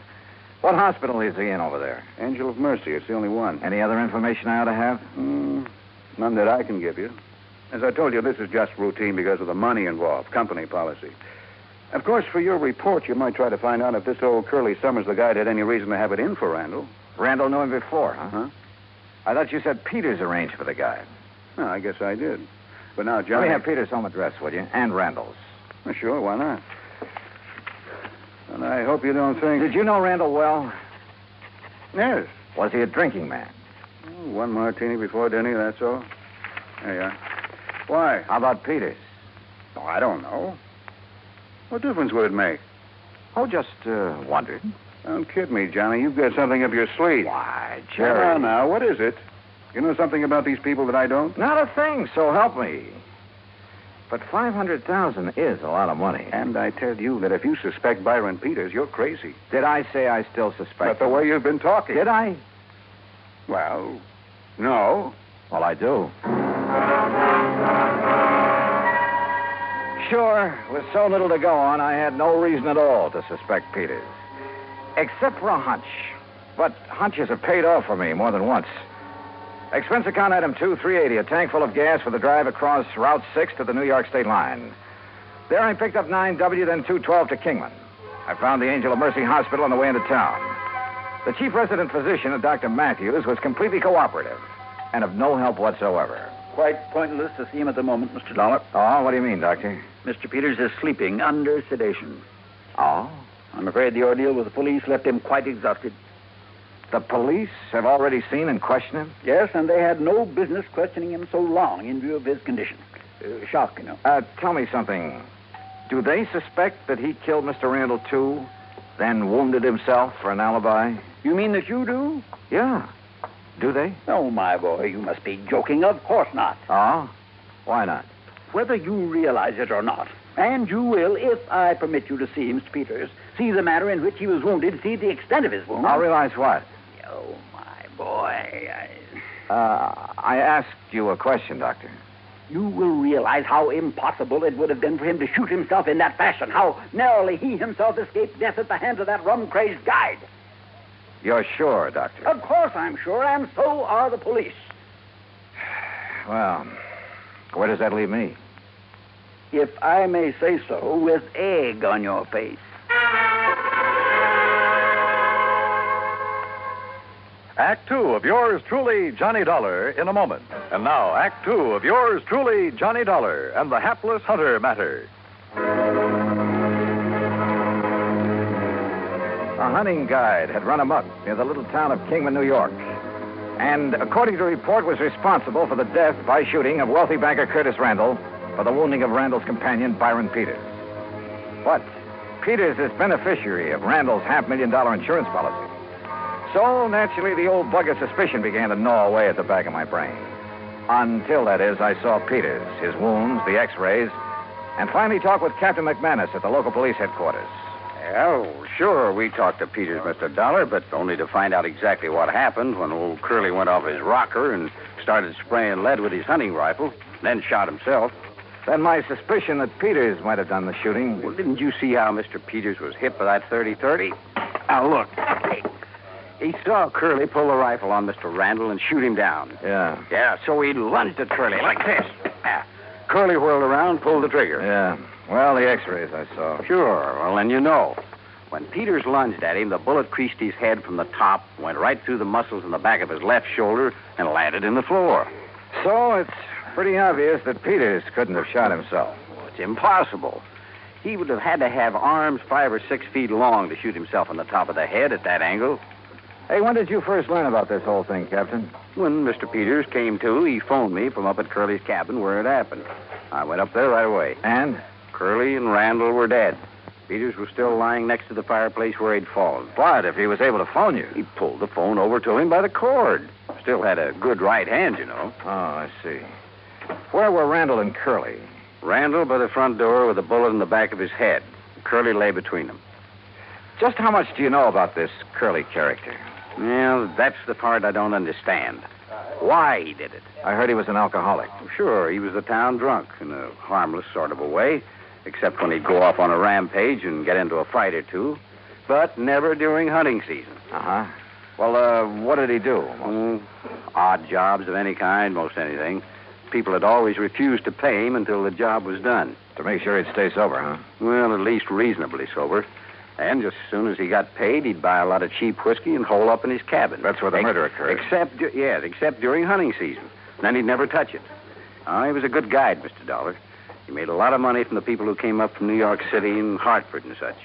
That's the part I don't understand, his hitting the bottle during the season. Well, did he ever have any trouble with his clients before? Oh, he'd bellyache about them being so rich when he was so poor, that sort of thing.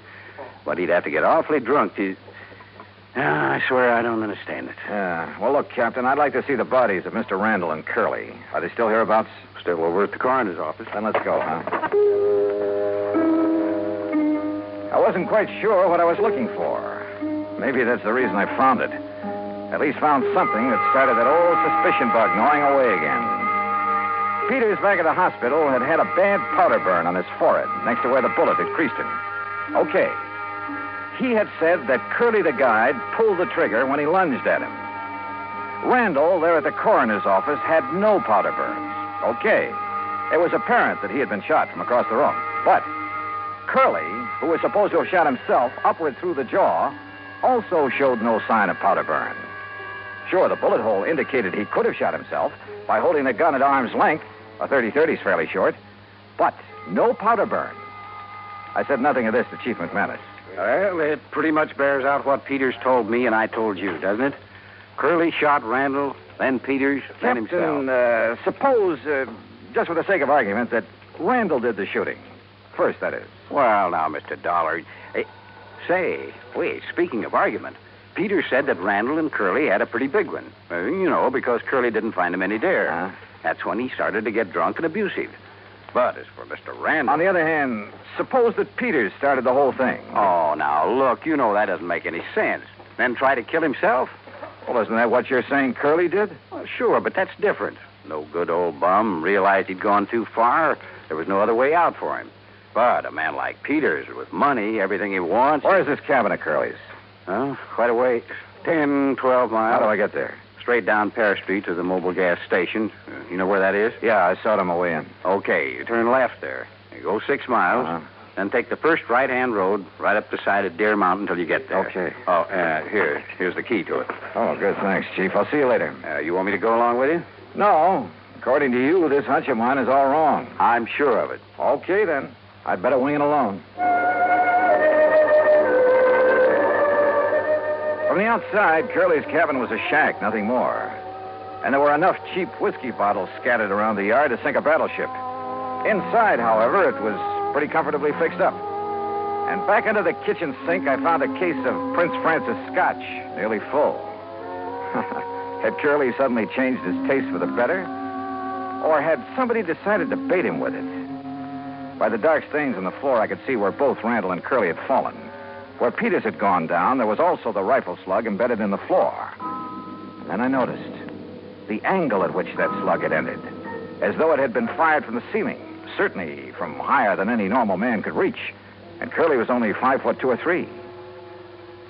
Then I saw something else, a heavy cord hanging down from one of the rafters above where Peters had lain. It was frayed at the end as though forcibly broken. Now, suppose someone had hung a loaded rifle there by the trigger so the slightest pull would set it off, had stood under it holding the muzzle carefully next to his head to one side, just close enough to...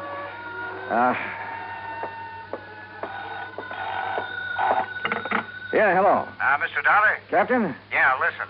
Now, you may be right, though I still don't see how you can be. What do you mean? Look, I've got Dr. Matthews at the hospital here on this party line. You still there, Doc? Right here, Chief. Well, then you better tell Mr. Dollar. Well, it's about Mr. Peters. Yeah? He's left. Left? I thought you had him under sedation. I guess it didn't take hold the way I thought it would. Well, what happened? Well, he woke up and asked me who it was that had been here to see him while he was drowsy. Did you tell him who I was? Yes, then he seemed to drop off again, so I left him. A few minutes later, I heard his big fancy car pulling away. Doctor. I went back to his room, and he was gone. Doctor. Listen, Dollar. Yeah, Chief. I don't know what it means any more than you do.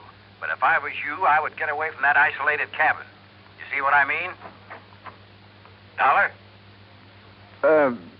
Sure, Chief. I'll leave right away. That was very smart, Dollar.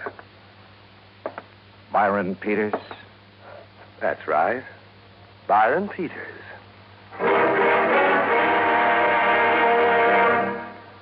Act 3 of yours truly, Johnny Dollar, in a moment. And now, Act 3 of yours truly, Johnny Dollar, and the hapless hunter matter.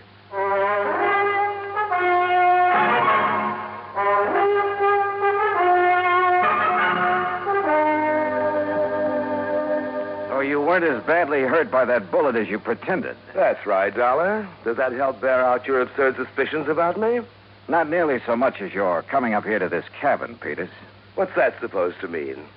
You rigged the whole thing pretty well, but not well enough. Why you wanted to get rid of Curtis Randall, I don't know. You're out of your mind. Randall was a friend of mine. You must have had some reason for killing him. Curly Summers murdered Kurt. We had a big argument because he hadn't found us any game. The only reason it got out of hand was because Curly was drunk. On what? On some of that expensive scotch I found in the kitchen? How should I know? Yes. Where did he get that? How should I know? Well, I do. You brought it here to help bolster your phony alibi, to indicate that Curly had it up here, had been hitting it. But you pulled a boo-boo. Why don't you talk sense, Detective? Are you trying to tell me Curly would ever have stuff like that? Look at the old bottle scattered around outside. Cheap rot gut, that's all. What's more, he never touched a drop during hunting season. That's about as thin evidence as you could possibly dig up, Dollar, and you know it. Peters, why did you come up here just now? Okay, I'll tell you that, too. Lying there in the hospital, nursing your sore shoulder, you didn't plan on that injury, did you? I told the police. Oh, yeah, sure, you told the police. Lying there, you suddenly remember the one thing that could show how you cleverly wounded yourself after you killed Randall and Curly. That piece of cord up on the rafter, where you hung Curly's gun up by the trigger. Dollar. You aimed it carefully along the side of your head, then yanked on it to set it off. Dangerous, but a great alibi. I told the police, the doctor. Curly pulled that trigger when I lunged at him, struggled with him. Little Curly held that gun high enough so the bullet would crease your head from above? I was bent over, lunging at him. Then enter the floor from up here where this cord is hanging? You're pretty smart, aren't you, Dollar? Curly was supposed to have committed suicide, huh? Yes, he must have, because I heard him shoot himself as I passed out. Oh, sure. The bullet entered his lower jaw, went up into his brain. That's right. That meant he had to hold that 30-30 at arm's length, so the muzzle right next to his jaw. That's right. Where it would have left powder burns. But, Peters, there were none. Because you shot him from across the room, the same as you did Randall. Yes. Yes, the same as I'll shoot you. If you can. My right hand is still good, Dollar, and so is the 38. You and your fool insurance company should have left things as they were. Chin up, Dollar. Tell me one thing. Sorry, I haven't got time. When I left the hospital, I made sure I was seen heading for New York, and a carefully set up alibi. You still won't get away with it, you know. Any more than you got away with killing Randall. I had until you came along, and I will when I've killed you. So if you have nothing more to say... One thing. Why did you kill Randall? You're trying to stall me. Why? All right. All right. Because I forced him to name me in his insurance. I was the only one who knew about some shady operations in his early business career. The old story, huh? That's right. Blackmail. That's why he's been paying me off, supporting me, until recently. So you threatened to expose him? No. What would that get me financially? Then tell me this. No. I've got to get out of here to New York. Just one thing more. I don't know why you're trying to stall me, but it's no use. So if you have any prayers, Dollar... Sure. That Chief McManus standing there in the doorway will slug you before you pull that trigger. Oh, no, not that old chestnut. Why not, Peter? What? You... No, you...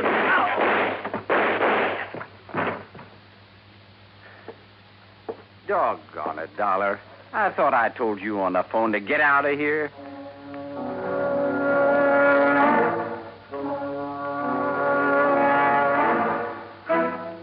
Expense account total, including gas to get me back to Hartford, $13.13. Remarks? Why? Why don't they ever learn? Yours truly, Johnny Dollar.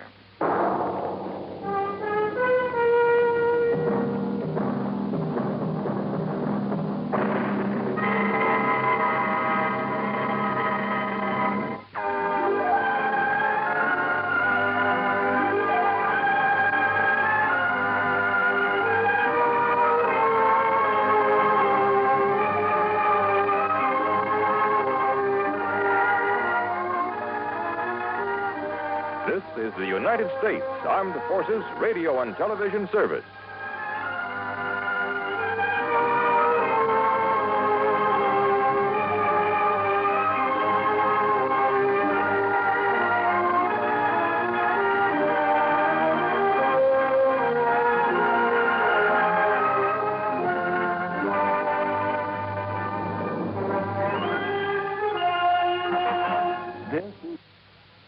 From Hollywood, it's time now for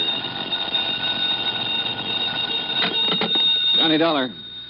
Mr. Dollar, I want you to come over here right away. What's that again? I want you to come over here right away. That's what I thought you said, but who is this and where's here? This is Ellis P. Watkins, Mr. Dollar. You've heard of me, perhaps? Yeah, I think so. Manufacturer, aren't you? Well, at the moment, that seems to be a matter of opinion. Over here is Broad Acres at Fairfield, Connecticut. Would you mind telling me what this is all about, Mr. Watkins? It's very simple. I have $100,000 to give away. All? To whom? That is what you are going to tell me, Mr. Dollar. I'll get there as soon as I can.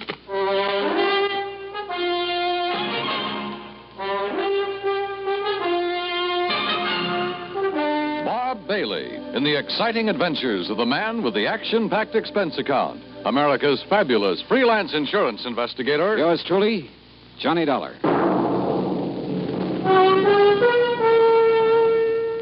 And now, Act One of yours truly, Johnny Dollar.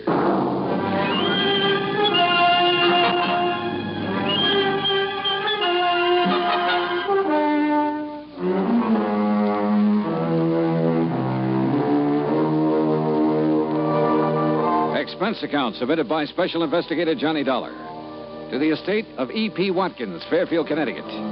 Following is an account of expenses incurred during my investigation of the Happy Family matter.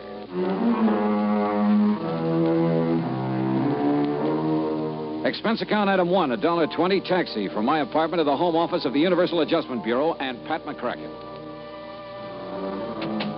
Well, it didn't take Mr. Watkins long to get in touch with you, Johnny. Yeah, I figured he must have got my name from you, Pat.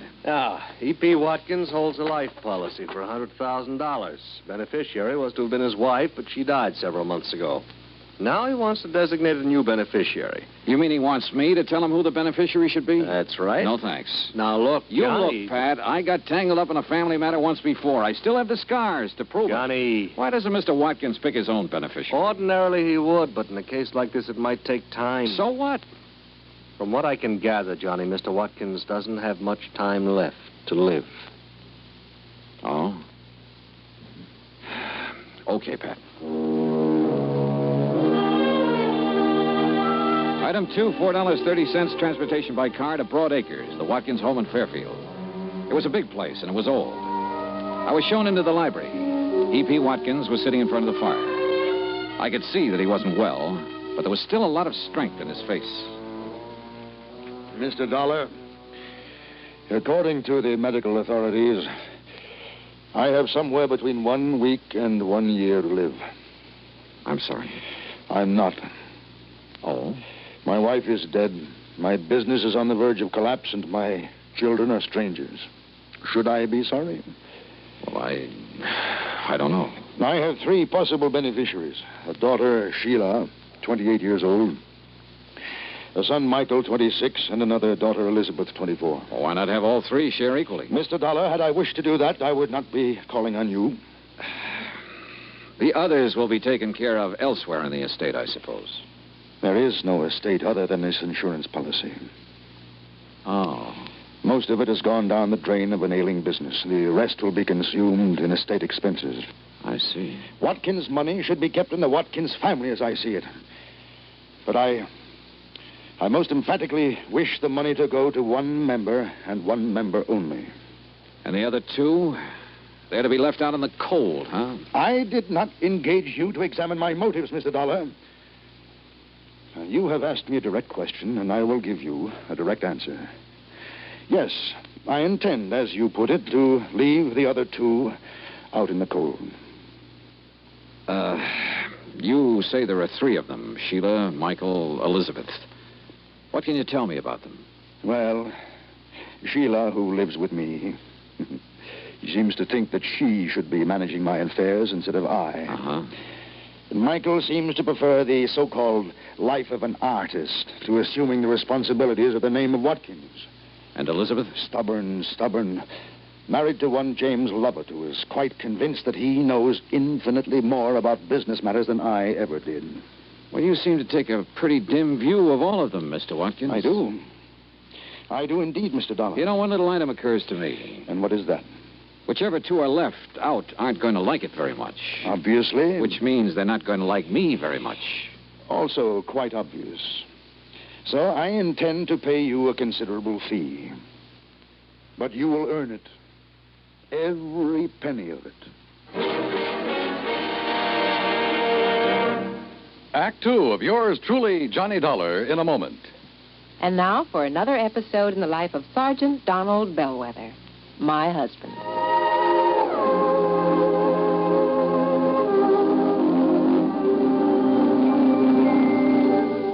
Reba, is everything packed in this duffel bag? Yeah, everything but these, Sarge. Oh, let me see that bottle. Reba, what in the world would a bunch of guys on a fishing trip want with these indigestion pills? Well, now, you just take them along, Don. Remember, you boys will be doing your own cooking for 3 whole days. Yeah.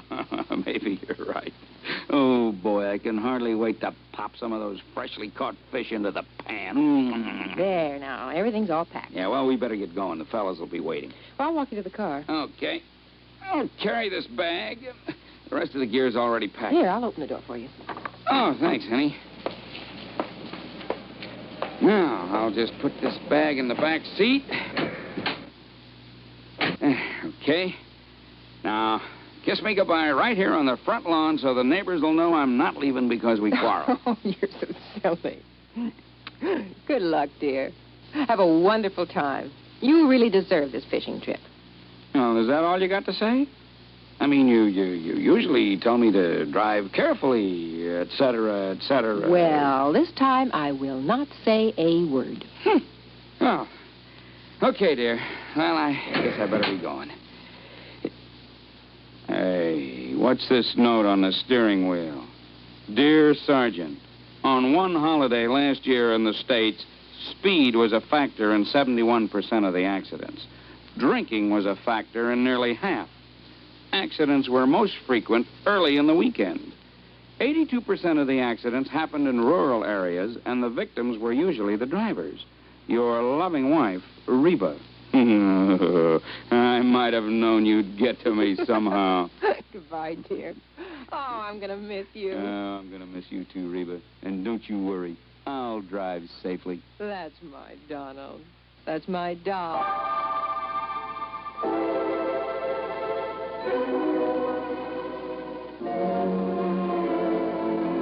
And now, Act two of yours truly, Johnny Dollar, and the Happy Family Matter. Well, this was undoubtedly the weirdest assignment I'd ever been handed, and from one of the weirdest characters I'd ever met, E.P. Watkins. And yet I couldn't help feeling sorry for him. He was really alone. And somewhere along the line, he must have been hurt pretty badly. I left the library and started through the drawing room. Mr. Dollar? Hmm? I'm Sheila. Oh, yeah.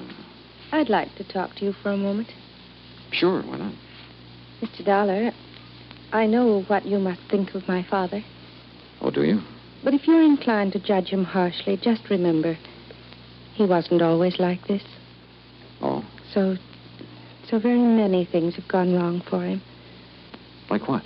Well, I'm afraid the main thing is his feeling that the three of us, Elizabeth and Michael and I, have let him down somehow. He seems to resent us so terribly. Why should he, Sheila? I'm not sure. I think he resents me because I'm not a man. Oh? You see, I'm the oldest. And in many ways, I'm more like Father than the others are. If I'd been a man, I could have, taken over for him. Yeah, I see. I've tried to do what I could, help make decisions, that sort of thing. But I think he somehow resents that, too. Well, I gather it hasn't exactly been easy for you living here with him. Somebody has to. And the others have lives of their own. Mm-hmm. Speaking of the others, I'd like to talk to them. Where can I find them? Elizabeth and her husband live in Cranford, New Jersey. And Michael's in New York, in Greenwich Village. Okay. Thanks, Sheila.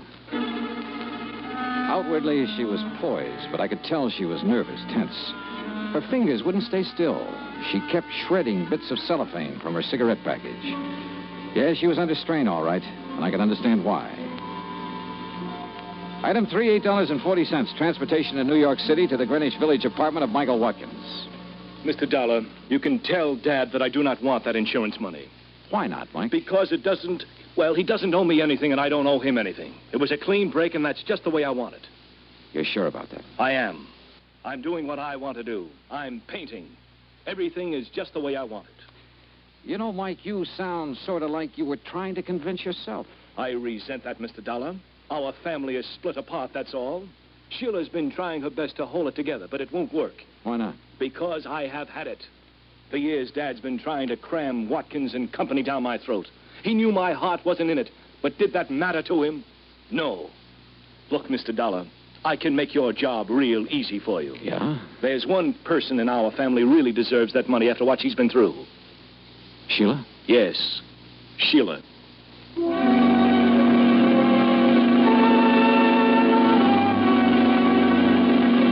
Item 4, $6 even. Transportation to the Lovitz home in Cranford, New Jersey. Look, Mr. Dollar, if sending you here is some scheme of Dad's to force us into line, you're wasting your time, and so is he. Now, wait a minute, Elizabeth, After the way he's treated Jim. Relax, honey.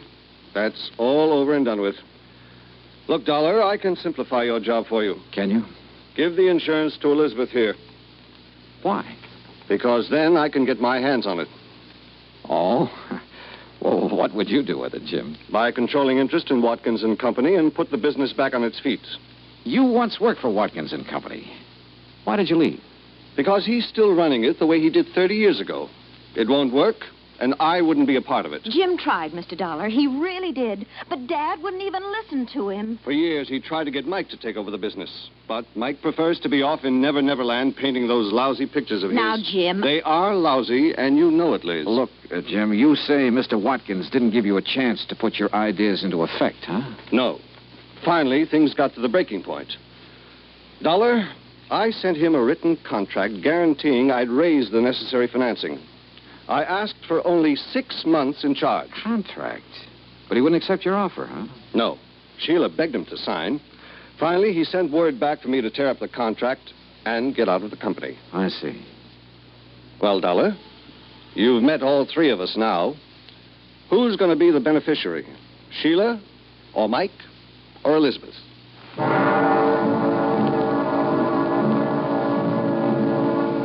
One thing I wanted to check on was Jim's opinion that Mike was not a good painter.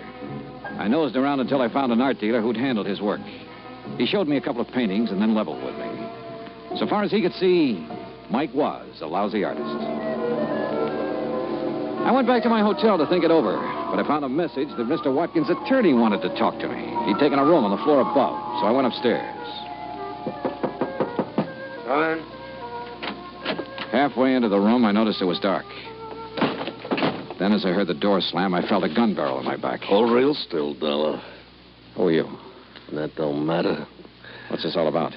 Dollar, this case you're working on, you drop it right now. And if I don't? If you don't, you get dropped for keeps.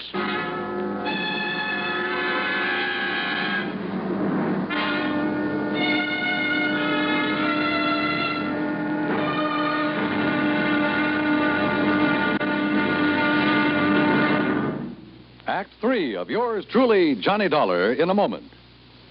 Do you know who said, "That man is free who is protected from injury"?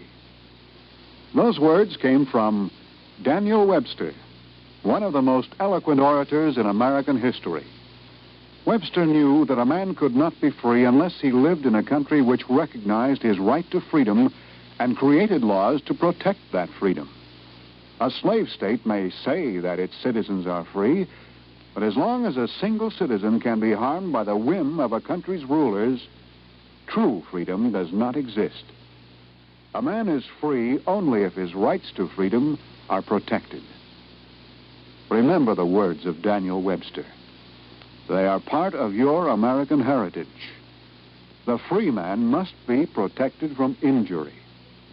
And now, Act 3 of yours truly, Johnny Dollar, and the Happy Family Matter. You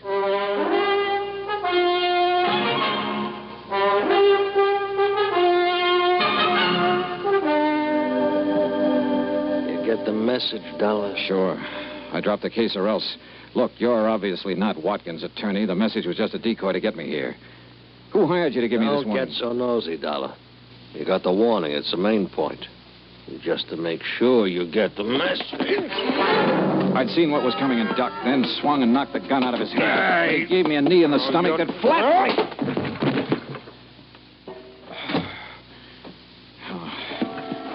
By the time I got to my feet, he was gone.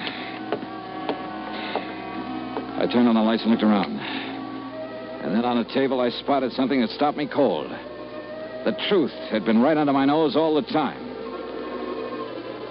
I called the various members of the family, asked them to meet me at the Watkins home.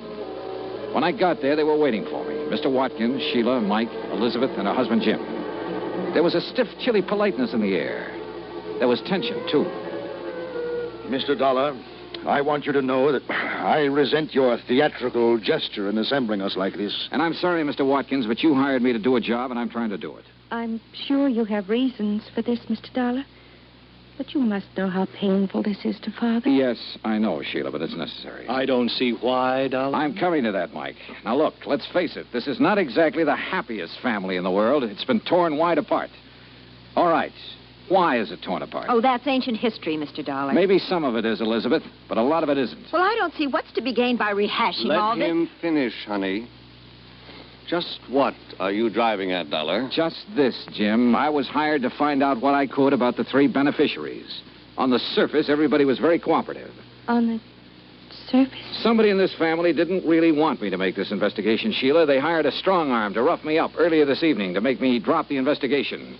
Nonsense. Sorry, Mr. Watkins, but I've got the scars to prove it. But who? Let's start with you, Mike. I want to know why you quit the family business and started painting. I told you. It was because Dad kept trying to cram the business down my throat. Why, you ungrateful. Well, it's true. I couldn't take it any longer. Sure.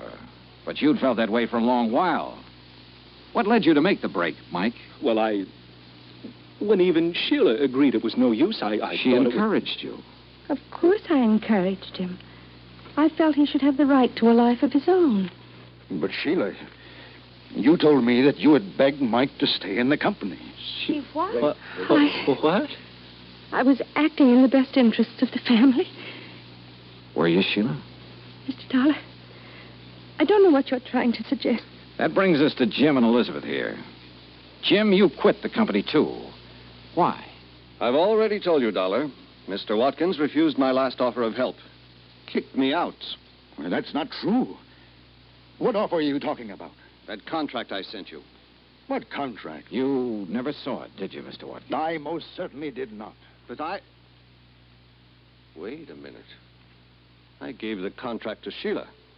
She said it'd be better if she handled it. Then she told me later she discussed it with her father, and he refused. Sheila, you lied. Well, Sheila? Mr. Dollar, I refuse to discuss. Sheila, you have a nervous habit of shredding cellophane cigarette wrappers to bits. In the hotel room where that hired strong arm jumped me, I found a little pile of shredded cellophane near the ashtray. Sheila. I don't understand. Mr. Dollar, do I understand that you're suggesting it's been I who've torn the family apart? Well? Sheila. Yes, Father. Why? I'm not sure. I don't know.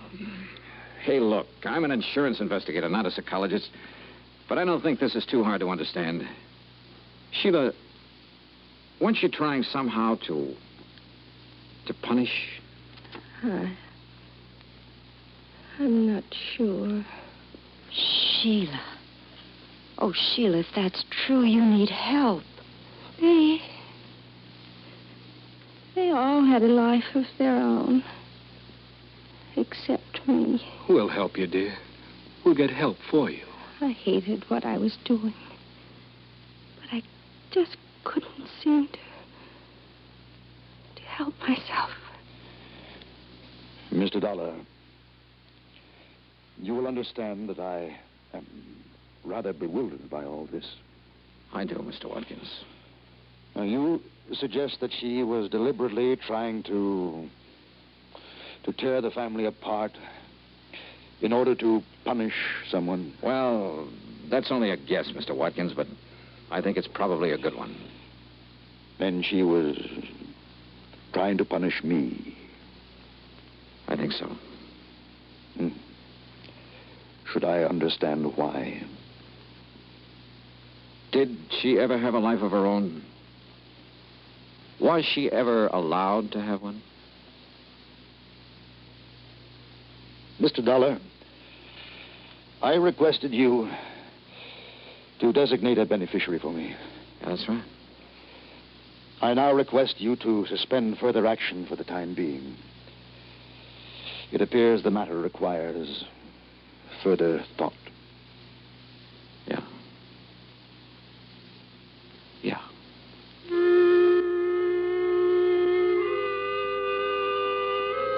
Item 6, $8.50. Transportation and incidentals back home. Expense account total, $73 even. Remarks? Sheila is now undergoing treatment, and the outlook is favorable. Elizabeth's husband, Jim, is managing the affairs of Watkins and Company. Mike is helping him. And I guess he's doing a good job. Mr. Watkins, well, he's still alive. And his doctor tells me that now the old gentleman has found some reasons to be alive, he'll probably be with us quite a while. And make all 3 of his children his beneficiaries. Yours truly, Johnny Dollar.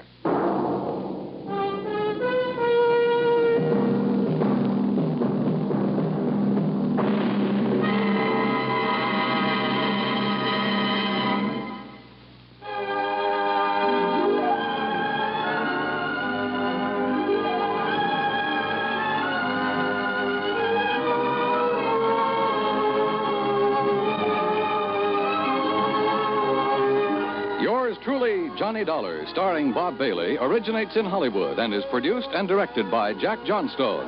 Tonight's story was written by Robert Wright. Heard in our cast were Virginia Gregg, Shirley Mitchell, John Daner, Larry Dobkin, Peter Leeds, and Paul Duboff. Be sure to join us next week, same time and station, for another exciting story of yours truly, Johnny Dollar. This is Dan Cubberly speaking.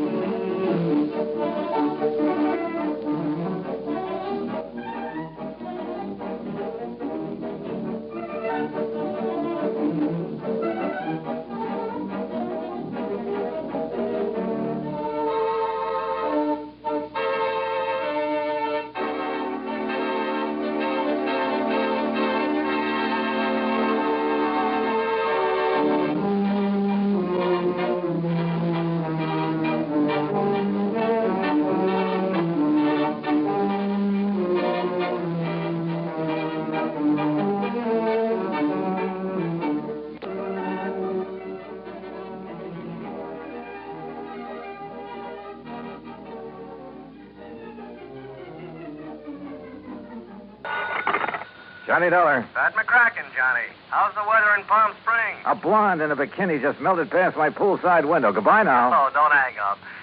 Johnny, this job's just a few miles north of where you are. It'll take maybe a day to clear it up. Hey, you said that last Christmas, Pat, and I got trapped in a blizzard. This season, I soak in the sun. Happy New Year. John, boy, we have a bonus list in this office. Your name could be on it. Near where I am, huh? It's a ghost town named Calico. An old prospector named Kringle is breathing his last up there. I thought all prospectors never died. He wants to change the beneficiary on his $50,000 policy, but a nephew, Ned Kringle, threatens suit if we let him. So you contact our agent, Gene Craig, in Barstow. Who's the new beneficiary? Carmen Kringle. Carmen? A burro. A burro? Yeah. If I don't hear from you, Johnny, Merry Christmas.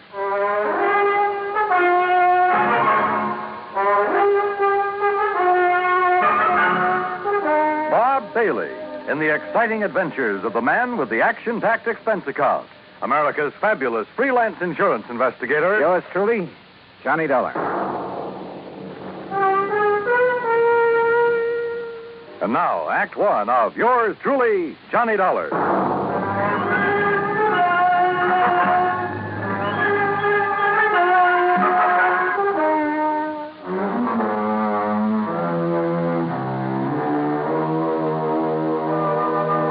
Expense account submitted by Special Investigator Johnny Dollar to the Home Office, Universal Adjustment Bureau, Hartford, Connecticut.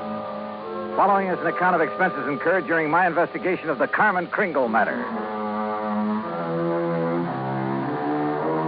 Expense account item 1, $1.40. Telegram to Gene Craig in Barstow telling him where and when to meet me.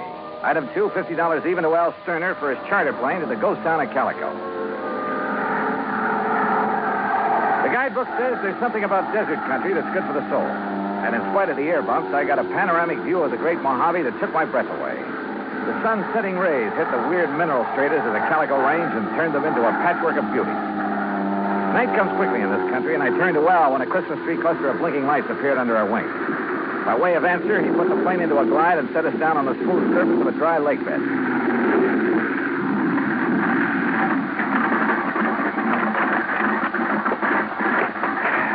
Johnny, you want me to wait around till your friend shows up?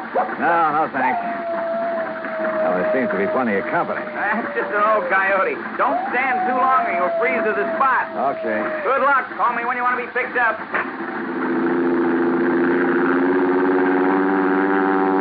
I watched Al's plane until it was swallowed by the darkness. Then suddenly I got that feeling in the hair on the back of my neck that I wasn't alone. The moon was up enough to make out shadows, and silhouetted in a circle around me was a strange collection of figures. One of the pack moved toward me. And for a crazy second, I thought I'd bumped into Santa Claus's reindeer. Then a car without lights came rushing at me. The headlights slammed on, and I got a glimpse of a donkey herd scattering into the night. All right, mister. Walk toward me. Slow, with your hands high. I've learned never to argue with a Winchester 94, so I followed orders. I spotted the weaving headlamps of another car approaching and prayed it was the agent, Gene Craig. Close enough, Sonny. I can pop the rattlers off a sidewind at 60 yards, so don't you make no sudden move. He was maybe 60 with gray sideburns and a frosty goatee. A marshal's badge was pinned to his leather jacket. All right, now, mister. Marshal, that's all right. That's Mr. Dollar. Huh? I was supposed to meet him earlier. I'm awfully sorry, Mr. Dollar. I'm Jean Craig. Huh? I couldn't get here until I drove Doc Spangler up to Chris. He's had another setback, Marshal. Yeah, some darn fool let down a rail on his corral, and Chris Kringle's whole herd got loose. He don't give a chuck for most of them, though, except Carmen. Now he's fretting because she's running wild. Almost had him tracked down when this here fella showed up. If you vouch for him, huh, Gene?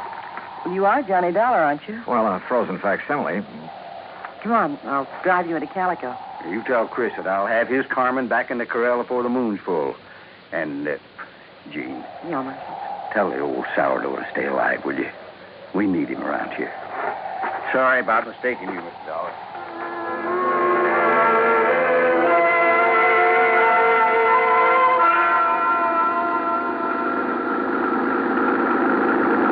Jean Craig, with a J, knew her way around. She was strictly business and filled me in fast on the old prospector with the odd name and his desire to change the beneficiary of his policy.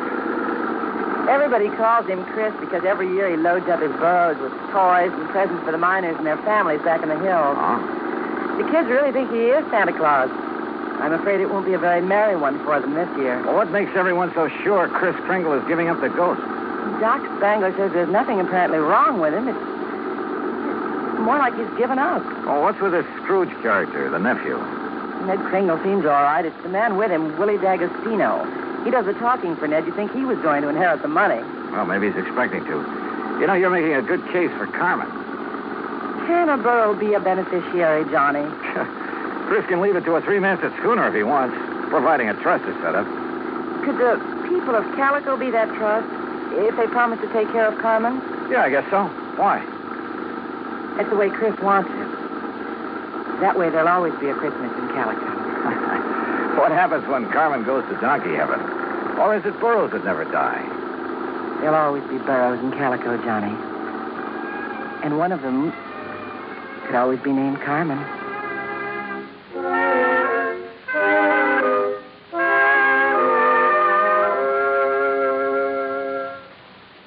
Act two of yours truly, Johnny Dollar, in a moment. Act two of yours truly, Johnny Dollar, and the Carmen Kringle matter.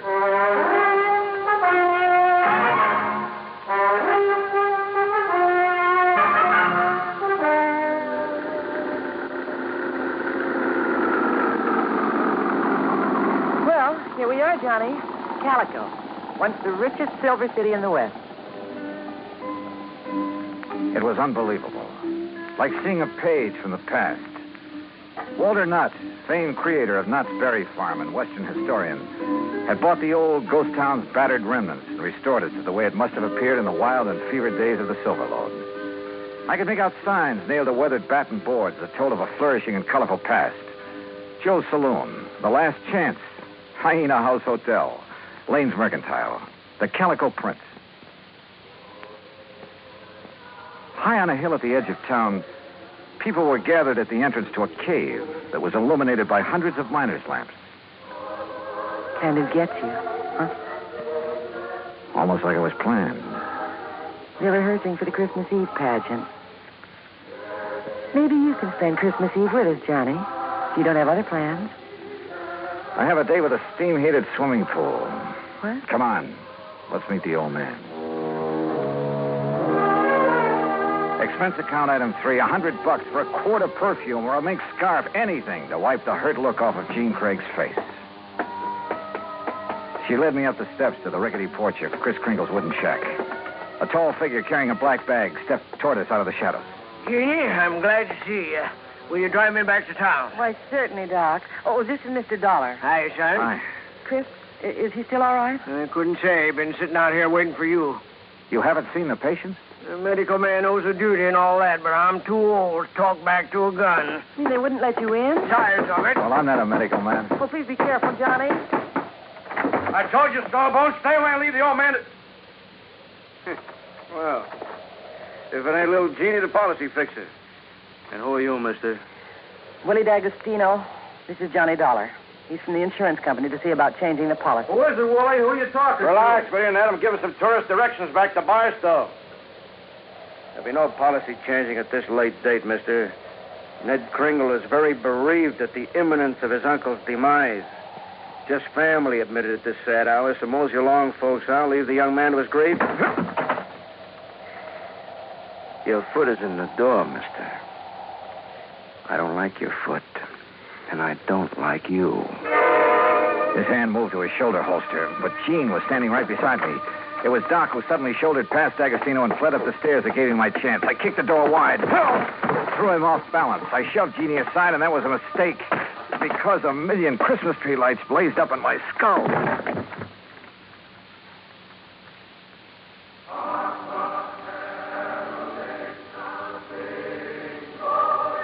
Then slowly the tree lights faded away, and I saw Jeannie fussing over me and looking worried.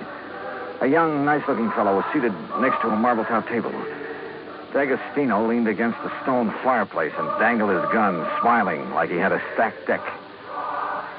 He's all right, Doc? A nasty cut, but no fracture. I know how to pull my punches, Doc. The old man. How is he? No better, no worse. Just lying up there staring at the ceiling. I want to see Chris. I have a right to, Ned. I'm an old friend. Wooly, wouldn't it be okay if Jean just went up? No, let him die in peace. He's past carrot hoe season. Wooly, these people have a right. I said no. I'll get a hero boy in his feet and shove off. Go on. Come on, Johnny. Help me, Doc. How's it going to feel, Ned? Sharing blood money with a hoodlum. Your uncle paid for that policy with a pick and a shovel. It took a lot of years, a lot of sweat. And he's had your name on that policy ever since you were born. Old man Kringle never saw pay dirt in his life. Ned had given money to live on, paid the premiums on his policy. Chris was always tapping the kid, claiming he had a new find. He was going to mine $1 million. Boy, shut up. The old man's dying. Tell him, Ned. Tell him how the old phony was always taking a bows, making like Santa Claus with the money you give him. Willie, haven't you got a... Tell him to hold on to the money! And who's been waiting a long time for this? Me. Willie D'Agostino, that's who. Is that true, Ned? Yeah. I thought my uncle would make a strike someday. I honestly thought he'd strike it rich. I know he tried. He did strike it rich, Ned. When he dies, every man, woman, and child in this town will mourn him. He'll live in their hearts. What will people remember about you, Mr. D'Agostino? All right, get out, and stay out before I... Willie, this rifle will make a hole in your belly big enough to pass a borax team through. So you just drop that gun. Well, I don't know what the shouting's about, but you're guilty of carrying sidearms. You're threatening violence, Mr. D'Agostino. And ain't nobody does that in Calico, long as I'm the marshal. Now, you better get. Ed Noller, I love you. Don't let Gladys hear that. Well, I'll see how Chris is. Doc, you tell the old buzzard that I got his Carmen back in the corral. Jingle bells and all. Yeah, nice work, Ed. Now, what's holding you, mister? Okay. All right, let's go, Ned. Let the squares have a round, huh? I'm going to stay here, Willie. I want to be here when Chris... Hey, that's a good idea. That way, no fooling around with the will, huh? Smart kid, that Ned. See you at the funeral, huh? I'll go up now. You were wonderful, Marshal. And you too, Johnny. Oh, yeah, sure. I take a nice sock on the head. Say, you folks better come up, too. Chris wants to say something. Wait a second. I figured on this. The corral. Come on.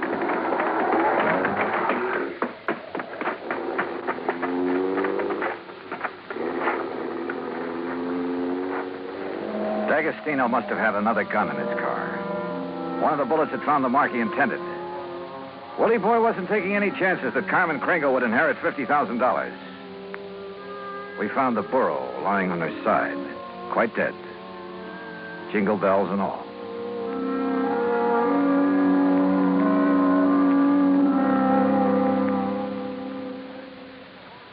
Act 3 of yours truly, Johnny Dollar, in a moment. Oh, Act 3 of yours truly, Johnny Dollar, and the Carmen Kringle matter.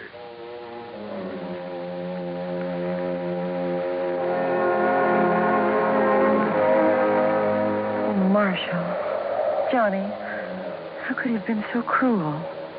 Carmen dead. It's just not right. Yeah. I figured D'Agostino might be mean enough to try killing Chris's pet burro. We can't tell him about it. It would kill him for sure. You'll have to know the truth, Gene. You'll have to decide about the will. Yeah, truth is always the best. And easy this time. Easy? Huh? Yeah. I'll just take these bells off of this poor little feller, and I'll put them where they belong. Carmen? What? Carmen. Oh. Mosey over here now. Well, you pulled a switch. You put these bells on another burro. Yeah. I didn't trust that greasy character, and I was right. And nice girl, Carmen. I'll be. Now, you folks going up and see old Chris. I'll keep an eye on this here $50,000 jackass. That's the way it's going to be, ain't it, Johnny? Yes, sir. That's the way it's going to be. But I was wrong. The roly-poly little old man in the four-poster bed with his white whiskers resting on the quilt changed his mind again. Even after hearing about how the marshal saved Carmen. I wasn't going to scratch Ned's name off of that insurance, Mr. Dollar. I tried to shake that D'Agostino, figuring he'd take his hooks off of Ned if he thought my Carmen was going to get the money. Oh, I was scared for a while that I just might have to up and die to square my nephew's gambling debts. I'm sorry, Chris. I'll work my fingers raw paying every cent I owe, but I'll pay him back with interest. I want you around. Yeah. Okay, Mr. Dollar. Yeah, Chris. Lift the lid on that footlocker and fetch me one of them bags in there. They're pretty heavy, but you look strong. Well, they're sure heavy enough. You got them stuffed with silver? It's better than silver. Open it up there. Yeah. That's it. Yes, you recognize that? Yeah. Maybe you'd better have a good sleep, Chris. This here's plain old gravel. Oh, plain gravel. It's uranium, Doc, huh? The last batch assayed at $900 a ton. And I got a mountain of it staked out. In both our names, Ned. You don't say why, Chris. Mr. Dollar, if you and Jeannie check with the Barstow Bank, you'll find that they'll extend credit on the strength of that assay. You reckon you can spend 2 days buying enough presents so as we won't disappoint the folks hereabouts?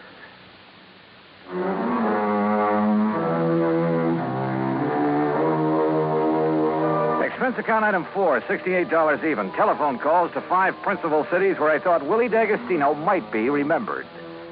The police departments had a long list of reasons why they remembered Willie. That was my Christmas present to them. Expense account item 5, another $50. Truck rental to haul the presents we bought for Ned to give away come Christmas morning.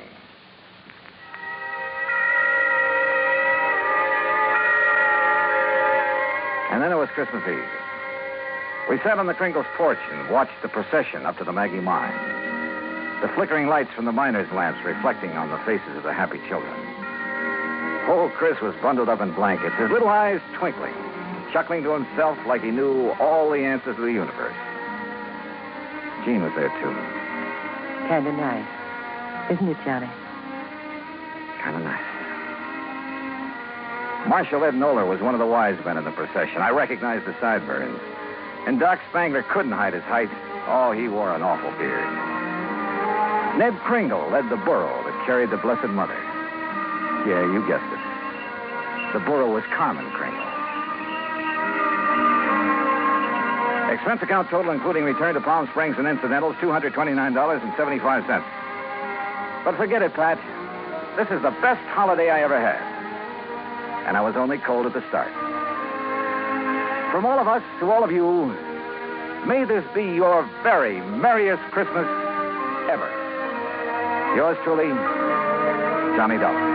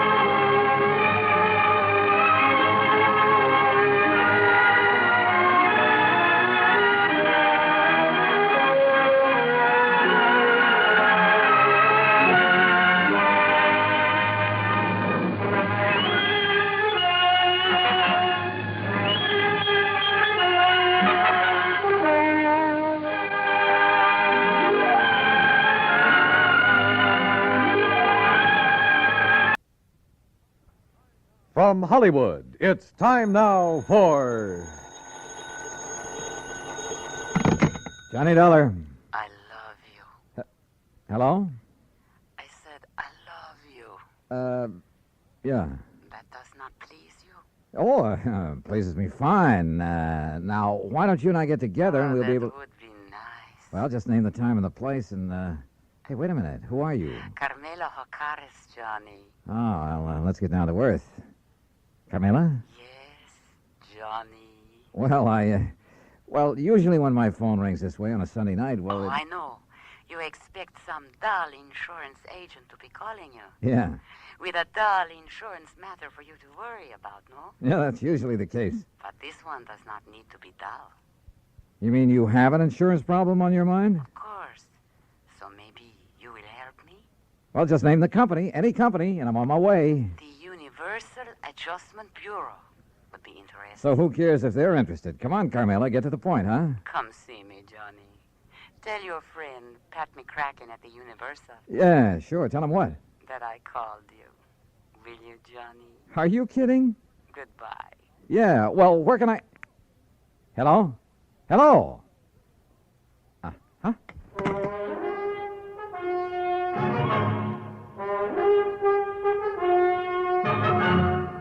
Bob Bailey in the exciting adventures of the man with the action-packed expense account, America's fabulous freelance insurance investigator. Yours truly, Johnny Dollar.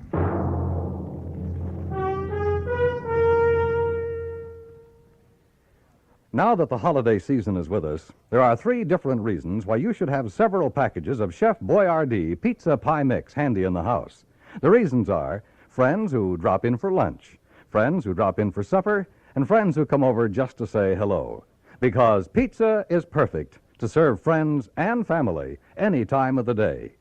And when you use Chef Boyardee Pizza Pie Mix, it's so easy. You see, everything you need is right there in the one Chef Boyardee pizza package that you keep on your cupboard shelf. Needs no refrigeration. You get the flour that turns into crispy golden crust. Chef's own pizza sauce, made according to the very same recipe Chef Boyardee brought with him from Italy. And even mellow Italian-style cheese, already grated to become a delicious, bubbling topping. Serve everybody pizza this holiday season. They'll love it. And you'll find pizza is so easy to make when you use Chef Boyardee Pizza Pie Mix. Get several packages. And now, Act One of yours truly, Johnny Dollar.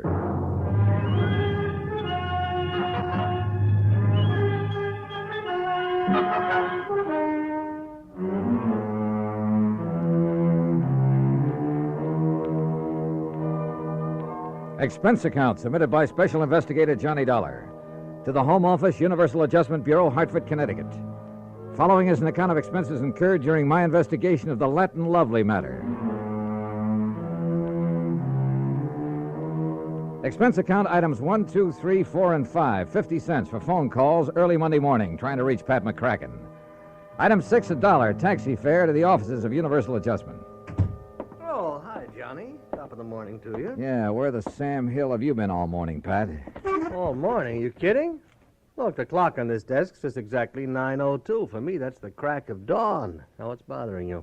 Carmela. Oh, Carmela Jocares. Yeah, only it's Jocares. Oh, well. Might have known she'd call you direct. I should have warned you, Johnny. You know her, Pat? She's threatened to come down here and camp on my doorstep any minute. Oh, can you think of a nicer ornament to have around? If she's anything like she sounds on the phone. She is, Johnny, yeah. That's why I should have suggested that Special Investigator Martha Maybury Balderdale help her. Balderdale? Now, how could an old battle axe like her know how to deal with a young, charming, beautiful...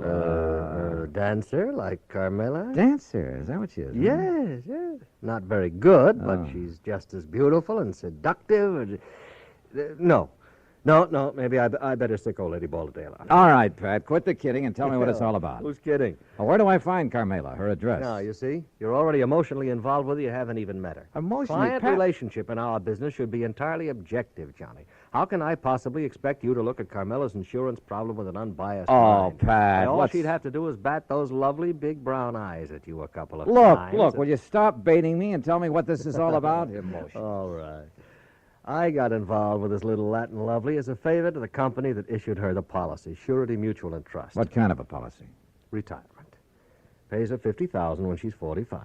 Meantime, if she dies, her beneficiary gets the $50,000. So what's the matter with it? Well, like I told you, Johnny, she's a dancer. Nightclubs. Always has a partner. Some good young kid who can make up for her shortcomings.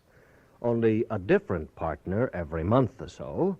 Well, what's that have to do with her insurance? Well, she has the company name her partner as beneficiary. Oh, I see.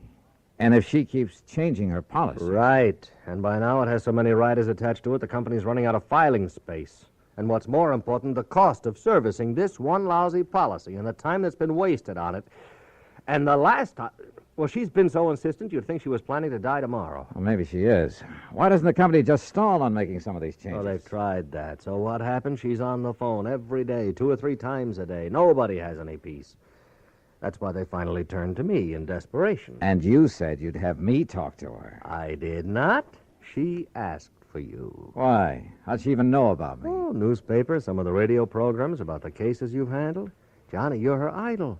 You're her dream boy. Oh, yeah, sure. But what to do about this? Well, you get her to settle with one beneficiary. Get her married, something like that, so her policy will stay set for a while. Yeah, married, even if you have to... Oh, yeah. You... Huh?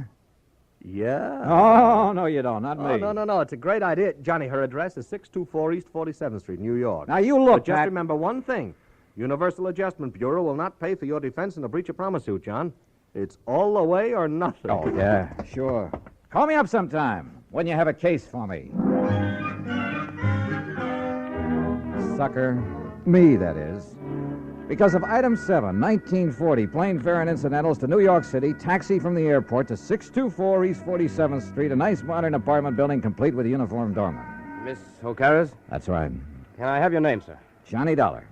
Oh, yes, of course. So, if you'll just give me her apartment number. And may I see your credentials, please? My credentials? Oh, sure. Why not? Here, take a good look.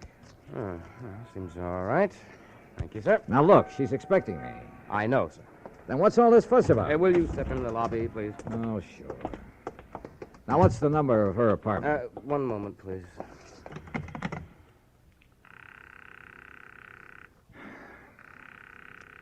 She is in, isn't she? Yes, sir, she is. I don't understand about answering the house phone, though. You're certain that she's in? Absolutely, sir.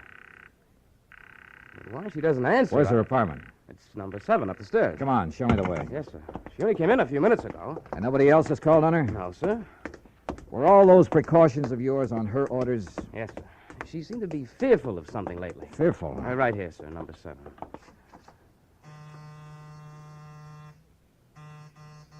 That's funny. Miss Ocades. Miss Ocades. Camila. Listen. Now what? That sound inside. Well, there must be somebody You in got a there. passkey? Well, yes, sir. Come on, give it to me quick. But unless you have some authority, Mr. Dollar. I have all I need.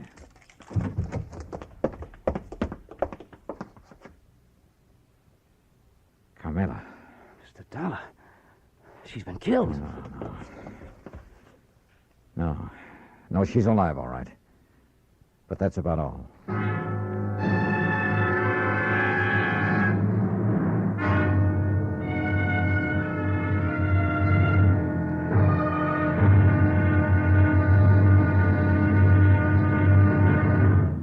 Act two of yours truly, Johnny Dollar, in a moment.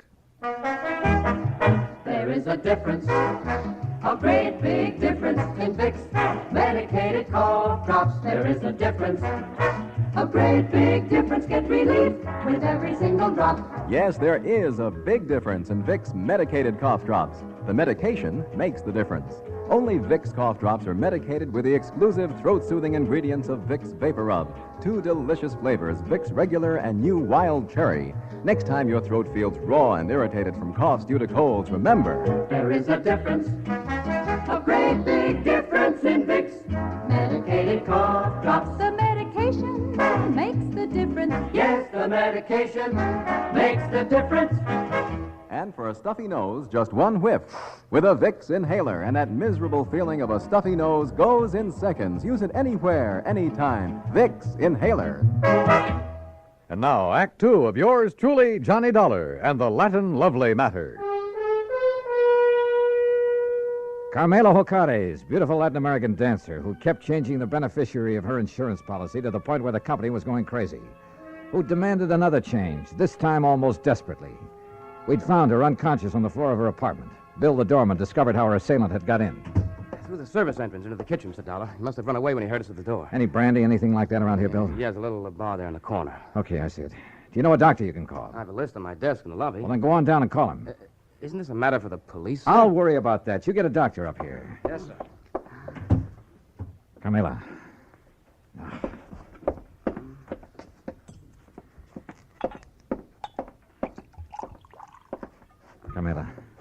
Carmela, here. See if you can drink this. Oh, Johnny. That's right. Come on now, drink this. That's good. A little more now. Come on. Oh, no. No. I'm all right now. Help me to the sofa. Yeah, sure. Here now. There you are. All right, how's that? Oh, thank you, Johnny, darling. Are you badly hurt? What happened? He struck me. Who? He knocked on the back door. I thought it was Billy to deliver something. So I opened the door, and he struck me before I could... Oh, Johnny, It was terrible. Well, who was he? Do you know? No, darling. I'm still so afraid. Hold me, please. In your arms. Carmela, do you know who it was? No. It was then he heard you and Billy at the front door. And you have no idea who it could have been? Well, he was short and dark and... Johnny. Yeah? The man who has been calling me. First from Mexico, and then from here in New York. Threatening me. Well, who? I do not know, darling. Threatening about what? You have done it once too many, he would say. Now you will be sorry. Then he would hang up. Done what once too many or too often or whatever he meant? I do not know, Johnny. Well, I know darn well the insurance company would never carry things this far. The insurance? Oh, Johnny, you can't do it for me, can't you, darling? Do what? I only ask them to make a little change. But all they do is delay. Oh, now look, we have more important things to think about now. More important than the insurance? Oh, you do not understand. Please, my sweetheart. How can I work unless Armando is... First, we find out who attacked you and why. Oh, Billy, darling. The doctor says he'll be here in 15 to 20 minutes. No, not the doctor. I love you, Billy, but you're a nice boy, but not the doctor. Why not? Because I am all right now. You're sure about that? Carmela? Oh, yes, I am all right. You know, you recovered pretty fast. No marks on you. What do you mean? I wonder just how much of a beating you really took. Johnny, my darling, my love. Surely you do not think... No, I'm not sure what I think. Okay, Billy. Call off the doctor until I can find out what's what. Oh, thank you, my sweet. You do care about me.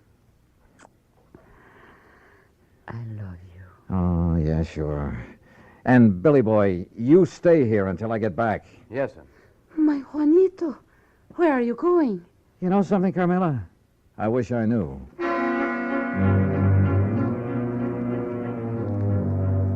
I know where I was going, all right, to 18th Precinct Police Headquarters and my old friend Randy Singer. If anybody could get me a rundown on Carmela and any of her contacts, he could. If Carmela's attacker left any fingerprints, his boys would find them. Cutting through the alley beside the apartment building, headquarters would only be a couple of blocks away. But, that alley was a mistake. I didn't see the man step out of the doorway behind me. But I did feel that old familiar poke in the small of my back. No. Keep walking, senor. To the next doorway. All right, now look. If you'll take that gun out of my back. Walk. What is this, a holdup? Now, in here. Well? I am Federico, Senor Dollar. Bully for you. So what? I could hear you from the back stairway of her apartment. So you would help her, eh? Carmela? Maybe? No. You will not, because I will kill you first.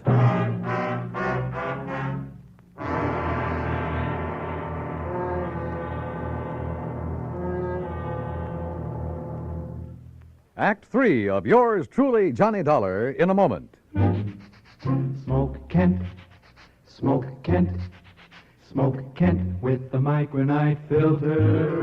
Remember this, Kent filters best of all the leading filter cigarettes. So get the mild Kent cigarette. Smoke Kent with the micronite filter.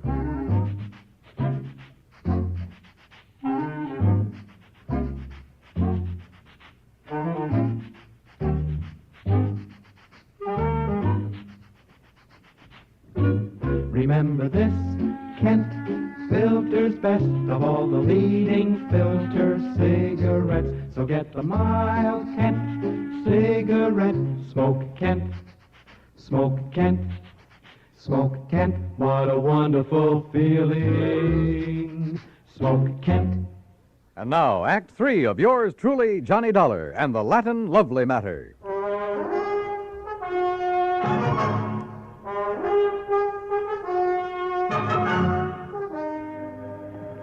Me, I will kill you. You mind telling me why? I will kill you before I let you help that woman ruin my son. Your son? You are from the company for the insurance, are you not? Yeah, that's right. To make her the change in the policy, to change what you call the benefit, The beneficiary, yes. That's what she's asked for. But I will not let you. Well, I haven't said I...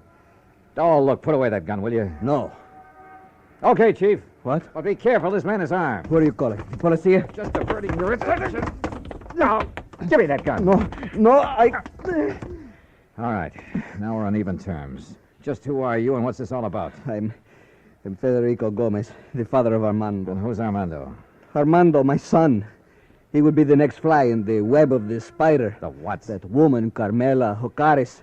It is my boy, my fine son, that she would make her victim like all the others. Like all what others? Look, Mr. Gomez. He is a dancer, my son. A fine dancer, the toast of all Mexico. And she would do with him what she did with the rest. Charm them, make love to them, bring them here to this city to dance with her. Unless I stop her. Well, I fail to see anything particularly... And like the others, my son would fall in love with her with all his heart, with all his soul, with all his mind. Yeah, I'm sure, and but... she... Oh, of course, she would prove her love for him with all the big insurance benefit. You mean that naming those lads in her insurance policy? Oh, now wait a minute. You do not know what 50,000 of your American dollars can mean to a young man fresh in his, what you call, career. Mr. Gomez. Is it not true? Well, yeah, it's a lot of dough to hold up in front of a young fella, but there's a big difference between that much cash and just a promise of insurance money. The eyes of a young man are easily blinded by this beautiful woman, amigo.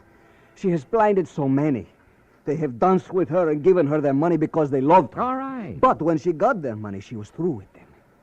When they begged her to marry them, she spit on them. She turned them out. Pedro Fernandez, you know of him? No, I'm afraid I don't. Because of this woman, he killed himself. So it was with Jimenez, the son of my friend. But she will not do this to my son. And you honestly think the mere fact of a big insurance policy? Was it not true with Jimenez, with Pedro, with Angel, with all the rest? These were young men, amigo, like my son. Unwise to the world, unwise to a woman like this. Suicide? I will do anything to keep her from using that insurance to ruin my son. Senor. The more I live in this world, the more amazed I am at some of the things that happen in it. Things that are implausible, impossible, but that sometimes do happen. I can only beg of you. Humbly. All right, look, Mr. Gomez, I'm keeping this gun. By rights, I ought to have you locked up for poking it in my back for your attack on Carmela. But Where are you staying? At the Hotel de Glen Arms. I want you to go back there. Stay there until you hear from me. You will help me, senor. If you'll do as I say. Gracias, senor. Gracias. The scene with Carmela back in her apartment was not a pretty one. She not only admitted to having used the insurance, among other things, to further her shaky career at the expense of those young and better dancers, but was quite proud of the broken hearts and broken minds she may have left behind. Until I tore into her, and believe me, I did. Murder? Oh, no, Juanito. Now, you look. No. If you didn't murder those two young kids, well, you might as well have plunged in the knife yourself. I don't know what laws, what legal action may be dragged in to make you pay for what you've done, but there are moral laws, too, laws of decency. But I did I'll tell not you this, know. Carmela, that from now on, the police of this town and of anywhere else you may go, believe me, they'll be gunning for you. And if anything like this ever happens again... No, Johnny. Johnny, please. You must believe me. I did not think. I was thinking only about myself. I did not realize... Well, it's high time you did. Your insurance? Oh, baby, that's going to be canceled. Unless you can think of someone far away from your career to leave your money to, someone you can't hurt. Oh, Johnny, I promised. Don't you see? Never before has anyone made me realize what I was doing. I have only had to think of myself. By the time I left her, she was sobbing her heart out, promising that she'd spend the rest of her life making up for the things she'd done. And who knows, maybe... Well, who knows? Expense account total, including incidentals and transportation back to Hartford. Johnny Dollar. Pat McCracken, Johnny. Oh, hi, Pat. Well, I just got around to finishing up my report and expense account on that Carmela Jocares thing last You week. can just forget the expense account part of it. I got what? Oh, for the life of me, I don't know how you did it. What are you talking about? The company just sent me a copy of the rider, Johnny, the last and final rider on her policy. Oh? Naming the new beneficiary, and absolutely, irrevocably, can never be changed again. Whom did she name, Pat? Some old childhood... Are you kidding? You! What? You sly dog. Hello? Hello? Well, I'll be... Yours truly, Juanito Peso.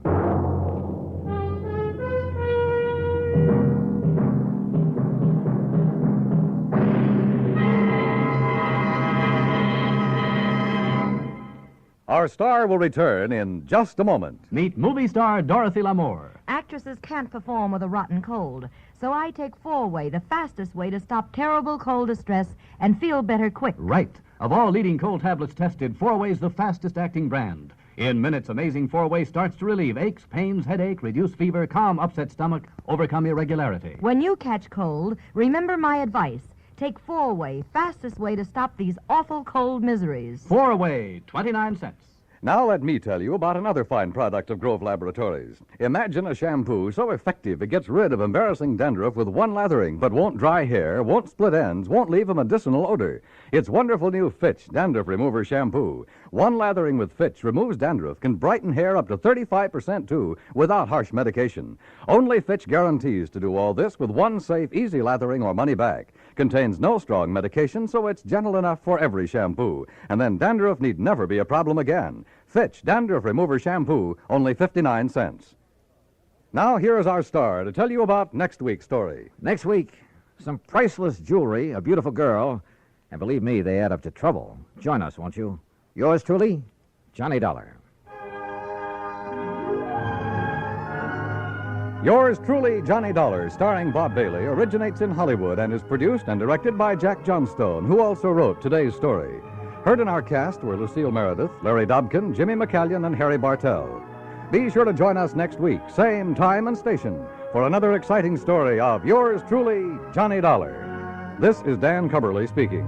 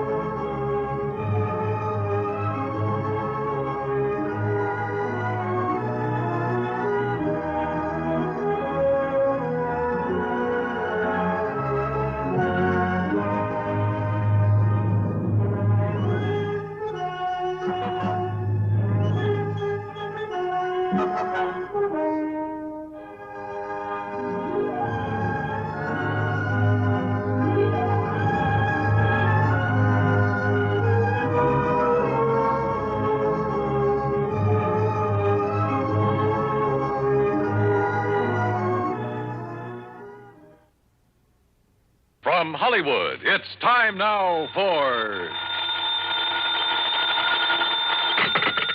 Johnny Dollar. This is Harry Branson, John. Hi, at Harry. the Philadelphia Mutual Liability and Casualty Insurance Company. I said hi. How are you? Oh, yes. Well, I'm fine, thank you. But that's beside the point. John, this thing has me terribly upset. Comes the day you aren't upset over something, Harry. It'll be a miracle. What's it all about? Can you come down here to Philadelphia right away? Don't see why not. But now what Believe seems to me, be... if you can clear up this matter, I shall be eternally grateful. $985,000. Wow. For what, Harry? Of course, anyone, any criminal, that is, could be suspect in the theft. Theft of what? But the murder, it doesn't make sense. What does it? What do you think, John? What do I think? Look, Harry, you haven't yet given me... What possible reason could there have been for firing the shot that... How about the butler? What, the butler? Of course, I never thought of that. John, what butler? Oh, I'll be down to see you, Harry. Goodbye. Wait.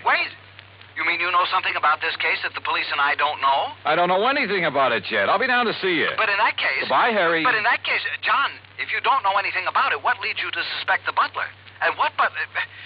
John, you have me all confused. Then that makes us even. Bye. But, John... So help me. If it weren't for the big fat expense account I can foist on Harry Branson, well, here we go again.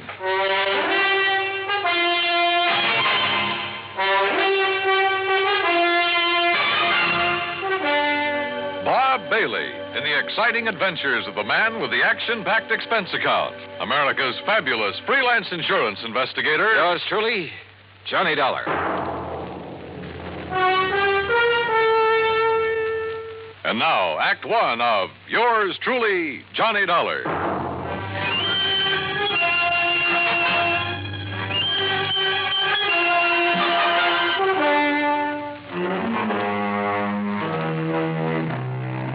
Expense account submitted by Special Investigator Johnny Dollar to the Philadelphia Mutual Liability and Casualty Insurance Company, Philadelphia, Pennsylvania.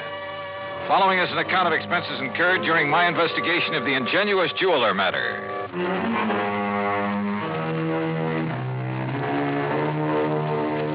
Expense account item 1, $32.70. Train fare and incidentals, Hartford, Connecticut to Philadelphia. Cab to Harry Branson's office on Walnut Street. I found him sitting at his desk, his head in his hands.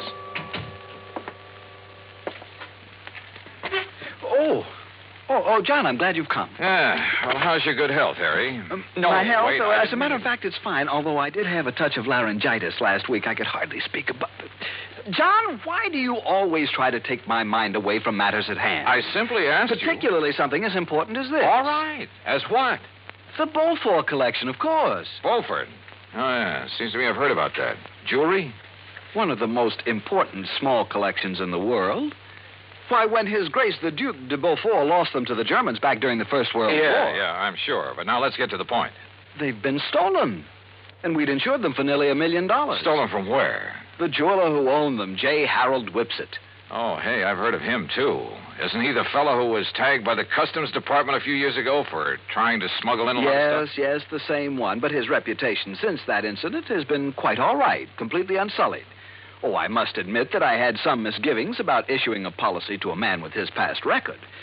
But since he's in the clear again, and considering the premiums involved, and John, I had a long discussion with a psychiatrist about the man, about what would motivate him to... Look, Harry, before you go rattling off on another tack... John, I resent that. Look, you said something about murder at the time of the theft? Oh, yes. So far, however, it's only attempted murder, you see? Of this man, Whipsett? His secretary, Miss Winkle. Winkle? Perry Winkle. Oh, now, wait. Is that some kind of a gag? It certainly is not. At first, when they arrived, the police thought she was dead. Well, where did all this happen? At the Whipsett office. It's on Chestnut Street. When did it happen? Just last night. Oh, dear, $985,000. And maybe a human life. Well, yes, of course. Now, tell me all you know about it, Harry.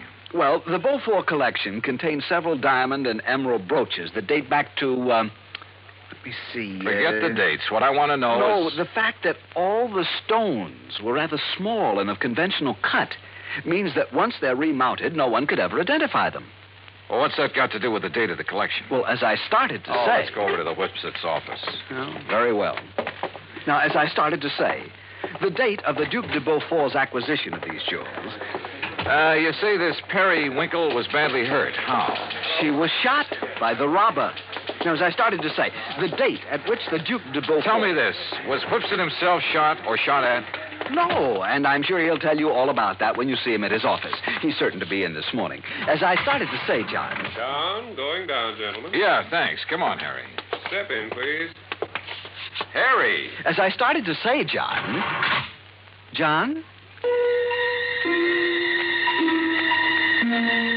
Whether I wanted or not, during the 9-block taxi ride up Chestnut Street, I got the whole history of the Duke de Beaufort's jewels, from the time of the French Revolution to the present.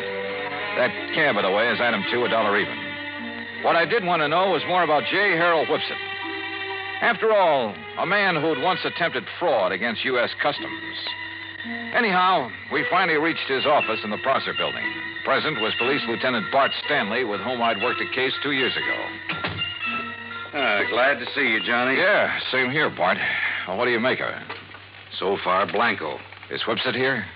One of the boys took him down for some coffee. He needs it after what happened to him last night. The Beaufort jewels, huh? Yeah. Yes, I told Mr. Dollar all about them, Lieutenant. How the robber took nothing else, how the jewels themselves came into being, how back in the 18th... we've got work to do here. Well, after all... Now, look, Bart, this man Whipsett, his reputation in the past... I know exactly what you're going to say. I might have thought the same thing, Johnny, if I hadn't seen exactly what happened. Tell me what did happen. Lieutenant, you look very tired.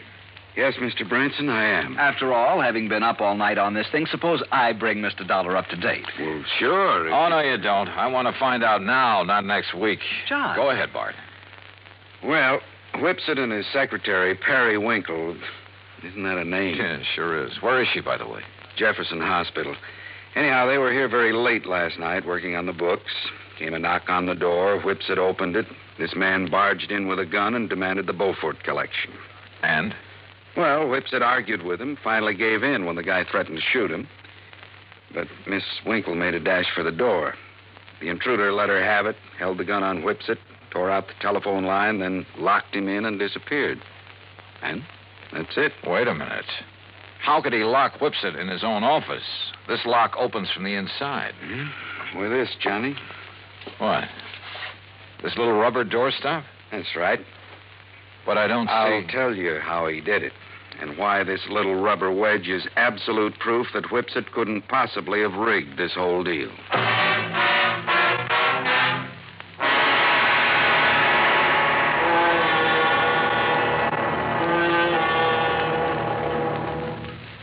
Act two of yours truly, Johnny Dollar, in a moment. For a long time, people... And now, Act two of yours truly, Johnny Dollar, and the ingenious jeweler matter.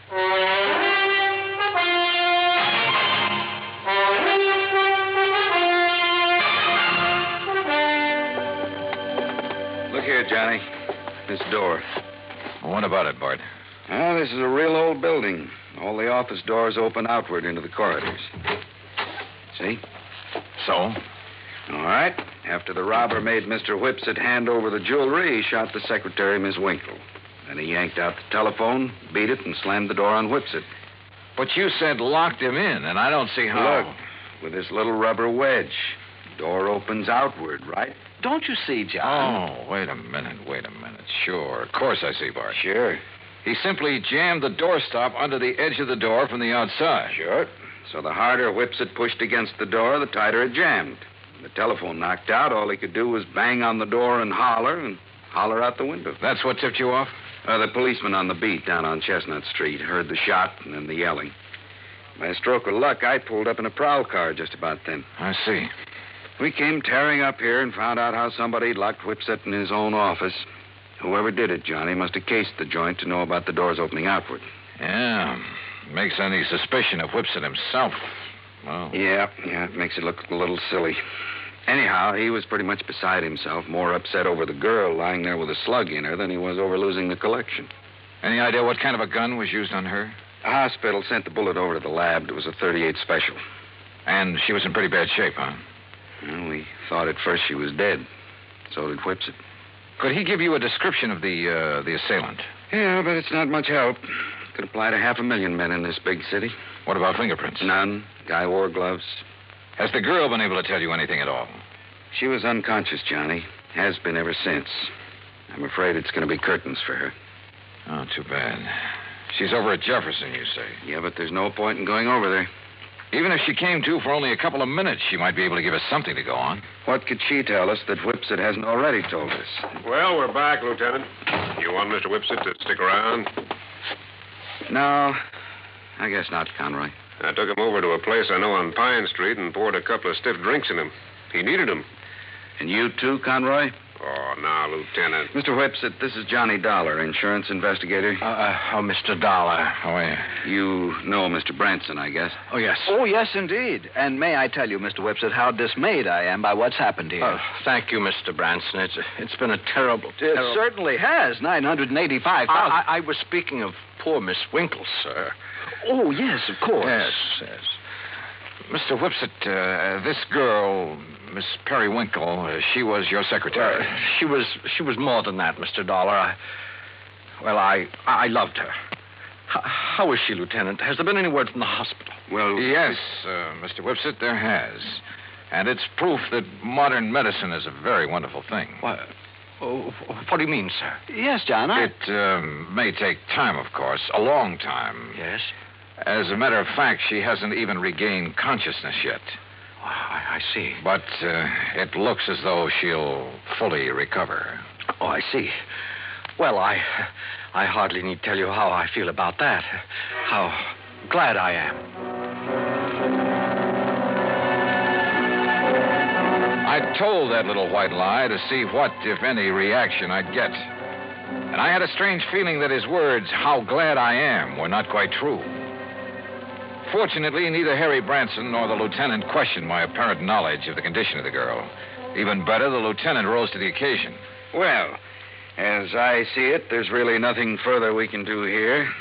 You look like you could use some sleep, Mr. Whipsit. And Conroy and I'd better get back to headquarters, see if the boys have run down anybody who fits that description you gave us. Yeah, good idea. Let's go, huh?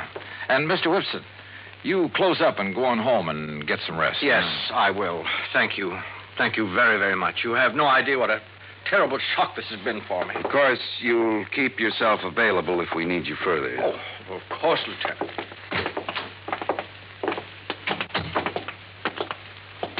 Okay, Johnny. What was that all about? Telling him she'd recover. Yes, John, I almost interrupted. I was afraid you would. That's why I kept talking. Bart, I'm going over to the hospital. Oh, now look, If Johnny. there's only one chance in a million of that girl regaining consciousness, I want to be there when she does. You still suspect Whipsit? Did I say that? Don't you see, John, the whole thing hinges on that little rubber doorstop. On the fact that he couldn't possibly have locked himself in with it. Branson's right, Johnny. Okay, then I won't go over to the hospital. Ring for the elevator, Harry. Oh, sure. John, what will you do? Call him on the phone down in the lobby instead. This is Dr. Kenworthy. This is Johnny Dollar, doctor, insurance investigator. I'm calling about Miss Perry Winkle. Oh, yes. I was about to call the police. She's conscious now? She died, Mr. Dollar, less than 5 minutes ago.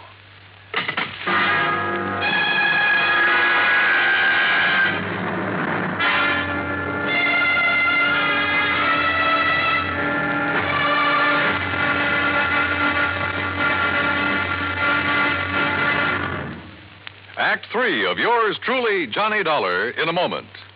Our flag, heaven.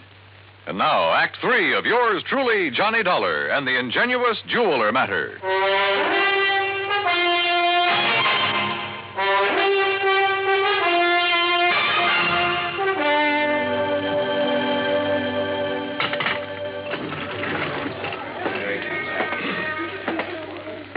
Well, what'd you find out from the hospital, Johnny? The girl is dead about 5 minutes ago. Oh, dear. And we've got a killer to track down. Now I'd better get on over to headquarters. I'll phone poor Mr. Whipsit. He left the building while you were in the phone booth, John. Bart, have you got a key to his office upstairs? Why, sure, right here. Let me have it, will you? Here. You want me to go up there with you? Why don't you go over to the hospital and see if Whipsit shows there? What do you expect to find up in his office, Johnny? I haven't the least idea. Why kid about it? I didn't have the least idea what I expected to find, or even what I was looking for. When I walked into the jeweler's office up on the 8th floor, I picked up the rubber doorstop, the one thing that proved Whipsit couldn't possibly have rigged the whole deal. But I somehow felt that if only that little wedge of rubber could talk. Then I noticed a funny sort of burr on one side of it. Just a tiny little rough spot, but it showed me where somebody had pierced a tiny hole through it. Why? After a couple of minutes of rummaging around, I found it. A piece of fine, strong platinum wire, about 2 feet long. A wire that could be carefully slipped through the hole in that rubber doorstop. Well, Mr. Dollar. Well, what are you doing back here, Whipsit? If you don't mind my saying so, there was something about your attitude that I didn't exactly care for when you were here with the policeman and Mr. Branson. And when you left them downstairs in the lobby and took the elevator. Oh, I see you found it. Yeah, that's right. It was very smart of you, Whipsit. Thank you. Put this rubber wedge on the floor, just outside the door, with the wire on it leading under the door. Exactly. Then pull the door closed. Then pull the wedge into place with the wire. And the door can't possibly be opened from in here. You've locked yourself in. The more you push on the door, the tighter the wedge holds it. That's right. And you don't forget to retrieve the wire by pulling on one end of it. I suppose those are the gloves you wore when you killed Miss Winkle, so you'd leave no prints. Oh, then she's dead. How fortunate for me. And that's the gun you used? Yes. I'm afraid she was rather averse to my breaking down the Beaufort collection, melting down the mountings and secreting the stones at my home. And, of course, claiming the insurance money, but after all, nearly $1 million. Why are you telling me all this? Because, you see, this is also the gun that will kill you. After which I shall lock your body in this office using the doorstop again. It's a rather nice touch, don't you think? Is it? Well, don't you see? It's now a sort of a trademark of the completely unknown thief, the unknown killer of both the girl and you. Oh, now, wait a minute. Do you think if I found out how you did it, the police can't? Did they, even after their lab crew spent the whole night up here? I guess you got a point there. Yes. Now turn around, Dollar. Turn around. Well? You see, I'm going to have to shove this gun into your back to muffle the sound. Look, Whipsit. Unless you have a better idea. Well, I have. What? Oh, me. Oh, I suppose I might have known this whole thing seemed too easy. All right, Lieutenant. All right, Conroy, wrap him up. Right, Lieutenant. Hands out, Whipsit. Johnny, I knew you had something up your sleeve when you came back up here. Just wouldn't let me work it out alone, would you, Bart? All right, what was it? What did you find out that tipped you off? Oh, you'll never know from me. Huh? After all, I might want to use it to stump you sometime. Oh, now look, Johnny. Okay, ask Whipsit here. He just loves to explain things. At great length, too. At least it was long enough for you boys to get up here. I know something he's not going to explain his way out of. Let's go, Whipsit.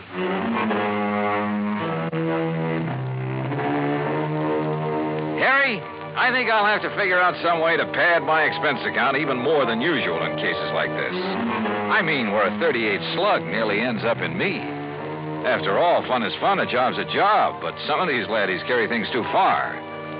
Come to think of it, I'll have to run down to New York again to appear against Whipsit. So, expense account total, including that and transportation back to Hartford and all the incidentals I could possibly think of, $181 even.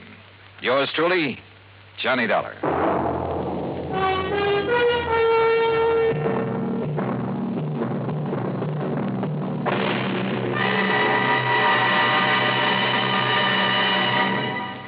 Our star will return in just a moment with the bigger, more everywhere. Now, here is our star to tell you about next week's story. Next week, an inventor with a device that can either save or wreck our country. Join us, won't you? Yours truly, Johnny Dollar.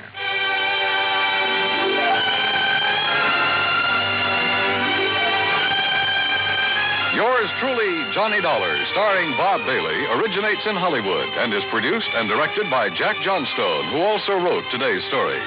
Heard in our cast were Harry Bartell, Byron Kane, Vic Perrin, Joseph Kearns, and Austin Green. Be sure to join us next week, same time and station, for another exciting story of yours truly, Johnny Dollar. This is Dan Cubberly speaking.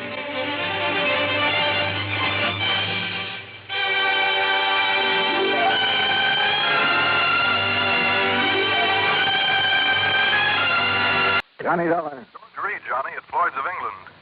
George, every time I hear your voice on the phone, I shudder. Well, I guess I have asked you to handle some rather out-of-the-ordinary matters for us. George, they have been so wild, crazy, impossible, I sometimes wonder if you ever issue a normal-type policy. Well, it's a very normal-type policy that I'm concerned about now, Johnny. It's the insured himself who has me worried. Okay, tell me all. His name is Joseph, spelled with an F. Joseph Hentler. He's an inventor, among other things. His invention is what we've insured. It's a device, I guess you'd call it, for making some kind of boron-based compound. Boron-based? The sort of thing the government is vitally interested in for its airplane and rocket fuels. Oh? No kidding. I think you'd better run over here and let me tell you about it. Can you? Right away? When you put it that way, George, yeah, I think I'd better. I'm on my way.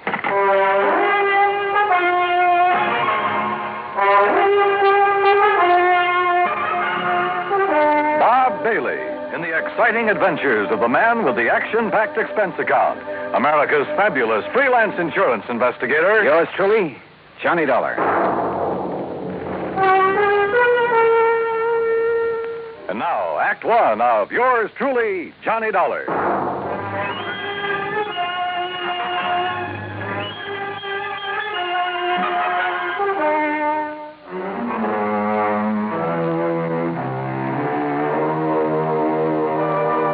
Expense account submitted by Special Investigator Johnny Dollar to Floyd's of England, American office, Hartford, Connecticut. Following is an account of expenses incurred during my investigation of the Boron 112 matter.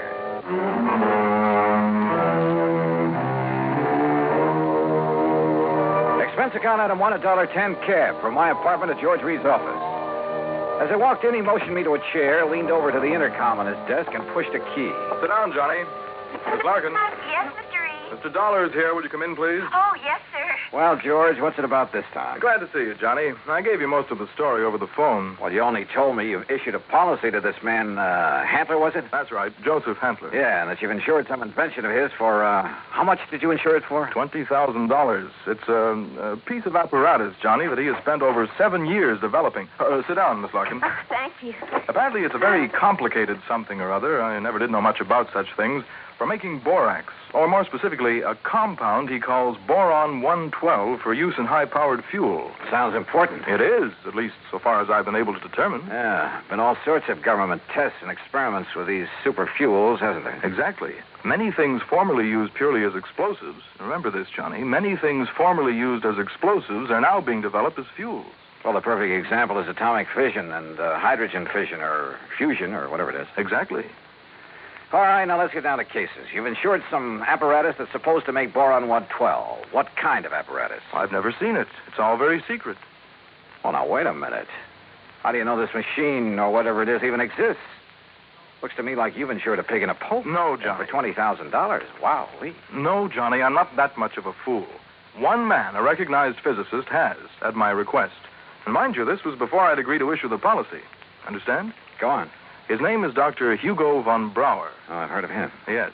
Well, Hantler permitted him to see enough to convince von Brauer that he has something mighty important there, that he's on the right track to, well, whatever it is he's out to accomplish. Okay. I'll take your word that you were right in issuing him the policy on it. But now what's happened?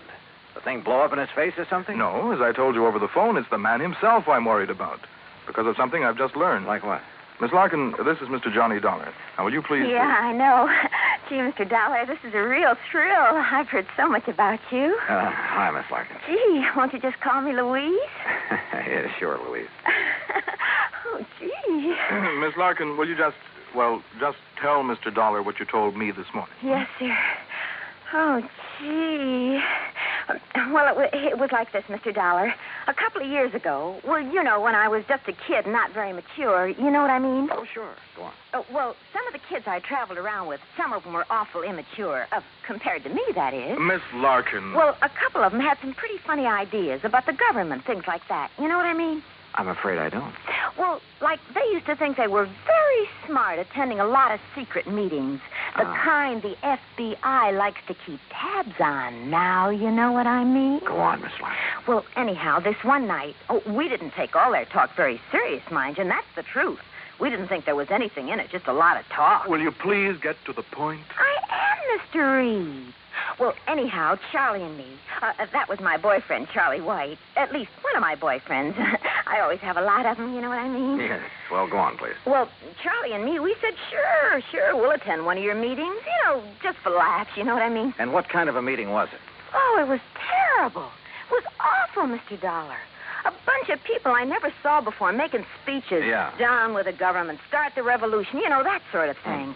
Oh, we got out of there in a hurry, believe you me. I'm sure. And we were pretty lucky, too, because the police or the FBI or somebody came in after and busted the whole thing up. Hey, maybe you read about it. That's all very interesting, Louise, but just what... Yes, Miss Larkin, get to the point. All right.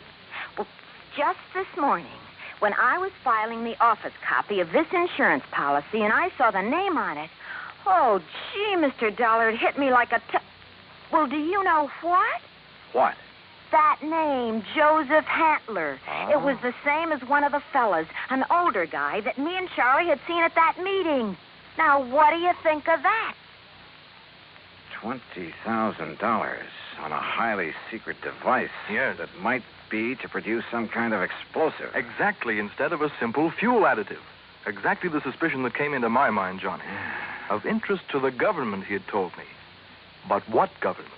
We're jumping to an awfully big conclusion, George.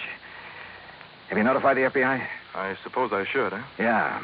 No, not yet. We may be all wrong about this. Oh, but Mr. Dollar... We may be all wrong about the man, his apparatus, his intentions, everything. Let me see what I can find out about him first. Now, whatever you say. But remember one thing, Johnny. Yeah? You may be dealing with far more than just this one man. So be careful. Be very careful. Oh, gee, you'd better, Mr. Dollar. You know what I mean? Act Two of yours truly, Johnny Dollar, in a moment. Now, Act Two of yours truly, Johnny Dollar, and the Boron 112 matter.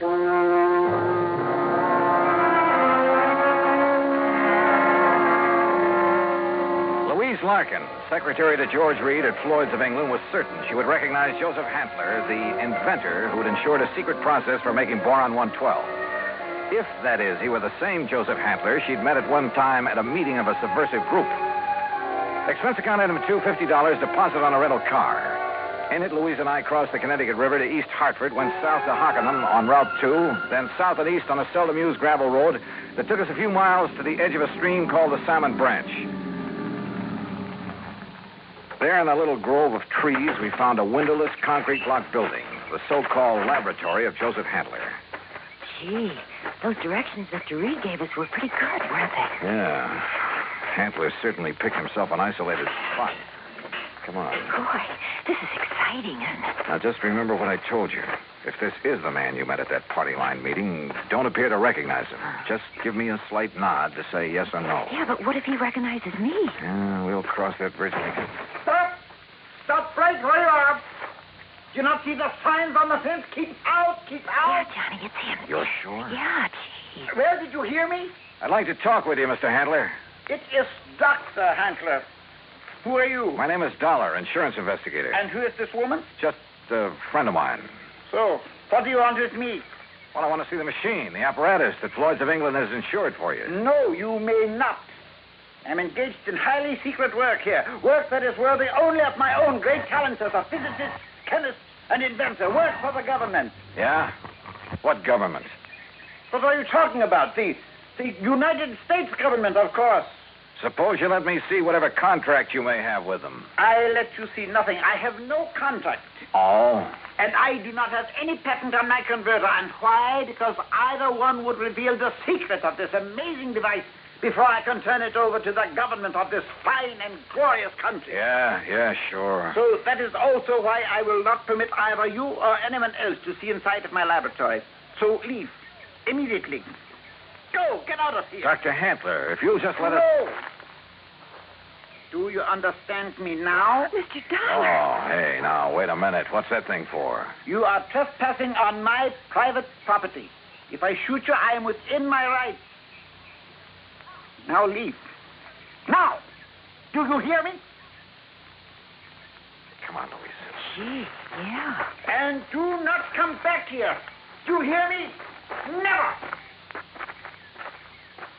Same man, huh? Oh, he sure is. Gee, that gun he pulled on you, I was scared, you know what I mean? Yeah, I know what you mean. Well, what are you going to do, Mr. Dollar? You know something, Louise?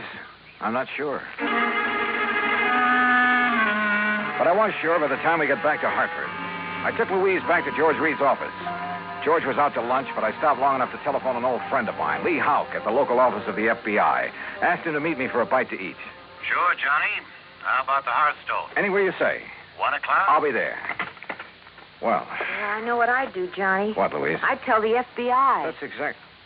Yeah, well, we'll see. I know what Charlie would do, too. Charlie? My boyfriend, I told you, Charlie White. Oh, yeah. Well, I'd better be on my way. He'd go out there and he'd kill that crazy old man. Well, Johnny, he just hates those people who are conspired to overthrow the government. Hey, look, tell George when he gets back to the Ever office. since we got drug into that awful meeting of those awful people, why, he hasn't even seen those guys that persuaded he and I to go there that night. Louise. He says if he ever does see any of them, boy, what he'll do to them. Yeah, I'm sure. Now, look, I got to keep a luncheon date. Tell George Reed when he comes back that I'll see him later, huh? Then I'll see you again, Johnny, huh? Hadn't you better answer that phone? Huh? Oh, yeah. Oh, goodbye, Johnny. See you. Floyd's in England. Oh, Charlie. Hey, Charlie, what do you think's happening? Who I've been talking to? My dream man.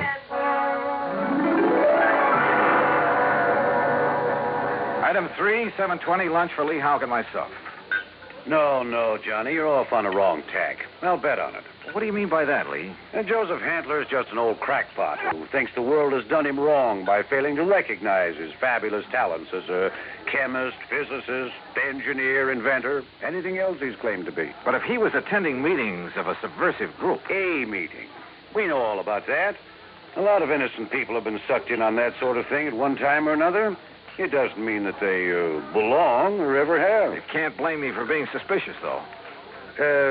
Isn't George Reed your contact at Floyd's of England? Yeah. Okay.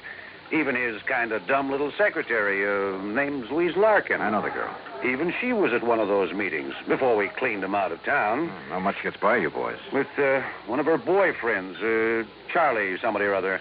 He's the kind you have to watch out for, Johnny. Young hothead. An easy recruit for a group like that, huh? More important, the kind who's liable to take the law into his own hands when it comes to fighting back at him. But you're sure old Hantler is harmless? Sure. He's an erratic old coot, liable to blow your head off if he thinks you're interfering with one of his crazy projects. Yeah, he'd probably rob a bank if he thought he could get away with it to further one of his crackpot inventions, and would feel entirely justified. But believe me, he'd have no part of subversive activity. Hey, you said crackpot inventions. George Reed tells me Dr. Hugo von Brauer okayed this present project. That's a real sad one, isn't it? Huh? Von Brauer, one of the best minds in the country. Until that breakdown last fall. You mean that he's no longer... Holy smoke. Well, sure, Johnny. If George sold him insurance on Von Brauer's okay, well... How does Handley keep going? Does he ever sell anything he develops? No, he probably lives off an old trust fund, something like that. Want me to check on it? No, wait till after I've seen him again. Somehow I've got to see that machine of his, see how badly the insurance company stands to get took. Yeah, Johnny. I think you better. Maybe he was right. Maybe the idea George Reed and I had cooked up, that the old scientist was working on some kind of bomb or explosive, was... Anyhow, my problem was to find out exactly what he was working on, what the company had blindly insured. So I drove out there again. To keep Hantler from barging out with his gun, I blew the horn a couple of times as I pulled up alongside the fence. But there was no response to it. Good. Maybe Hantler wasn't there. Maybe I could somehow get into the place, see for myself what was up. But suddenly, from inside the building came a couple of dull thuds. And then the whole thing began to bulge at the seams, began to... Oh!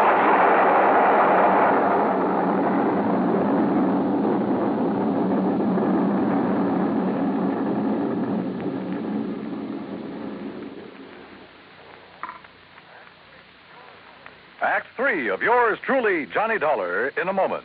3 of yours truly, Johnny Dollar, and the Boron 112 matter.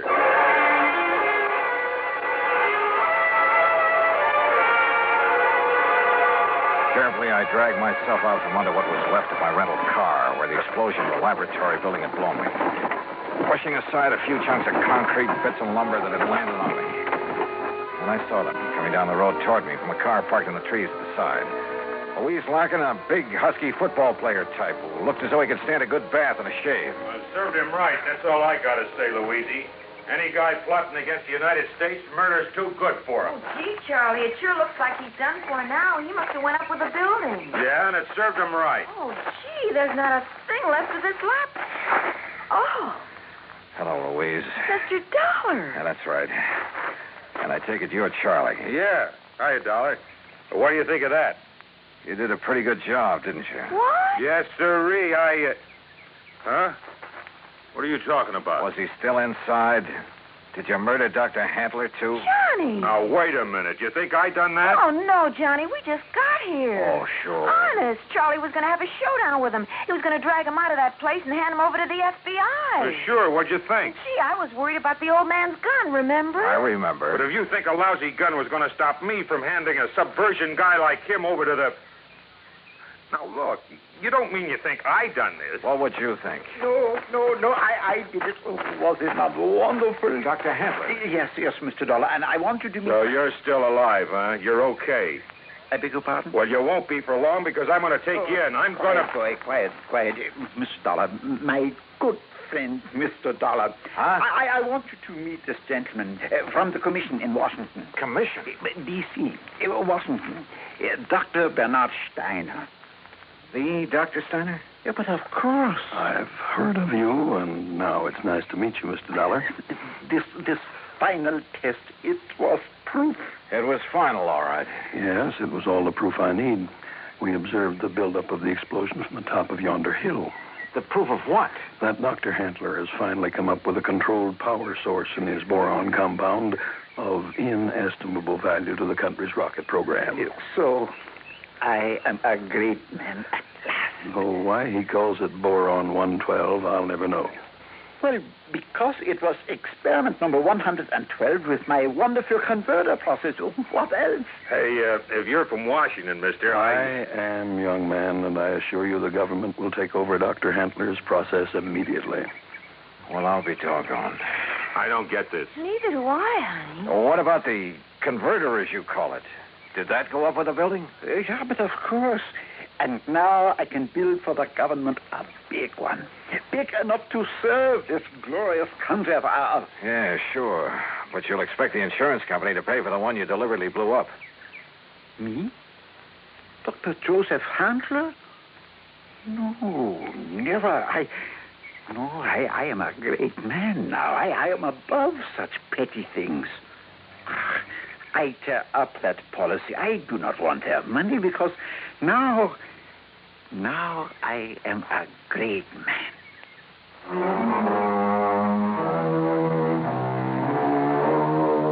There you are, George. Full report.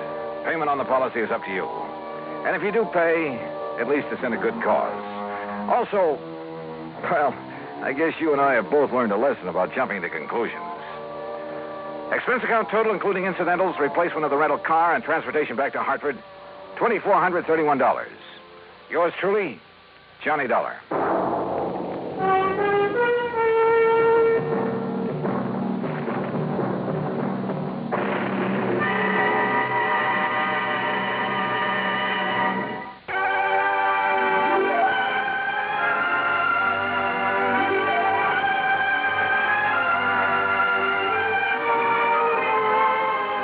Truly, Johnny Dollar, starring Bob Bailey, originates in Hollywood and is produced and directed by Jack Johnstone, who also wrote today's story. Heard in our cast were Shirley Mitchell, G. Stanley Jones, Parley Bear, Russell Thorson, Frank Gersel, and Lou Merrill. Be sure to join us next week, same time and station, for another exciting story of yours truly, Johnny Dollar. This is Dan Cubberly speaking.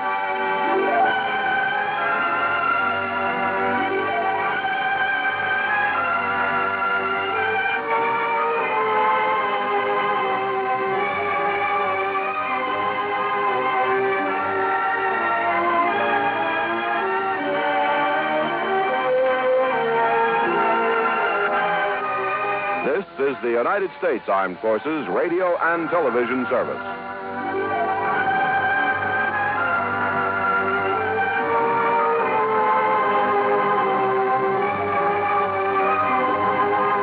From Hollywood, it's time now for Johnny Dollar. Pat McCracken, Johnny, Universal Adjustment Bureau. Hi, Pat. What's on your mind? Ever heard of A, B, and C? Well, yeah, back in the first grade. Oh, look, I'm not talking about the alphabet. I'm talking about an advertising agency. Oh, well, what about it? Well, the A stands for Appleton. Alfred Appleton, 55 years old, and Eastern Trust has his life insured for $100,000. So? It's annuity. It starts paying off at the age of 65, and we'd like to see him collect it. Looks like somebody else has different ideas. What do you mean? He thinks somebody's trying to kill him. I see. You want me to run down to New York and talk to him? He's up at his weekend place now, about 100 miles up the coast, overlooking the sea at Skeleton Point. You can talk to him there. Skeleton Point. Now, that's a cheerful name. I know. Johnny, make sure it stays just a name.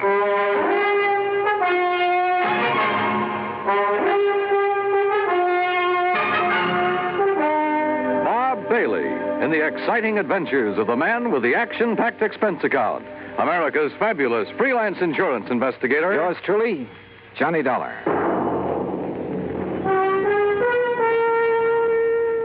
And now, Act One of yours truly, Johnny Dollar.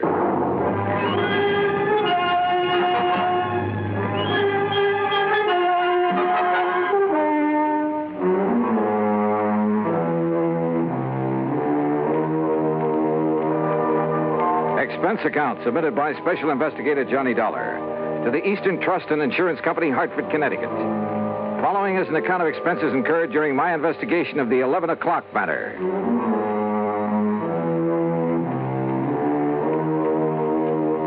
Expense account item 1, $8.40, gas and mileage on my car to Skeleton Point through a drenching rainstorm.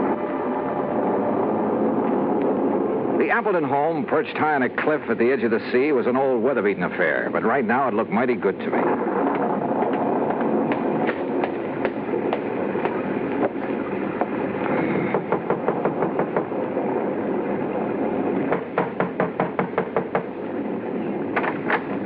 Yes. Is this Mr. Appleton's house? This is the Gregory house. Oh, I'm sorry. Mr. Appleton only leases this house. Oh, I see. Well, is he at home? I believe he's expecting me. You're Mr. Dollar? Yes. I'm Mrs. Gregory, the housekeeper. Come in. Mrs. Gregory had a strong, determined face and dark, metallic, piercing eyes. She took my coat and pointed to a door across the entry hall. I was conscious of her eyes following me as I entered the library to find two men seated in front of an open fire. Johnny Dollar? Yes, sir. I'm Al F. Appleton. This is my attorney, Grant Hillman. Well, how are you, Mr. Dollar? Well, a little damp, Mr. Hillman. Oh, yeah, here. Sit down to the fire. Dry out. Oh, thanks. Ooh, feels good. And slightly warmer than the welcome the housekeeper gave you, I imagine. Mrs. Gregory? Well, she did seem a little reserved. She's a widow. Owns his house. But I love the place, so... Anyway, I'm glad you came. I understand there's been some sort of attempt on your life, Mr. Appleton. Well... Mr. Appleton has received several, crank notes lately. We thought it wise to take what precautions we could. Have you notified the police, Mr. Hillman? No, I vetoed the idea, Johnny. Oh, why, Mr. Appleton? I didn't want that kind of publicity right now. My advertising agency's right in the middle of landing a fat new account. Your agency is A, B, and C. That's right. Who are B and C? C is nobody. Tom Baker and I liked the idea of ABC, but we didn't have any other partners, so C just stands for company. Oh, this Tom Baker is your only partner, then? He was. There's some question as to whether he still is. I don't follow you. Al, I don't think there's any need to go into that now. I guess you're right, Grant. Anyway, I don't want to accuse Tom of anything until I've had a chance to go over the books this weekend. Al, did I hear someone at the door a moment? This is Johnny Dollar, Laura. Mr. Dollar, my wife. Oh, I see. How do you do, Mr. Dollar? Mrs. Appleton? Dollar, the crank letters Al has been getting are up in my room. I'll bring them down. Okay, Mr. Hillman. You'll stay overnight with us, won't you, Johnny? Now, haven't you imposed on Mr. Dollar enough, dear? Perhaps he has business back in the city. Nonsense. And with that storm out there, I'll have Mrs. Gregory make a room for him. Well, would you like a drink, Mr. Dollar? No, thanks. Mrs. Appleton, you seemed rather surprised when you saw me here. Oh, did I? Almost as though you were expecting someone else. Someone else? Why, no, I wasn't expecting anyone in particular. Well, perhaps I just... Wait, hold it. What's the matter? That flash of lightning, there's someone outside that window. Oh, no, you must be wrong. Stay right here. I grabbed my coat and went out into the storm. Because of the prowler, sure. But also because of Laura Appleton. Because she'd been staring at that same window, shaking her head quickly as though warning someone. But outside in the downpour, in the mud, I could see no one, no footprints. Finally, I went back inside to the phone in the entry hall to call the local police. But the phone was dead. Maybe the storm had knocked down the lines. Yeah. Or maybe someone just wanted to make sure we'd have a nice, cozy weekend, undisturbed. And my hunch was, it might be too cozy for comfort. Act 2 of yours truly, Johnny Dollar, in a moment. And now for another episode in the life of Sergeant Donald Bellwether, my husband.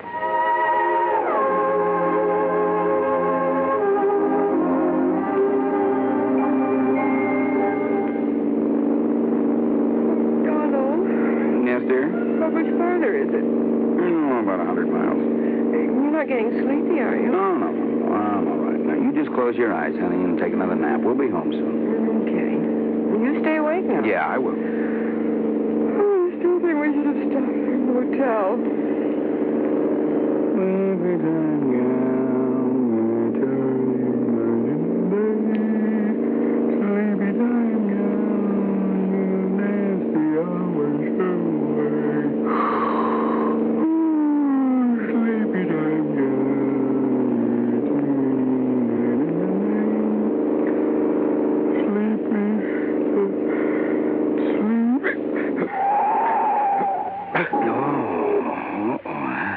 enough of that. Donald? Huh? Donald, are you awake? What happened? No, nothing, Reba. It's all right. I guess I'm getting a little sleepy, that's all. I'm going to stop a while, take a little nap. That's a good idea. So what if we do get home later than we planned? At least we'll arrive in good health. Yeah, you're so right. About 1,800 American drivers lose their lives each year because they fall asleep at the wheel. Well, I'm just not going to make it 1,801. Are we parked far enough off the highway? Oh, yeah, we're way off the road, honey. I'll just take a nap for about an hour. I'll be refreshed, and we'll be on our way again, huh? All right, dear. Oh, sir, I'm not going to make it 1,801. And you're not going to make it 1,802 either. Oh, that's my Donald. That's my doll.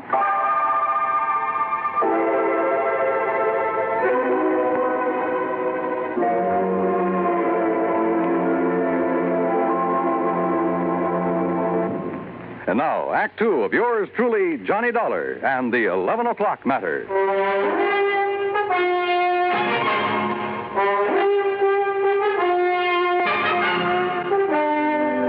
Did you see anybody outside, Mr. Dollar? In that rain, Mr. Hillman, I couldn't see 10 feet in front of me. Can you describe the face you saw at the window? Well, it was more of a silhouette. I couldn't even tell if it was a man or a woman. You sure you did see someone, Johnny? Yes, reasonably sure, Mr. Appleton. Come in. Your partner is here, Mr. Appleton. Tom Baker? Hello, Al. I thought I'd surprise you. I tried to call you earlier, but your phone was out. Well, this is a surprise. Well, I'd like you to meet Johnny Dollar. Dollar? Hi. Tom, you're soaking wet. My car hit a big puddle about half a mile down the road and quit on me. I had to walk the rest of the way. Did you just now get here, Mr. Baker? Well, yes. Why? Mr. Dollar thought he saw someone outside the window a few minutes ago. Oh, no, I just now got here. Well, I got some extra clothes up in my room that should fit you, Tom. Let's get you changed before you catch cold. Thank you, Hellman. Oh, look, this rain is getting all of us down. Why don't we live a little? Huh? Al, how about going down to the beach house, building a fire, playing some records, having some drinks, huh? Yeah, it might be a good idea. Where's the beach house? Down near the bottom of the cliff with a beach. It's real nice. But in this weather? Oh, there's a stairway leading down. Yes, why don't we go down there? I'm getting the creeps just sitting around here like this. So we went down to the beach house. The rain had let up a little, but nobody seemed to feel much like a party. We just sat there in front of the fire, not saying much. Once or twice I thought I detected Laura Appleton and Tom Baker exchanging quick glances, but I couldn't be sure. That's the intercom from the house, Al. Oh, yeah, I'll get it. Yes?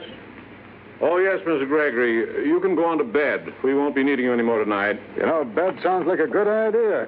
Oh, it's almost 11 and I'm beat, so if you'll excuse me. Oh, sure. Well, why don't we all... Al, could we have our talk now? Okay, Tom, if you insist.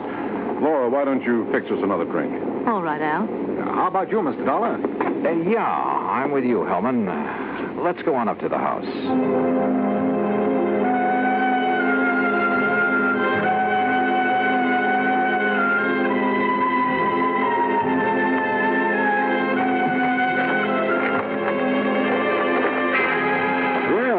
The rain has let up. Yeah. Mr. Hillman, I didn't come with you because I was tired. I wanted to talk to you. I thought as much. Earlier this evening, Appleton said something about not wanting to accuse Baker of anything until he'd gone over the books this weekend. What did he mean? Well, I'm not really sure, Mr. Dollar. All I know is that Al seems to think he may have found some irregularities in the books of his advertising agency. Oh? Well, if there is anything wrong, I blame myself partially. How so? Well, I manage most of Al's affairs, but the agency has been running so smoothly, at least so I thought, that, well... I see. That's going to change as of right now. I didn't come up to go to bed either. I'm going to work on those books. Ought to take me about an hour. Just about 11 now. Will you be up by midnight? Yeah. I'd like to know what you find out. Oh, where's that light switch? I never could remember. Dollar. What is it? There's somebody else in here. Look out. What? Oh!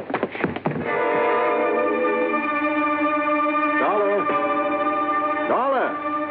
I guess I was out only a few seconds because the clock was still striking when Hillman brought me to. Dollar, are you all right? What?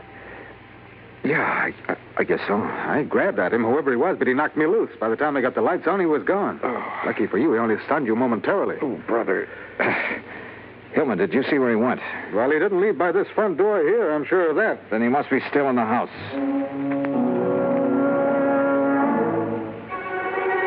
We worked our way through the house room by room. Finally, 10 minutes later, we stood by an open window in a back room. Well, there's our answer. He went out this window. Yeah. What is it? What's the matter? What? Oh, Mrs. Gregory. Yeah, Mr. Dollar was attacked by a prowler. A prowler? What? That's terrible. Where's the intercom to the beach house? We'd better tell Mr. Appleton. Right there on the wall. Ah. This button here? Yes.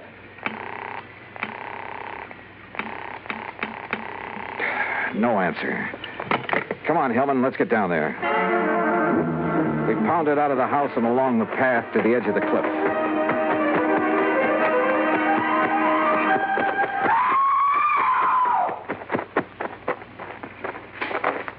Then we found her, Laura, standing at the top of the wooden stairway. One section of the railing was broken away. We looked over the cliff. There was a body lying on the rocks down below. It was Al Appleton.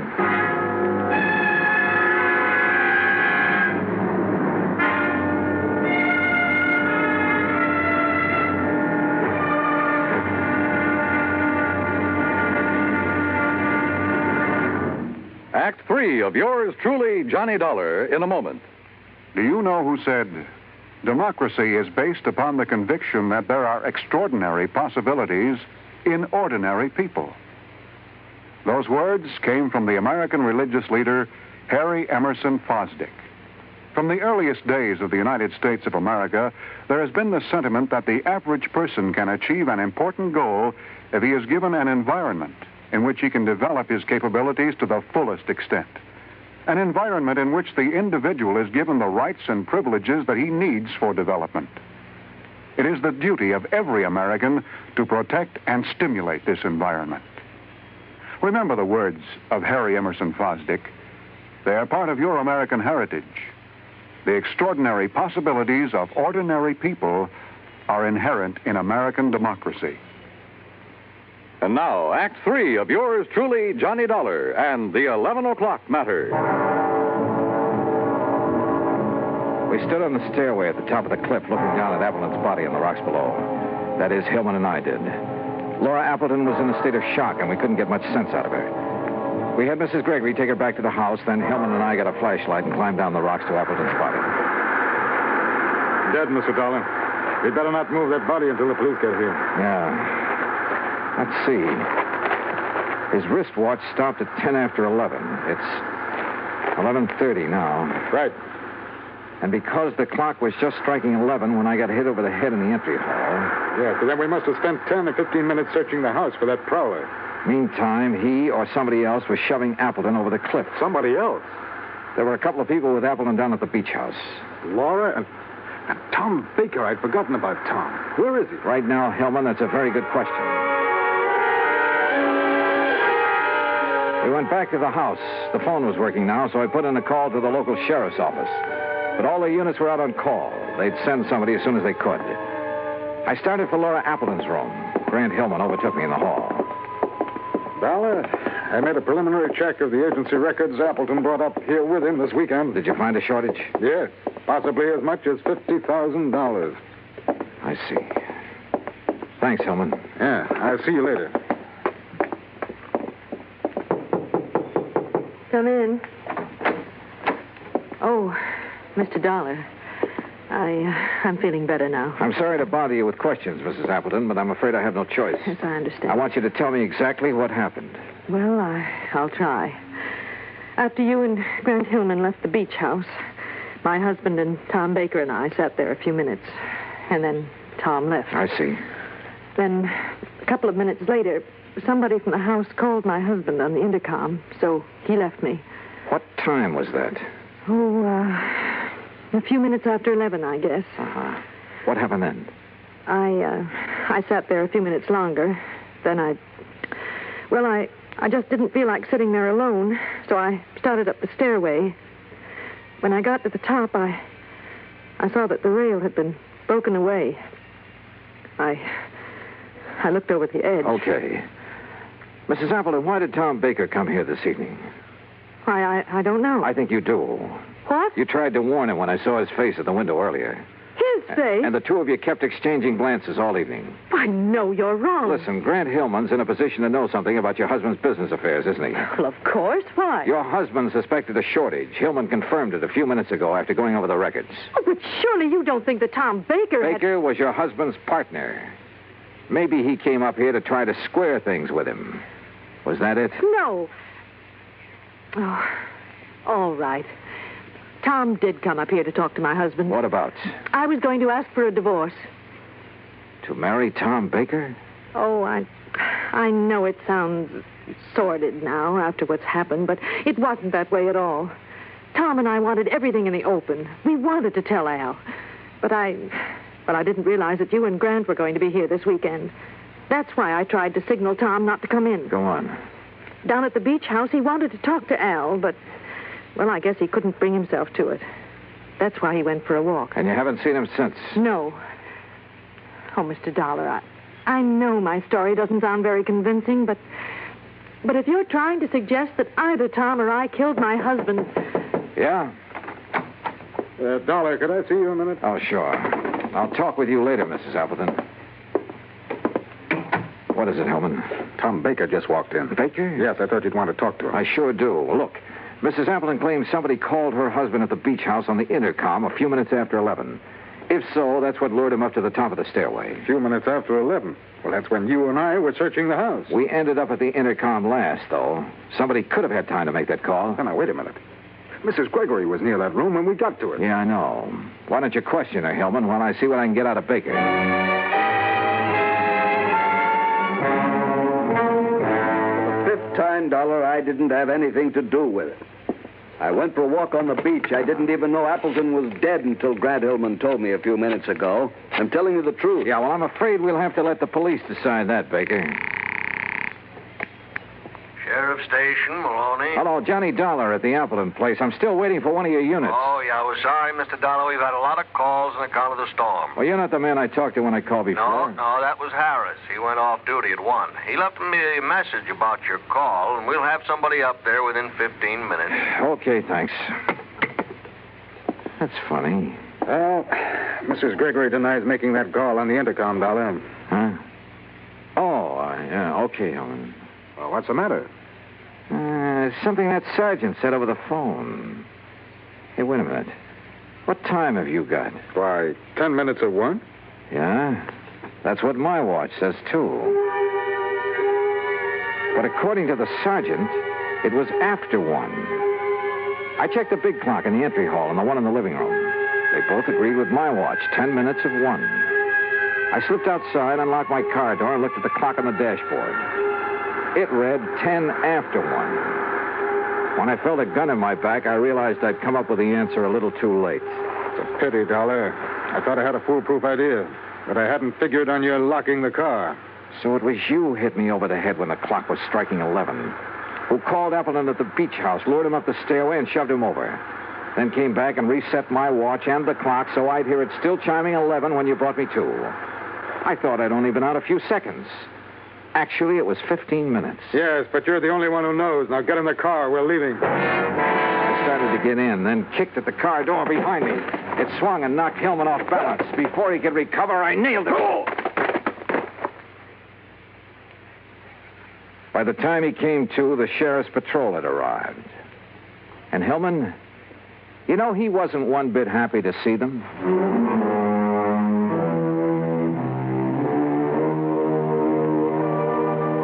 Expense account item 2, $13 even. Transportation back home. Total expenses, $21.40. And a real bargain, if I do say so myself. Remarks? Hillman's motive was money, of course. It was he who'd taken the $50,000 from Appleton's agency. Yours truly, Johnny Dollar.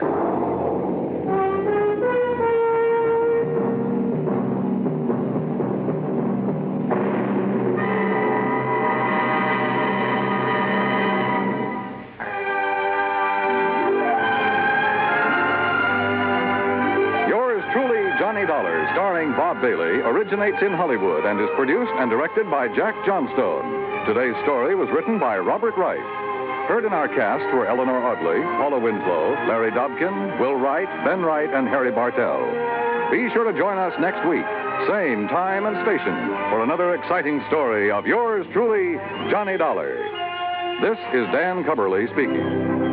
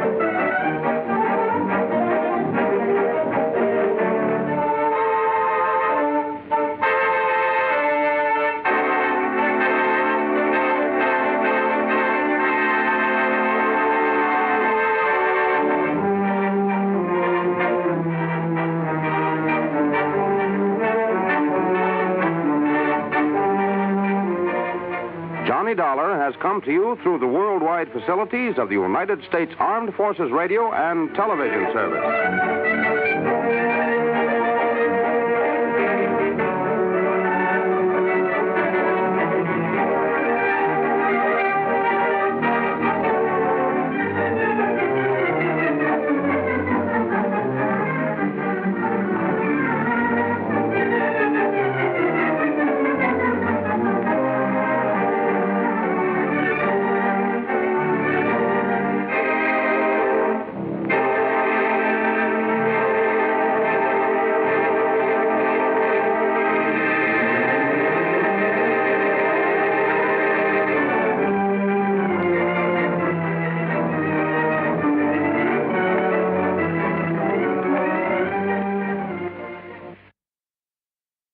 From Hollywood, it's time now for Johnny Dollar. Johnny, this is Vincent Price. I'm calling from Hollywood. Oh, sure. My name's Shirley Temple. Now, who is it and what? Really Vincent Price? Do I sound like Mickey Rooney? Well, no. But now, tell me, Mr. Price. Now, look, the name is Vincent. Okay, Vincent. What can I do for you? Johnny, I have a little problem in connection with one of my paintings insured for $100,000. $100,000? You call that a little problem? This painting has suddenly disappeared. Oh, I see. What's the insurance company? State Mutual. Oh, well, they have a small branch office right there in Los Angeles. Yeah, I know, but Bert Parker, the man who sold me the policy and should take care of this matter, well, every time I've called him, he's been out. And I learned just this morning that nobody knows where he is. Okay, Vincent, I'll grab the first plane.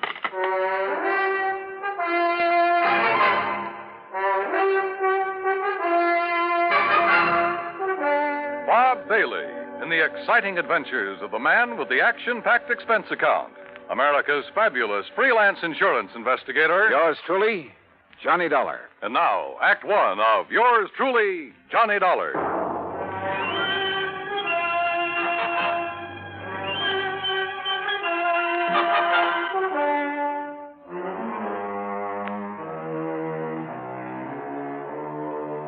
Expense account submitted by Special Investigator Johnny Dollar to the State Mutual Insurance Company, Home Office, Hartford, Connecticut. Following is an account of expenses incurred during my investigation of the Price of Fame matter.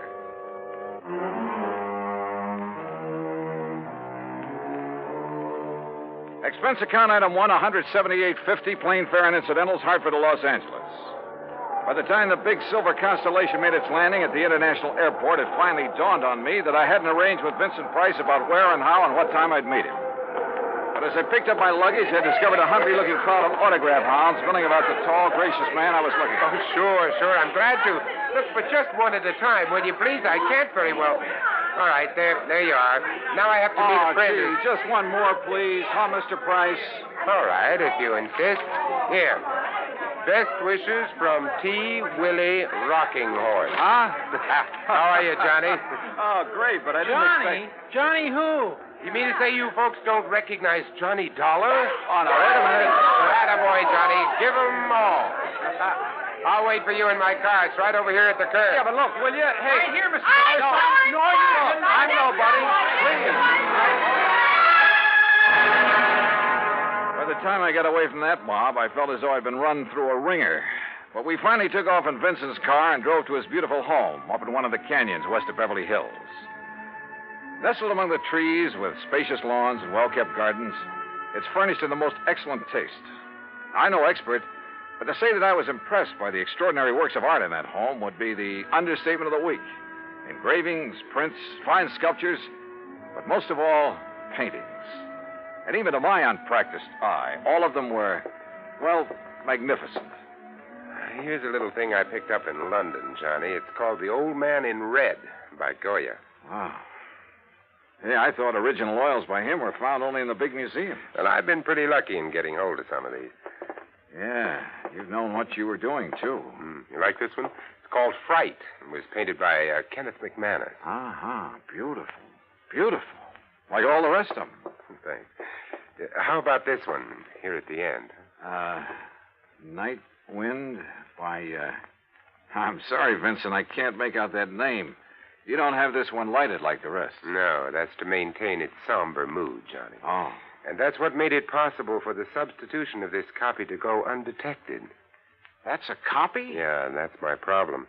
The $100,000 Night Wind by Jean-Baptiste has been stolen. This was left in its place. Oh, I see. It's not a bad copy, probably worth a couple of $100, but it's hardly a genuine Baptiste. Well, when did you discover this substitution, Vincent? When I returned from a lecture tour early last week. Oh, that's right. You've been traveling all over the country lecturing on art, Well, haven't let's you? call it talking about art, huh? Tell me, have you notified the police about this? Well, I suppose I should have. Well, I felt that was Bert Parker's job. And you haven't been able to reach him over at 4 State Mutual? As I told you on the phone, he hasn't been in his office for some time. Vincent, have you any theories about who might have done this? Yes, I'm afraid I have. Why do you say it that way? Very few people knew I'd gotten hold of this Baptiste, only some close friends and a couple of art experts. So? And the place was not broken into during the time I was away. Of that I'm sure.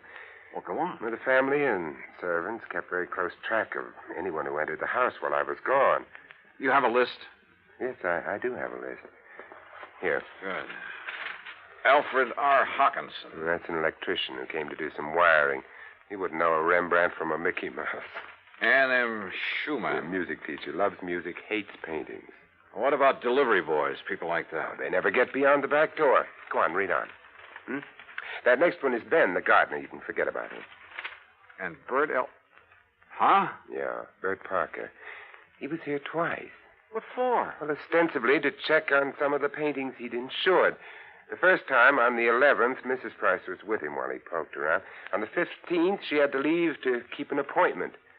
And just when he left the house, nobody seems to know. Oh, brother. Are you thinking the same thing I am? Now, look, Johnny, I haven't known Bert very long, and, well, he seemed like such a harmless little old fuddy-duddy. As for his knowledge of art... Yeah, I wondered about that. Well, he was perfectly satisfied to take my evaluation on the 2 or 3 things he'd insured. So, well, Johnny, I may be all wrong. Vincent, a thing like this may only happen once in 1,000 years. In any event, the company will certainly make good your loss. Well, with a work of art, it isn't really the money that counts. And, Johnny, listen. Look, I may have jumped to a completely unjustified conclusion about Bert Parker. Oh, yeah? Sure. Well, let's go down to his office and see. We'll return to Johnny Dollar and the Price of Fame matter. That's Vincent Price in just a moment.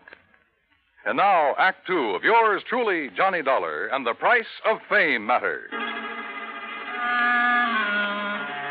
A priceless original oil painting, stolen from the home of Vincent Price, famous radio and picture star. One of the few people who'd had the opportunity was the man who'd sold him the insurance on it, Bert Parker.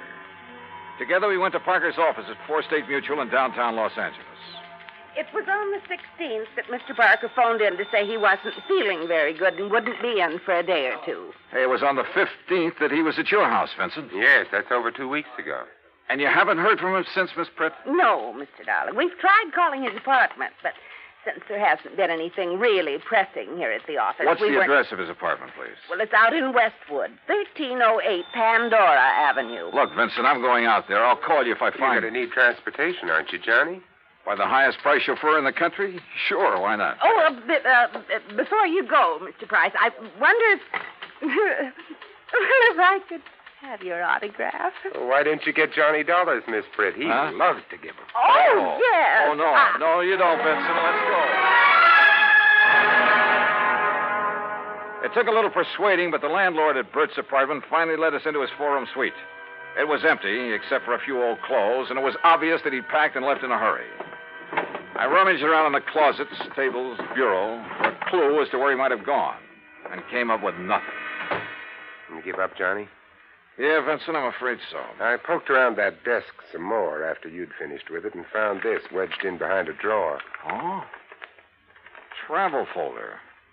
Paris. Yeah, it looks real fresh, too. Minor Travel Agency, Beverly Hills. Well, what do you think? Pretty much of a long shot, Vincent. But they do pay off sometimes, don't they?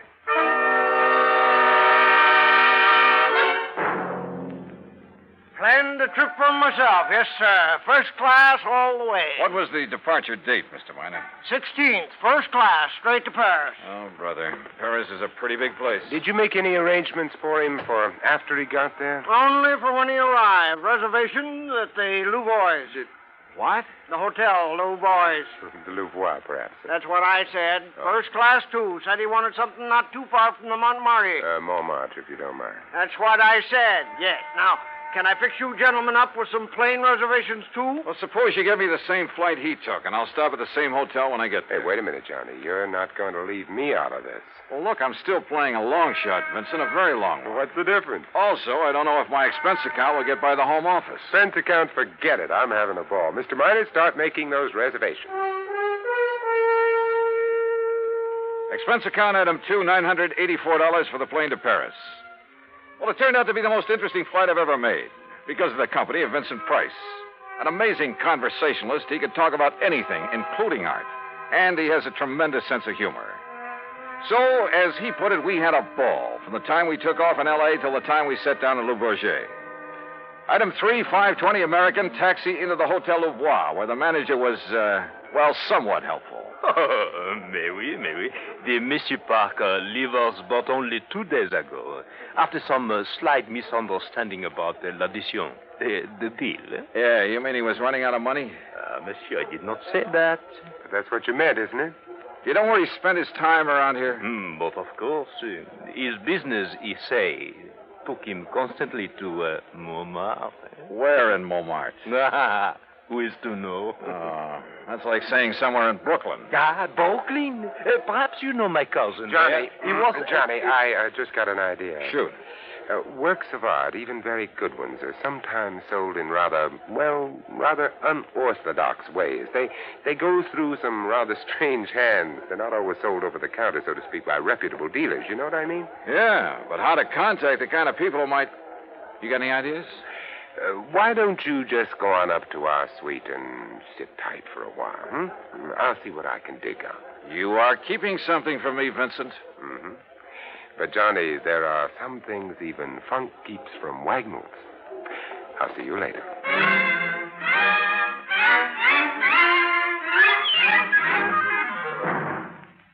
Act 3 of yours truly, Johnny Dollar, in a moment. And now, Act 3 of yours truly, Johnny Dollar, and the Price of Fame Matter. All of gay, romantic Paris just outside the door, and time on my hands. So what did I do? Took Vincent Price's advice, went back to my room at the Hotel Louvois, and waited. 2, 3, 4 hours. Finally, shortly after 8 p.m., Vincent came in bearing a couple of packages. Sorry to have made you wait, Johnny, but I think I'm on the trail of something. Looks to me like you've been on a shopping spree. Props, Johnny, for you. Have you found out where Bert Parker is? No, but I think you will. Here, try this on. Huh? What's this all about? A 10-gallon hat? Yeah, I had to guess at your size. Where in Paris did you find this? Try it on. Oh, what do you... Holy... What am I supposed to be, a refugee from Texas? Exactly. You made it in oil wells. Your name is Matthew. Huh? You're over here to see the sights, all the wild nightlife you've heard about, the Folie Bergère, Rue Blondel, Place Pigalle. Here, try on this shirt. Oh, brother. Look, I don't know what this is all about, but hadn't we better get something to eat? Try it on. If you don't take me to one of the world-famous restaurants in this town... Maybe tomorrow. Huh?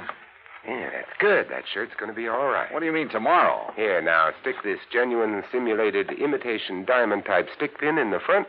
Wait a minute, I'll do it for you. Yeah, what the Sam... There you are, and with this big hunk of glass on your finger. There, now, look at you. Oh, you look. I'm hungry. Well, maybe you'll even get food where you're going. Now, where do you think I'm going in this rig? To a little joint on the Rue Blondel called the Bal Macabre. Now, what am I supposed to do there, if I go there? Sit around. Look prosperous.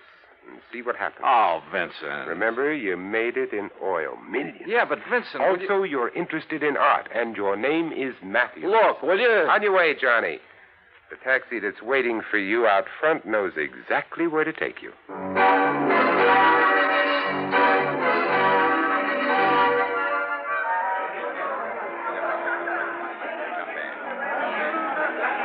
Bal Macabre was really a joint. It was dirty, and the people packed like sardines in it were dirty, too. Characters who made a business of being characters. And everybody screamed at everybody else.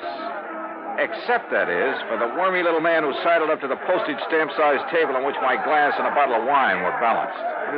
Pardon. You are Mr. Matthews, are you not? That's right. From Texas? No? Oh, yes, sir, partner.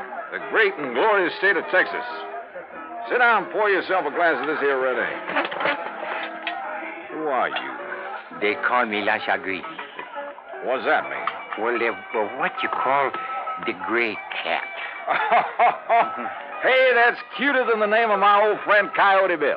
Well, do you enjoy the Paris nightlife?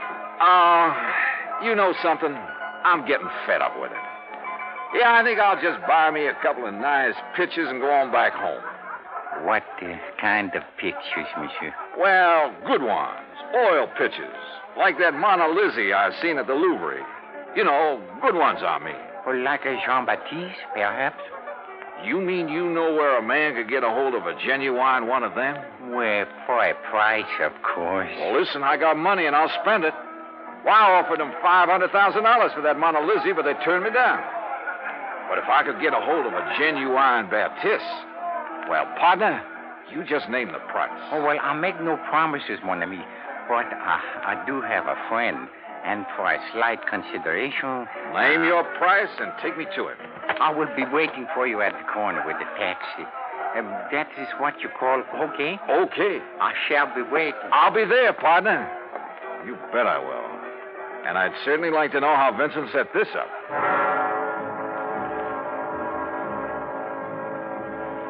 The taxi dropped us off at one of the most disreputable-looking apartments in the whole of Paris. My friend, who called himself the Gray Cat, looked carefully around before entering the front door. Then we climbed 4 flights of a dark, musty stairway. No, remember, my friend, you are not to pay the price he asks at first. If you like, I will make the arrangements for you. Now, that would be right friendly of you, partner. But how would you come out on this? Well, all I ask, monsieur, is 10% of what you pay. And maybe a little extra from him for bringing me up here? Oh, monsieur. Oh, now, don't give me that, partner. I've been around. I'm wise to how you fellas operate. But if I can get a hold of a real, genuine Baptiste... You will see.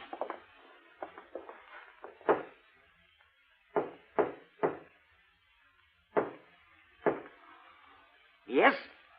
Who is it? I have brought a friend, Monsieur Matthews from Texas. Yes? Yes, he would like to buy The Night Wind by Baptiste. That is, if it's genuine. Genuine? Of course it's genuine. There, on the table. Can't you see for yourself that it's the original? Oh, no. Well, Bert Parker. Johnny Dollar. That's right. Insurance investigator. Investigate you?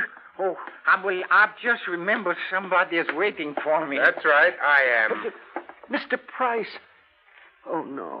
Well, pardon, Monsieur Price, but I must go. Without your fee for taking care of Mr. Dollar? Listen, both of you, please. I'll give you back the painting. I'll do anything you ask. Oh, drop dead. Oh, dear. Dear. Well, Vincent, there it is. Yep. And it looks like the company has saved a cool $100,000. I have a confession to make about that, Johnny. Yeah, like how you happen to know the way to the painting through that squirmy little fellow who brought me here. Oh, well, that's how I got hold of the Batiste in the first place. It's a lovely thing, isn't it? Yeah, it certainly is. And, Johnny, it is worth $100,000. Oh, I'm sure. But the truth of the matter is I paid only $300 for it. You paid? Oh, no. It's a fact. Well, you've got it back thanks to your own efforts. Thanks to your being the front man. If I'd tried to get it back myself, these people would have run like scared rats. Oh, sure. Just tell me one thing, will you? Why aren't you an insurance investigator? Well, you know, it's every man to his own.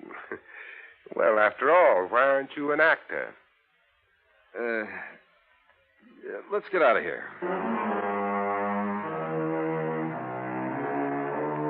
Disposition of Bert Parker, well, that's entirely up to the company. Vincent, now that he has the painting back, doesn't care one way or the other. However, from the company's standpoint, well, it's not the kind of black eye that's good for you. Expense account total, including incidentals and transportation back to the States, $2,341. Remarks? Well, to Vincent Price, my eternal thanks. Not only for the help on this case, but most of all because it's given me a chance to really know him. Yours truly, Johnny Dollar.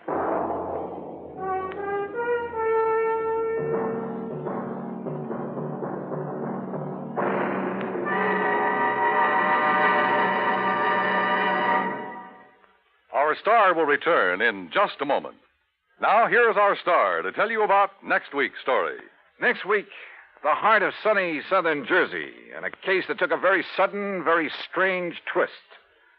Join us, won't you? Yours truly, Johnny Dollar.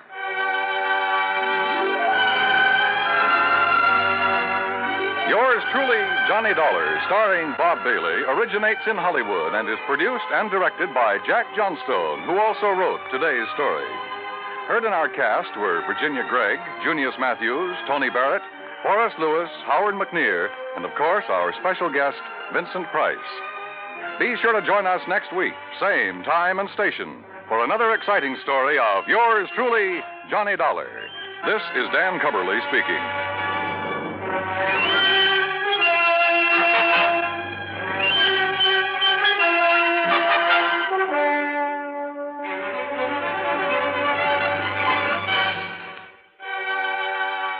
This is the United States Armed Forces Radio and Television Service.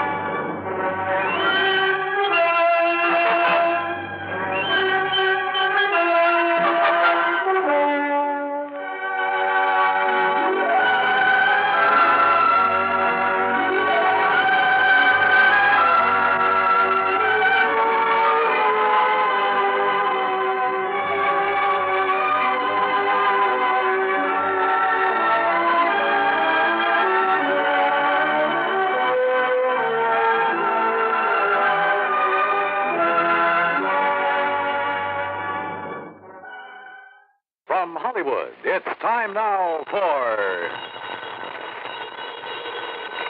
Johnny Dollar. Oh, good. Huh? Johnny, this is Ben Kringle. Ben, how are you? Still selling insurance for Star Mutual? No, not anymore. Oh, that's right. You were talking about retiring. And I have retired. Yes, year ago I quit the insurance business and bought myself a poultry farm. Well, good for you. Where is it, Ben? It's right here in Vineland, New Jersey. And how's it going? Oh, terrible, Johnny. It's terrible. Oh?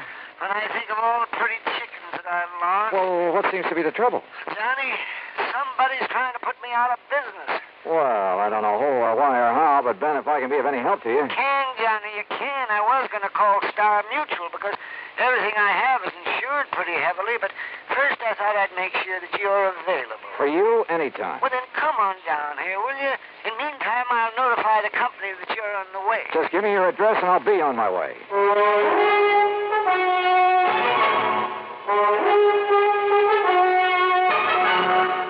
Bob Bailey in the exciting adventures of the man with the action-packed expense account. America's fabulous freelance insurance investigator. Yours truly, Johnny Dollar. Now, Act One of yours truly, Johnny Dollar.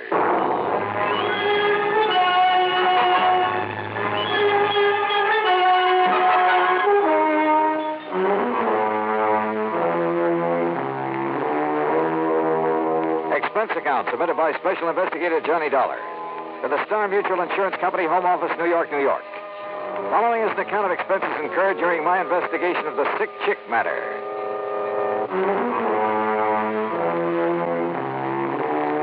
Item 1, 1050, train fare and incidentals, Hartford to Philadelphia. There, to be sure of adequate transportation, I rented a car. That's item 2, $50 deposit. The 35-mile drive south on Route 47 was uneventful, and I finally turned left onto Vineland's main street, Landis Avenue. Vineland, the heart of sunny southern Jersey. At least that's what the sign said. It's a busy little city. Landis Avenue, a busy street. Finally, I stopped at a mobile gas station on the far edge of town to ask about the address Ben Pringle had given me. Just keep going straight out Landis Avenue for about 5-6 miles till you come to East Vineland. East Vineland, huh? Yeah, then you turn right, go about a mile and a half. You can't miss it. If you can pick it out from the rest of the poultry farm. A lot of them, huh? Vineland's the egg basket of the world. Where do you suppose Philadelphia, New York, and the rest get all their eggs and chicken? Yeah, well, I'd better get underway. Thanks a lot. Anytime, mister. The gas attendant was right. There were enough chicken ranches in the outlying sections to supply half a dozen cities. And trying to pick out the one belonging to Ben Pringle was a problem. Finally, to ask further directions, I pulled up at the nearest farmhouse.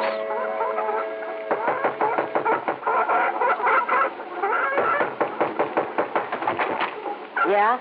What do you want? I'm looking for Mr. Ben Pringle's place. Oh, Ben Pringle. He's right next door. Oh. Ah, the poor man. Poor man? Yes, he's coming down here from New York. He'll spend all his money, and what happens? He's going to lose his flock. Doesn't know much about raising chickens, huh? Ah, he don't know nothing. Joe, my old man, he's try to tell him when he come here. It's take more than the money to raise the chicken. So why don't he get out? Why don't he sell out before he spend all his money and lose everything? You think that's what he ought to do, Mrs. I'm the Cheer and Sully. My older man, he's Joe and Sully. What's your name? Johnny, darling. Well, then if you know him, you tell him. He's like all the rest. How do you mean? Oh, they make some money in the big city.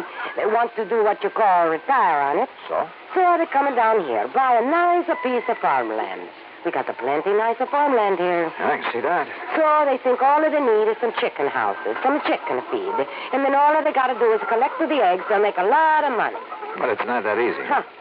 Ben Pringle, he's not listening to us anymore. He's going to lose his flock. He's going to have to sell out cheap. He's a lose his shirt. And his farm goes to rack and roll. Uh-huh. And that's when somebody else comes in. Somebody he don't know how to raise the chickens. They buy them up cheap. Oh? Is that how you got this big place of yours? Oh, sure. We started with a little place. We work hard. We make a little money. Then, when somebody like him comes along, we buy him out. We got a nicer, bigger place. That sort of thing happened very often around here, Mrs. Renzulli? Oh, sure, all of the time. You ask Tony Pasquale. Now, he's got a big farm. You ask Carmen Kringle. Same thing. You know Tommy Bernasconi? No. We ask him. Same thing. Same thing. What's the matter, huh? Oh, I was just thinking, Mrs. Renzulli, it's pretty much to your advantage to see these people go broke, isn't it? No, you're just the one man. Frank, though, isn't it? Look, I don't know who you are, what you want, what's your business. My business is finding out why Ben Pringle's having trouble. Maybe who is causing it. You get out of here. I don't like it the way you talk. Sure. I don't think I like you. Yeah? Maybe you'll like me even less after I've talked to Ben Pringle. How about that? Get out.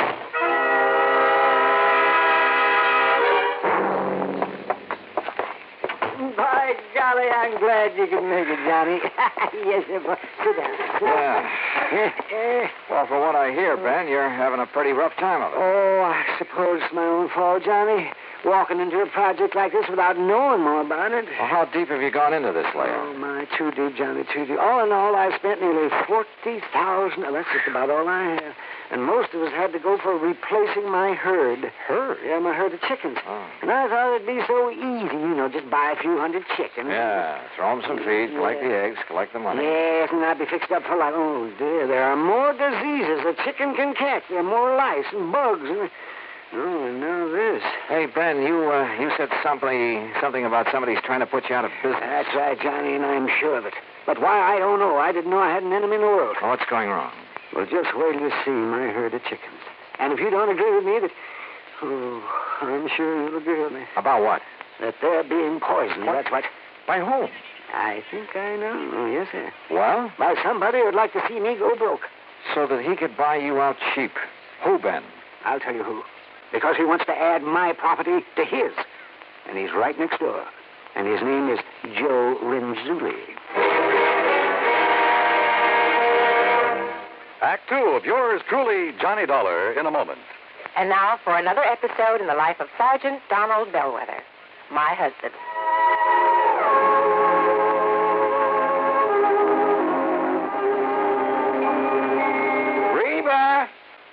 Reba! What is it, Donald? Confounded Reba, I can't find the fountain pen. I've looked all through this desk. Here it is, dear. Here it is. You must have used it as a marker when you were reading this book.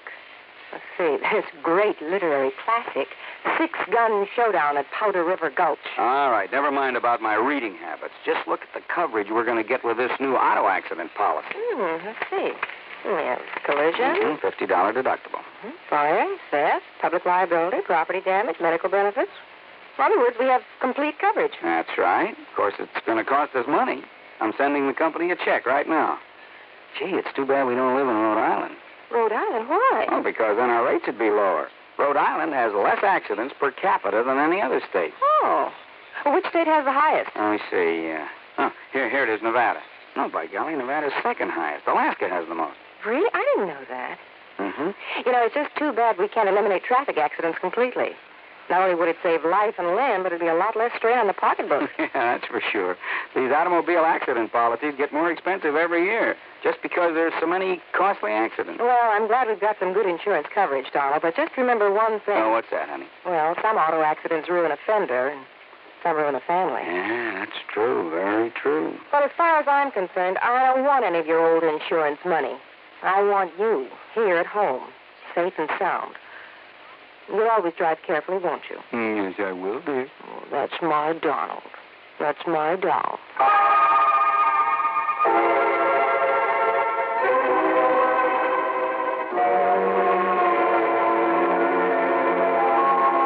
And now, Act 2 of yours truly, Johnny Dollar, and the Sick Chick Matter.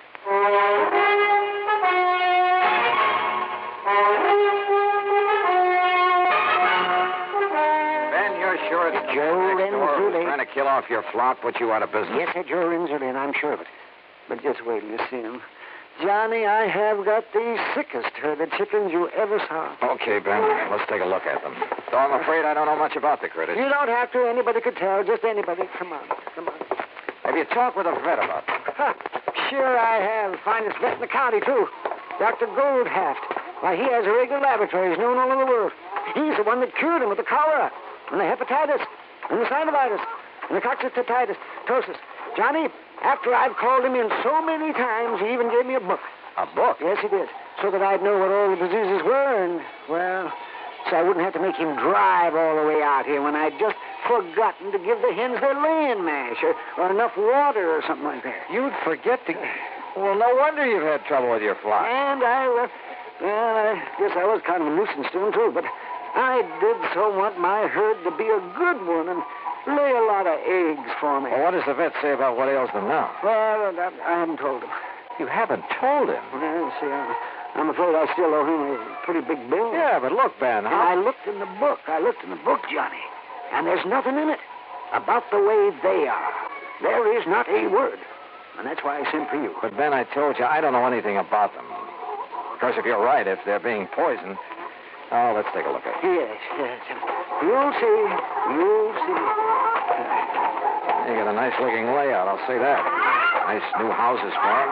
Big fenced-in yards, or whatever you call them. And there's plenty of room for them to... Oh! Yes, sir. You see? They're all so sad-looking. They're just so sad and petulant. As though they hold it against me for whatever else. And those poor little things. So help me. I've never seen it. Do chickens ever suffer from the blind staggers? You mean the blind staggers? Would it mean like horses get? Oh, no, sir. No, I'm sure. Because it isn't in the book. And if it isn't in the book... Ben, you're sure you haven't been spiking their drinking water with some of your private stock? Oh, why, of course not, Johnny. You know, you were my one insurance contact that always suggested the nip of that bottle you kept in your desk. Oh, now, Johnny. Boy, these chickens sure look... Hey, you said you feed them a laying mat. It's right here in the shed. Here, come along. But, what are you thinking of? Well, if any of that stuff should get good and wet and ferment. Oh, no. It's as sweet and dry as the day I bought it from Jake Rubinoff. There. See that? You see what I mean? Who's Jake Rubinoff? He's the biggest feed dealer in town. Yeah, certainly smells all right. Yeah, it is all right. Oh, no, Sir Donnie. My herd has been poisoned. And you suspect Joe Renzulli on the next farm? Of course I do. Wasn't he one of the people who tried to help you get started when you first came down Oh, here? sure. Yes, he pretended to. But I can see now is just to look over my nice place and see how much he can get his hands on when I go broke. Well, if you had some concrete reason for thinking he might be poisoning your flock... I've seen him. Yes, I have. I've seen him with my own eyes. Come right over here at night, several times. What? And scatter something over the fence into my pens out of a big sack. What was it? By the time it was daylight and I could see, the chickens had eaten it all up. You sure it was Renzulli? Of course I am. Okay, Ben. I'm going over and talk with him.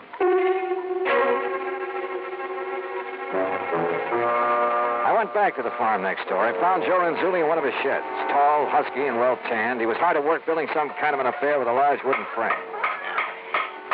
There. These are finished. Like I say, Mr. Dollar, you're keeping the chickens in a cage up off the ground. They're more healthy. You get them more fat. Bring a better price in the market. Yeah. How you like that, huh? I asked you a question, Mr. Renzulli. I'd like an answer. Now. All right, I tell you. I think you better. It's because I try to help the poor man without he's to find out. So I throw it over the fence at night when he's in O.C. Throw what over the fence? Well? Yeah. Move this sock.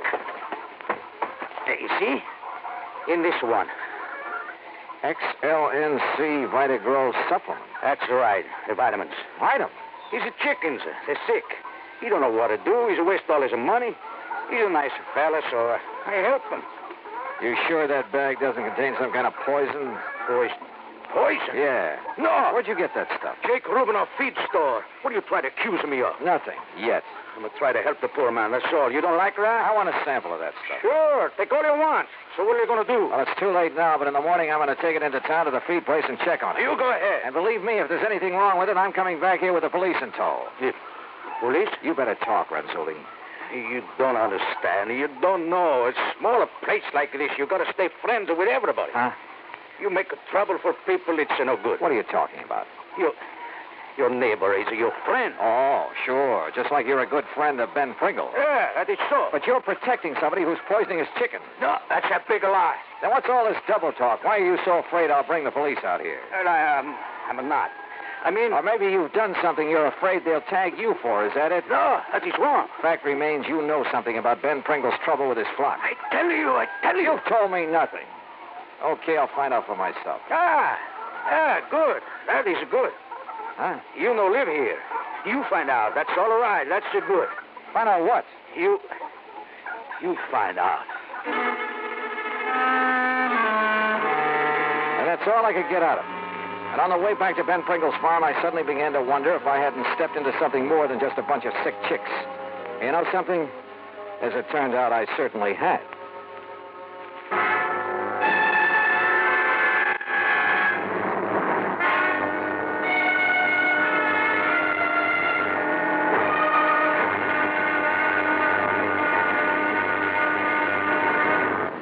Act 3 of yours truly, Johnny Dollar, in a moment.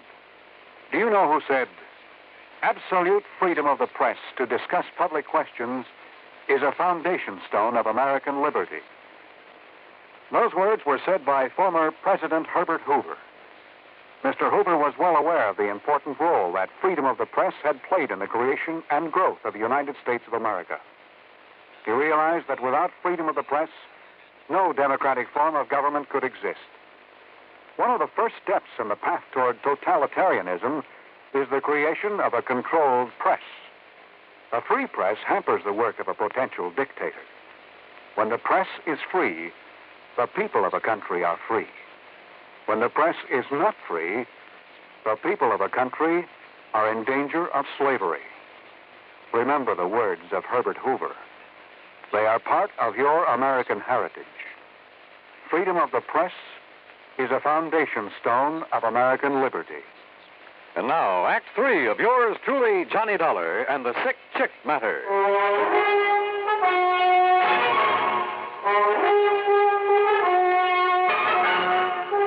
By the time I got back to Ben Pringle's place, he had spread something that passed for supper on the kitchen table. Now, just help yourself there, Johnny. There's plenty more in the stove. Yeah.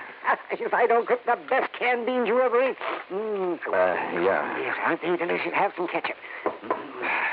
Hey, look, Ben, as I told you, I got nothing out of Joe Renzulli, except a powerful feeling that he's protecting one of your neighbors around here. Well, you know how it is out in the country this way, Johnny. A man who tells on his neighbors, well, he's an outcast. Hey, maybe that's why Renzulli didn't mind if I could find out what's going on here for myself. I still think he's doing it. Yes, sir. Whose place is that on the other side? I noticed a brand new Lincoln out front. Oh, all right, yes. Well, he's a nice young man. Oh, he's real nice. Yeah, what's his name? John Culpepper. He came up here from the South. I can tell that by the way he talks. Well, what's he do? Oh, he just lives there, yes. He has some of the gayest parties, though. Young men, young women, all he wants to drink. Oh, no wonder you like him. If you can scrounge drinks from him. Oh, well, I have tried to drop one now and then, but he's always just shoved a bottle in my hand and told me to come back here and enjoy it by myself. And who am I to refuse a nice gesture like that? That barn in back of this place. Horses? Cows? Oh, no animals of any kind. It's a funny thing, though. Yeah? Well, I'm a very sound sleeper, you know, Johnny, but I'm sure that I've heard some big trucks pulling in there at night, and I've often wondered about it. But then I just went right back to sleep. Ben, have you got a flashlight I can use? Well, sure, Johnny, I have. I'll get it for you, too. Why? What are you going to do? Let's, call it a little exploring. The night was warm, and some of Ben's chickens were still out in the yard. They were gathered by a section of the fence right next to the neighbor, Mr. Culpepper's barn. Then I noticed something else, a well-worn path from that barn to the fence. Funny. Quietly as possible, I climbed over the fence and worked my way to the barn. There was a light on somewhere inside of it. And then I caught it. A faint, piercing odor that I hadn't smelled, so help me, since I'd worked on a case down in the hillbilly country of Kentucky. I sneaked over to a crack in one of the barn doors.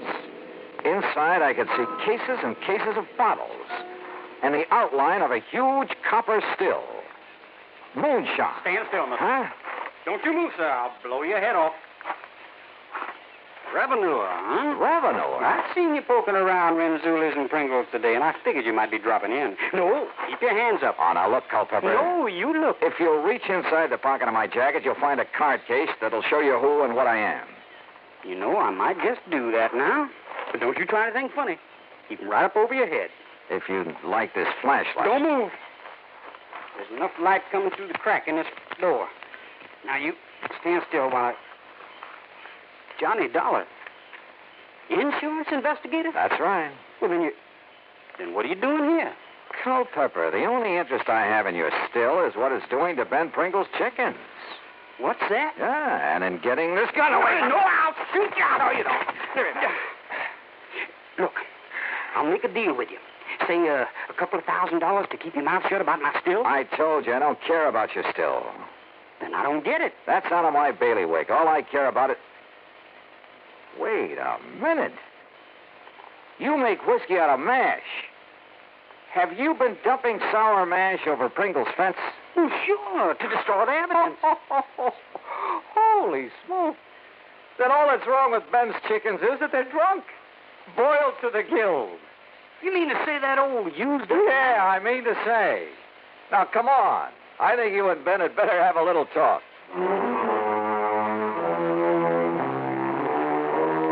So they talked, Ben and Culpepper. In exchange for not being reported, Culpepper agreed to pay my expense account, Ben's veterinary bills, and to move out of the county. Oh, I suppose I should have notified the local authorities of what was going on. But isn't that really a job for the company? After all, like I said, it is out of my bailiwick. Hey, you know something? The stuff Culpepper was turning out in that old barn wasn't half bad. Expense account total to the company, nothing. Yours truly, Johnny Dollar.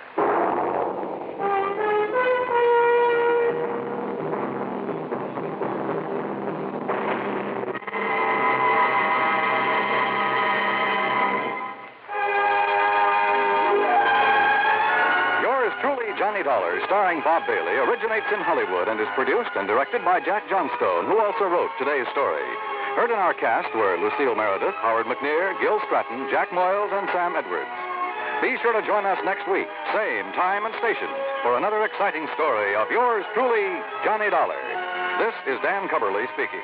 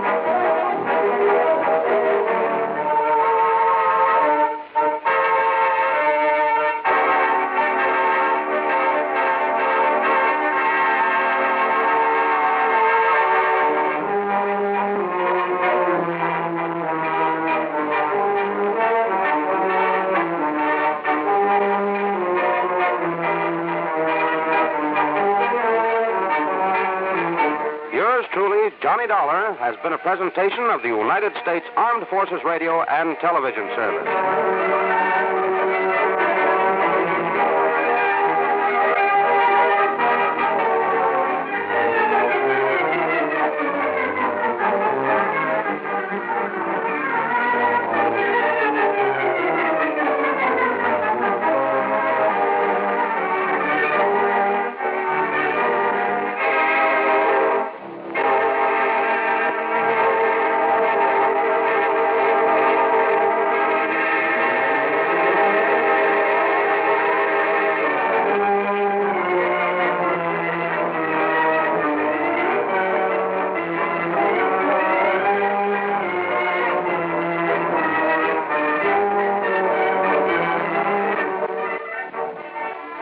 From Hollywood, it's time now for...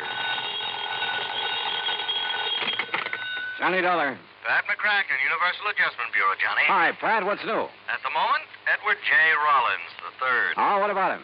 One of our companies has a hefty policy on his life, and he sent word he wanted to change his beneficiary, then he disappeared. And you want me to go looking for him? That's the general idea. Ah, look, Pat, you could be wasting dough sending me. Chances are he'll pop up again by himself. Oh, yes, I know. Of course, it involves a little trip to the Caribbean, but if you're not interested... The Caribbean? I'll be right over.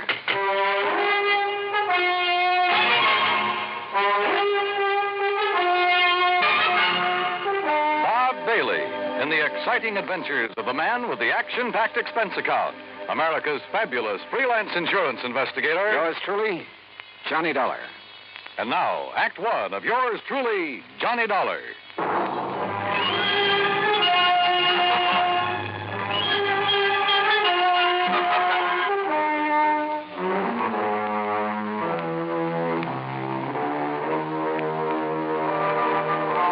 Expense account submitted by Special Investigator Johnny Dollar to the Universal Adjustment Bureau, Hartford, Connecticut.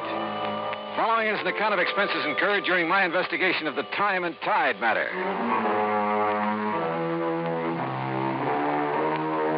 Expense account item 1, $1.20 cab fare from my apartment to the offices of Universal Adjustment Bureau and Pat McCracken. Now, the mention of the Caribbean did the trick. Sit down. Yeah, thanks. Now, what's the deal? Well, about 6 months ago, Johnny, Ed Rollins decided to marry a girl named Virginia Blake. And he took out a large policy on himself from one of our companies, naming her as beneficiary. Last week, he apparently changed his mind. Oh? Called from Nassau, said he wanted to remove Virginia Blake as beneficiary, and he was supposed to come to Miami to sign the papers. We had an agent waiting there for him. But he didn't show. What was he doing in Nassau? He had his cabin cruiser down there with 3 of his friends. Among them, Virginia Blake. Did you check Nassau to see if he's still there? Oh, we checked. His boat is gone. Now, the trail just starts in Nassau, Johnny. Where it'll lead is anybody's guess. Expense account item $240 even, air transportation and incidentals to Nassau in the Bahamas. There, I found a man who remembered fueling up Rollins' boat a few days before. He'd heard them talking about working their way down through the Bahamas, skin diving, and then cutting over to Jamaica. They'd mentioned one place in particular, Crooked Island. Item 3, $50, transportation via chartered seaplane to Crooked Island. I spotted Rollins' cruiser in one of the coves, and the pilot set me down nearby. A dinghy with an outboard motor came over from the boat. It was Ed Rollins. You say you're an insurance investigator, Dollar? Yeah, that's right, Mr. Rollins. Well, what are you doing here? Well, I came to see if you were okay. Me? Well, why shouldn't I be? You were supposed to meet an agent from the company in Miami last week. You didn't show up. Oh, well, I changed my mind. You mean you came all the way down here because I didn't show up in Miami? Well, when a man with a hefty policy in his life disappears, the insurance company starts worrying. Yes, so it seems. Hey, mind slowing down a bit? I'd like to talk to you before we get on board. Sure. Now, what's on your mind? As I understand it, you took out a policy about 6 months ago and named a Virginia Blake as beneficiary. Yes, that's right. We're going to be married. Then a week ago, you apparently changed your mind. Well, I decided to think it over some more. That's why I brought the boat down here. What's the trouble? Oh, it's just... Well, I might as well tell you. I began to suspect Virginia's been two-timing me. Oh? With whom? That I don't know. Have you asked her about it? No, not yet. Why not? Because I'm afraid she might tell me the truth. Maybe I don't really want to hear it. Ah, I see. Look, Mr. Dollar, we're going to do a little more skin diving here in the cove this afternoon and then shove off for Jamaica around dark. Why not come along? You can catch a plane back to the States from there. Okay. Who all's on board your boat? Let's see. Virginia, you know about. Then there's Bill Winslow. Winslow? Yes, kind of a beachcomber at heart. I bring him along mainly to handle the boat. He's real good at it. Anybody else? Oh, Tony Atherton. A worthless sort of guy, but rather amusing company once in a while. Besides, he introduced me to Virginia, so I owe him something for that. I guess.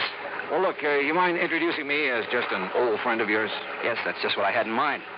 Oh, say, there they are waiting for us on deck.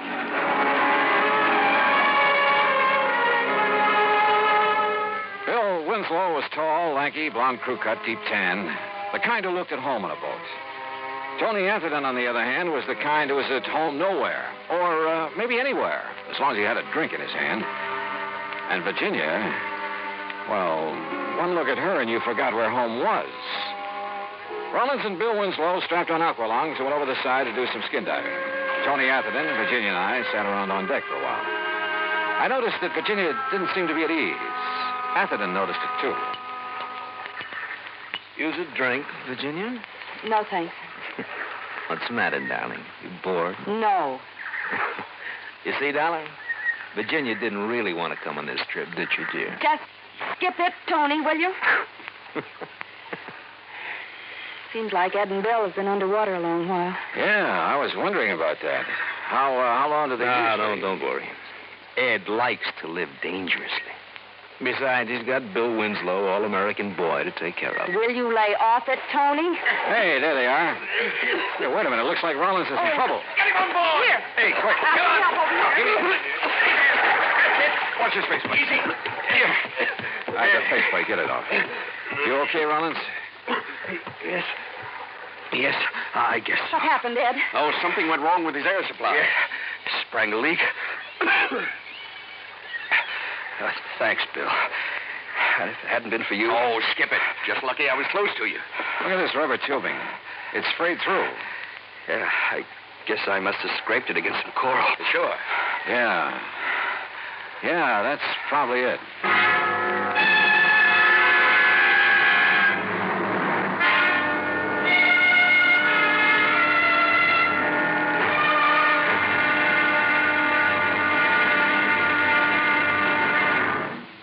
Two of yours truly, Johnny Dollar, in a moment.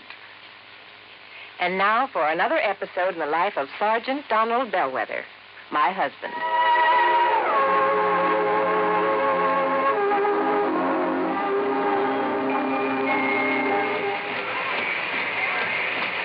Hi, honey. Did you fix the windshield wipers? I sure did, Reba. How's that?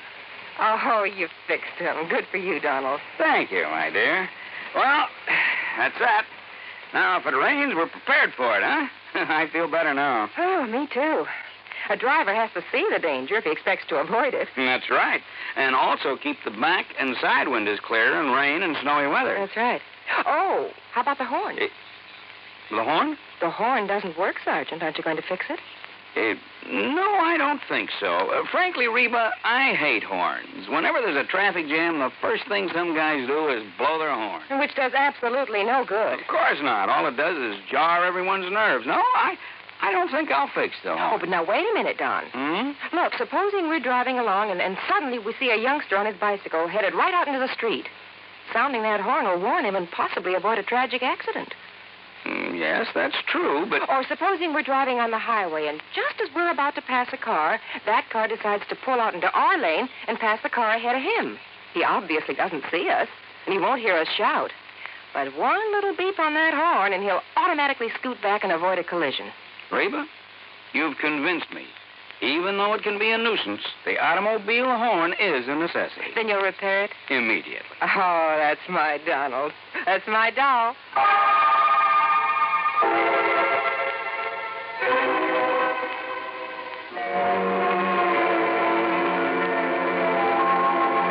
And now, Act Two of yours truly, Johnny Dollar, and the Time and Tide Matters.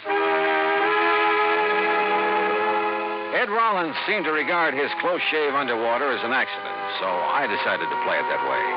But I wasn't convinced. Somebody could have tampered with his air hose.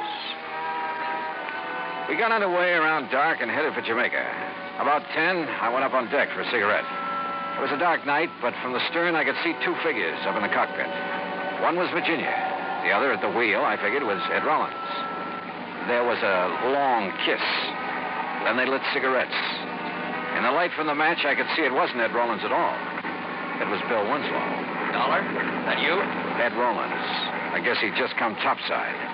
But I didn't know if he'd seen what I'd just seen. If he had, he gave no sign of it. Johnny. You know that stuff I was telling you about? Maybe cutting Virginia out as beneficiary? Yeah, what about it, Ed? I think you better forget it. I've decided to go ahead and marry her. Well, I don't think I could get along without her. Oh, I see. Look, Rollins, it's probably none of my business, but there's something I feel... There's Virginia now up in the cockpit with Bill.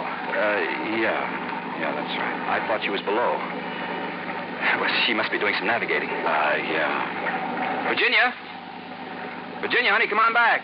Oh, okay, Ed. Watch your footing. We're rolling a little. Yeah, pretty heavy swell. How's Bill getting along up there? Okay, why? It's about time I relieved him at the wheel. I'll take over if you like. Oh, thanks, Johnny. But I enjoy handling the boat at night. Virginia, honey, you look sort of tired.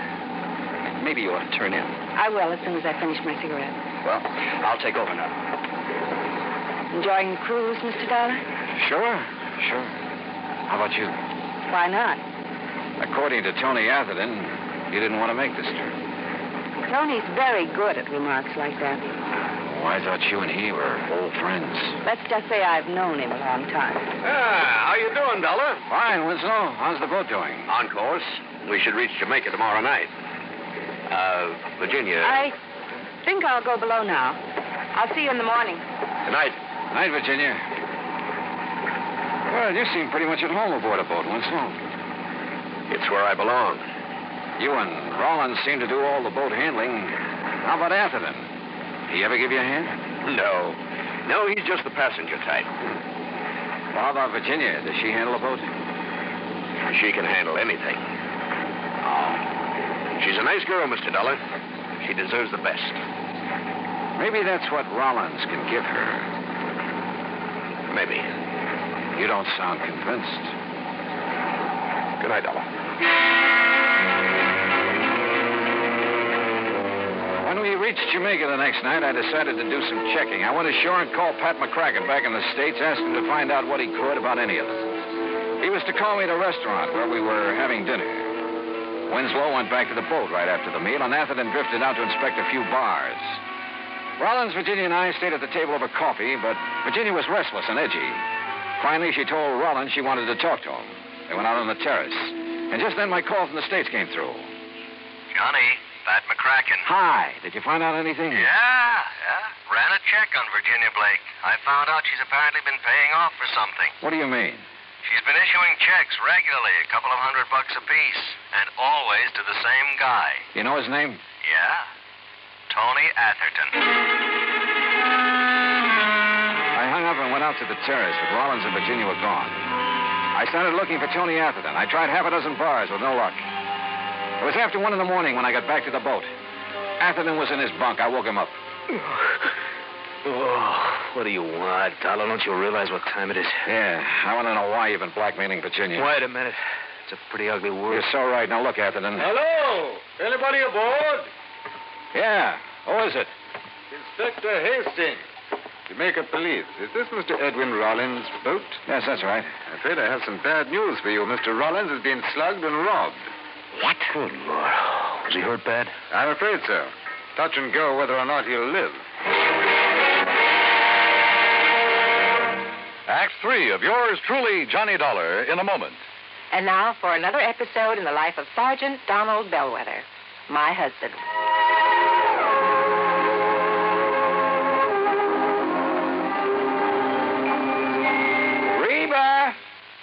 Reba! What is it, Donald? Confound it, Reba, I can't find the fountain pen. I've looked all through this desk. Here it is, dear. Here it is. You must have used it as a marker when you were reading this book. Let's see, this great literary classic, Six-Gun Showdown at Powder River Gulch. All right, never mind about my reading habits. Just look at the coverage we're going to get with this new auto accident policy. Let's see. We have collision. $50 deductible. Fire, theft, public liability, property damage, medical benefits. In other words, we have complete coverage. That's right. Of course, it's going to cost us money. I'm sending the company a check right now. Gee, it's too bad we don't live in Rhode Island. Rhode Island? Why? Oh, because then our rates would be lower. Rhode Island has less accidents per capita than any other state. Oh. Well, which state has the highest? Let me see. Here it is, Nevada. No, by golly, Nevada's second highest. Alaska has the most. Really? I didn't know that. Mm-hmm. You know, it's just too bad we can't eliminate traffic accidents completely. Not only would it save life and limb, but it'd be a lot less strain on the pocketbook. Yeah, that's for sure. These automobile accident policies get more expensive every year just because there's so many costly accidents. Well, I'm glad we've got some good insurance coverage, Donald, but just remember one thing. Oh, what's that, honey? Well, some auto accidents ruin a fender, and some ruin a family. Yeah, that's true. Very true. But as far as I'm concerned, I don't want any of your old insurance money. I want you here at home, safe and sound. You'll always drive carefully, won't you? Yes, I will, dear. Oh, that's my Donald. That's my doll.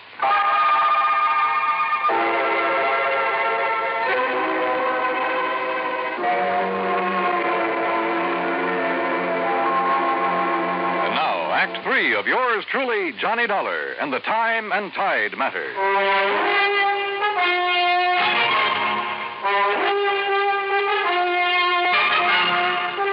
Inspector Hastings led me down the pier and around the corner of a warehouse about 100 yards from the boat. This is where one of my men discovered Rollins, Mr. Dollar. He'd been slugged, huh? With the length of pipe we found nearby. No fingerprints on it, though. Rollins is in the hospital in a coma. Apparently he hasn't more than a 50-50 chance. You said something about robbery, Inspector. His wallet and valuables are gone. I'm afraid we've had quite a bit of that sort of thing around the waterfront lately. Robbery, huh? Maybe. Maybe not. I poked around the pier for a while, but didn't turn up a thing. It was about 7 in the morning when I finally got back to the boat in Atherton's stateroom.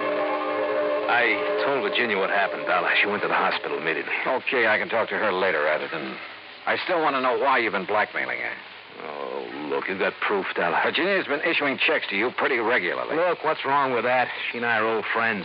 I've had bad luck with some of my investments. She's been kind enough to help me out. Now, look, Dollar, if you're trying to tie me in with what happened to Rollins, you're just wasting time. Am I? Of course, yeah. If you stop this nonsense, I can probably help you. Oh? Look, Take a look out this porthole. Go on. What do you see, huh? A stretch of pier? A warehouse? Exactly. Well, what about it? Well, just as I was turning in last night, I heard footsteps on the pier. I looked out the porthole. Somebody was walking along it. As he turned the corner, I could see who he was by the warehouse light. It was Ed Rollins. Oh? A moment later, somebody stepped out of the shadows and followed him around the corner. Dollar, that was Bill Winslow. I tell you, I'm not the one who slugged Ed Rollins. But you admit taking a walk last night late. Well, sure. So what? All right, where'd you go? Oh, along the waterfront. I don't remember just where, and I don't remember what time it was. Along that pier out there, around that warehouse, maybe. Maybe. Look, I wasn't paying much attention where I was going, but I didn't see Rollins at all. What reason would I have to do a thing like that to him? I can maybe think of one. Like what? Like you in Virginia. Me? Oh, now, just a minute. That has nothing to do with it. I think it has, Winslow. Get this straight, Dollar. I didn't slug Rollins. I kept hammering away at him, but I couldn't get anywhere. Finally, I left him and went up on deck. Virginia had just come back from the hospital.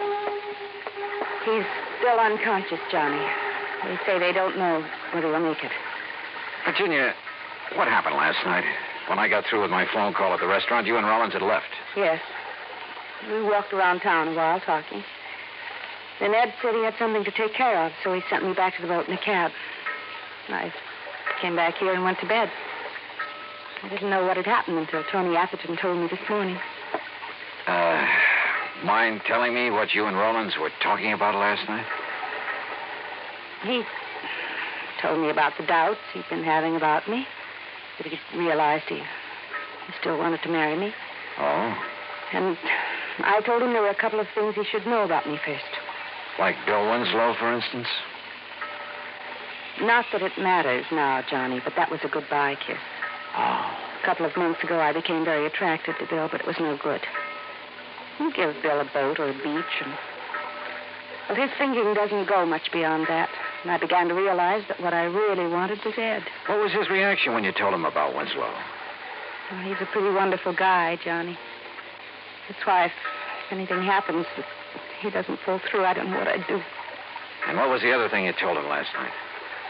That Tony Atherton had been blackmailing me. It figured. You see, I roomed with a girl once I thought was okay, but she wasn't. Some stolen things were found in our apartment. I thought they were hers. I couldn't prove I wasn't involved. You did time for it? Yes. I wish I'd told Ed right at the start. Well, at least you did tell him last night. Johnny, who could have done this to Ed?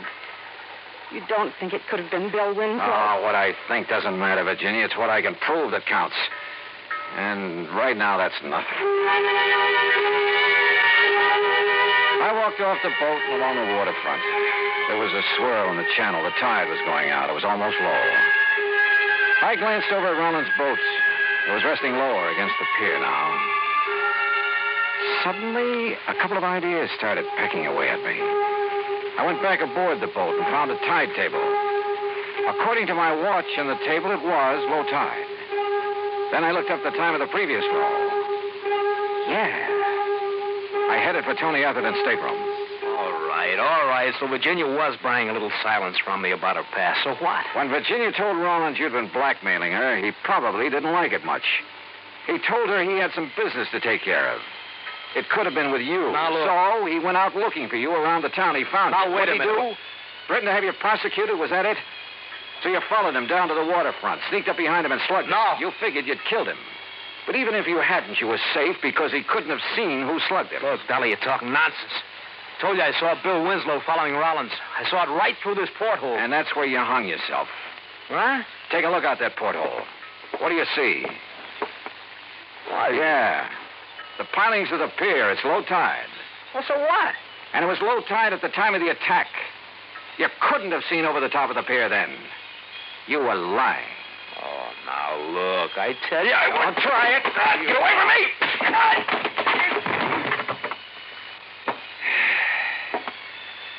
You know, it's funny, Atherton. Shakespeare was more right than he knew. There is a tide in the affairs of men, which sometimes leads to fortune. In your case, brother, you missed.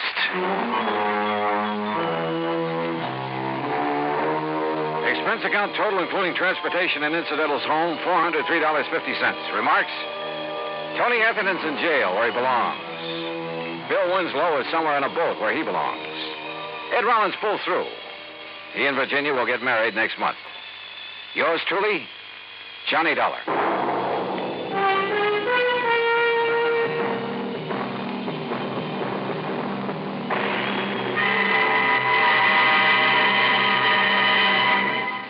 Now, here is our star to tell you about next week's story. Next week, the plot revolves around Ong's hat. And if you want to know what that means, well, join us, won't you? Yours truly, Johnny Dollar.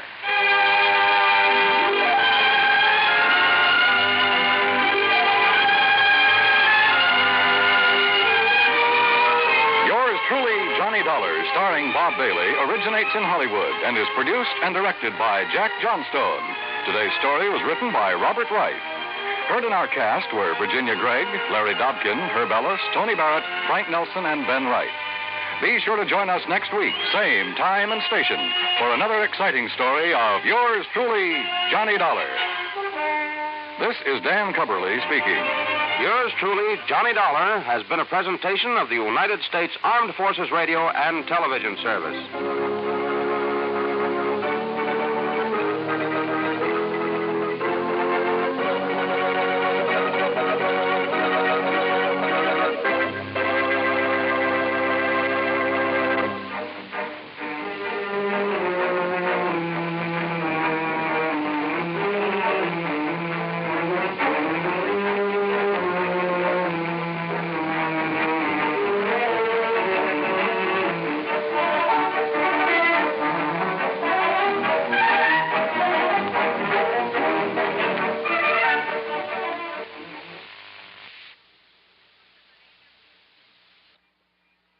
Time now for Johnny Dollar. George Reed, Johnny, at Floyd's of England. How are you, George? Do you by any chance remember Durango Laramie Dalhart? From that place out in Oklahoma with the crazy name of Bum Sprung? That's right. Now, Johnny... How could I ever forget him? And more to the point, has he ever forgiven you? Forgiven me? After all, you were the one who accused him of passing counterfeit money. Well, I when know. all he did was wash and starch and iron a few $100 bills to make them look nice and new and crisp. I'm quite frank to admit I was entirely wrong about him that time. Hey, tell me, does he still pay his premiums in brand new money and in person? Yes, and that's what has me worried. How do you mean? Well, he wrote me some time ago and said he'd be here on the 10th of last month to pay his regular $4,500 premium. The 10th of last... Well, that's nearly 6 weeks ago. Exactly. And he hasn't appeared. Well, did you write or wire him to see what's holding him up? I got no answer. Johnny, I think something's happened to him. After all, with the way he flashes money around, it's a wonder somebody hasn't knocked him off long before this. George, if anything's happened to old Durango Laramie Dalhart. Yeah, I thought you'd feel that way about it. Yeah. I'll let you know what I find out when I get to, if you'll pardon the expression, Bum Spung.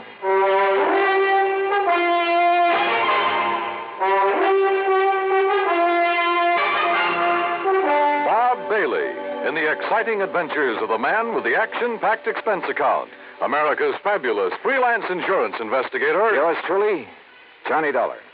And now, Act One of yours truly, Johnny Dollar.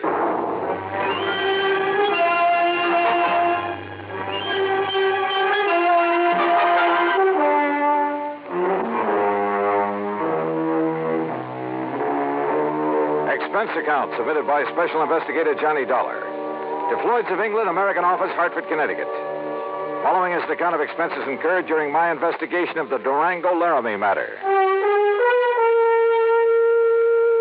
George Reed has quite a penchant for handing me really offbeat cases. But for once, this looked like serious business. Expense account item 1, 9420, transportation. I arrived in Enid, Oklahoma shortly after 4 a.m. Item 2, $1.85 for breakfast. Item 3, $50 deposit on a rental car. I headed due north on Highway 81, across some of the flattest plains country I've ever seen, that I hadn't expected to see again so soon. About 26 or 7 miles further on, after crossing what remains of the Salt Fork of the Arkansas, I spotted the familiar weather-beaten sign indicating that Bum Spung was somewhere up a rough dirt road to the left. Bum Spung, named by the Indians. It means bad water. And finally, there it was, the same old broken wooden fence surrounding a couple of acres of poor sandy ground. The same ramshackle house, the broken-down barn, propped up in spots with timbers. And in the yard were the same two sad-looking cows I'd seen on my previous visit. The swayback horse and the friendly, mangy, toothless hound, some decrepit-looking chickens. Bum Spunk, so-called ranch of Durango Laramie Delhart, who'd made it in oil and who chose to settle down in this lonely, desolate spot. And standing there looking at it, it was hard to believe that the inside of the huge, unpainted house was clean, modern, well-furnished, thanks to his niece Carol, who occasionally came up to see the old man. As I swung aside the sagging wire gate, I wondered if she was here now. I wondered if anyone was here, but not for long. Durango! Durango, it's Johnny Dollar. Stay outside that fence, you meddling young varmint. This here now is private property. Wait a minute. You're not Durango. I came here to see Durango Laramie Delhart. Oh, you did, eh? Well, Durango ain't here. Now, look, you. Oh, you shut up that gate and drive away from here. You see this here now, 30-30? Drive away? After you've blown a hole in one of my tires? I did, eh? Well, I guess that wasn't very sociable, now was it? Hey, look, lower that gun for a minute, will you? Oh, no, you don't. No, you don't. You try anything funny and I'll let you have it. Only, I guess it is up to me to fix that there tire for you, ain't it? Huh? After all, as long as I done it. Now, let me take a look and make sure you just ain't up to some trick here. Yeah, but I am. Hey, just give me that gun now. Oh, no, you don't. No, you... Okay. Now, who are you and what are you doing here and where's Durango? My hoppers, sonny. You sure pack a punch. Start talking, mister. Who are you? Who am I? Sidewinder Wilson, that's who I am. Who'd you think? And who are you? Johnny Dollar, insurance investigator. What are you doing here? What am I doing here? Why, old Durango sent me a telegram, that's why. Oh, yeah? Sure. Here now. Read it for yourself. To Mr. Sidewinder Wilson, Gunside Oil Field, somewheres near the Petterdale River, Texas. Yeah, that's where the field is, and that's where I got this telegram. Get yourself up here to Bum Spung. That's what it says. Take care of my ranch for a while and get here fast, signed Durango. Yeah. Now, you satisfied? Just who are you, Sidewinder? Who am I? Durango's oldest, bestest friend is all. Known him since we rigged together in the oil fields before he made his gold strike up in Colorado, that's who. So when he tells me to come up here and take care of things, I come, that's all. What'd you expect? But now look here, Johnny, is what you say your name is? Johnny Dollar. Yeah, well, there's something I don't like about Durango's going away this time. What do you mean? What I mean? Well, I mean the way he must have left in a powerful hurry, that's what. You know Durango pretty good? Pretty good. Well, can you see him leaving this nice house of his'n with all the doors and windows unlocked? He wasn't here when you arrived? No, sir. He'd already went away. And can you see him leaving no food around for the cattle and Methuselah and Primrose? Methuselah and Primrose? What is this? The horse and this nice old dog here. And what about the tractor? Just sitting out there in the field, plows down halfway up a furrow. What are you getting at, Sidewinder? What am I getting at? I'm a-saying he must have left in an awful hurry, that's all.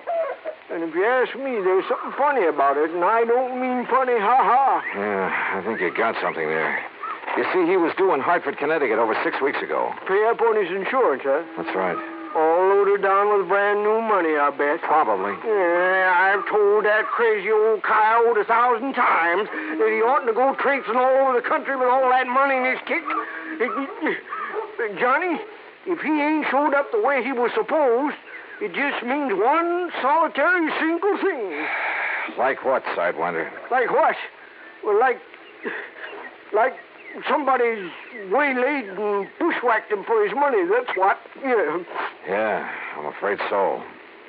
But, Sidewinder, I sure hope you're wrong. Johnny, I sure hope I'm wrong. Act 2 of yours truly, Johnny Dollar, in a moment. And now for another episode in the life of Sergeant Donald Bellwether, my husband.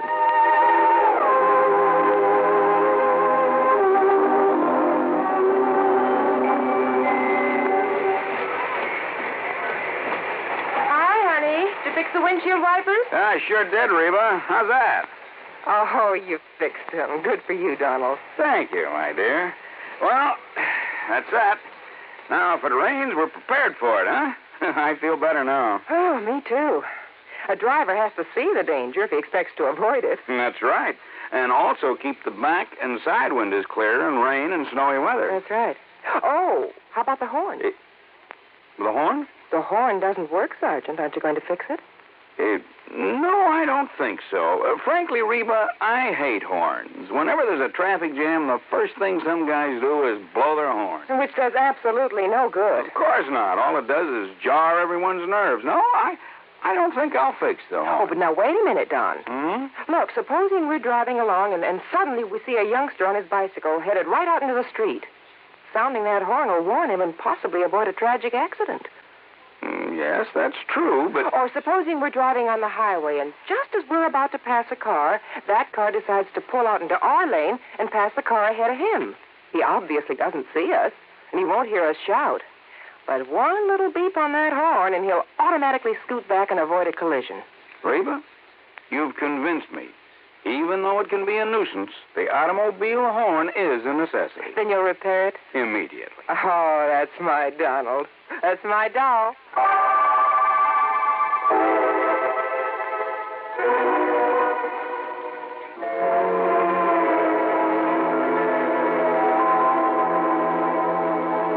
And now, Act Two of yours truly, Johnny Dollar, and the Durango Laramie Matter. Durango Laramie Delharts, cradle character from Bumspung, Oklahoma, gone, disappeared. His pal, Sidewinder Wilson, a bit of a character himself, had no idea what might have happened to him, but feared the worst. And I had to agree that his fears were justified. But tell me this, Sidewinder, have you heard anything from Durango's niece, Carol? You mean that pretty little gal fixed up this place for him so nice, kind of looks after him? That's the one. Well, say, don't she live down to Enid? Enid, yes, runs a gas station. That's right, sign of the Flying Red Horse. Come on, help me fix this tire. We'll drive back to Enid. Well, I'll help you fix the tire, but I'm staying right here. Oh, why? Why? Because Durango's trusting me to take care of the place. And if he does turn up, God willing, I'll be here to have him get in touch with you. Okay, now let's get this tire fixed. No, wait. Look. Huh? See that fancy convertible coming up the road?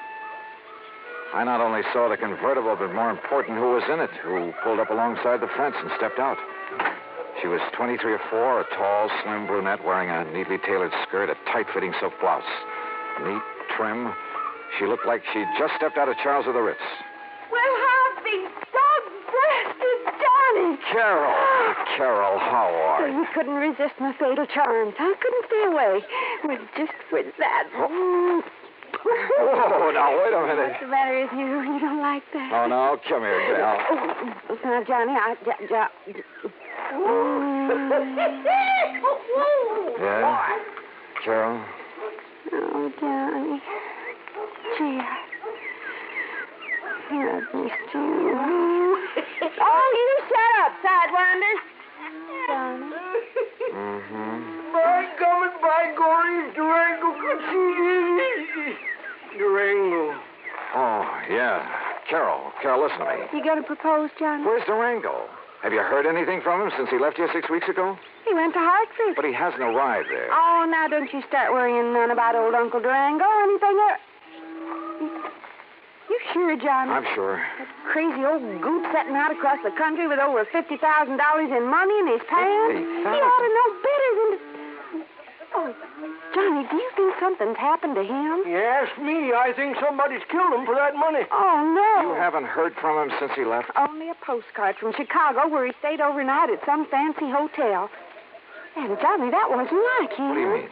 Oh, it was before he went straight to Hartford. That real estate man was from Chicago, Carol. What real estate man? Oh, he used to come out here looking for people with oil money. Tried to get Durango to invest in real estate, Florida, New England. Well, what did his postcard say? Nothing, really. Just that he was staying overnight. And before he come back, he was going to look at Ong's hat. Who is Ong? Oh, he was always writing silly stuff like that. I don't know. Ong. Oh, Johnny, what'll we do? Where's the nearest phone? Back in Enid. Then come on, that's where we're going.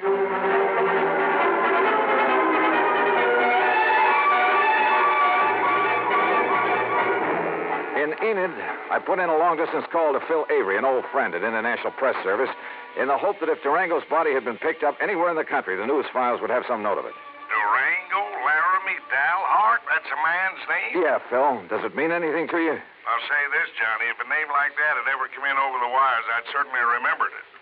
But it hasn't. Not to my knowledge. Incidentally, what's this all about? Oh, he left here loaded with cash. Now he's disappeared. No clues? Only that he's planned to see some guy named Ong. Ong? For some crazy reason, he's interested in Ong's hat. Well, that's about as silly as... Ong's hat, did you say? Oh, no. You mean that rings a bell? Are you kidding? Of course it does. Oh, no. Phil. Phil. Phil, listen, will you? This may be a matter of life or death. Phil.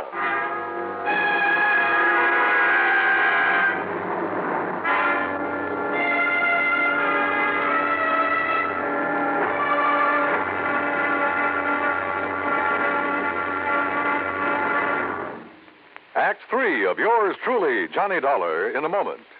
And now for another episode in the life of Sergeant Donald Bellwether, my husband.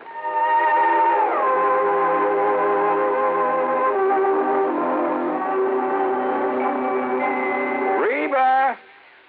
Reba! What is it, Donald? Confounded Reba, I can't find the fountain pen. I've looked all through this desk. Here it is, dear. Here it is. You must have used it as a marker when you were reading this book. Let's see, there's great literary classic, Six-Gun Showdown at Powder River Gulch. All right, never mind about my reading habits. Just look at the coverage we're going to get with this new auto accident policy. Let's see. We have collision. $50 deductible. Fire, theft, public liability, property damage, medical benefits. In other words, we have complete coverage. That's right. Of course, it's going to cost us money. I'm sending the company a check right now. Gee, it's too bad we don't live in Rhode Island. Rhode Island? Why? Oh, because then our rates would be lower. Rhode Island has less accidents per capita than any other state. Oh. Well, which state has the highest? Let me see. Here it is, Nevada. No, by golly, Nevada's second highest. Alaska has the most. Really? I didn't know that. Mm-hmm. You know, it's just too bad we can't eliminate traffic accidents completely. Not only would it save life and limb, but it'd be a lot less strain on the pocketbook. Yeah, that's for sure. These automobile accident policies get more expensive every year just because there's so many costly accidents. Well, I'm glad we've got some good insurance coverage, Donald, but just remember one thing. Oh, what's that, honey? Well, some auto accidents ruin a fender, and some ruin a family. Yeah, that's true. Very true. Well, as far as I'm concerned, I don't want any of your old insurance money. I want you here at home, safe and sound. You'll always drive carefully, won't you? Yes, I will, dear. Oh, that's my Donald. That's my doll.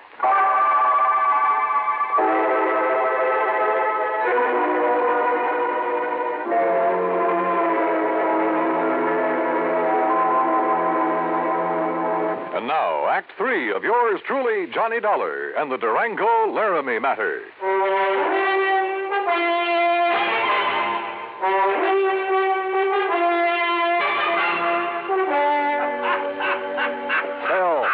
Stop that howling and make some sense. This could be a matter of life or death.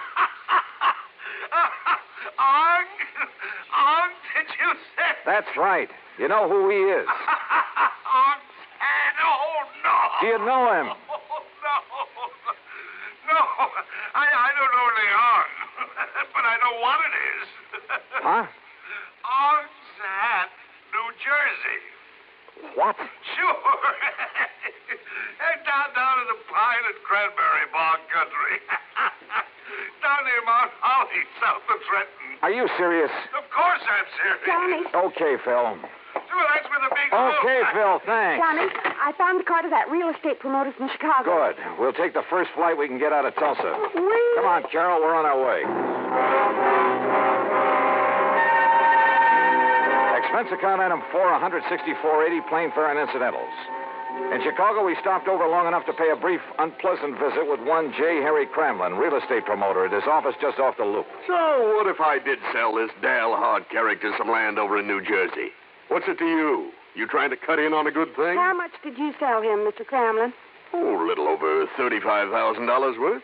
But now if you... What was it, a lot of worthless swampland? He didn't seem to think so after the glowing report I gave him. But why did he buy it? Because the old fool thinks there's oil on it. Clamlin, if you've taken Durango... Now, ain't that a name? Durango Laramie Dalhart. If he's been chipped in this deal, well, you better duck the next time you see me coming. You threatening me? About a cash, perfectly legal deal? Oh, I'm sure it was legal. But oil in South Jersey. Clamlin, my warning still goes. The next leg of our flight took us to Philadelphia. There I rented another car. That's $50 deposit, item 5. We drove across the Delaware River and picked up Route 537 to Mount Holly. There we stopped for a sandwich and a Coke. That's item 6. And there a passing glance at a newspaper headline stopped me in my tracks. Something about a big oil development at... Yeah, you guessed it. At Ong's Hat. We burned up Highway 530 to Pemberton, then hit a sandy back road that led deep into the pine and scrub oak.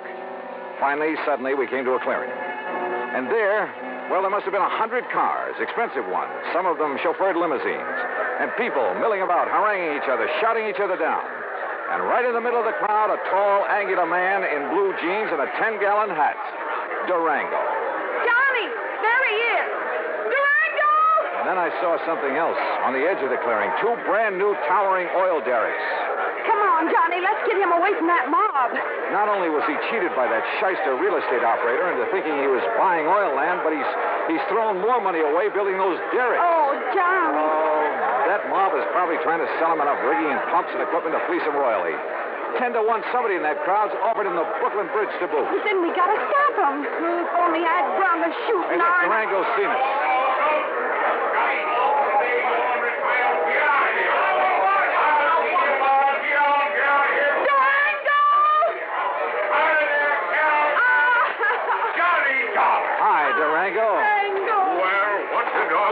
Tarnation ever rung you out for this godforsaken country, huh? Oh, Durango, you skunk, you're all okay. Why, sure I am. Come on in this shack here so we can get away from this blasted crowd. Come on.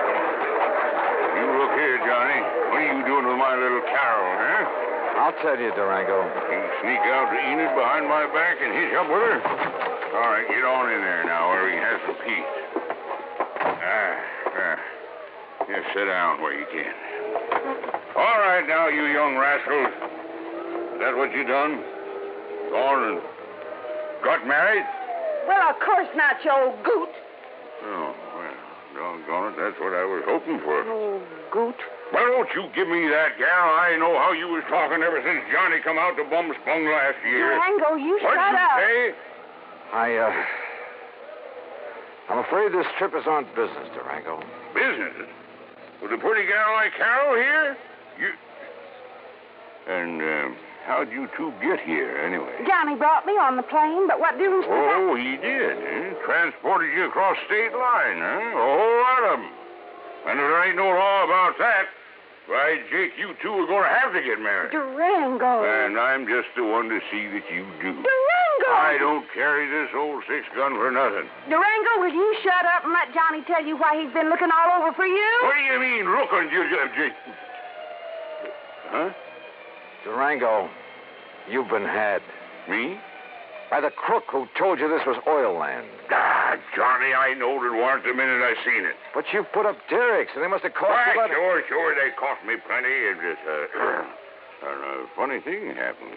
Oh, now, wait a minute. Yes, sir, the minute the folks got wind of me, a millionaire oil man from Texas and Oklahoma putting up the derrick, Johnny, on my word of honor, I've told every one of them people, I've told them that there ain't no oil here. You mean you Yes, already... sir, I've told them till I was blue in the face. Durango. But would that stop them? That wouldn't stop them from wanting to buy this land away from me, no, sir. And you've been selling it? Why, sure. I told them it was no good, but I just couldn't stop them. And so far, I've come out a mite over $65,000 to the good. Wait a minute, I say. Yeah?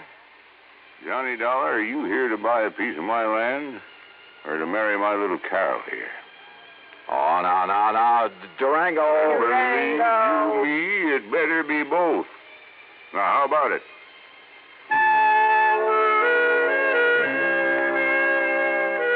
Expense account item 7, $1,000 even.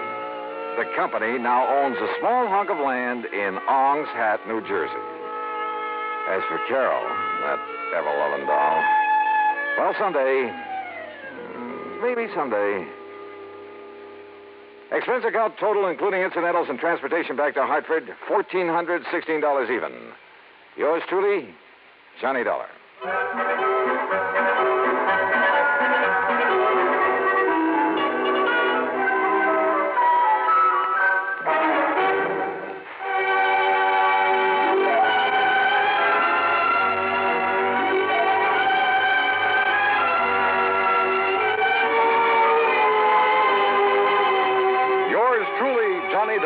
Starring Bob Bailey, originates in Hollywood and is produced and directed by Jack Johnstone, who also wrote today's story. Heard in our cast were Virginia Gregg, G. Stanley Jones, Junius Matthews, Alan Reed, Frank Nelson, and John McIntyre. Be sure to join us next week, same time and station, for another exciting story of yours truly, Johnny Dollar. This is Dan Cubberly speaking.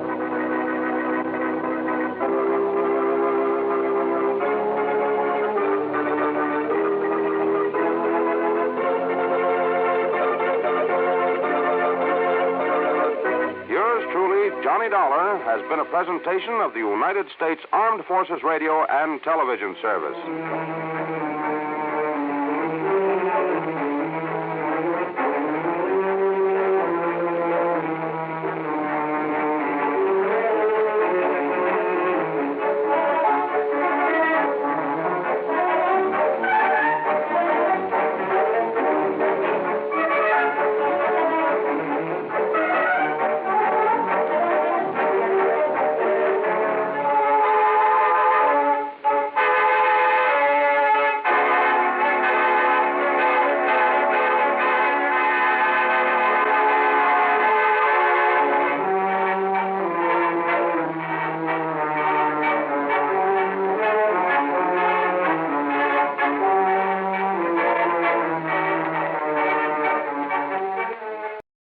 From Hollywood, it's time now for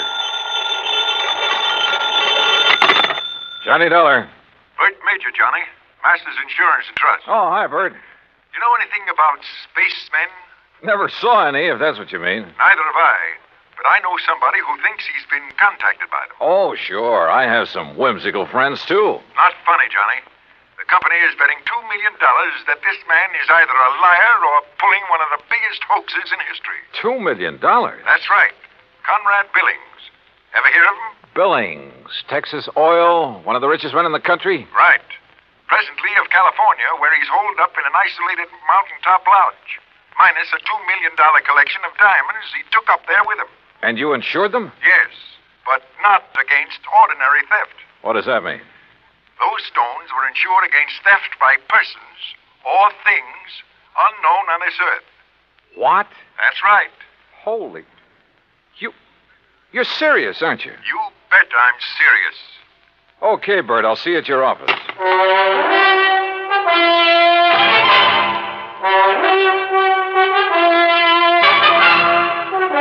Bob Bailey in the exciting adventures of the man with the action-packed expense account. America's fabulous freelance insurance investigator. Yours truly, Johnny Dollar. And now, Act One of yours truly, Johnny Dollar.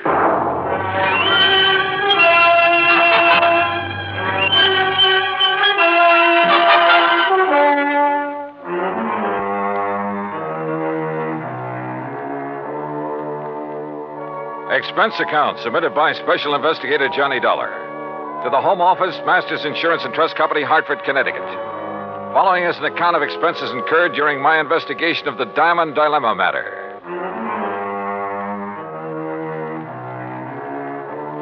Expense account item 1, $3.20 for a taxi to the office of Bert Major. I've known Bert a long time, and he's been in and out of too many deals, big and little, to get excited over nothing. But he was excited now. This whole thing is incredible, Johnny. Fantastic. It's utterly impossible for $2 million worth of diamonds to simply vanish into thin air. So it's impossible. But it's happened. The police out there in California state positively that no man on earth could possibly have gotten to those stones. Then, Bertram, tell me all. All right. 2 weeks ago, Conrad Billings called me from his lodge up in Northern California.